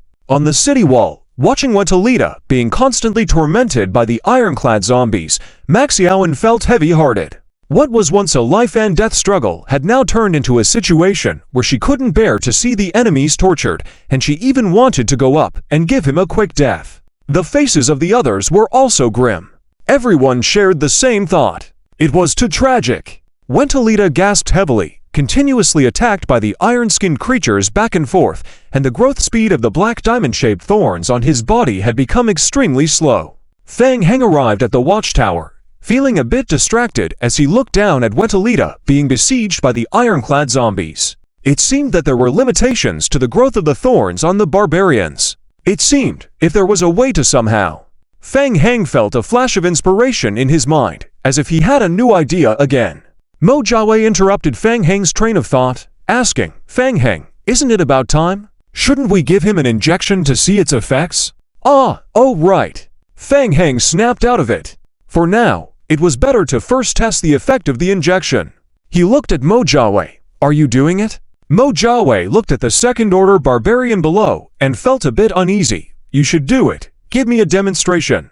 Let's go together," Feng Heng said, leaping off the tower. Mo Jiawei nodded and followed suit, darting towards the direction below. Wentalita's physical strength had reached its limit, fighting tenaciously with the last of his willpower. Seeing Feng Heng appear, Wentalita seized the last opportunity and immediately pounced towards him.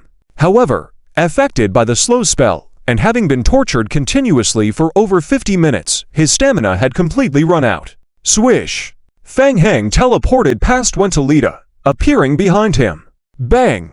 HMPH! The needle, modified by Qiu Yaokong and coated with purple marrow, smoothly pierced into the heart as iron-black skin of Winterita.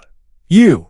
Surprised by the sneak attack, Winterita let out a furious cry, wanting to say something more, but suddenly felt a bone-chilling cold flowing from his shoulder into his entire body, extreme fatigue overcoming him, feeling as though his entire self was about to be frozen. Then, Winterita's vision darkened, and he completely passed out. Phew! It looks like it worked. Kyushin is really powerful. Mo Jiawei breathed a sigh of relief, his face showing excitement as he turned to Fang Hang beside him and asked, "What should we do?" "Well, bring him back and burn him." As they spoke, the zombie doppelganger sauntered out from the town gate, hoisted the unconscious Winterita, and headed towards the central blood altar. Boom! In an instant, flames soared up from the village's blood altar. The people on the watchtower exchanged glances, all feeling a bone-chilling coldness. Even the second-order barbarians offered sacrifices. The terrifying undead. "Captain!" A soldier hurried over and reported to the captain. "Report, 3 barbarian teams are heading towards the watchtower." Ao Kang's face turned serious, and he said in a deep voice, "Prepare for battle, quickly bring Mr. Fang Hang over." The barbarian team led by Deng Dun was somewhat puzzled when they saw the towering city wall ahead.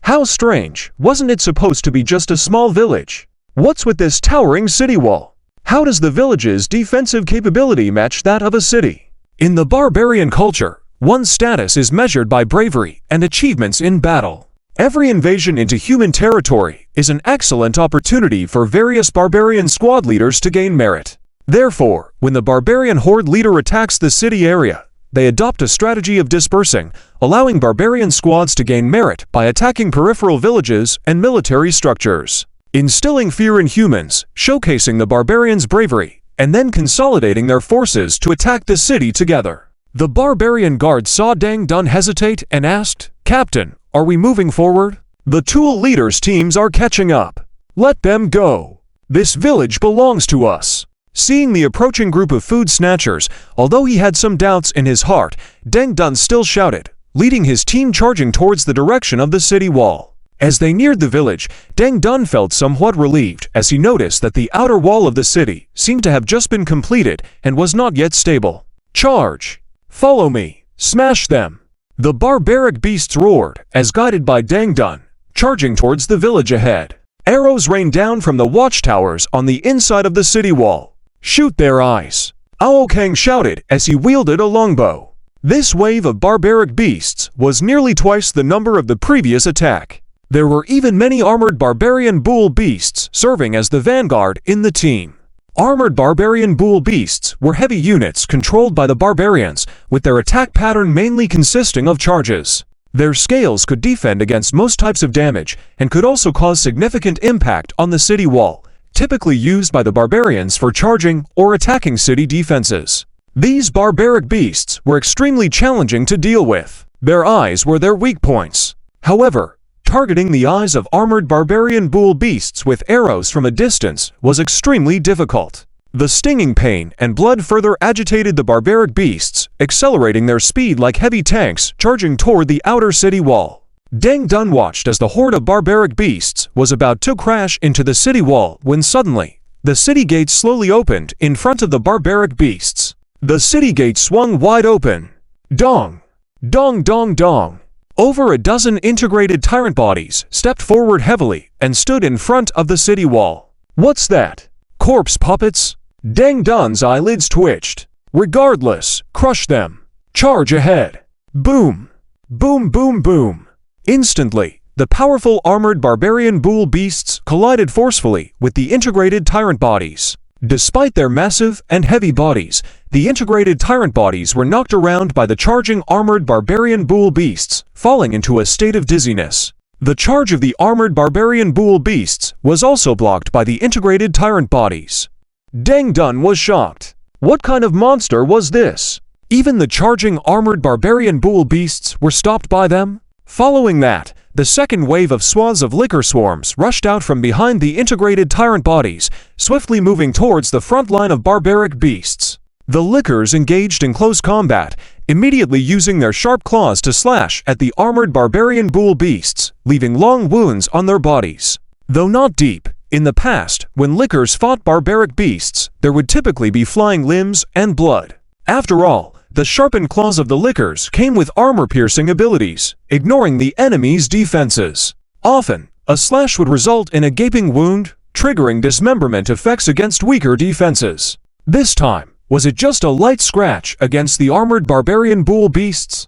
On the watchtower, Feng Heng furrowed his brow and opened the detailed information log of the game to check. The hard armor effect of the bull beasts could resist the majority of sharp attacks and reduce the damage received. The sharpened claws of the lickers possessed triple effects of armor piercing, bleeding, and infection.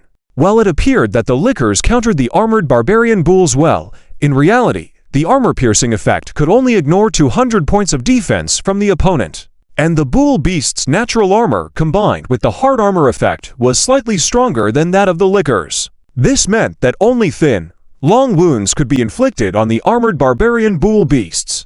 It was fortunate that the lickers had armor-piercing capabilities. Otherwise, the situation would be even more troublesome. On the watchtower, Ao Kang and his Imperial party were already sweating. They had no idea what Feng Heng was thinking, but they were all very puzzled. What kind of mutation had the ghouls undergone for their lickers to be able to penetrate even the hard armor of the armored barbarian bull beasts? Charge! Seeing the barbaric beasts falling into a disadvantage, Deng Dun immediately entered the second-order state, his body enveloped in a deep black keratin layer, leading the barbarian team in a charge forward. Follow me up! Deng Dun swung his large axe and joined the battle. Seeing Deng Dun rushing forward, the magician team behind Ma Xiaowan immediately reacted and prepared for battle. Ooh! Feng Heng stood on the city wall. Don't worry. Watch for my signals to act. Okay. The magician team on the city wall tightly held their staffs, ready to cast spells at Feng Heng's command. Feng Heng consciously controlled the licker swarms to pull back. Deng Tin's charging motion forward suddenly stalled, feeling a tremendous weakness surge through his body, and the battle axe in his hand became heavier. Damn it! Careless! Who would have thought there would still be a team of mages in this village? Deng Tin realized the situation was not good. Just as he was about to withdraw from the attack range of the Imperial mages, a group of lickers quickly closed in on him, completely blocking his retreat. Then, Deng Tin saw a group of Imperial soldiers in armor coming out from the city gate in front of him. The soldiers' walking movements looked strangely shaky, but they quickly surrounded him. It was a setup, the same tactics. On the watchtower, Ma Xiaowan saw Deng Tin being surrounded, feeling a sense of certainty. With the leader of the demonized squad trapped, they were in a stable position.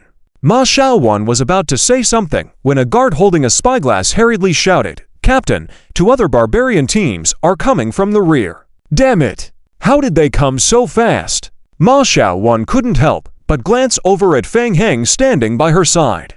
Everyone's expressions changed. Damn barbarians! Ma Xiaowan raised the spyglass and looked into the distance, where 2 barbarian teams were converging behind Deng Tin's team, swiftly approaching the village. The leaders of the 2 teams thought they were a bit late, but upon arriving and seeing Deng Tin's team in a fierce battle, they laughed heartily and came to share the spoils. When the barbarian team saw reinforcements joining the battle, their morale surged. Ma Xiaowan urged, "Mr. Feng, our mage team's control ability is limited. We can't handle 3-tier to barbarians at once, Feng Heng made a light sound. He stood on the watchtower, silent, just staring at the tier to barbarians surrounded by the Iron Skin zombies. Using the Iron Skin zombies to temporarily control the barbarians had a prerequisite. As long as the Imperial mages on the city wall stopped using weakening spells to control them, the tier to barbarians could immediately break free from the zombies' encirclement. At the moment, the tier to barbarians were still strong, and it was very dangerous to try to weaken them, with no guarantee of success. Since the tier to barbarians were covered in black diamond-shaped spikes, like a porcupine, it was very difficult to attack them recklessly. Perhaps another method could be considered.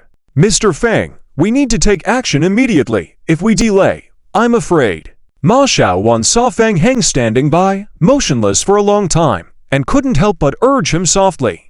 Okamura said nothing, just looked at Feng Heng expectantly. Mo Jiawei couldn't help but ask, "Mr. Feng, shall we take down one first? I have an idea." An idea? When Feng Heng spoke, everyone on the watchtower turned to look at him. A tactic. Fang Heng looked up into the distance. While the supporting barbarian team had not yet arrived, there was a chance to try this tactic. Try it out. Making a decision, Fang Heng immediately began controlling a large number of ordinary and vine-type zombies to gather at the city gate. He turned to Ma Xiaowan. Help me. Make sure you fully control that tier 2 barbarian, especially his strength attribute. Find a way to suppress his strength. Understood. Full strength suppression. The spell's duration is at most 2 minutes. Ma Xiaowan's spirit was lifted. She gestured to the mage team behind her. The mage team no longer saved on skill cooldowns and mental power, applying various weakening spells to Denton below without hesitation. Outside the city wall, under the intensive weakening spell attacks, Denton instantly felt his body becoming heavy again, moving as slowly as a machine that had been running for hundreds of years, causing him to grit his teeth. Damn humans! Suddenly, Denton realized the danger. The iron-skinned zombies that had gathered around him unexpectedly launched an attack, slowly staggering towards him. Benefiting from Fang Heng's strength boost and the heavy armor, the iron-skinned zombies were not weak. Thud! Denton used the black diamond-shaped spikes to repel several iron-skinned zombies that had just rushed at him, but more came from his right side, forcing him to use his robust body to push through. Thud!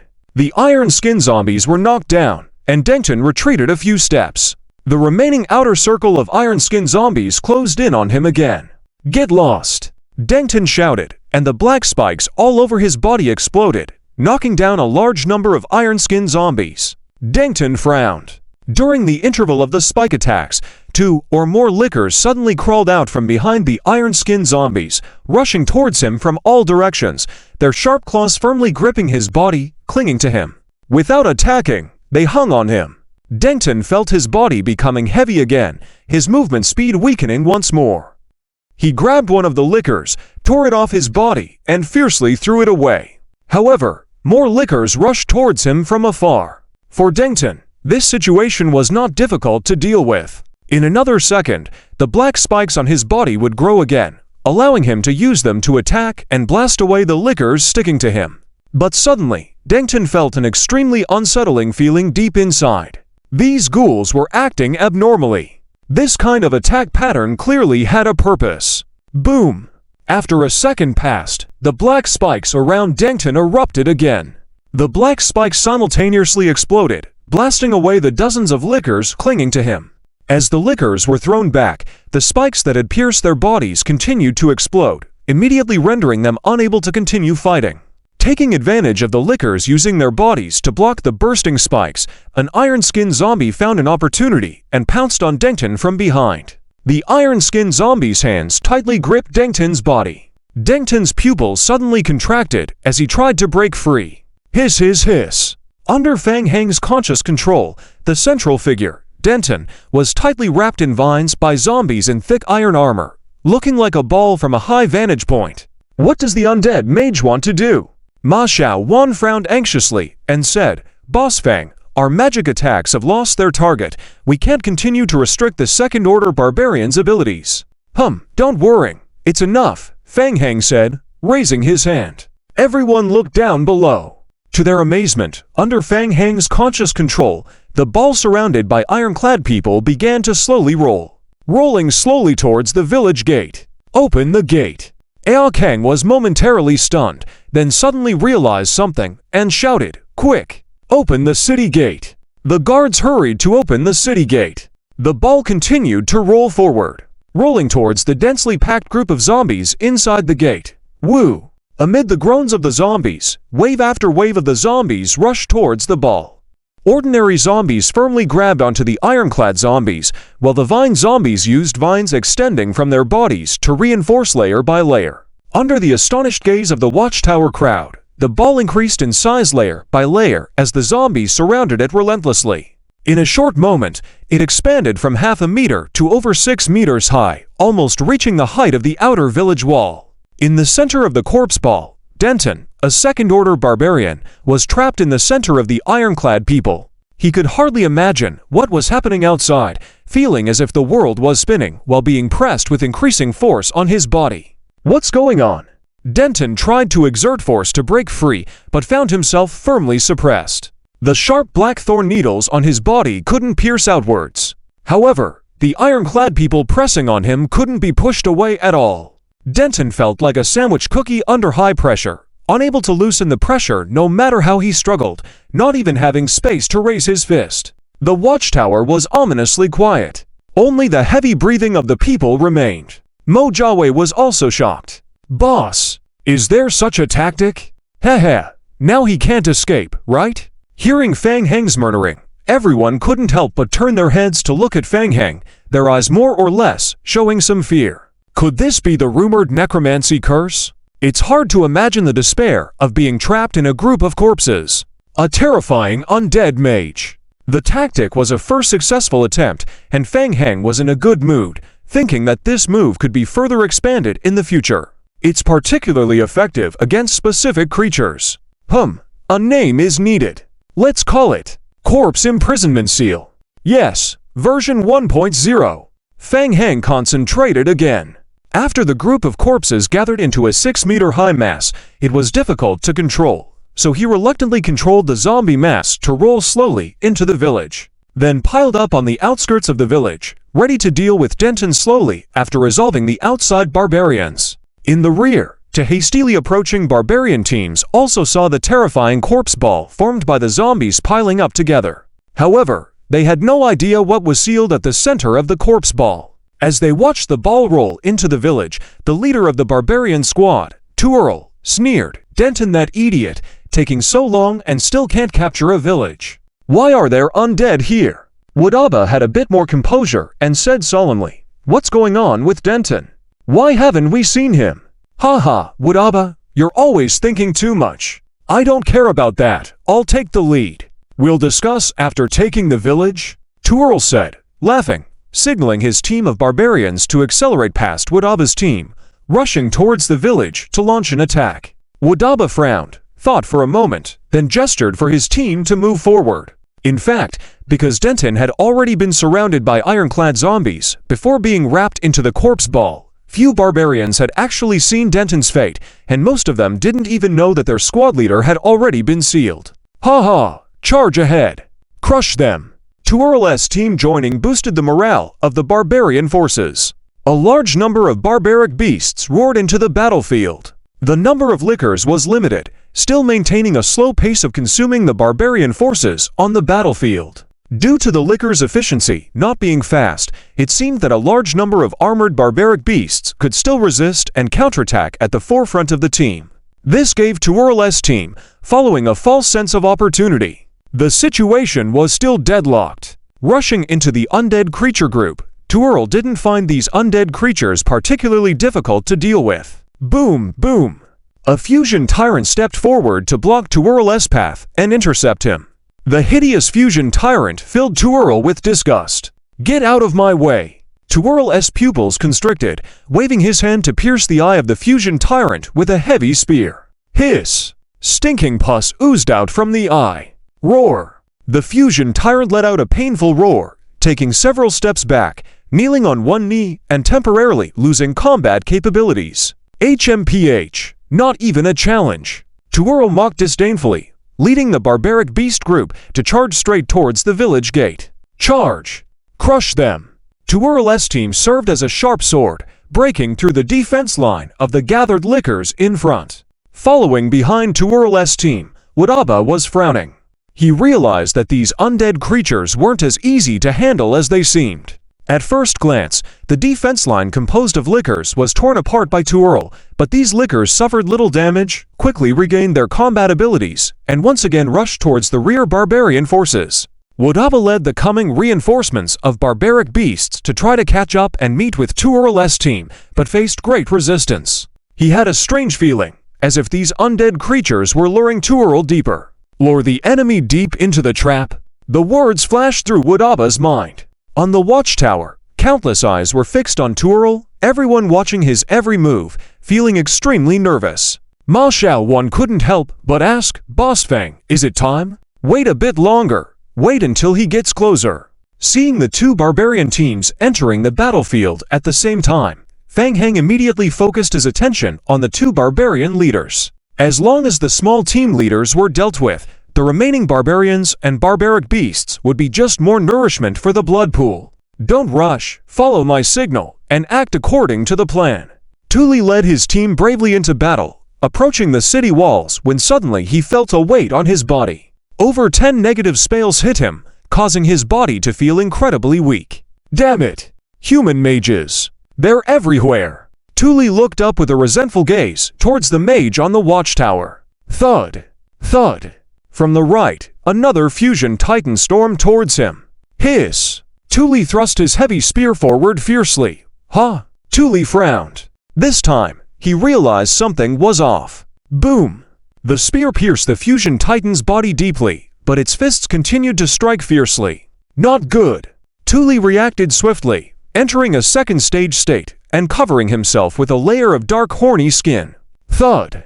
Thule was knocked off his beast and crashed down nearby. Meanwhile, several weakening spells struck him from the high watchtower, and a horde of lickspittles closed in on him.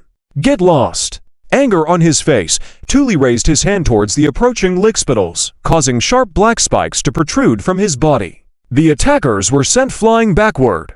Thule noticed something strange. He glimpsed over a dozen heavily armored Imperial soldiers emerging from the village gate. The soldiers staggered towards him, not attacking, but trying to encircle him.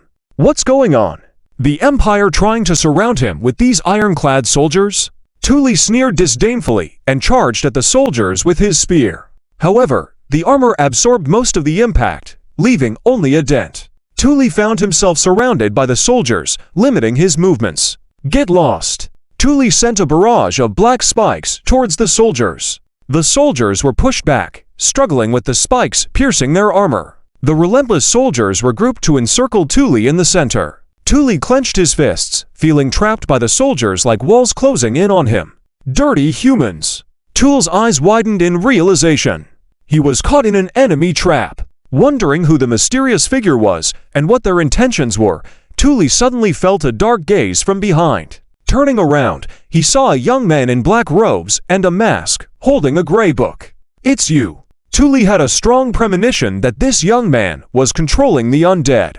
Thule launched an attack, but a massive figure stepped in front of the mage, blocking the assault.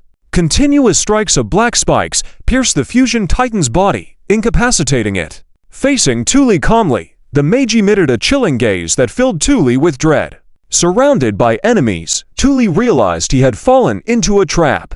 Meanwhile, the roar of a group of beasts came from behind Thule. He saw that Udaba and his team were coming to his rescue. Udaba noticed the soldiers and mages on the watchtower. Assessing the situation, Udaba hesitated but decided to attempt a rescue mission, feeling a deep sense of dread towards the undead creatures. Determined to save Thule and confronted with the undead mage, Udaba engaged in battle. Thule pointed towards the mage, urging Udaba to eliminate him. Udaba immediately targeted the mage, but the undead creatures defended their master. Udaba realized the mage controlled the undead and took immediate action to aid Thule. Udaba stared fixedly at Fang Heng, roaring loudly. Even if he was affected by the spell, the barbarians and beast horde behind him could still completely tear apart the undead mage in front of them. But Udaba still felt extremely uneasy. He felt that Fang Heng was too calm.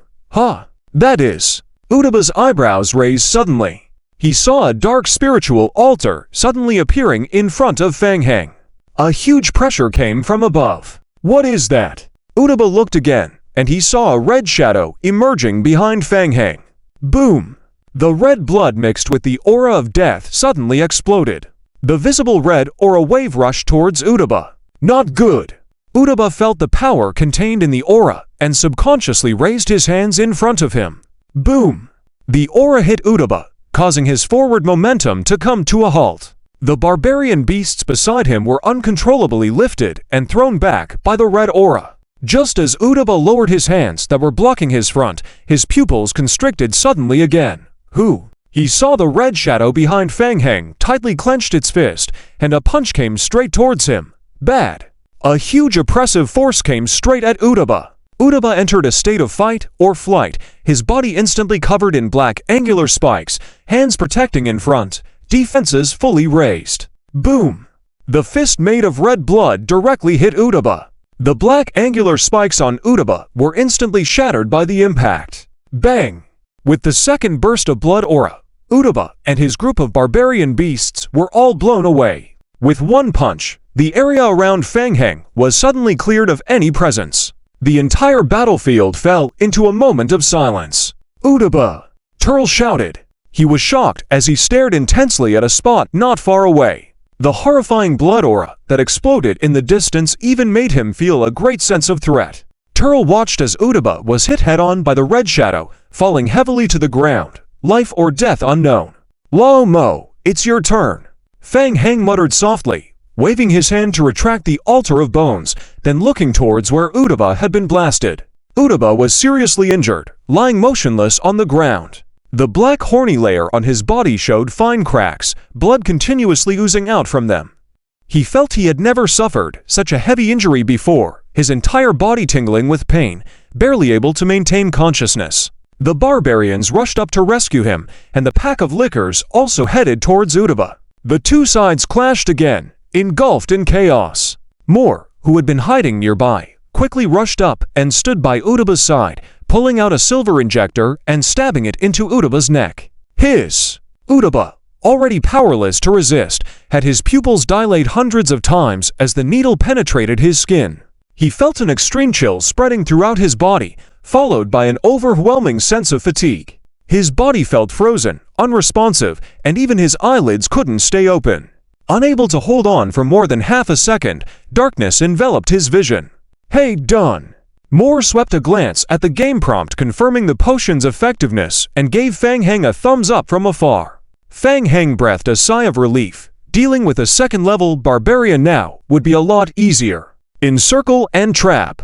Using the corpse orb to completely seal it. Under Fang Heng's control, the fused tyrant body went forward, lifting the unconscious Utaba and wrapping him tightly with vines extending from its body, then shouldering him and heading back to the village. Fang Heng and Moore exchanged a glance. Crisis averted.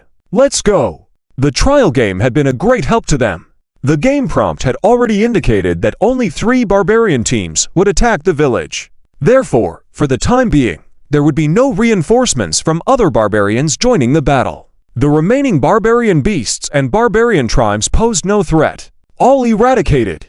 Use them as fodder in the blood pool. There was no point staying here, so the two decisively left, leaving the liquor pack to continue feasting on the barbarian beasts. Gazing at Fang Heng's swift resolution of the possessed barbarians from the watchtower, the onlookers fell silent for a moment. Previously, everyone had thought Fang Heng was an undead mage proficient in corpse summoning magic. They never expected Fang Heng to give them another shock. A terrifying undead mage. Seeing Fang Heng use necromancy skills for the first time, the members of the Imperial Empire were all stunned. Necromancy spells were not known for their power, yet Fang Heng was able to single-handedly defeat a second-level barbarian in a possessed state. Harper looked at Okura, who was still recovering from the shock, and asked, "Did we win?" Startled by the question, Okura lowered his head to look at the battlefield below. One barbarian team leader dead, and another trapped. The remaining barbarians and beasts, without leadership, were no longer a threat to the city walls because they were being devoured by the undead creatures. So, their village had survived under the coordinated attacks of 3 barbarian teams? Harper continued, "Is it about time for the barbarian assault on Hani City to launch?" The surrounding Imperial soldiers also looked at Okura with inquiring eyes, with a touch of hope in their gaze. Okura surveyed the group and nodded solemnly. "Yes, it is." The barbarians were about an hour away from their scheduled attack on Hani City. Additionally, there were no visible signs of more barbarians attacking the village. There would be no further reinforcements from the barbarians. A small cheer erupted from the watchtower. They had indeed defended the village against the barbarian onslaught. Don't celebrate too early. The enemy has not completely retreated. Continue to defend the village. The morale of the Imperial soldiers soared, and they all clasped their fists in agreement. Yes. Seeing Fang Heng and Moore walking towards the watchtower, Okura expressed his gratitude with a fist over his chest. "Thank you both for your support to the Empire. You have worked hard." Fang Heng waved his hand dismissively, indicating that it was no big deal. "No need to thank us. We are all citizens of the Empire. It's the least we can do." This time things went smoothly, Luck was also on our side. Ziwen listened to Fang Heng's words, remaining silent on the side. Was it luck? Is it really over? She couldn't shake the feeling that things weren't that simple. Fang Heng waved his hand beneath the watchtower, collecting the mutated crystalline substance that had burst out into the palm of his hand. Hint: player obtained First Order Mutated Crystal *1281, Second Order Mutated Crystal *72. Not many Second Order Mutated Crystals burst. Fang Heng glanced at the game prompt and then looked towards the base of the wall outside the watchtower. The team leader, Tulil, was still surrounded by armored undead, and the retreat order had not yet been given. The remaining barbarians and beast groups continued to fight, charging towards Tulil's direction repeatedly, attempting to rescue him. Seeing that Fang Heng had started cleaning up the battlefield, dragging the corpses of the savage beasts into the city, Tulil desperately launched continuous fierce attacks against the armored undead, trying to break free from the cage constructed by the armored undead. Unfortunately, Marquis Xiaowan was staring at him from above, continuously instructing the mage team to use weakening spells to control him tightly. For more than 10 minutes, as Tulil's strength waned, the armored undead found an opportunity to use vines to trap him. Following this, more and more armored undead rushed in. Tulil was taken aback, not understanding the situation before being enveloped by more than 10 armored undead through the vines. Numerous vine-wrapped undead surged in, gradually wrapping Tulil into a second ball over 6 meters in height. Let's go to the altar to take a look. Hani City's territorial outskirts. A large number of savage beasts were advancing towards Hani City. The invading legion of the savage tribes was led by Almonta, seated on a war elephant at the rear of the legion. Continuous reports of various savage tribal teams were coming in. Soon, in just over half an hour, the legion would complete its assembly, and an hour later, they would arrive at Hani City to officially launch an assault. Lost contact with Tulil. Suddenly, upon hearing the latest report from his subordinates, Almonta furrowed his brows. Tulil was the blood descendant of the savage tribe leader and had always been valiant. How could he suddenly encounter danger when dealing with just a small village? If this matter were to be questioned by the tribe leader, it would likely cause trouble. Yes, it is said that Tulil was ambushed while attacking a village. The Empire had a mage team stationed in the village, and the Tulil team encountered powerful undead creatures blocking them. Nearby, a few received reports from the Tulil team of small groups in retreat. Currently, there is still no news from Tulil, and his life or death is unknown. Almonta pondered for a moment, carefully considering.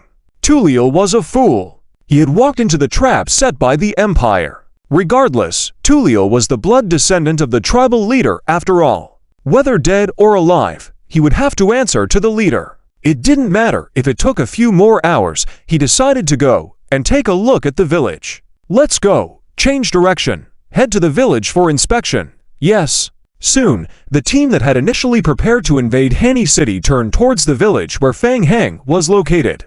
Hani City. The external defenses were already prepared. As long as they held out for another 10 hours, the nearest Imperial reinforcements would arrive in Hani City to support the resistance against the savage tribe invasion. The final 10 hours. The atmosphere on the city walls was tense. Wei Dao and his group had already made the most optimized arrangements and were only waiting for the enemy to arrive. According to the intelligence from the Empire, the savage tribes were already assembling and were expected to arrive at Hani City within an hour. However, Mi'erhao flipped through the game prompt and said, Fang Heng is still resisting the savage tribes in the village. His protection mission has not failed yet. Following the progression of the trial game, the savage tribes would attack the human main city only after breaking through the player's village. With Fang Heng added into the mix, the game seemed to be glitching. How did he manage to do that? Wei Dao also shook his head, unable to understand. How could he hold off several savage tribe teams with just those dilapidated villages? It was absurd, but Fang Heng had indeed managed to do so. Suddenly, a shadow of a flying creature appeared in the sky. It's a griffin! The Empire's guards on the city walls recognized the griffins and excitedly waved and shouted, Imperial griffins! The Empire has reinforcements! After circling in the sky for 2 rounds, more than 20 griffins slowly descended into the city. The young man leading them was the first to leap down from the back of the griffin. He was dressed in a white long robe, exuding an air of sophistication with a hint of urgency in his eyes. Seeing the young man, the Lord of Hanny City, Brian, and his retinue all knelt on one knee. "Greetings, Ninth Highness. Where's Mingyu? Where is Mingyu?" Tang Mo did not even spare a glance for Lord Brian, his eyes scanning the crowd until he saw Tang Mingyu standing behind the people. Tang Mo's eyes lit up, and he quickly walked towards Tang Mingyu. Mi'erhao and Wei Dao immediately became wary and whispered, "Be careful." Tang Mingyu's palms were slightly sweating. She had a special talent, a natural sensitivity to danger, and powerful life forms. She felt that Tang Mo was very strong. The aura emanating from Tang Mo far exceeded the sense of danger from Mi'erhao and Wei Dao by her side. Wait, could it be? He wouldn't just attack me in broad daylight, would he? At that moment, Tang Mingyu's mind was filled with various thoughts. Previously, the main questline investigation had led to Tang Mo being suspected of having issues. Originally, they had planned to head directly back to the main city to confront Tang Mo, but they unexpectedly got caught up in Fang Heng's sudden triggering of the main quest, fast-forwarding through it and plunging into the stage of the Savage Tribe invasion. Until now, Tang Mo had come to find her in person. Both Mi'erhao and Wei Dao felt that the situation was unfavorable. Not to mention Tang Mo, half of the 10-plus escorts who followed him were high-level mages dressed in gorgeous wizard robes. Standing in front of Tang Mingyu, Tang Mo studied her face for a moment before his hands trembled slightly. Suddenly, Tang Mo opened his arms and couldn't help but embrace Tang Mingyu. "Huh!" Mi'erhao and Wei Dao, who were about to intervene, were stunned. They exchanged a quick glance. What's going on? Should they act? "I'm here, Mingyu," Tang Mo whispered softly in Tang Mingyu's ear. "I won't let anyone harm you." "What?" Tang Mingyu was unexpectedly hugged by a stranger, feeling confused. What's going on? This guy is acting strangely. Just as she was puzzled, a series of prompts flashed across the players' retinas. Hint: players' team persisted until Tang Mo's team joined the battlefield. Don't be angry. Tang Mo was momentarily at a loss for words. Seeing Tang Mingyu looking a bit anxious while questioning, he explained, "I was worried about you. Since you wouldn't let me follow you, I couldn't relax and had to secretly keep an eye on you. So, everything before was just a misunderstanding?" The whereabouts were leaked by Lord Brian's subordinates, but the one behind the scenes was Tang Mo. But Tang Mo didn't have any malicious intent towards them? Something seems off. Upon closer thought, things still don't seem quite right. But regardless, just one look at the over 10 elite guards following Tang Mo made it clear how extraordinary they were in terms of combat power. That was some serious strength. No wonder the game couldn't give out missions that were impossible to defeat. Tang Mo was likely a guide given by the mission to help boost the strength of their team. The three quickly communicated with each other through eye contact. Suspecting Tang Mo's identity was not the most important thing at the moment. They were already facing a big enemy, so they would have to hold out for a while. Even if Tang Mo had ulterior motives, he possessed formidable combat power. With less than an hour before the Savage Tribe's attack on Hanny City, it was time to make final adjustments to their deployment. Tang Mo's strong addition boosted the confidence of Wei Dao's team, who were now considering adjusting their tactics when suddenly several lines of game prompts appeared in the retinas of all players participating in the trial. Hint: player team resisted the Savage Tribe's attack on the village. Hint: players receive an additional 5 hours of trial time. Hint: due to player intervention, the Savage Tribe Legion leader, who was attacking the Hanny City area, Almonta, has turned to attack the village where players are located. It is expected that the Vanguard will launch an attack on the village within 60 minutes, so players should prepare for defense. Hint: the Savage Tribe's attack on Hanny City has been postponed, and it is expected to launch an attack on Hanny City in 240 minutes. Postponed again. Fang Heng. What did he do? The people couldn't help looking at each other, their faces showing surprise. So, the trial system itself had loopholes, and the Savage Tribe leader went to pick a fight with Fang Heng directly. The good news was that Fang Heng managed to secure at least 3 more hours for Hanny City. But how about Fang Heng himself? He might be in great danger. The fact that Fang Heng could handle several Savage Tribe teams and remain undefeated had already surprised them, and now he was facing pressure from the entire Savage Tribe Legion. The group quickly exchanged glances. "It's too dangerous to leave Fang Heng alone," Wei Dao said solemnly. We need to find a way to contact him and ask for support. Plus, we can't waste these 3 hours which Fang Heng helped us secure. Let's try to find any remaining task lines. The village. The beasts outside the walls had dispersed. In order to collect more blood, Fang Heng ordered an attack on the undead group. The Imperial Guards were coordinating with Fang Heng's undead group to clean up the battlefield, while the Mage Corps finally got a chance to rest and meditate on the watchtowers. Suddenly, Fang Heng received a game prompt that the Savage Tribe Legion leader was about to attack the village. Savage Tribe leader Almonta? Seeing the game prompt, Fang Heng felt a stir in his heart and asked, "Have any of you heard of Almonta?" Harper had some experiences with the Savage Tribe on the front lines and nodded. "Yes, I've heard of him. Almonta is one of the leaders of the Savage Tribe Legion and is very powerful. I've heard about Almonta. He can enter the 3rd level demonized state, and once single-handedly wiped out a human legion, he's a very tough opponent." 3rd level state. Fang Heng was intrigued. He couldn't help but glance at the silver potion in his backpack. They hadn't yet found a way to fully contain the 2nd level Savage Tribe, and now the 3rd level was coming. The difficulty of the trial was increasing rapidly. Without some ace up his sleeve, it would be difficult to deal with it. Listening to Fang Heng's sudden question, Ma Xiaowan inexplicably felt uneasy. "Boss Fang, why are you suddenly asking this? Is there a change?" "Nothing." Fang Heng shook his head and gradually looked into the distance. "Prepare for battle. I have a feeling that Almonta will be here soon." Upon hearing this, the Imperial group's expression changed slightly. "Almonta? Shouldn't a leader of that level of the Savage Tribe Legion be attacking a Savage Tribe city directly? Why would they come to their small village? Moreover, hadn't the Empire received reliable intelligence already? The Savage Tribe was supposed to directly attack the Lord City of Hani." People began to doubt Fang Heng's premonition.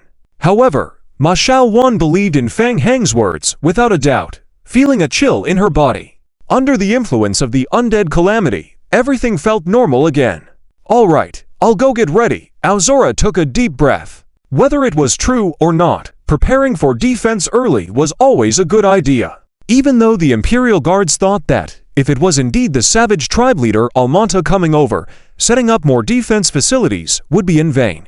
Seeing everyone hurrying into action, Mo Jiawei approached Fang Heng and asked quietly, "Judging by what they said, the strength of the 3rd level Savage Tribe seems to have been further enhanced. Are we really okay?" "Not sure." Using the analogy of the beginner game, one-on-one, a 2nd level Savage Tribe was roughly equivalent to the strength of a Vampire Duke. But the Savage Tribe had weaknesses in magic resistance, whereas the vampires had flying advantages. Fang Heng believed the Vampire Duke had a slight edge. But what if the 3rd level Savage Tribe escalated to a new level of power? If the 3rd level Savage Tribe came, could they really stop them?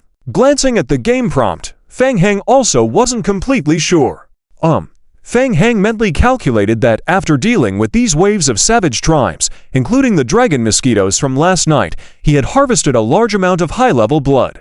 However, this blood was still about a third short of awakening the seed of the unknown sacred tree. Now, he had two choices. The first choice was to give up awakening the seed of the unknown sacred tree and directly use his skills to summon the Blood King's coffin here, using this blood to enhance his vampire bloodline.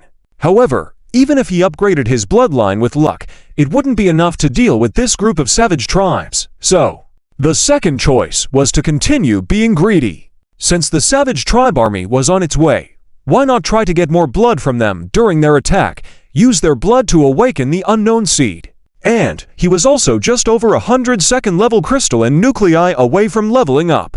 Let's just level up together. The first choice was very safe, with no risk, while the second choice carried a huge risk. If things went wrong, and all the blood he had collected ended up in vain, it would be a disaster. A massive front of the barbarian army surged towards the village in an imposing manner. There were too many. On the watchtower, the Empire guards were nervous, sweat covering their foreheads as they tightly held onto their crossbows. Looking ahead, all they could see was a dark horde of barbaric creatures. There seemed to be no end in sight. This was just the vanguard of the barbarian legion, mostly composed of barbaric beasts. Aokura's face was solemn, his teeth clenched. The barbarian army was truly approaching. And the number of enemies was even more than he had imagined. The sight was overwhelming. Such a massive enemy, just the huge horde of barbaric creatures in the Vanguard Legion could crush them all. How long would it take to shoot them all down with their crossbows? Silence engulfed the watchtower. The Imperial soldiers were prepared to face death. As the barbarian horde neared, they formed up and charged towards the city in unison. Standing on the watchtower, everyone could feel the tremors coming from below their feet. "Attack!" Aokura shouted. Boom! Boom boom! Two ancient cannons just erected on the watchtower could hit a large group of barbaric creatures with a single shot from a distance. However, such attacks had little effect on the massive barbaric beast tide. They could only rely on the necromancer. The devourer horde stood in front of the city, seeming like a canoe in the tide, ready to be overturned by the raging beast tide at any moment. Aokura and the Empire soldiers occasionally glanced at the cloaked figure standing in front of the devourer horde. If the village were to be destroyed, no one would survive. They had no choice but to believe that the eerie necromancer in front of them could create miracles once again. Below the watchtower, Feng Heng, standing at the forefront of the city wall, took a deep breath, his eyes shining with excitement and determination. Facing such a massive number of beast tide head-on, this overwhelming smell of blood stimulated his nerves. This sensory stimulation was something he had never experienced before. His blood seemed to be boiling with excitement. All right, such a large group of barbaric creatures. The thirst for blood. Charge! Take them down! In the vanguard team of the barbarian army, 16 barbarian squad leaders led the charge, blowing the horn. The armored barbaric bulls roared in anger, accelerating forward altogether towards the direction of the village. Thousands of armored barbaric bulls launched a frontal attack. Feng Heng controlled his emotions, his face serious as he pointed forward. Blood Vampire King's Coffin. Summon. Buzz. A crimson magic circle with strange patterns appeared on the ground in front of Feng Heng. As the magic circle rapidly turned, the earth in front of Feng Heng trembled violently. In the vanguard of the barbarian army, several squad leaders noticed something strange happening in front. Magic fluctuations? Human mage. Doubtful thoughts arose, but no one paid much attention to it. Strange. So what? Under the impact of the charging armored barbaric bulls, no one could stand in their way. The barbarians had strong confidence in the attacking force of the beast tide. Boom! A loud noise came from the center of the village in the distance. The vanguard barbarians all looked up towards the sky in the distance. What was that? A blood-red column of light suddenly rose from the village in front. The blood-red ripples spread outwards from the column of light. Following that, the barbarians felt the earth beneath their feet trembling violently. A huge crevice appeared on the ground in front of the village entrance. The barbarian squad leader Sangito's heart trembled. Earth rupture spell? No, wait. The next moment, dense crimson blood and energy flowed out from the cracks in the ground. Sangito furrowed his brows, realizing that something seemed to be slowly emerging from the cracked ground. A coffin! A massive coffin rose from under the ground. The forward-charging barbaric beasts had already sensed a fear emanating from the coffin. A fear born out of their primal instincts. The armored barbaric bulls that were charging forward began to grow restless, their speed decreasing as they hesitated. Playing tricks!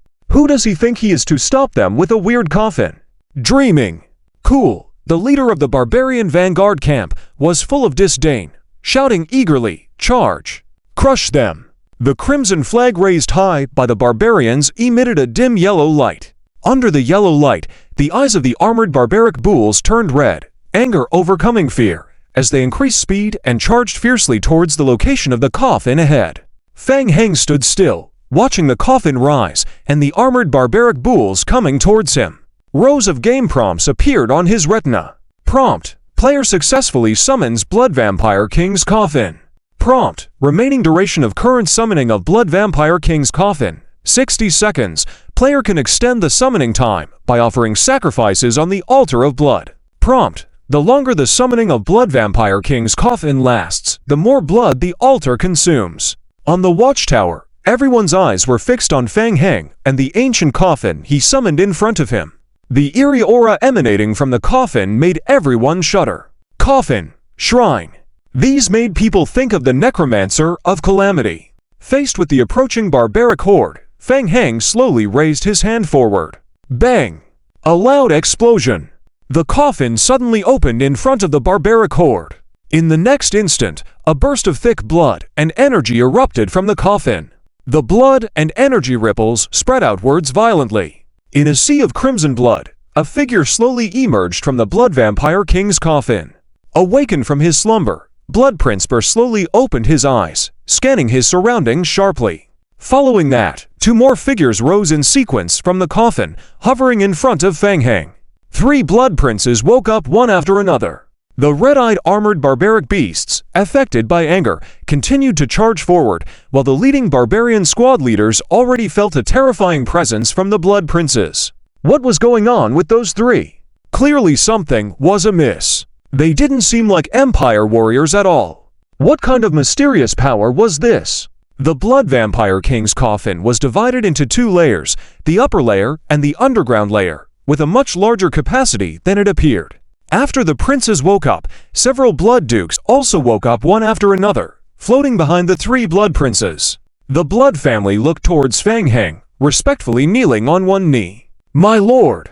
Although Feng Heng wore a mask and a black robe, his aura as a Blood family member was fully unleashed. Feng Heng also turned his gaze towards the Blood family. The plan seemed successful. Feng Heng nodded towards the Blood family. Haha! Success in the test. Due to the limited space inside the coffin, Feng Heng had to adopt an elite strategy and forcefully place 3 Vampire Princes and 9 Vampire Dukes in the coffin. Unfortunately, ordinary vampire counts didn't have the qualifications to be placed inside the coffin. Now let's see how far the power ceiling of the beginner game can reach in the intermediate game.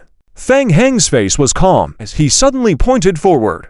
You all saw it. Go ahead. I want their blood. The vampires looked at Feng Heng with reverence and excitement in their eyes. Is this a different world? The kings have already begun leading them to conquer the new world, to seize the blood of the entire world, and establish a new vampire dynasty. Vampires are highly sensitive to blood, and they had already sensed the abundant blood odor from the beasts. They couldn't wait any longer. As you command. The vampires turned to face the armored wild oxen charging towards them.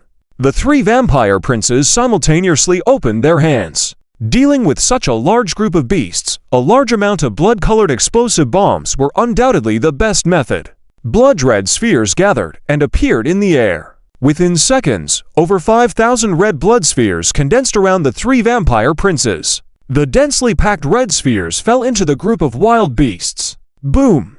Every blood-colored explosive bomb that landed among the wild beasts triggered a fierce explosion, raising dust and blood on the battlefield. The charging armored wild oxen were immediately thrown into chaos by the dense blood-colored explosive bombs, armor shattering, and limbs flying. A large number of armored wild oxen fell in the explosions. The entire battlefield was shrouded in crimson, with even the air carrying a faint smell of blood.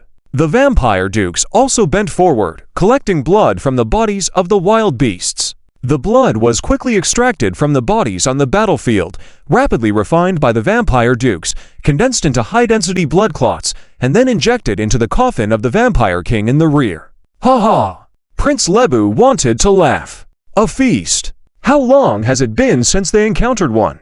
This was a vampire feast. He could feel the powerful blood flowing within these beasts, all under the lead of the new king. In the coffin of the vampire king, bubbles floated in the blood, further refining the high-density blood poured into it. The barbarians had never encountered such a powerful vampire magic. The group of wild beasts faced intense magical attacks, unable to resist, resulting in chaos, death, and fear. The barbarians struggled to control their wild beasts. The situation is not good. Charge together. From behind, Cool shouted, leading over 10 barbarian squad leaders and entering the second stage, raising their axes to attack the vampire princes in front of them. Blackthorns. Dense black, diamond-shaped spikes flew towards the vampire princes in the air. Seeing this, Prince Gare furrowed his brows. He had been cautious from the moment he saw these creatures covered in black spikes. As the dense black diamond-shaped spikes approached, Lebu couldn't afford to be careless. With a wave of his hand, a blood-red barrier appeared in front of him. The black thorns exploded upon hitting the blood-red barrier. Gare let out a disdainful laugh and sent over a dozen blood-colored explosive bombs forward. Seeing this, Songito hurriedly raised his hands in defense. A series of blood explosions ensued, sending Songito flying back. Surprised, Gare let out a soft exclamation. He's not dead yet. The opponent's defense is unexpectedly strong. Vampires of the rank of Duke or higher possess semi-suspension abilities, allowing them to easily evade attacks from the barbarians. The powerful weapon of the second stage barbarians, the Blackthorns, was restrained by the blood shield of the vampire princes. The three vampire princes easily handled the over 10-second stage barbarians. On the watchtower, Emperor Okura and his companions fell into silence. What were those creatures resurrected from the coffin? Could it be? The people had already imagined many terrifying possibilities. Their faces turned extremely fearful. The words forbidden spell, resurrection of the dead, haunted their minds. Only legendary mages could achieve such a feat, pulling the will of deceased individuals from the realm of the dead, infusing it back into their broken bodies. The enslaved souls would possess their strongest combat abilities before death and be permanently under the control of the necromancer. It was the terror of necromancers that made the Empire fear them. That horrifying necromancer had enslaved the souls of so many strong individuals. Who was he? For a moment, a terrifying and heavy atmosphere lingered on the watchtower. The people looked at Feng Heng standing next to the coffin of the Blood King, appearing calm. Now, they felt that Feng Heng was much more terrifying than the barbarians. Hint, you are using the skill, Blood Awakening on the target, Unknown God Tree Seed.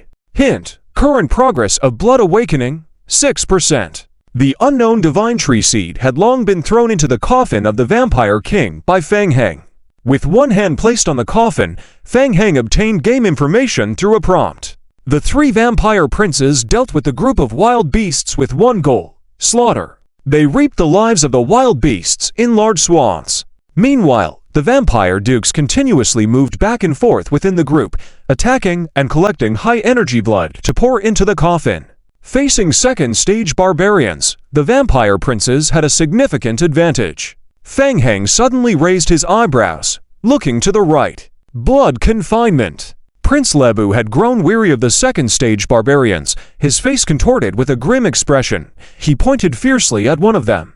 Initially, it was just a preliminary test. Upon realizing the formidable defensive capabilities of the second-stage barbarians' black horny lair, the three princes immediately made a counter-move. Since it was difficult to break through their defenses with physical or magical attacks, they chose to seal them with blood curses. After all, this was their first battle in a different world. With the king watching from behind, they naturally had to put on a good show. The dense blood-colored needles aimed at Songito. The needles pierced the black horn layer on the second-stage barbarian's body, immediately forming bloody clots. Songito's heart pounded as the blood rapidly spread over his body, causing him to lose control. Just as he was about to struggle, the three vampire dukes flashed to Songito's side, standing in a triangular formation around him. Solidify! Hiss! A thick black mist rose from the coffin of the Blood Clan King, swirling around. Songito was instantly refined, melted into a pure essence of blood. This is also possible. On the watchtower, witnessing such bloody and bizarre scenes, everyone's faces were terrifyingly stiff. Feng Heng saw the situation and revealed a look of joy. Good. The Blood Clan Prince has given him another huge surprise. It makes sense. The Blood Clan Prince is the ceiling combat power in the low-level game, the final boss. It was already giving them face to go all out against the second-tier barbarians in the mid-level game. What excited Feng Heng the most was the immense energy contained in the blood of the second-tier barbarians. A single second-tier barbarian could boost the awakening rate of the unknown seed by 2%. Sacrifice 30 more, and the awakening of the Divine Tree Seed could be completed. Feng Heng once again issued orders to the Blood Clan Princes. Sacrifice them. Yes, Your Royal Highness. Following Feng Heng's orders, the princes immediately changed tactics, searching for second-tier barbarians within the barbarian army and seizing opportunities to seal them. Cool. The captain of the vanguard under the second-tier barbarians had crimson eyes. He had never seen a human with such bizarre powers as the Blood Clan Prince. Not only could he fly in the air, but his various long-range and close combat attack and defense means were endless. There were no apparent weaknesses, but the most terrifying was his sealing technique. Once sealed, thrown into that eerie coffin, it was basically retreat. The barbarians were not foolish. Seeing the situation turn sour, they immediately turned around and prepared to retreat. Running. Swoosh. The Blood Clan Prince Jia flashed and appeared in front of Cool, who was trying to escape. Hiss. Jia suddenly raised his right hand and pointed fiercely towards Kule's heart. Crack. Kule's face paled. The black horny layer on his chest deeply recessed under that point. Boom. Following this, a powerful force struck, sending Cool flying backward. Taking advantage of the force that sent him flying, the frightened Cool fled without looking back. Jia was also stunned, looking down at his finger. That black horny layer had such strong defensive power. The three Blood Clan princes immediately chased after the scattered second-tier barbarians. However, dealing with the second-tier barbarians required cooperation with the Blood Duke through spells, making the pursuit quite difficult. Seeing the second-tier barbarians panicking and fleeing under enemy pursuit, the morale of the barbarian vanguards plummeted, making them even more disorganized. In the chaos, the Lickers group attacked like a pack of wolves towards the barbarian beasts. In the blink of an eye, the situation on the battlefield underwent a bizarre reversal. The once charging barbarian beasts began to flee madly. The Blood Duke and the Lickers drove the barbarians away. On the watchtower, witnessing this scene, the Imperial Guard fell into a long silence. No one issued new orders. Half an hour ago, upon receiving news that the barbarian army was about to attack the village, no one could have predicted the current turn of events. Not only did they defend the village, but they actually began to counterattack. Due to the overwhelming number of barbarian beasts, some out of fear, fleeing uncontrollably, the group soon collided with those following behind. There was even a small-scale trampling between the groups. The barbarian vanguard team became even more chaotic. The chaos gradually spread to the middle forces. The barbarians had expected this to be a simple and easy victory. But to their surprise, the vanguard suddenly rioted, and the controlled beasts were plunged into extreme fear, uncontrollably retreating back. For a moment, the barbarians had to control the beasts as much as possible to calm them down.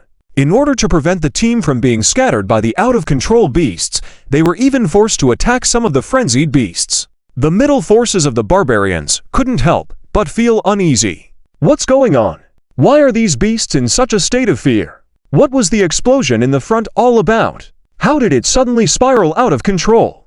After the Blood Clan Prince and the Blood Duke had finally chased and sealed 3 second-tier demonized barbarians, they realized that the remaining ones had slipped away. Hence, they decided to stop the pursuit and instead release a frenzy of blood-colored explosive bombs within the chaotic fleeing barbarian beast crowd. Large numbers of barbarians screamed under the blood-colored explosions. The blood and cries only heightened the panic of the remaining barbarian beasts, who fled even more wildly. Not far behind, Fang Heng shifted his gaze to the distant battlefield. The Blood Clan Prince's formidable long-range spell attack capability was extremely powerful. Every large-scale blood-colored explosion brought about a multitude of game notifications, making the monster spawning efficiency much faster than that of the Lickers. Unconsciously, a pile of barbarian beast corpses and a pile of crystallized alienations accumulated on the ground. As for the back, under Fang Heng's control, the messes of zombie groups entered the battlefield to clean up. Without bothering to dismantle the bodies for items or pick up alien crystals, the zombie doppelgangers directly lifted the bodies of the barbarian beasts, staggering back to throw them into the blood pool. Hint: you have refined an unknown alienated beast, melted its blood. Hint: current progress of unknown divine tree seed blood awakening, 27.2%. It was still too slow. Fang Heng glanced at the game prompts and shook his head inwardly. The blood-red column of light born from the central blood altar in the village had gradually dimmed, and the summon coffin could last for at most 10 minutes. At this rate, it wouldn't be fast enough. Moreover, the leader of the barbarian army could join the battle at any moment, leading to possible changes in the situation. Speed needed to be accelerated. Fang Heng raised his head and said solemnly, "Bellamy, cooperate with me. Set up the blood magic array ritual." "Yes, Your Royal Highness." Duke Bellamy nodded and immediately led several Blood Dukes behind him back. With Feng Hang controlling the ritual, the remaining 8 Blood Dukes immediately knelt around the coffin, pressing their hands to the ground. Condense. The bright red blood coalesced on the ground, emitting a dazzling crimson glow. Gradually, the crimson merged into the design of the magic array, rotating slowly beneath the coffin of the Blood Clan King. Boom, boom. Under the influence of blood curses, the corpses of the barbarian beasts carried by the zombie doppelgangers around shattered one after another. Hint, you refined an unknown mutated wild beast and melted the blood of the beast. Hint, current awakening progress of the unknown god tree seed blood, 29.9%. Hint, current awakening progress of the unknown god tree seed blood, 31.6% atop the watchtower. Witnessing the eerie scene of blood mist on the battlefield, and in front of the coffins, the Imperial Guards behind Ao Kang were filled with cold shivers. The terrifying undead mage. With the involvement of the vampire princes in the battle, chaos erupted among the front line of the barbarians. The chaos quickly spread to the center army. Almanta, the commander of the barbarian legion, furrowed his brow upon realizing the turmoil ahead. First, the blood descendants of the chieftain went missing, and now even the front line was having issues. What kind of secrets did this village conceal? I will go and take a look myself. Just as Almanta rose to leave, the commanding officer of the vanguard, Cool, came forward under the escort of 2 barbarian guards. Cool remained in the second-degree state, but his expression was grim. Almanta narrowed his eyes, focusing on the twisted vortex-like concavity on Kuhl's black horny layer at the location of his heart. A rarely seen wound shape. In the second-degree state, the barbarian's black horny layer on the body surface had a strong defensive capability. How could it be so badly damaged? Almanta asked in a deep voice, "What's going on? Why is there such chaos at the front?" Cool also had no idea who the 3 bloodline members suddenly emerging from the coffins were. Gritting his teeth, "Sir, we encountered an ambush by the Empire at the village entrance." "What do you mean? Is there an Imperial Mage Corps in the village?" Almanta furrowed his brow tightly. However, it was just a small village, dependent on a large number of armored barbarian beasts in the squad. So why did it turn into what it is now? No, it's not just the Imperial Mage Corps. Cool, who had narrowly escaped death, still felt lingering fear. "Sir, it's an enemy we have never seen before. They are powerful and can use a shield ability that restrains our dark thorns very effectively. Furthermore, their physical strength is not weaker than ours, as shown by the wounds on my body caused by them." Cool explained, "They also have a very dangerous sealing ability, once sealed and thrown into that coffin." Thinking about how his companions were sealed and turned into ashes without a sound after being thrown into the coffin, Cool couldn't help but shudder. Almanta's expression changed constantly. He sensed a kind of fear in Kuhl's voice. There were many strong individuals in the Empire, and Cool had not encountered failure in battle for the first time. However, to make Cool feel afraid. If what Cool said was true, the opponents, who were able to resist the dark thorns and had sealing abilities, had hit hard on the weak points of their barbarian tribe. Who were they exactly? Had the Empire found a way to deal with the barbarians? Only now, they suddenly revealed their trump card? In such a small village? Almanta had a premonition that this attack on the human city might not go as smoothly. However, the barbarians never chose to give up easily, even if it meant breaking their heads in the process. HMPH. Almanta snorted heavily and said in a deep voice, "Command, Central Army to attack. Follow me. Let's crush them together." Yes. With a command given, Almanta immediately led his elite barbarians towards the front battlefield. They rushed towards the village, where they soon saw the chaos unfolding on the battlefield ahead. There was also a strong blood fluctuation coming from not far from the front. What was that? Almanta felt a sense of confusion for something he had never seen before. Asterisk continued in next message asterisk. Suddenly, Almanta's pupil contracted, and his speed erupted sharply. He tightly gripped the black thorns in his palm and slashed forward. The target, Gare, raised his eyebrows as Almanta locked onto him. Boom! The black thorns in Almanta's hand exploded before Gare's eyes, transforming into even smaller black spikes. Gare immediately raised a blood-red shield around himself. Boom! Boom! Boom! Amidst the intense explosions, Gare was forced to retreat repeatedly. Several small black thorns pierced through the blood shield and into his body. Boom! Boom! Boom! The black thorns caused a secondary explosion inside him, leaving him heavily wounded with blood splattering out. Hey! Seeing his successful attack, a ruthless smile appeared in Almanta's eyes as he prepared to chase after Gare and finish him off. However, his forward speed suddenly slowed. What was happening? Blood curse, coffin confinement. Leb and Joel, two Blood Prince vampires, suddenly appeared behind Almanta, their hands forming seals. Was that blood on Almanta's chest? It was blood splattered from Gare. The eerie blood gradually fused into crimson chains, trapping Almanta in place. In the distance, Gare stabilized himself in midair, alongside two other Blood Prince vampires, all forming the same seal. Boom! The coffin instantly solidified and closed, several red chains tightly binding it. Gare, blood dripping from his mouth, stared fixedly at the coffin, entwined by the chains, his brows furrowed. Something wasn't right. The other two Blood Prince vampires wore similarly grim expressions. Boom! A violent explosion rang out. Massive black thorns burst out of the coffin, causing it to shatter into pieces. The three Blood Prince vampires were sent flying through the air. The power was terrifying. Gare adjusted his position in midair, gazing at Almanta breaking free from the coffin.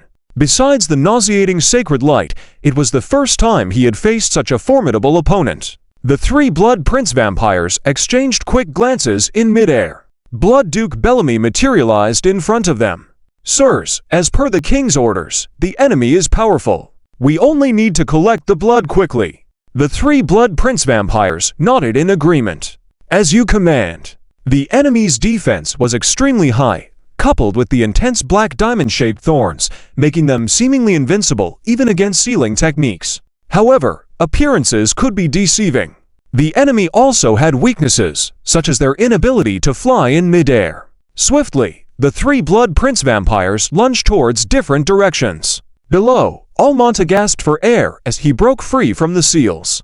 The intense battle heightened his nerves, the pain strangely making him feel exhilarated.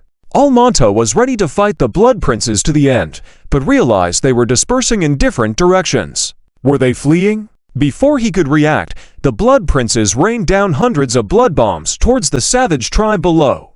The tribe fell into greater chaos. Cowardly humans! Almanta's pupils contracted sharply as he clenched his fists and gritted his teeth, chasing after Prince Gare. He realized the enemy's tactics. They didn't want to face him head-on, but aimed to attack the tribal army with their agility. Scared. Weakling. You don't even dare to face me head-on. Almanta's speed surged again. He pursued Gare directly, continuously launching black thorns towards him. HMPH, fool. Gare sneered, taunting back. Deep down, he felt unlucky to have been singled out lately. Unwillingly, Gare engaged Almanta while targeting the disoriented tribal army below, occasionally throwing blood bombs to inflict more chaos. Against the mighty Blood Prince vampires, even high-level savage beasts were powerless. After chasing for a while, Almanta realized he posed no threat to Gare and had been outmaneuvered. The enemy was clearly trying to lure him away. This would only result in more casualties among the tribe. He needed to counteract this strategy. Suddenly, Almanta turned his gaze towards the battlefield sky blanketed in a foreboding blood mist. The mist seemed to flow towards the rear of the battlefield. What was there? A village. Almanta's eyes widened as he noticed a blood-red pillar rising from the direction of the village. What was that pillar? And the surrounding blood mist? Were they just stalling for time? Curse them! Almanta realized he had been played by the Imperial forces, inciting his rage. He abandoned the pursuit of Gare and charged straight towards the center of the village. Finally realized. Fang Heng abruptly opened his eyes, fixing his gaze on Almanta rapidly approaching him. But it was too late. Fang Heng glanced at the game prompt. Prompt, current unknown seed awakening level, 100%. Half a minute ago, the God Tree seed had absorbed the blood and completed its awakening. King, please be careful. With the seed fully awakened, Bellamy and the other Blood Duke also released their control over the ritual magic formation. Facing a formidable opponent, they immediately stood in front of Fang Heng, their expressions solemn. Fang Heng spoke in a low voice, "Don't fight head-on. Find a way to stop him for a moment." The Blood Prince coffin could only last for another 3 minutes, unable to overpower the tribal forces in 3 stages. The battle couldn't be won. They needed to retreat. Delaying the tribe for 3 minutes was still achievable. Ultimately, by successfully delaying the savage tribe's attack on Hani City for at least 5 hours, this allowed ample time for Wei Dao to prepare. Secondly, the God Tree Seed had been fully awakened, enabling a continuation of the investigation into the Seed's mission line after this trial was completed. Now, the focus was on how to safely evacuate the Imperial civilians in the village. Protecting all of them may not be possible. Sacrificing a portion while leading the majority to retreat towards the Heisai forest was the plan, buying some time if luck was on their side.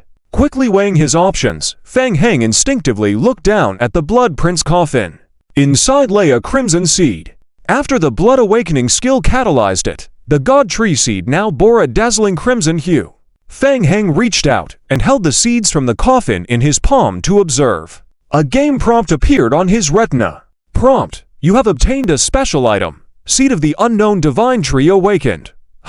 Before Fang Heng could carefully examine the properties of the Seed of the Divine Tree, the seed in his hand, as if possessing a life force, bloomed a blood red light in his hand. Crack! A faint cracking sound came from the surface of the seed, and a small fissure appeared. Immediately after, a lush green sprout extended from the fissure on the surface. Fang Heng's pupils contracted slightly, feeling an immense vitality overflowing from the seed. Not good, could it be? The seed in his hand suddenly became scorching hot. Fang Heng couldn't hold it and let it go in an instant. Snap! The seed fell to the ground with a soft sound. As soon as it touched the ground, the seed rapidly melted into the earth at a fast pace. Quick, retreat! Fang Heng realized something and shouted. The vampire dukes immediately followed Fang Heng and retreated dozens of steps back. Crackles, thick plant roots the size of arms, broke through the soil. The trunk grew wildly at a visible speed. The earth underfoot shook violently, and in the blink of an eye, a towering tree rose on the battlefield. In just a few seconds, a towering tree nearly 20 meters high grew in the center of the battlefield. The leaves were lush, covering the sky. Like a dome, it even covered half of the battlefield. That is, on the watchtower, seeing the vibrant giant tree below, everyone was completely puzzled. Since when were undead spells related to giant trees? Look! Hissing! Hissing, hissing! Dense vines gradually started to appear from under the giant tree, spreading rapidly along the outer walls of the village. The faces of the people changed suddenly. The guards had not yet figured out the situation, and before they could counter, the vines had covered the outer walls of the village with a thick layer, like a sturdy armor. Ma Xiaowan cautiously took 2 steps forward, holding a telescope to observe the vines on the city walls. Upon careful inspection, she saw sharp thorns growing on the eerie vines. Thump, thump. The vines kept moving as if alive. Push. What? Ma Xiaowan was taken aback and immediately stepped back half a step, as the vines paused briefly before extending toward the village again. The green vines rapidly climbed into the village, attached to the ground along the way, climbing all buildings along the way, even reaching up to the watchtower where the people were. The people watched in disbelief as the vines extended from below, completely surrounding the outer perimeter of the watchtower. Luckily, these vines did not seem hostile. They merely enveloped the outer perimeter of the tower. Looking out through the observation window of the tower, more vines entwined towards the interior of the village. In the central area of the village, Qiu Yaokong was focusing on studying the blood of the second-order barbarian race, but he suddenly sensed something, turned his head towards the window direction. Hiss! The next moment, the originally closed wooden window was suddenly smashed, and the dense vines infiltrated the laboratory. As the vines entered the lab, they quickly climbed and spread towards the corner. Qiu Yaokong furrowed his brows and grabbed the mixed solution on the table, pouring it onto the vines. Hiss! Hiss hiss! The mixed solution dripped onto the vines, emitting a sizzling sound. A pale mist rose from the vines. The once vibrant vines quickly withered at a visible speed. However, more vines soon crawled in through the window. The vines continued to rapidly climb towards the corner of the laboratory. Qiu Yaokong frowned, taking a few steps back, looking at the black stone in the corner of the laboratory. It was the black stone that Fang Heng had recently carried out from the bottom of the lake in the dragon mosquito nest. With so many things on hand, he hadn't had time to inspect it further. Hiss, hiss, hiss. The vines quickly wrapped around the stone and then dragged it out of the room. As they obtained the black stone, the remaining vines retreated from the room. Qiu Yaokong looked puzzled as he walked to the window and watched the direction in which they took the stone. It was towards the village entrance. Soon, the vines dragged the black stone into the underground and disappeared completely. Prompt: the player has successfully cultivated the Divine Tree, Abiyaka Integrated Blood Form. Prompt: the Divine Tree, Abiyaka Integrated Blood Form has absorbed unknown power and is now rapidly reproducing. Two bold and red game prompts appeared sequentially on Fang Heng's retina. The Divine Tree trembled again, and in the blink of an eye grew taller by 2 meters on the spot. Fang Heng was a little confused for a moment. It happened too suddenly. Could the Divine Tree no longer be controlled and just grow in place? Did the Divine Tree also absorb some unknown power? Where did this unknown power come from? Before Fang Heng could carefully examine the status of the vampire clan's Divine Tree, he sensed a sharp breath rushing towards him. His expression changed suddenly as he looked towards Almonta charging towards him in the distance. Almonta was no less shocked than anyone else.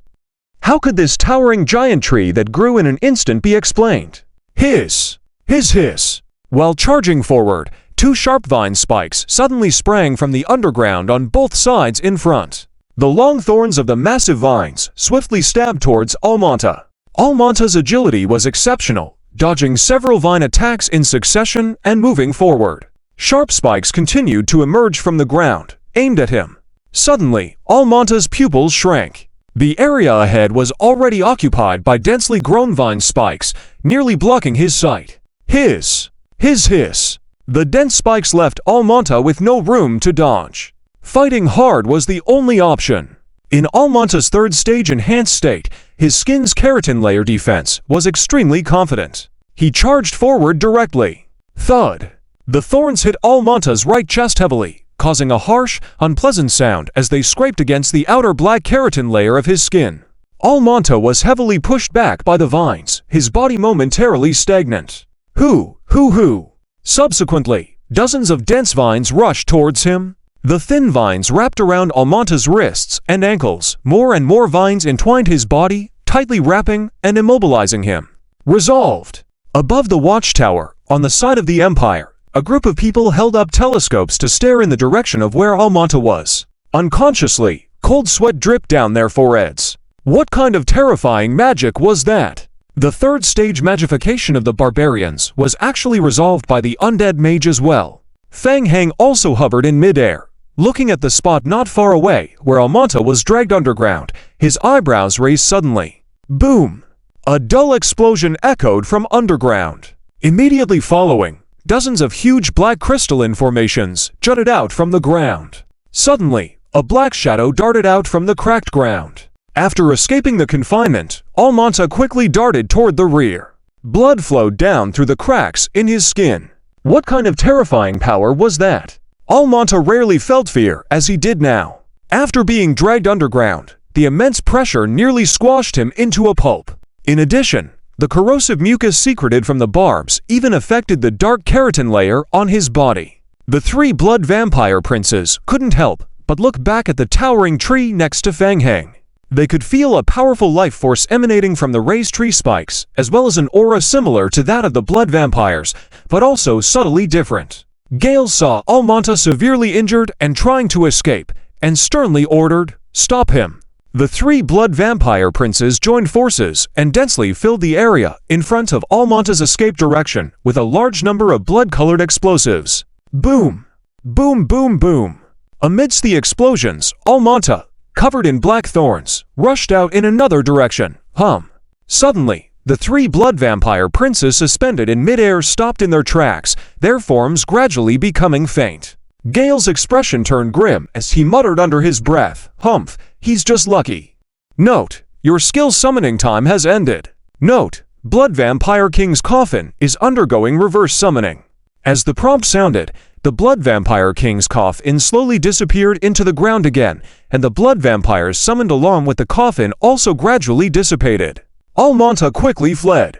But the battle was not yet over. The 3rd stage enhanced leader of the Barbarian Legion, Almonta, had the ability to forcibly break through the attacks of the Divine Tree, but ordinary barbarians and beasts were no match for the powerful vine attacks of the Divine Tree. Vines pierced from the underground rapidly spread towards the front lines. Sharp thorns of vines emerged from the ground, dragging all the barbarians and beasts that couldn't escape into the depths of the earth, including the already dead bodies on the ground. More and more vines spread and expanded outwards. Wails and screams filled the entire battlefield. The barbarians had never seen such terrifying vines before. The vines were extraordinarily tough, making it difficult to cut them even with sharp weapons. Once entangled by the vines, there was no chance of survival. Watching their comrades being dragged alive into the ground, completely disappearing from sight, the morale of the barbarians in the rear almost instantly collapsed, with no willingness to resist, desperately fleeing backward. The barbarian legion had long lost its initial momentum. Now, they just wanted to get away from the eerie giant tree as far as possible. The vine attacks continued for more than 10 minutes. The battlefield once again fell into a semblance of quiet. The watchtower once again sank into a dead silence. The barbarians retreated. Feng Heng stood under the giant tree, examining the attributes of the Divine Tree. Ancient Legend Abeakusha Fusion Blood Form, Bound Player. Current State, Juvenile Body Leave 3. Explanation: the seed of the Divine Tree born in another world, coincidentally fused with a curse to form a completely new life form. Explanation: Abeakusha can rapidly grow by devouring blood and certain special energies, significantly enhancing itself. Explanation: this creature is an ancient being, and players lack the necessary skills to control it in a special way. Explanation: players lack the necessary skills to communicate with it. Unable to be fully controlled? Feng Heng furrowed his brows, reaching out to touch the trunk of the Divine Tree Abeakusha. A very faint spiritual connection came from the Divine Tree. A feeling of reliance and trust. Note, you have been judged as a friend by Abeakusha, and you have obtained some skill explanations from Abeakusha. Additional Skill 1. Thorn Piercing.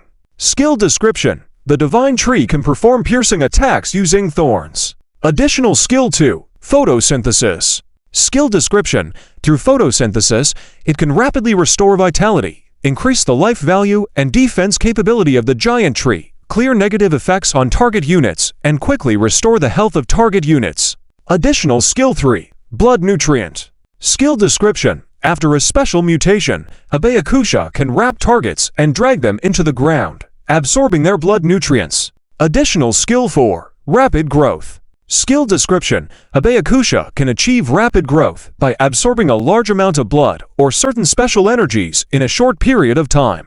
Additional Skill 5. Plant Armor. Skill Description: Abeakusha can cover the surface of a structure with a layer of vines, providing additional defense and protection. With the additional effect of thorns, the vines will feed back some damage when attacked by melee physical attacks. Additional Skill 6. Blood Stagnation Gas currently not activated. Skill Description: through photosynthesis, the Divine Tree can generate a gas mixing blood toxins in the area, and this effect is indifferent to the enemy or ally. So subconsciously he had nurtured a pet. And it's still in its juvenile stage? Feng Heng couldn't help but look up at the giant tree next to him.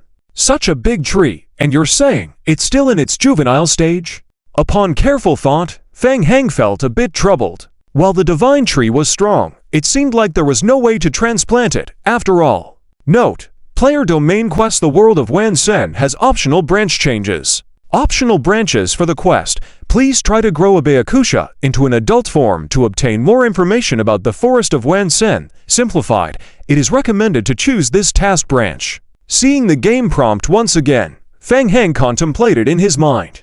According to the current situation, he must raise the level of the Divine Tree Abeakusha in this original world. It's a headache. But then again, the game prompt mentioned that the Divine Tree absorbed some special energy and entered a rapid growth state. What did it absorb? Well, for now, don't think about that. Take care of the battlefield first. Feng Heng lifted his head and looked towards the front lines of the battlefield. Gathering the 500-second stage transmutation crystals needed for the upgrade is more than enough. Hint: player obtains first stage transmutation asterisk 2871, second stage transmutation asterisk 756. Hint: player has fulfilled the current level up conditions. Do you wish to proceed with the level up?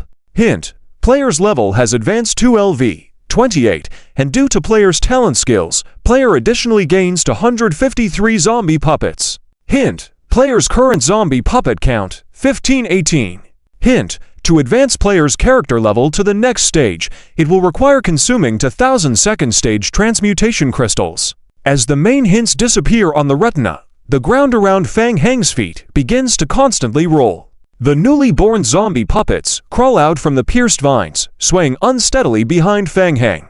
Fang Heng lightly clenched his fist. The level cap for the mid-level game has not been reached yet. The character level can still be increased. With each level up, besides continuing to increase certain skill limits, the number of zombie puppets obtained after each level up will gradually increase. Not long ago, he had just broken through 1,000 puppets, and now he already had a full 1,500 ordinary zombie puppets.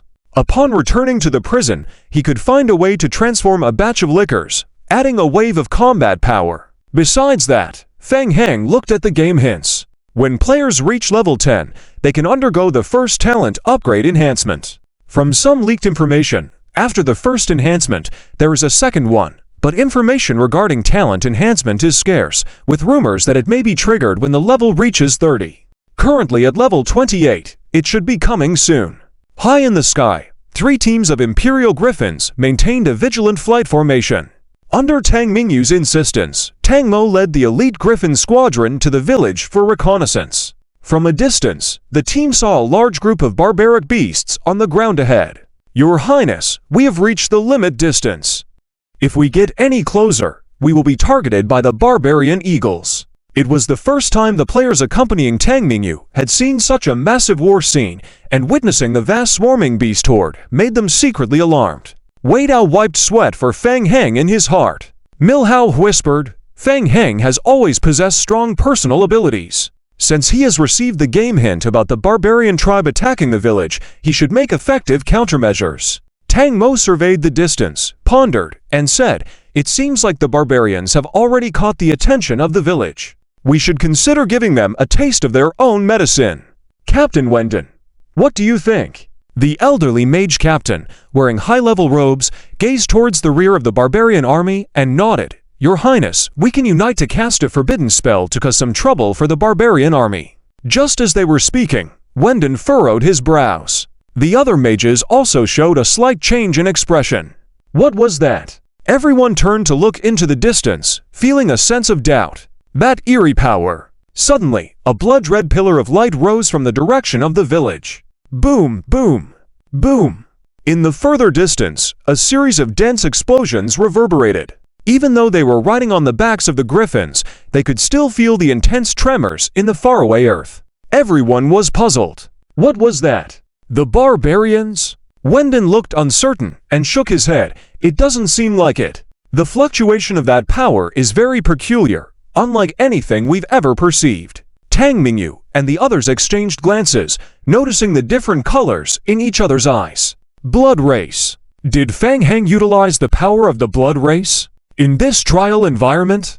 If it were Fang Heng, it was indeed a possibility. Look! One of the elite guards accompanying them saw something extremely shocking, pointing towards the distance. There, a tall towering giant tree rose from the ground, emitting a visible green hue spreading outwards from the tree center. That is, a tree. The confusion on their faces deepened. Even Wei Dao and the others were completely puzzled. While they could understand the mention of the blood race, what was up with this giant tree? Tang Mo turned to the high-ranking mages behind him and asked, "What is that?" The mages all stared at the distant giant tree with solemn expressions. "Your Highness, I have never seen such a powerful wood-based spell before.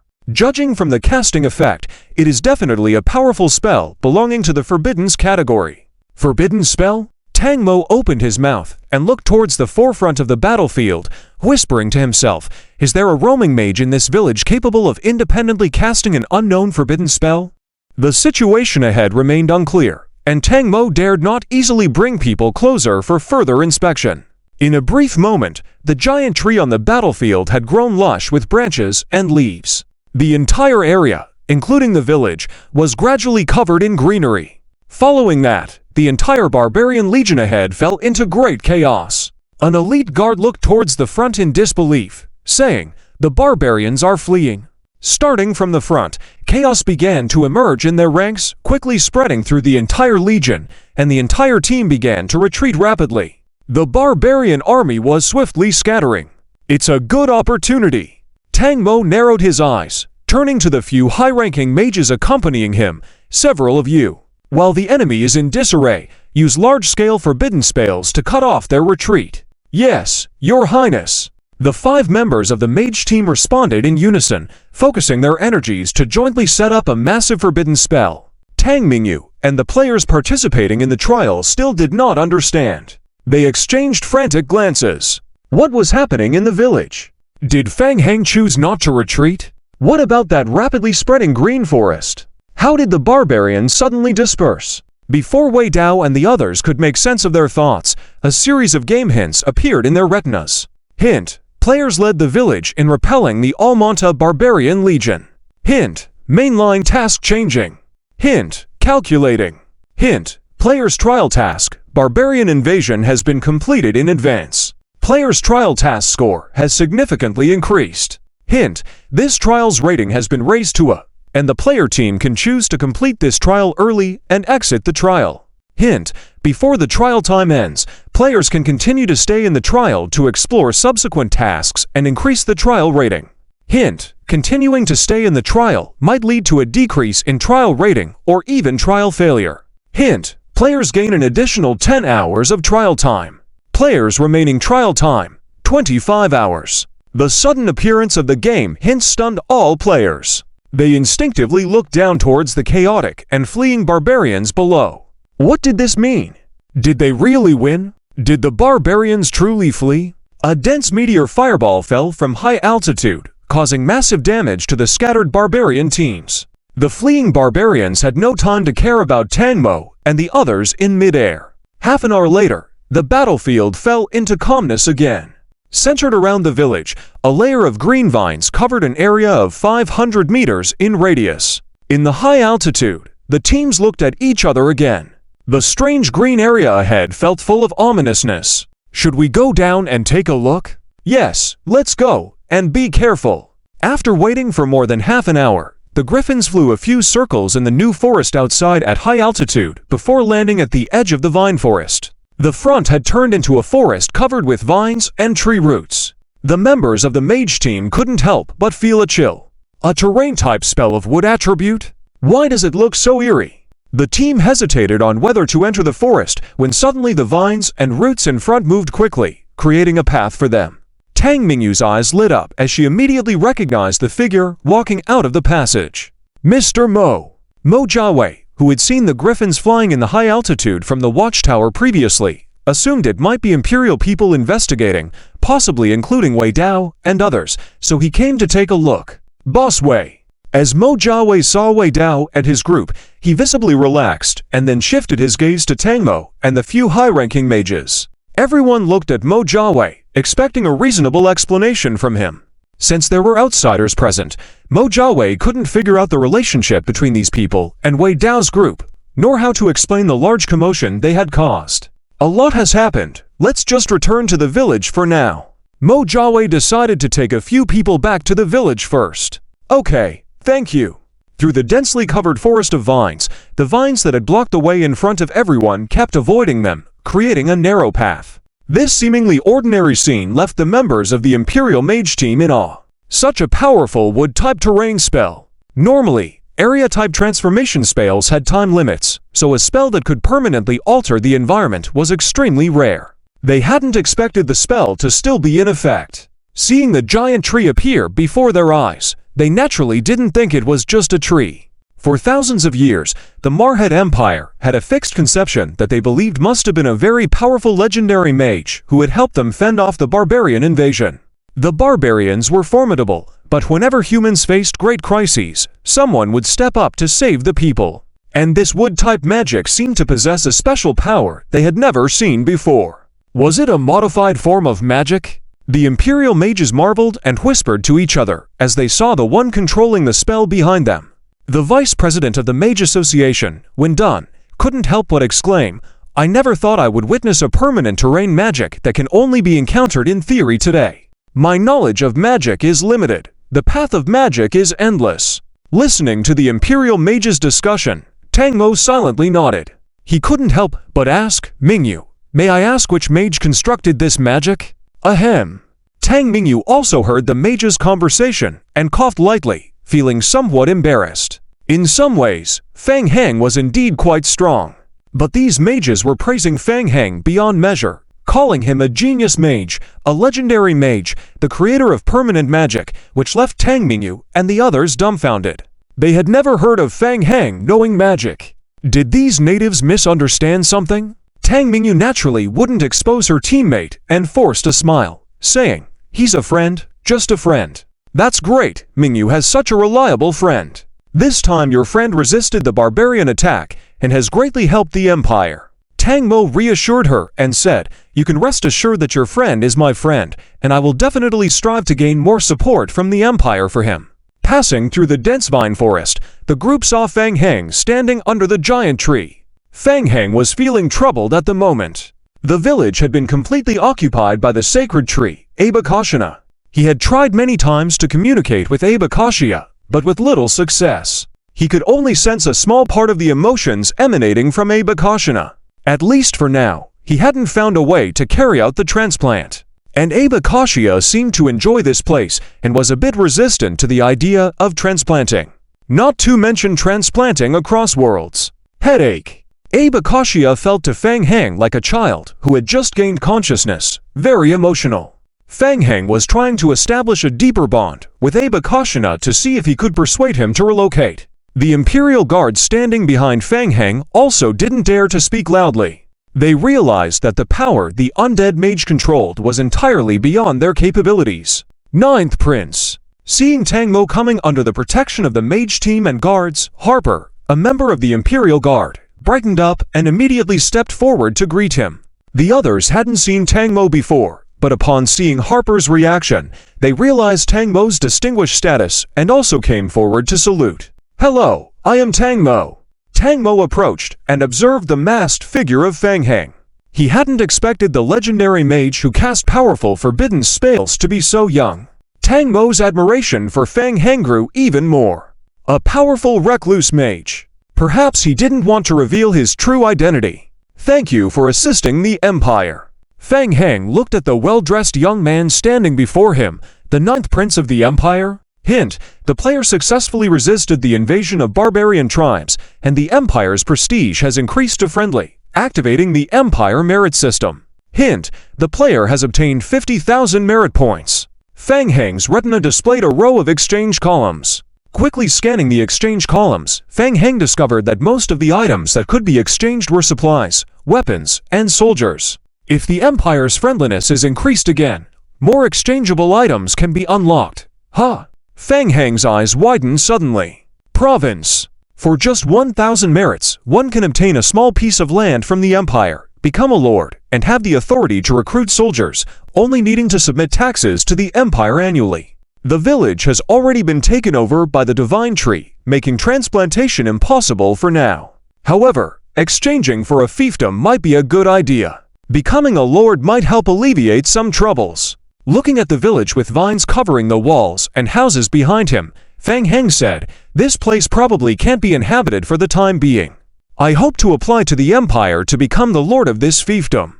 Tang Mo was momentarily surprised, and then looked at the village being overrun by vines. Puzzled, wasn't this spell summoned by you? Right, it must be a spell overload, causing the spell to go out of control. These kinds of things happen from time to time. Mr. Fang is kind-hearted. Tang Mo's expression softened slightly, saying, on behalf of the Empire, I express respect to you. You are now the master of this fiefdom, and the formal appointment will be delivered to you within 3 days. Additionally, these villagers are subjects of the Empire, and they will also be under your jurisdiction. If you are unwilling to take over, I will arrange for them to be evacuated as soon as possible. Kind-hearted. Oh, so the Imperial Guards and Ma Xiaowan exchanged glances. Thinking back to the terrifying undead creatures and the evil rituals from before, the ninth prince probably doesn't understand much about this great undead mage. Hint: the player spends 2,000 Empire merit points, and the player gains recognition of the Nanshan village and surrounding area as a fiefdom. Hint: your influence in the world has slightly increased. This area is not suitable for habitation.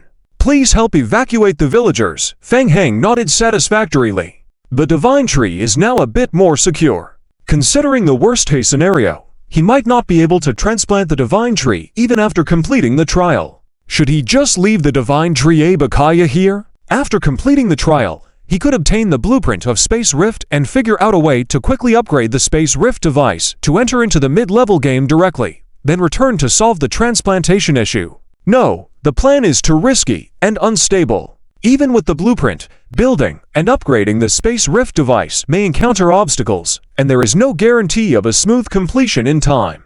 I will arrange for people to assist in the evacuation of the villagers, Tang Mo said solemnly. Mr. Feng, this time the Barbarian Legion is fierce. All major cities of the Empire have been attacked by the barbarians. Tang Mo earnestly invites Mr. Feng Heng to contribute to the Empire's people. Hint: the player triggers optional main quest, Frontline Battle. Quest description: you have defeated the Barbarian Legion led by Almonta, but the Empire is still under attack by the barbarians. Tang Mo invites you to join him in sniping the Barbarian Legion in the frontline city under attack. Quest requirements: defeat the frontline barbarians. Quest reward: additional game trial time, increase in trial rating.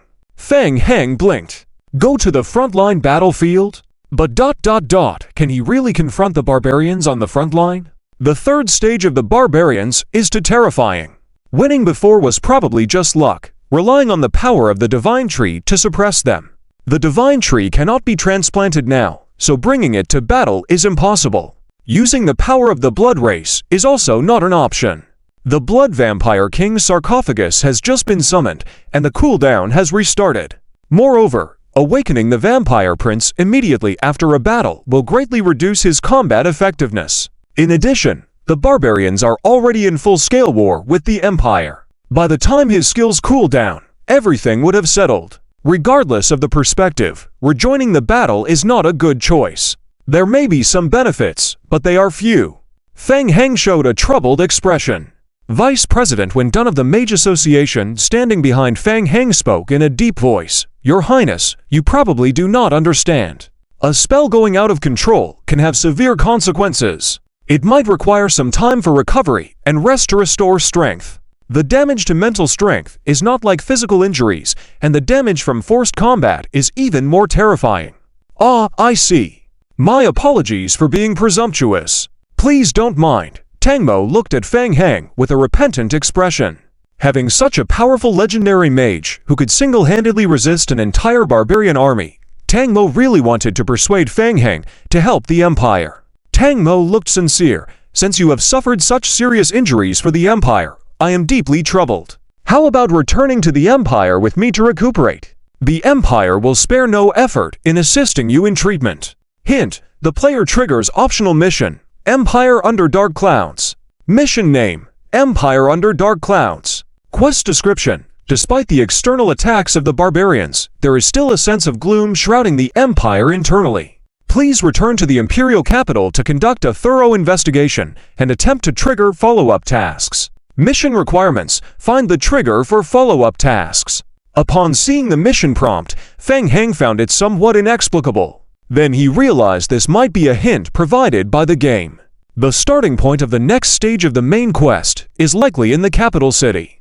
After some thought, he shifted his gaze to Tang Mingyu and the others. Tang Mingyu and the others also seemed pensive. Staying here was not of much use. Heading to the Empire was a better choice with more abundant resources, such as the Purple Marrow. There were also more research materials related to the barbarians there. From the beginning of entering the game till now, aside from the invasion of the barbaric beasts, there were many strange aspects in the preliminary task clues. On careful consideration, there was much more to explore in the main trial tasks, and to get a higher game rating, one needed to start from that aspect. Even if it doesn't work out, the Empire has abundant resources over there. The divine tree can absorb and devour a wide variety of energy types, and who knows, it might even be able to absorb something else. Thinking about this, Feng Heng immediately nodded and said, "All right, I've always wanted to go to the Empire. That's great, Mr. Fang. When I return triumphantly, we can chat more. Seeing Tang Mingyu preparing to return to the main city, Tang Mo also relaxed and chatted with the others for a few moments before hurriedly leaving, ready to lead people to support the main city of the empire on the front lines. When the people of the empire dispersed, Wei Dao looked at Fang Heng. The more he looked at Fang Heng now, the more he found him agreeable. Fang Heng, we really owe you this time. Until now, they still weren't clear on what had happened or how they had won this trial game. It didn't matter, they had won in the end. Isn't winning easily a good thing? Half an hour later, a logistics team of Empire Griffins set out from the village, taking Fang Heng and the others back to the Empire's main city ahead of time. It takes for hours to fly to the nearest large imperial city, where they can use the Empire's mage towers to teleport to other large cities. Qiu Yao Kong and the other two also accompanied Fang Heng. Compared to the enthusiastic Sandy, Qiu Yao Kong, who had been interrupted in his research initially, was quite displeased. However, upon hearing that he could purchase higher-level laboratories upon returning to the main city, Qiu Yao Kong reluctantly agreed.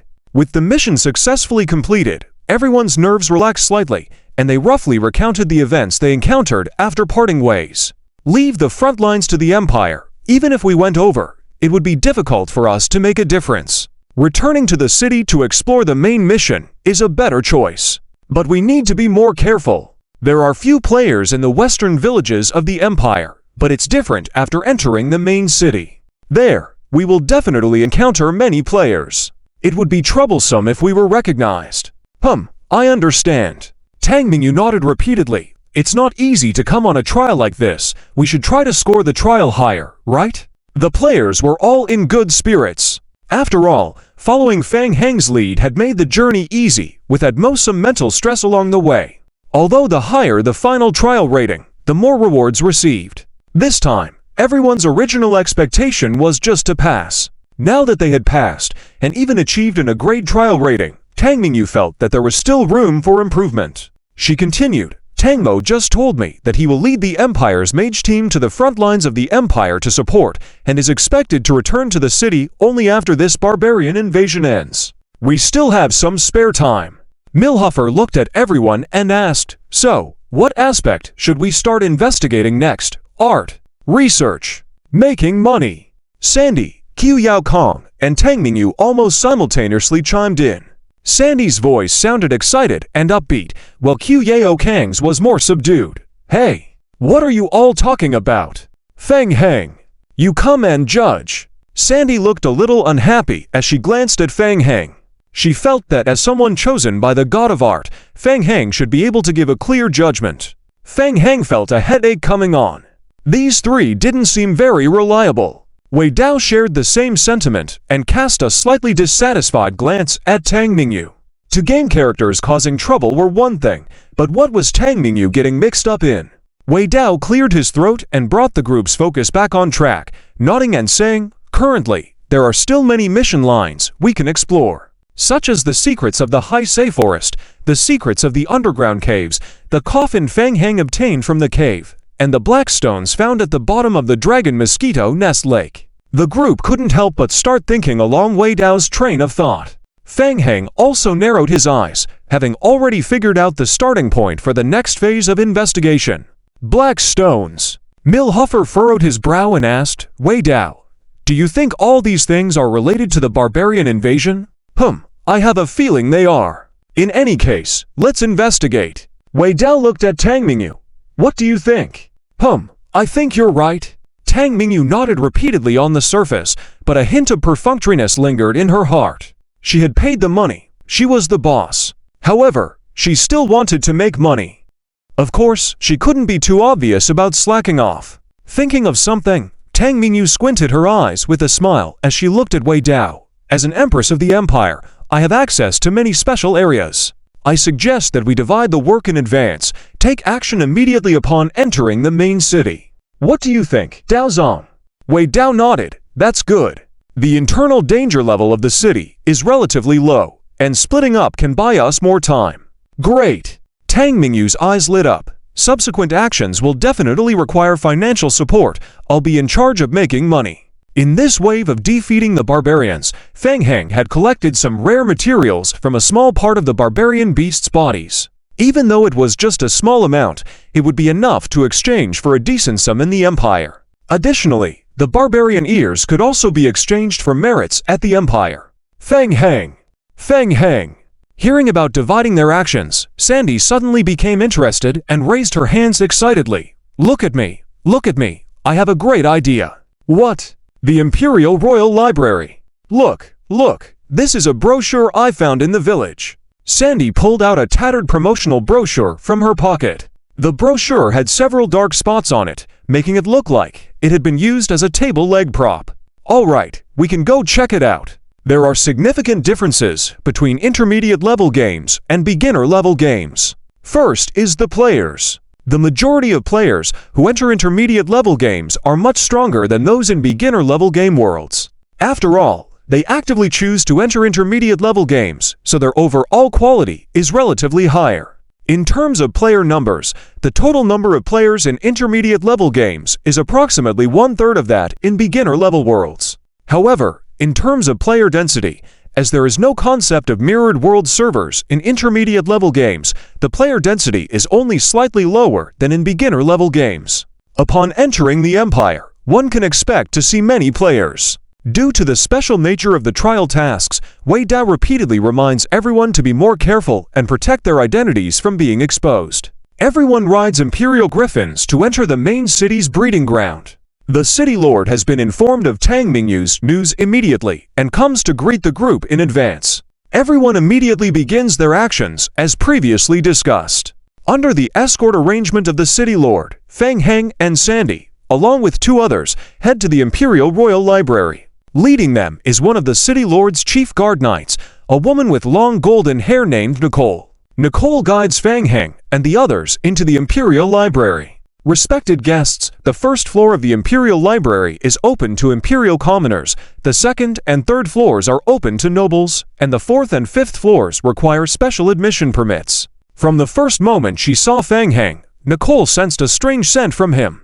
She nodded and said, I have already informed the management, and the special permission of Princess Mingyu allows you to browse the library freely. Thank you very much. Sandy's face revealed excitement as she headed directly to the direction of the art exhibition books that interested her. Feng Heng, on the other hand, acknowledged that he did not have a talent for reading, so he pondered that Sandy and Qiu Yao Kong could make discoveries related to the savage beasts without his involvement. Casually glancing around, he considered whether he could find a way to transplant the divine tree back home from this place. Can magic achieve this? Feng Heng moved his way up the layers of the library. As he ascended, the number of people decreased. Soon, Feng Heng found a book on the history of imperial magic on a shelf on the 4th floor. Magic! Feng Heng murmured softly to himself. In the gaming world, players often classify certain academic summaries as various types of magic. Besides the conflicting divine and necromancy studies, there are also elemental studies, natural life studies, spatial studies, and so on. Some academics are inherently opposed to each other, and to date, there has been no mention of anyone mastering all magical academic disciplines. As he read, Feng Heng noticed the natural life branch of magic. The natural branch utilizes the natural energy in the air to cast various spells. Wood magic is among them and possesses strong vitality. Can this be used to help the divine tree with transplantation? Feng Heng randomly picked up an introductory book on natural life studies. As soon as he picked it up, a game prompt appeared on his retina. Hint: player's willpower exceeds 45, constitution exceeds 60, and comprehension exceeds 50, meeting the learning conditions. Hint: player's current talent in natural studies, to point to. Hint: player can choose to study natural studies. Hint: player currently does not possess any bloodline or academic conflicts with natural studies. However, the player's talent number has exceeded the caution value. Additional learning of academics, bloodlines, etc. will significantly increase the difficulty of cultivation, also affecting previously learned academics and bloodlines. Please choose carefully. Hint: under the current special trial environment, players will be penalized for learning skills by reading books. It is estimated to take 87 hours to learn and master the basic natural studies. Would you like to learn? 87 hours? That's enough time to finish the trial several times over. Feng Heng was quite speechless in his mind and quietly closed the book, putting it back on the shelf. It seemed reasonable that he was able to enter the 5th floor of the Royal Library so easily. Relying on Tangmingyu status was almost like exploiting a bug in the game, so the game appropriately restricted foreseeable bugs. It was just a bit annoying. Feng Heng pondered for a while. Perhaps. After surveying his surroundings, Feng Heng dismissed the idea of secretly taking the book. It's better not to. In the current trial environment, the risk of stealing books was too high, which could easily lead to a trial's collapse. After thinking about it, Feng Heng casually picked up a book on spatial studies. Since he was already here, it was a good opportunity to test the talent in various academic disciplines. Feng Heng skimmed through the shelves on the 5th floor. Among all the academic skills he checked, the tuition fees for spatial studies were the most expensive, requiring a full 255 hours to learn and master. Additionally, most of his academic talents fell within the range of 0.001 to 10. The only exception was his extremely high talent in the fire element spells within the elemental studies, reaching a staggering 98 points. However, it wasn't very useful. The imprints on his palm had the ability to slowly increase his academic talent. The condition was finding the right method for cultivation. Although the learning effect seemed quite low at 0.001 talent increase per session, when combined with talent skills and engaging in relentless practice with thousands of zombie minions day and night, the efficiency of improvement became terrifying. This was the same for his past necromancy studies. There was also... Feng Heng narrowed his eyes. Sacred Studies. Feng Heng's gaze passed over the book titled Overview of Sacred Studies on the shelf. In this continent, there was also a sacred court. However, the generations of the Marhalt Empire's royal family held great bias and apprehension towards religion, leading to strict religious control and many limitations on the development of the sacred order within the empire. Similarly, necromancy scholars were extremely rare on this continent. Feng Heng roughly flipped through the book Magical Academic Lectures of Marhalt Empire in his hand, feeling a sense of injustice for necromancy studies.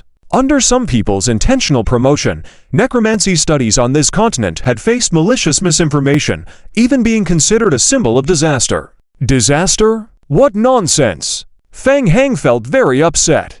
In the real world, he had received much care within the Necromancy Research Association and had unknowingly considered himself a member of necromancy scholars. Feng Heng put back the book with information about the continent, feeling unsatisfied, and picked up another book. It turned out to be a book on necromancy skills. Feng Heng's eyes lit up. Hint: player currently meets skill recording conditions. Transcribing skills belong to the derivative skills category, so most of them do not have levels like the dispelling arts from the holy system. It's just that the price is a bit high. Whatever. Anyway, he doesn't care about the items that can be exchanged for imperial merit values at the current stage. Transcribe. Feng Heng confirmed softly. Hint: player successfully transcribed skill, Bone Spear. Skill, Bone Spear. Skill description: extend a bone spear from the Book of the Dead for combat. The bone spear has a basic poison effect. The intensity of the bone spear is related to the player's level in necromancy studies, the strength of necromancy talent, and the player's basic attributes. Skill description: after throwing the bone spear, it can cause additional damage and can be controlled to detonate, causing dark attribute explosion and splashing physical damage from bones to enemies. Cooldown: 5 minutes. Hint: player successfully recorded skill, Skeletal Servitude.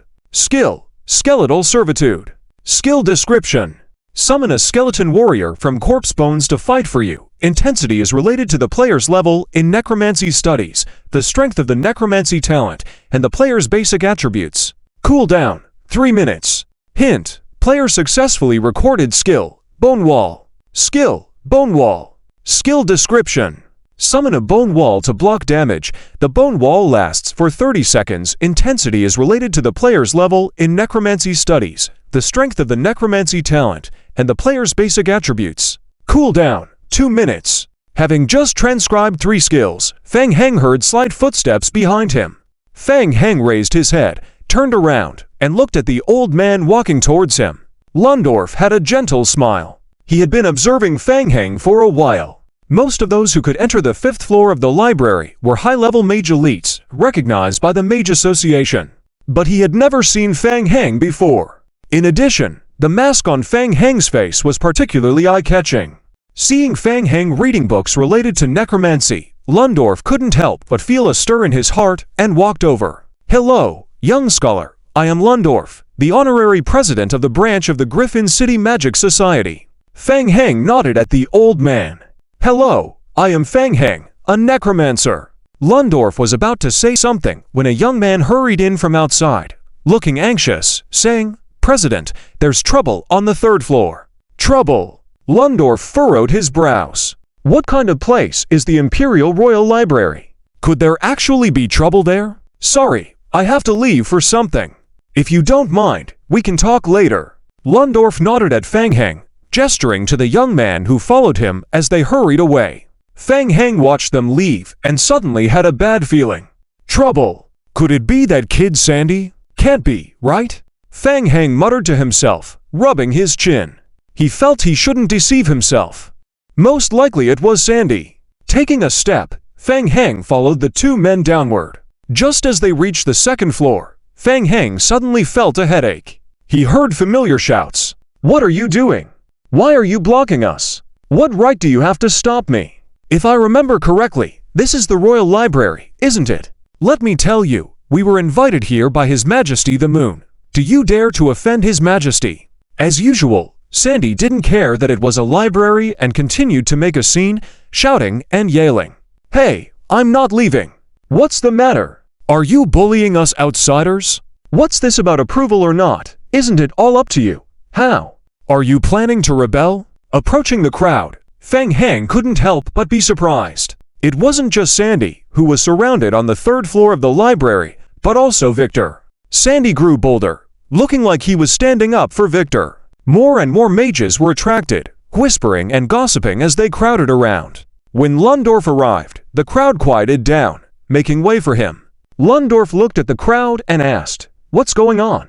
A mage wiped the sweat from his forehead and walked up to Lundorf, whispering in his ear, "President Lundorf, they want to access confidential information from the Mage Association, but can't provide ID." Lundorf frowned and asked, "What information do they want to see?" "The construction data for the Spirit Tower." The crowd finally understood what was happening and began to whisper louder. The faces of the players in the crowd suddenly turned serious. Fang Heng squinted his eyes, feeling puzzled. "Spirit Tower? What is that?" Lundorf pondered for a moment and said, "The Spirit Tower is a joint research project of the Mage Association and the Empire. To prevent data leakage, we have an agreement with the Empire that the relevant data can only be viewed when needed for construction." Sandy, of course, wasn't easily intimidated and insisted, "Yeah, we want to build the Spirit Tower." "Is that not allowed?" Lundorf remained calm. The construction of a mage tower requires a large amount of funds and rare materials, not to mention the maintenance costs. It is one thing for a first-tier mage tower, but the consumption for upgrading to a second-tier mage tower is even greater. It can be said to be a money pit. Previous mage tower constructions were done with the assistance of the Empire. The Mage Association naturally hopes to build more mage towers to train more mages and improve the status of mages within the Empire. But the Empire doesn't have that much money. Mages can earn money, but they can also spend it. The mage team is an indispensable powerful force to resist the barbarians. Otherwise, the Empire wouldn't even want to pay for the maintenance of mage towers each year. Recently, Lundorf hadn't heard of any plans from the Empire to finance the construction of new mage towers, so he concluded that Sandy was likely lying. "May I ask where you plan to build the Spirit Tower? Have you obtained permission from the local lord? Do you have all the necessary funds?" "Permission? Of course, we have it," Sandy said, waving to Fang Heng standing behind the crowd. "Boss Fang. He's asking us for permission. It's him. He's the lord of our territory. Everyone's here. Ask him for permission if we need it." All eyes in the room turned to Fang Heng. Players are really troublesome. Fang Heng was somewhat speechless. And so was Sandy. Before entering the city, Wei Dao had repeatedly reminded to keep a low profile, but he ended up attracting attention to himself. Helplessly, NPCs are just like this. At this point, with the trial identity as cover, Feng Heng simply took a few steps forward and stood boldly in front of everyone.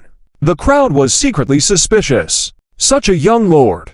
He wants to build a haunted tower in his territory. Is he that rich? And why specifically a haunted tower? Could it be because he has powerful necromancer mages under him? A hint of surprise flashed in Londo's eyes as he thought about Feng Heng's identity as a necromancer mage, and he suddenly had more doubts about the authenticity of building a mage tower. Could it be true? Are they really going to build a haunted tower? You are a lord. Where do you come from? Feng Heng furrowed his brows and, in a deep voice, casually made up, "Indeed, I have just inherited an imperial fiefdom. That is my homeland. That region is known as the Plague Lands." Plague Lands. The mage scholars from the empire in the surrounding circle began whispering and discussing softly. No one had ever heard of this place. For a moment, many mage scholars at the scene imagined many things. How could it all sound so suspicious? The thoughts of the players and the locals were different. They had already gathered some fragmented information about Feng Heng through various reconnaissance methods. Feng Heng, an imperial lord, a necromancer mage, and has close ties with Princess Mingyu. With Feng Heng helping out, Sandy confidently spoke up. "Hear that? We have an imperial fiefdom. If you don't believe it, you can go ask Tang Mingyu for confirmation. Can you show us the information about the haunted tower? Don't waste our time, okay?" Facing Sandy's aggressive attitude, Londo remained gentle. He did not question the matter of the Lord, but said, "The Mage Tower is a joint magical secret of the Mage Association and the Empire. The Mage Association is obligated to prevent the leakage of secrets, so the construction of the Mage Tower requires approval and registration by the Mage Association." Upon hearing this, Feng Heng was taken aback. Mage Tower. Feng Heng suddenly realized that the so-called haunted tower was actually a mage tower specializing in necromancy. No wonder Victor was interested. By the way, the mage tower can use spatial effects to teleport rapidly between two mage towers. In the current trial game, the mage tower is a gadget similar to a spatial rift device. If a mage tower could really be built and a channel established with the god tree, it would definitely save a lot of time. Why so troublesome? Sandy muttered softly and continued to ask, "How will you go through the approval and registration process?" "We need to confirm your territory and the funds you have raised at the Mage Association, as well as evaluate your ability to establish the Mage Tower. In addition, the operation of the Mage Tower requires an adequate number of mage apprentices. The Mage Association evaluates the situation in the fiefdom, and once construction is confirmed, the Mage Association will assist the Lord in building the Mage Tower. Additionally, the Mage Association receives no fewer than 20 Mage Tower construction requests annually, but the stock and production of the magical cores required for building the Mage Tower are extremely rare. Therefore, the Mage Association selects two out of these applications every year for approval and provides magical cores." Feng Heng was listening when a game prompt suddenly sounded in his ear. Prompt: detecting that the player already qualifies for the high-level Space Rift device upgrade, generating a new mission. Prompt: due to the player receiving the A-level trial reward in advance, they have received the upgrade blueprint reward, hence the player gets an additional reward task. With the difficulty increased by 100%, completing the reward will be increased by 200%. Prompt: failing the reward mission incurs no penalties. Prompt: player triggers the task, Magic Building, task name, Magic Building task description. In this world with magical wisdom, humans can integrate spells with architectural bodies to give them more powerful strength. Current stage task requirements: the Mage Association doubts your identity. Prove your strength, complete the registration, and obtain the Mage Tower construction blueprint from the Mage Association. Current stage task reward: reduce the construction time and cost of the 6th level Space Rift device by 25%. Additionally, increase the strength of the 6th level Space Rift device by 25%. Task punishment: none. Special note: completion of this stage task will trigger the next stage task. Prompt: difficulty adjustment in progress. Some players will receive related hostile tasks. Feng Heng was stirred. Failing incurs no penalty and an additional 100% reward. Although the difficulty also increased by 100%, it seems like a great deal numerically speaking. Meanwhile, all players present also received game mission prompts. Players trigger team mission, competing for the Mage Tower mission difficulty, Unknown mission description. A lord claiming to be a necromancer scholar has come to the Royal Library to borrow books on building mage towers.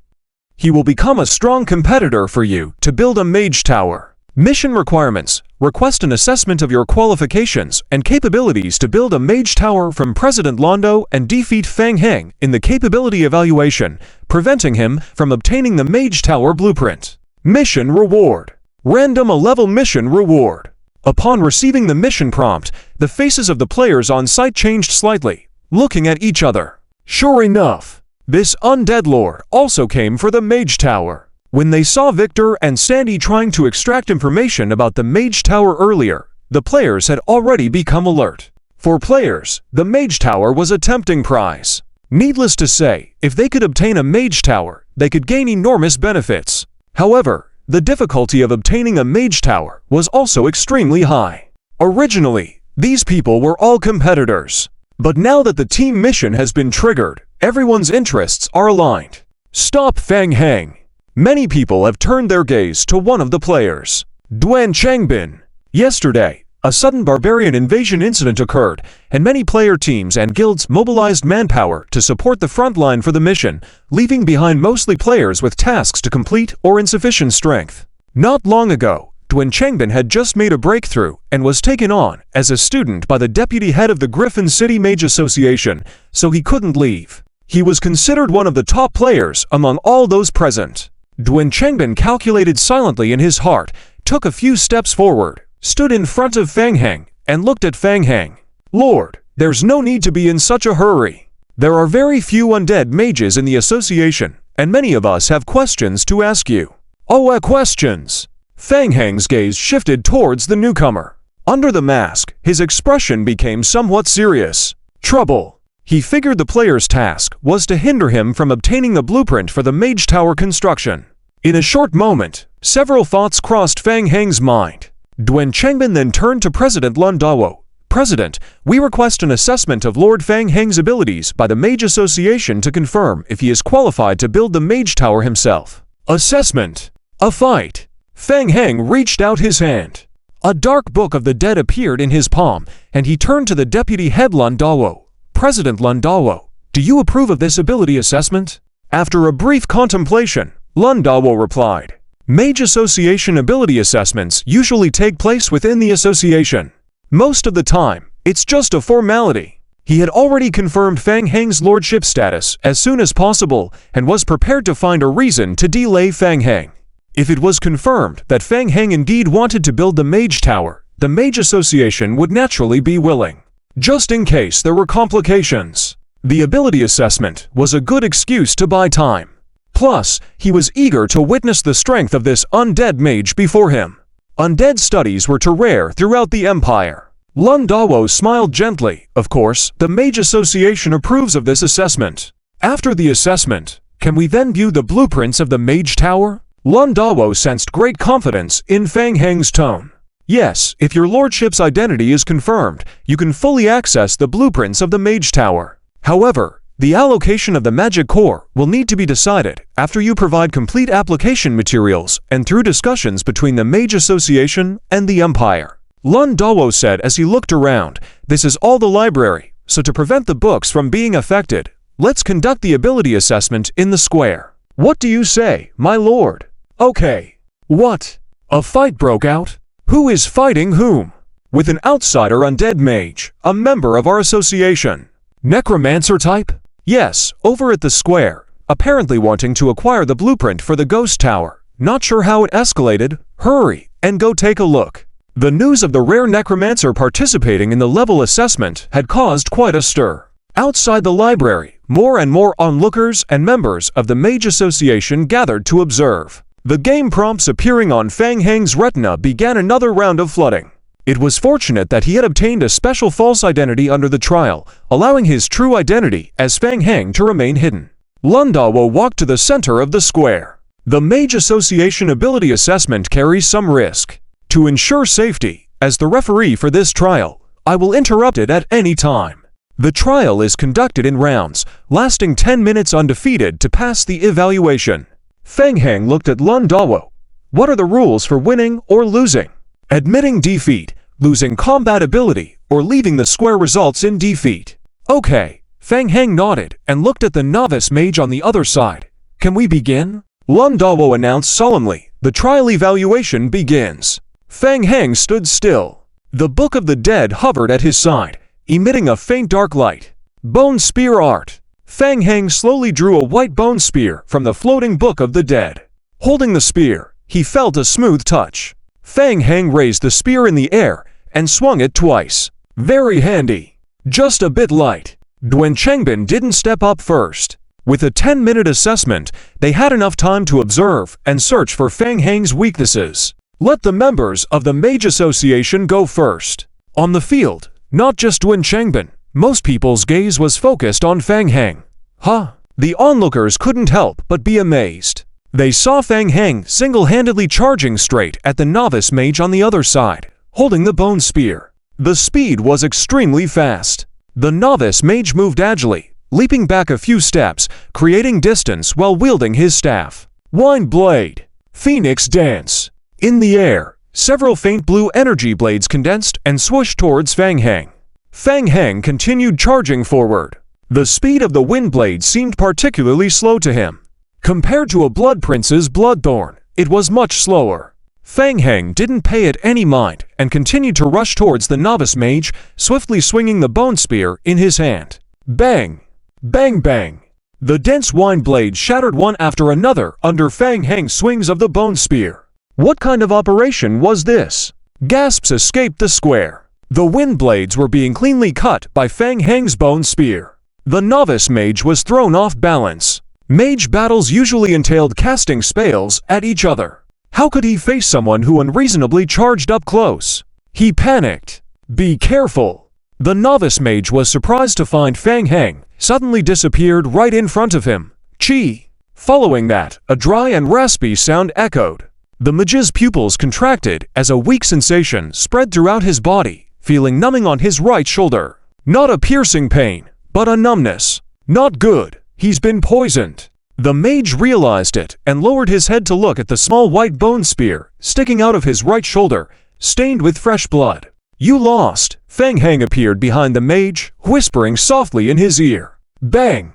The novice mage felt a sharp pain in his back as Fang Heng kicked him and sent him flying out of the central square range. Immediately, people rushed over and carried the injured novice mage away. Fang Heng turned to Lun Dawo. Next, please. The first novice mage lasted less than 10 seconds in Fang Heng's hands. Very strange. Duan Chengbin scrutinized Fang Heng, a look of unusualness on his face. Fang Heng's movements were clean and decisive. He didn't look like a mage, but rather more like an imperial warrior with strong close combat abilities. Shall we go and try? Let's wait a bit longer. 3 years ago, Duan Chengbin had already passed the mid-level mage assessment in the Mage Association.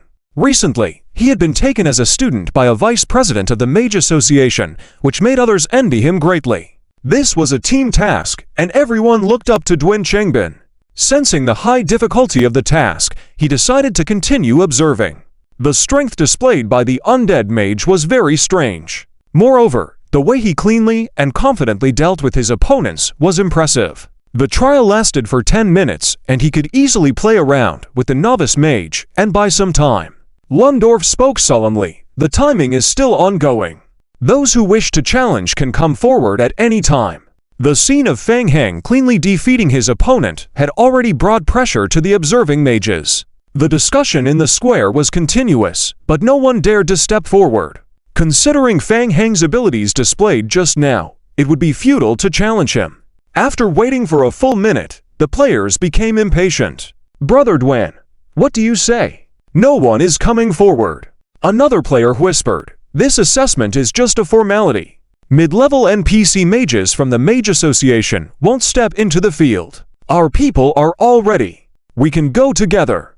Duan Chengbin shifted his gaze away from Fang Heng, took a deep breath, and said, Yes, the enemy is strong. In 10 seconds, we will go together. Okay, let's go. More than 20 people immediately dispersed. Duan Chengbin stood in place, preparing his spells. After the countdown, a thunderbolt spell shot towards Fang Heng, and at the same time, he leapt towards the center of the battlefield. Lightning Strike. Explosive Fireball. Ice Crystal. Almost simultaneously, colorful and diverse spells from all directions bombarded Feng Heng. Over 20 players stepped into the battlefield from all sides. Lundorf furrowed his brow. The trial had no limit on the number of participants, theoretically allowing even 10,000 people to challenge simultaneously. However, very few would do so. Having 20 people attacking at once was unprecedented. Furthermore, launching preemptive spells before entering the field was quite underhanded. Feng Heng frowned, raised the bone in his hand, and waved it forward continuously, trying to block the spells coming from all directions. It was troublesome. A significant portion of the spells had mental tracking effects, making it impossible to dodge them and requiring him to block them head-on. Boom, boom. The bone spear directly dispersed the fireballs in mid-air. The exploding fireballs could still cause him some minor damage. Fortunately, the damage was minimal. Feng Heng's health only dropped by less than 2%, posing no threat. His undead body effect immediately restored the lost health. However, the ice crystal spell and other weakening spells were troublesome. Boom, boom, boom. After the ice crystal exploded, frost attached to Feng Heng's body, slowing his movement and attack speed. Feng Heng subconsciously tried to move, his brow furrowing. Under his feet, a marsh appeared, and small vines extended from it, entangling his feet. The spell effect was extremely restrained against Feng Heng. It was difficult to evade, and the negative effects couldn't be removed by his undead body. He needed to end this quickly. A sharp glint flashed in Feng Heng's eyes. The scene was once again in an uproar. It was too crazy. Faced with such a situation, 80% of mages would deploy magical shields or use spatial spells to escape, while the remaining 19% would choose to counter with spells. Unexpectedly, Feng Heng was continuously blocking the spells with the bone spear in his hand. He kept persisting. At first glance, the colorful spells were completely repelled by Feng Heng's bone spear. He was unaffected. Duan Chengbin saw his mid-level thunderstorm spell being pierced by Feng Heng with a bone spear, his eyes showing surprise. He clearly saw that Feng Heng had been affected by the radius damage and paralysis effect of the thunderstorm spell. Yet, why did he seem undamaged and able to continue fighting? Continue. Let's see how long he can hold on. Just as Duan Chengbin gave the command, something suddenly happened. Whoosh! A black mist suddenly rose from around Feng Heng. This wasn't an ordinary black mist. It not only obscured vision, but also blocked sensory perception. For mages, this was extremely lethal. Players lost sight of Feng Heng and could only roughly aim their area of effect spells based on instinct. Suddenly, a black shadow shot out from one side of the black mist. A skeleton. Seeing the pitch black, jade-like skeleton, everyone was amazed.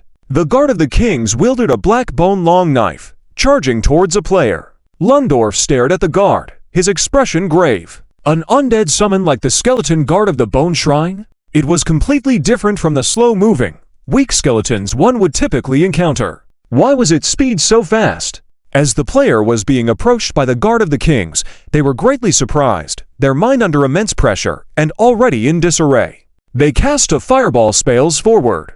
Boom, boom. The two fireballs exploded upon the guard of the kings, who? The guard of the kings leapt out of the flames, seemingly unaffected, slashing his sword forward, creating a black aura in the air. Shield. Lundorf furrowed his brow, forming a seal with both hands. A shield opened in front of the player. Boom. The shield was crushed by the guard of the kings as he slashed it. The player guarded by the shield was blasted off and fell outside the battlefield due to the explosion. Very powerful. The gazes of the mages in the square all shifted towards the guard of the kings. What's with that skeleton? Why is it so strong? The summoned guard of the kings by the bone shrine had a flickering soul fire in its eye sockets, continuing to pursue another player closely. No, stay away. Seeing the plight of their comrade, another player quickly threw 7 or 8 wine blades towards the guard of the kings. The wine blades hit the guard, leaving to faint marks on the dark bone skeleton.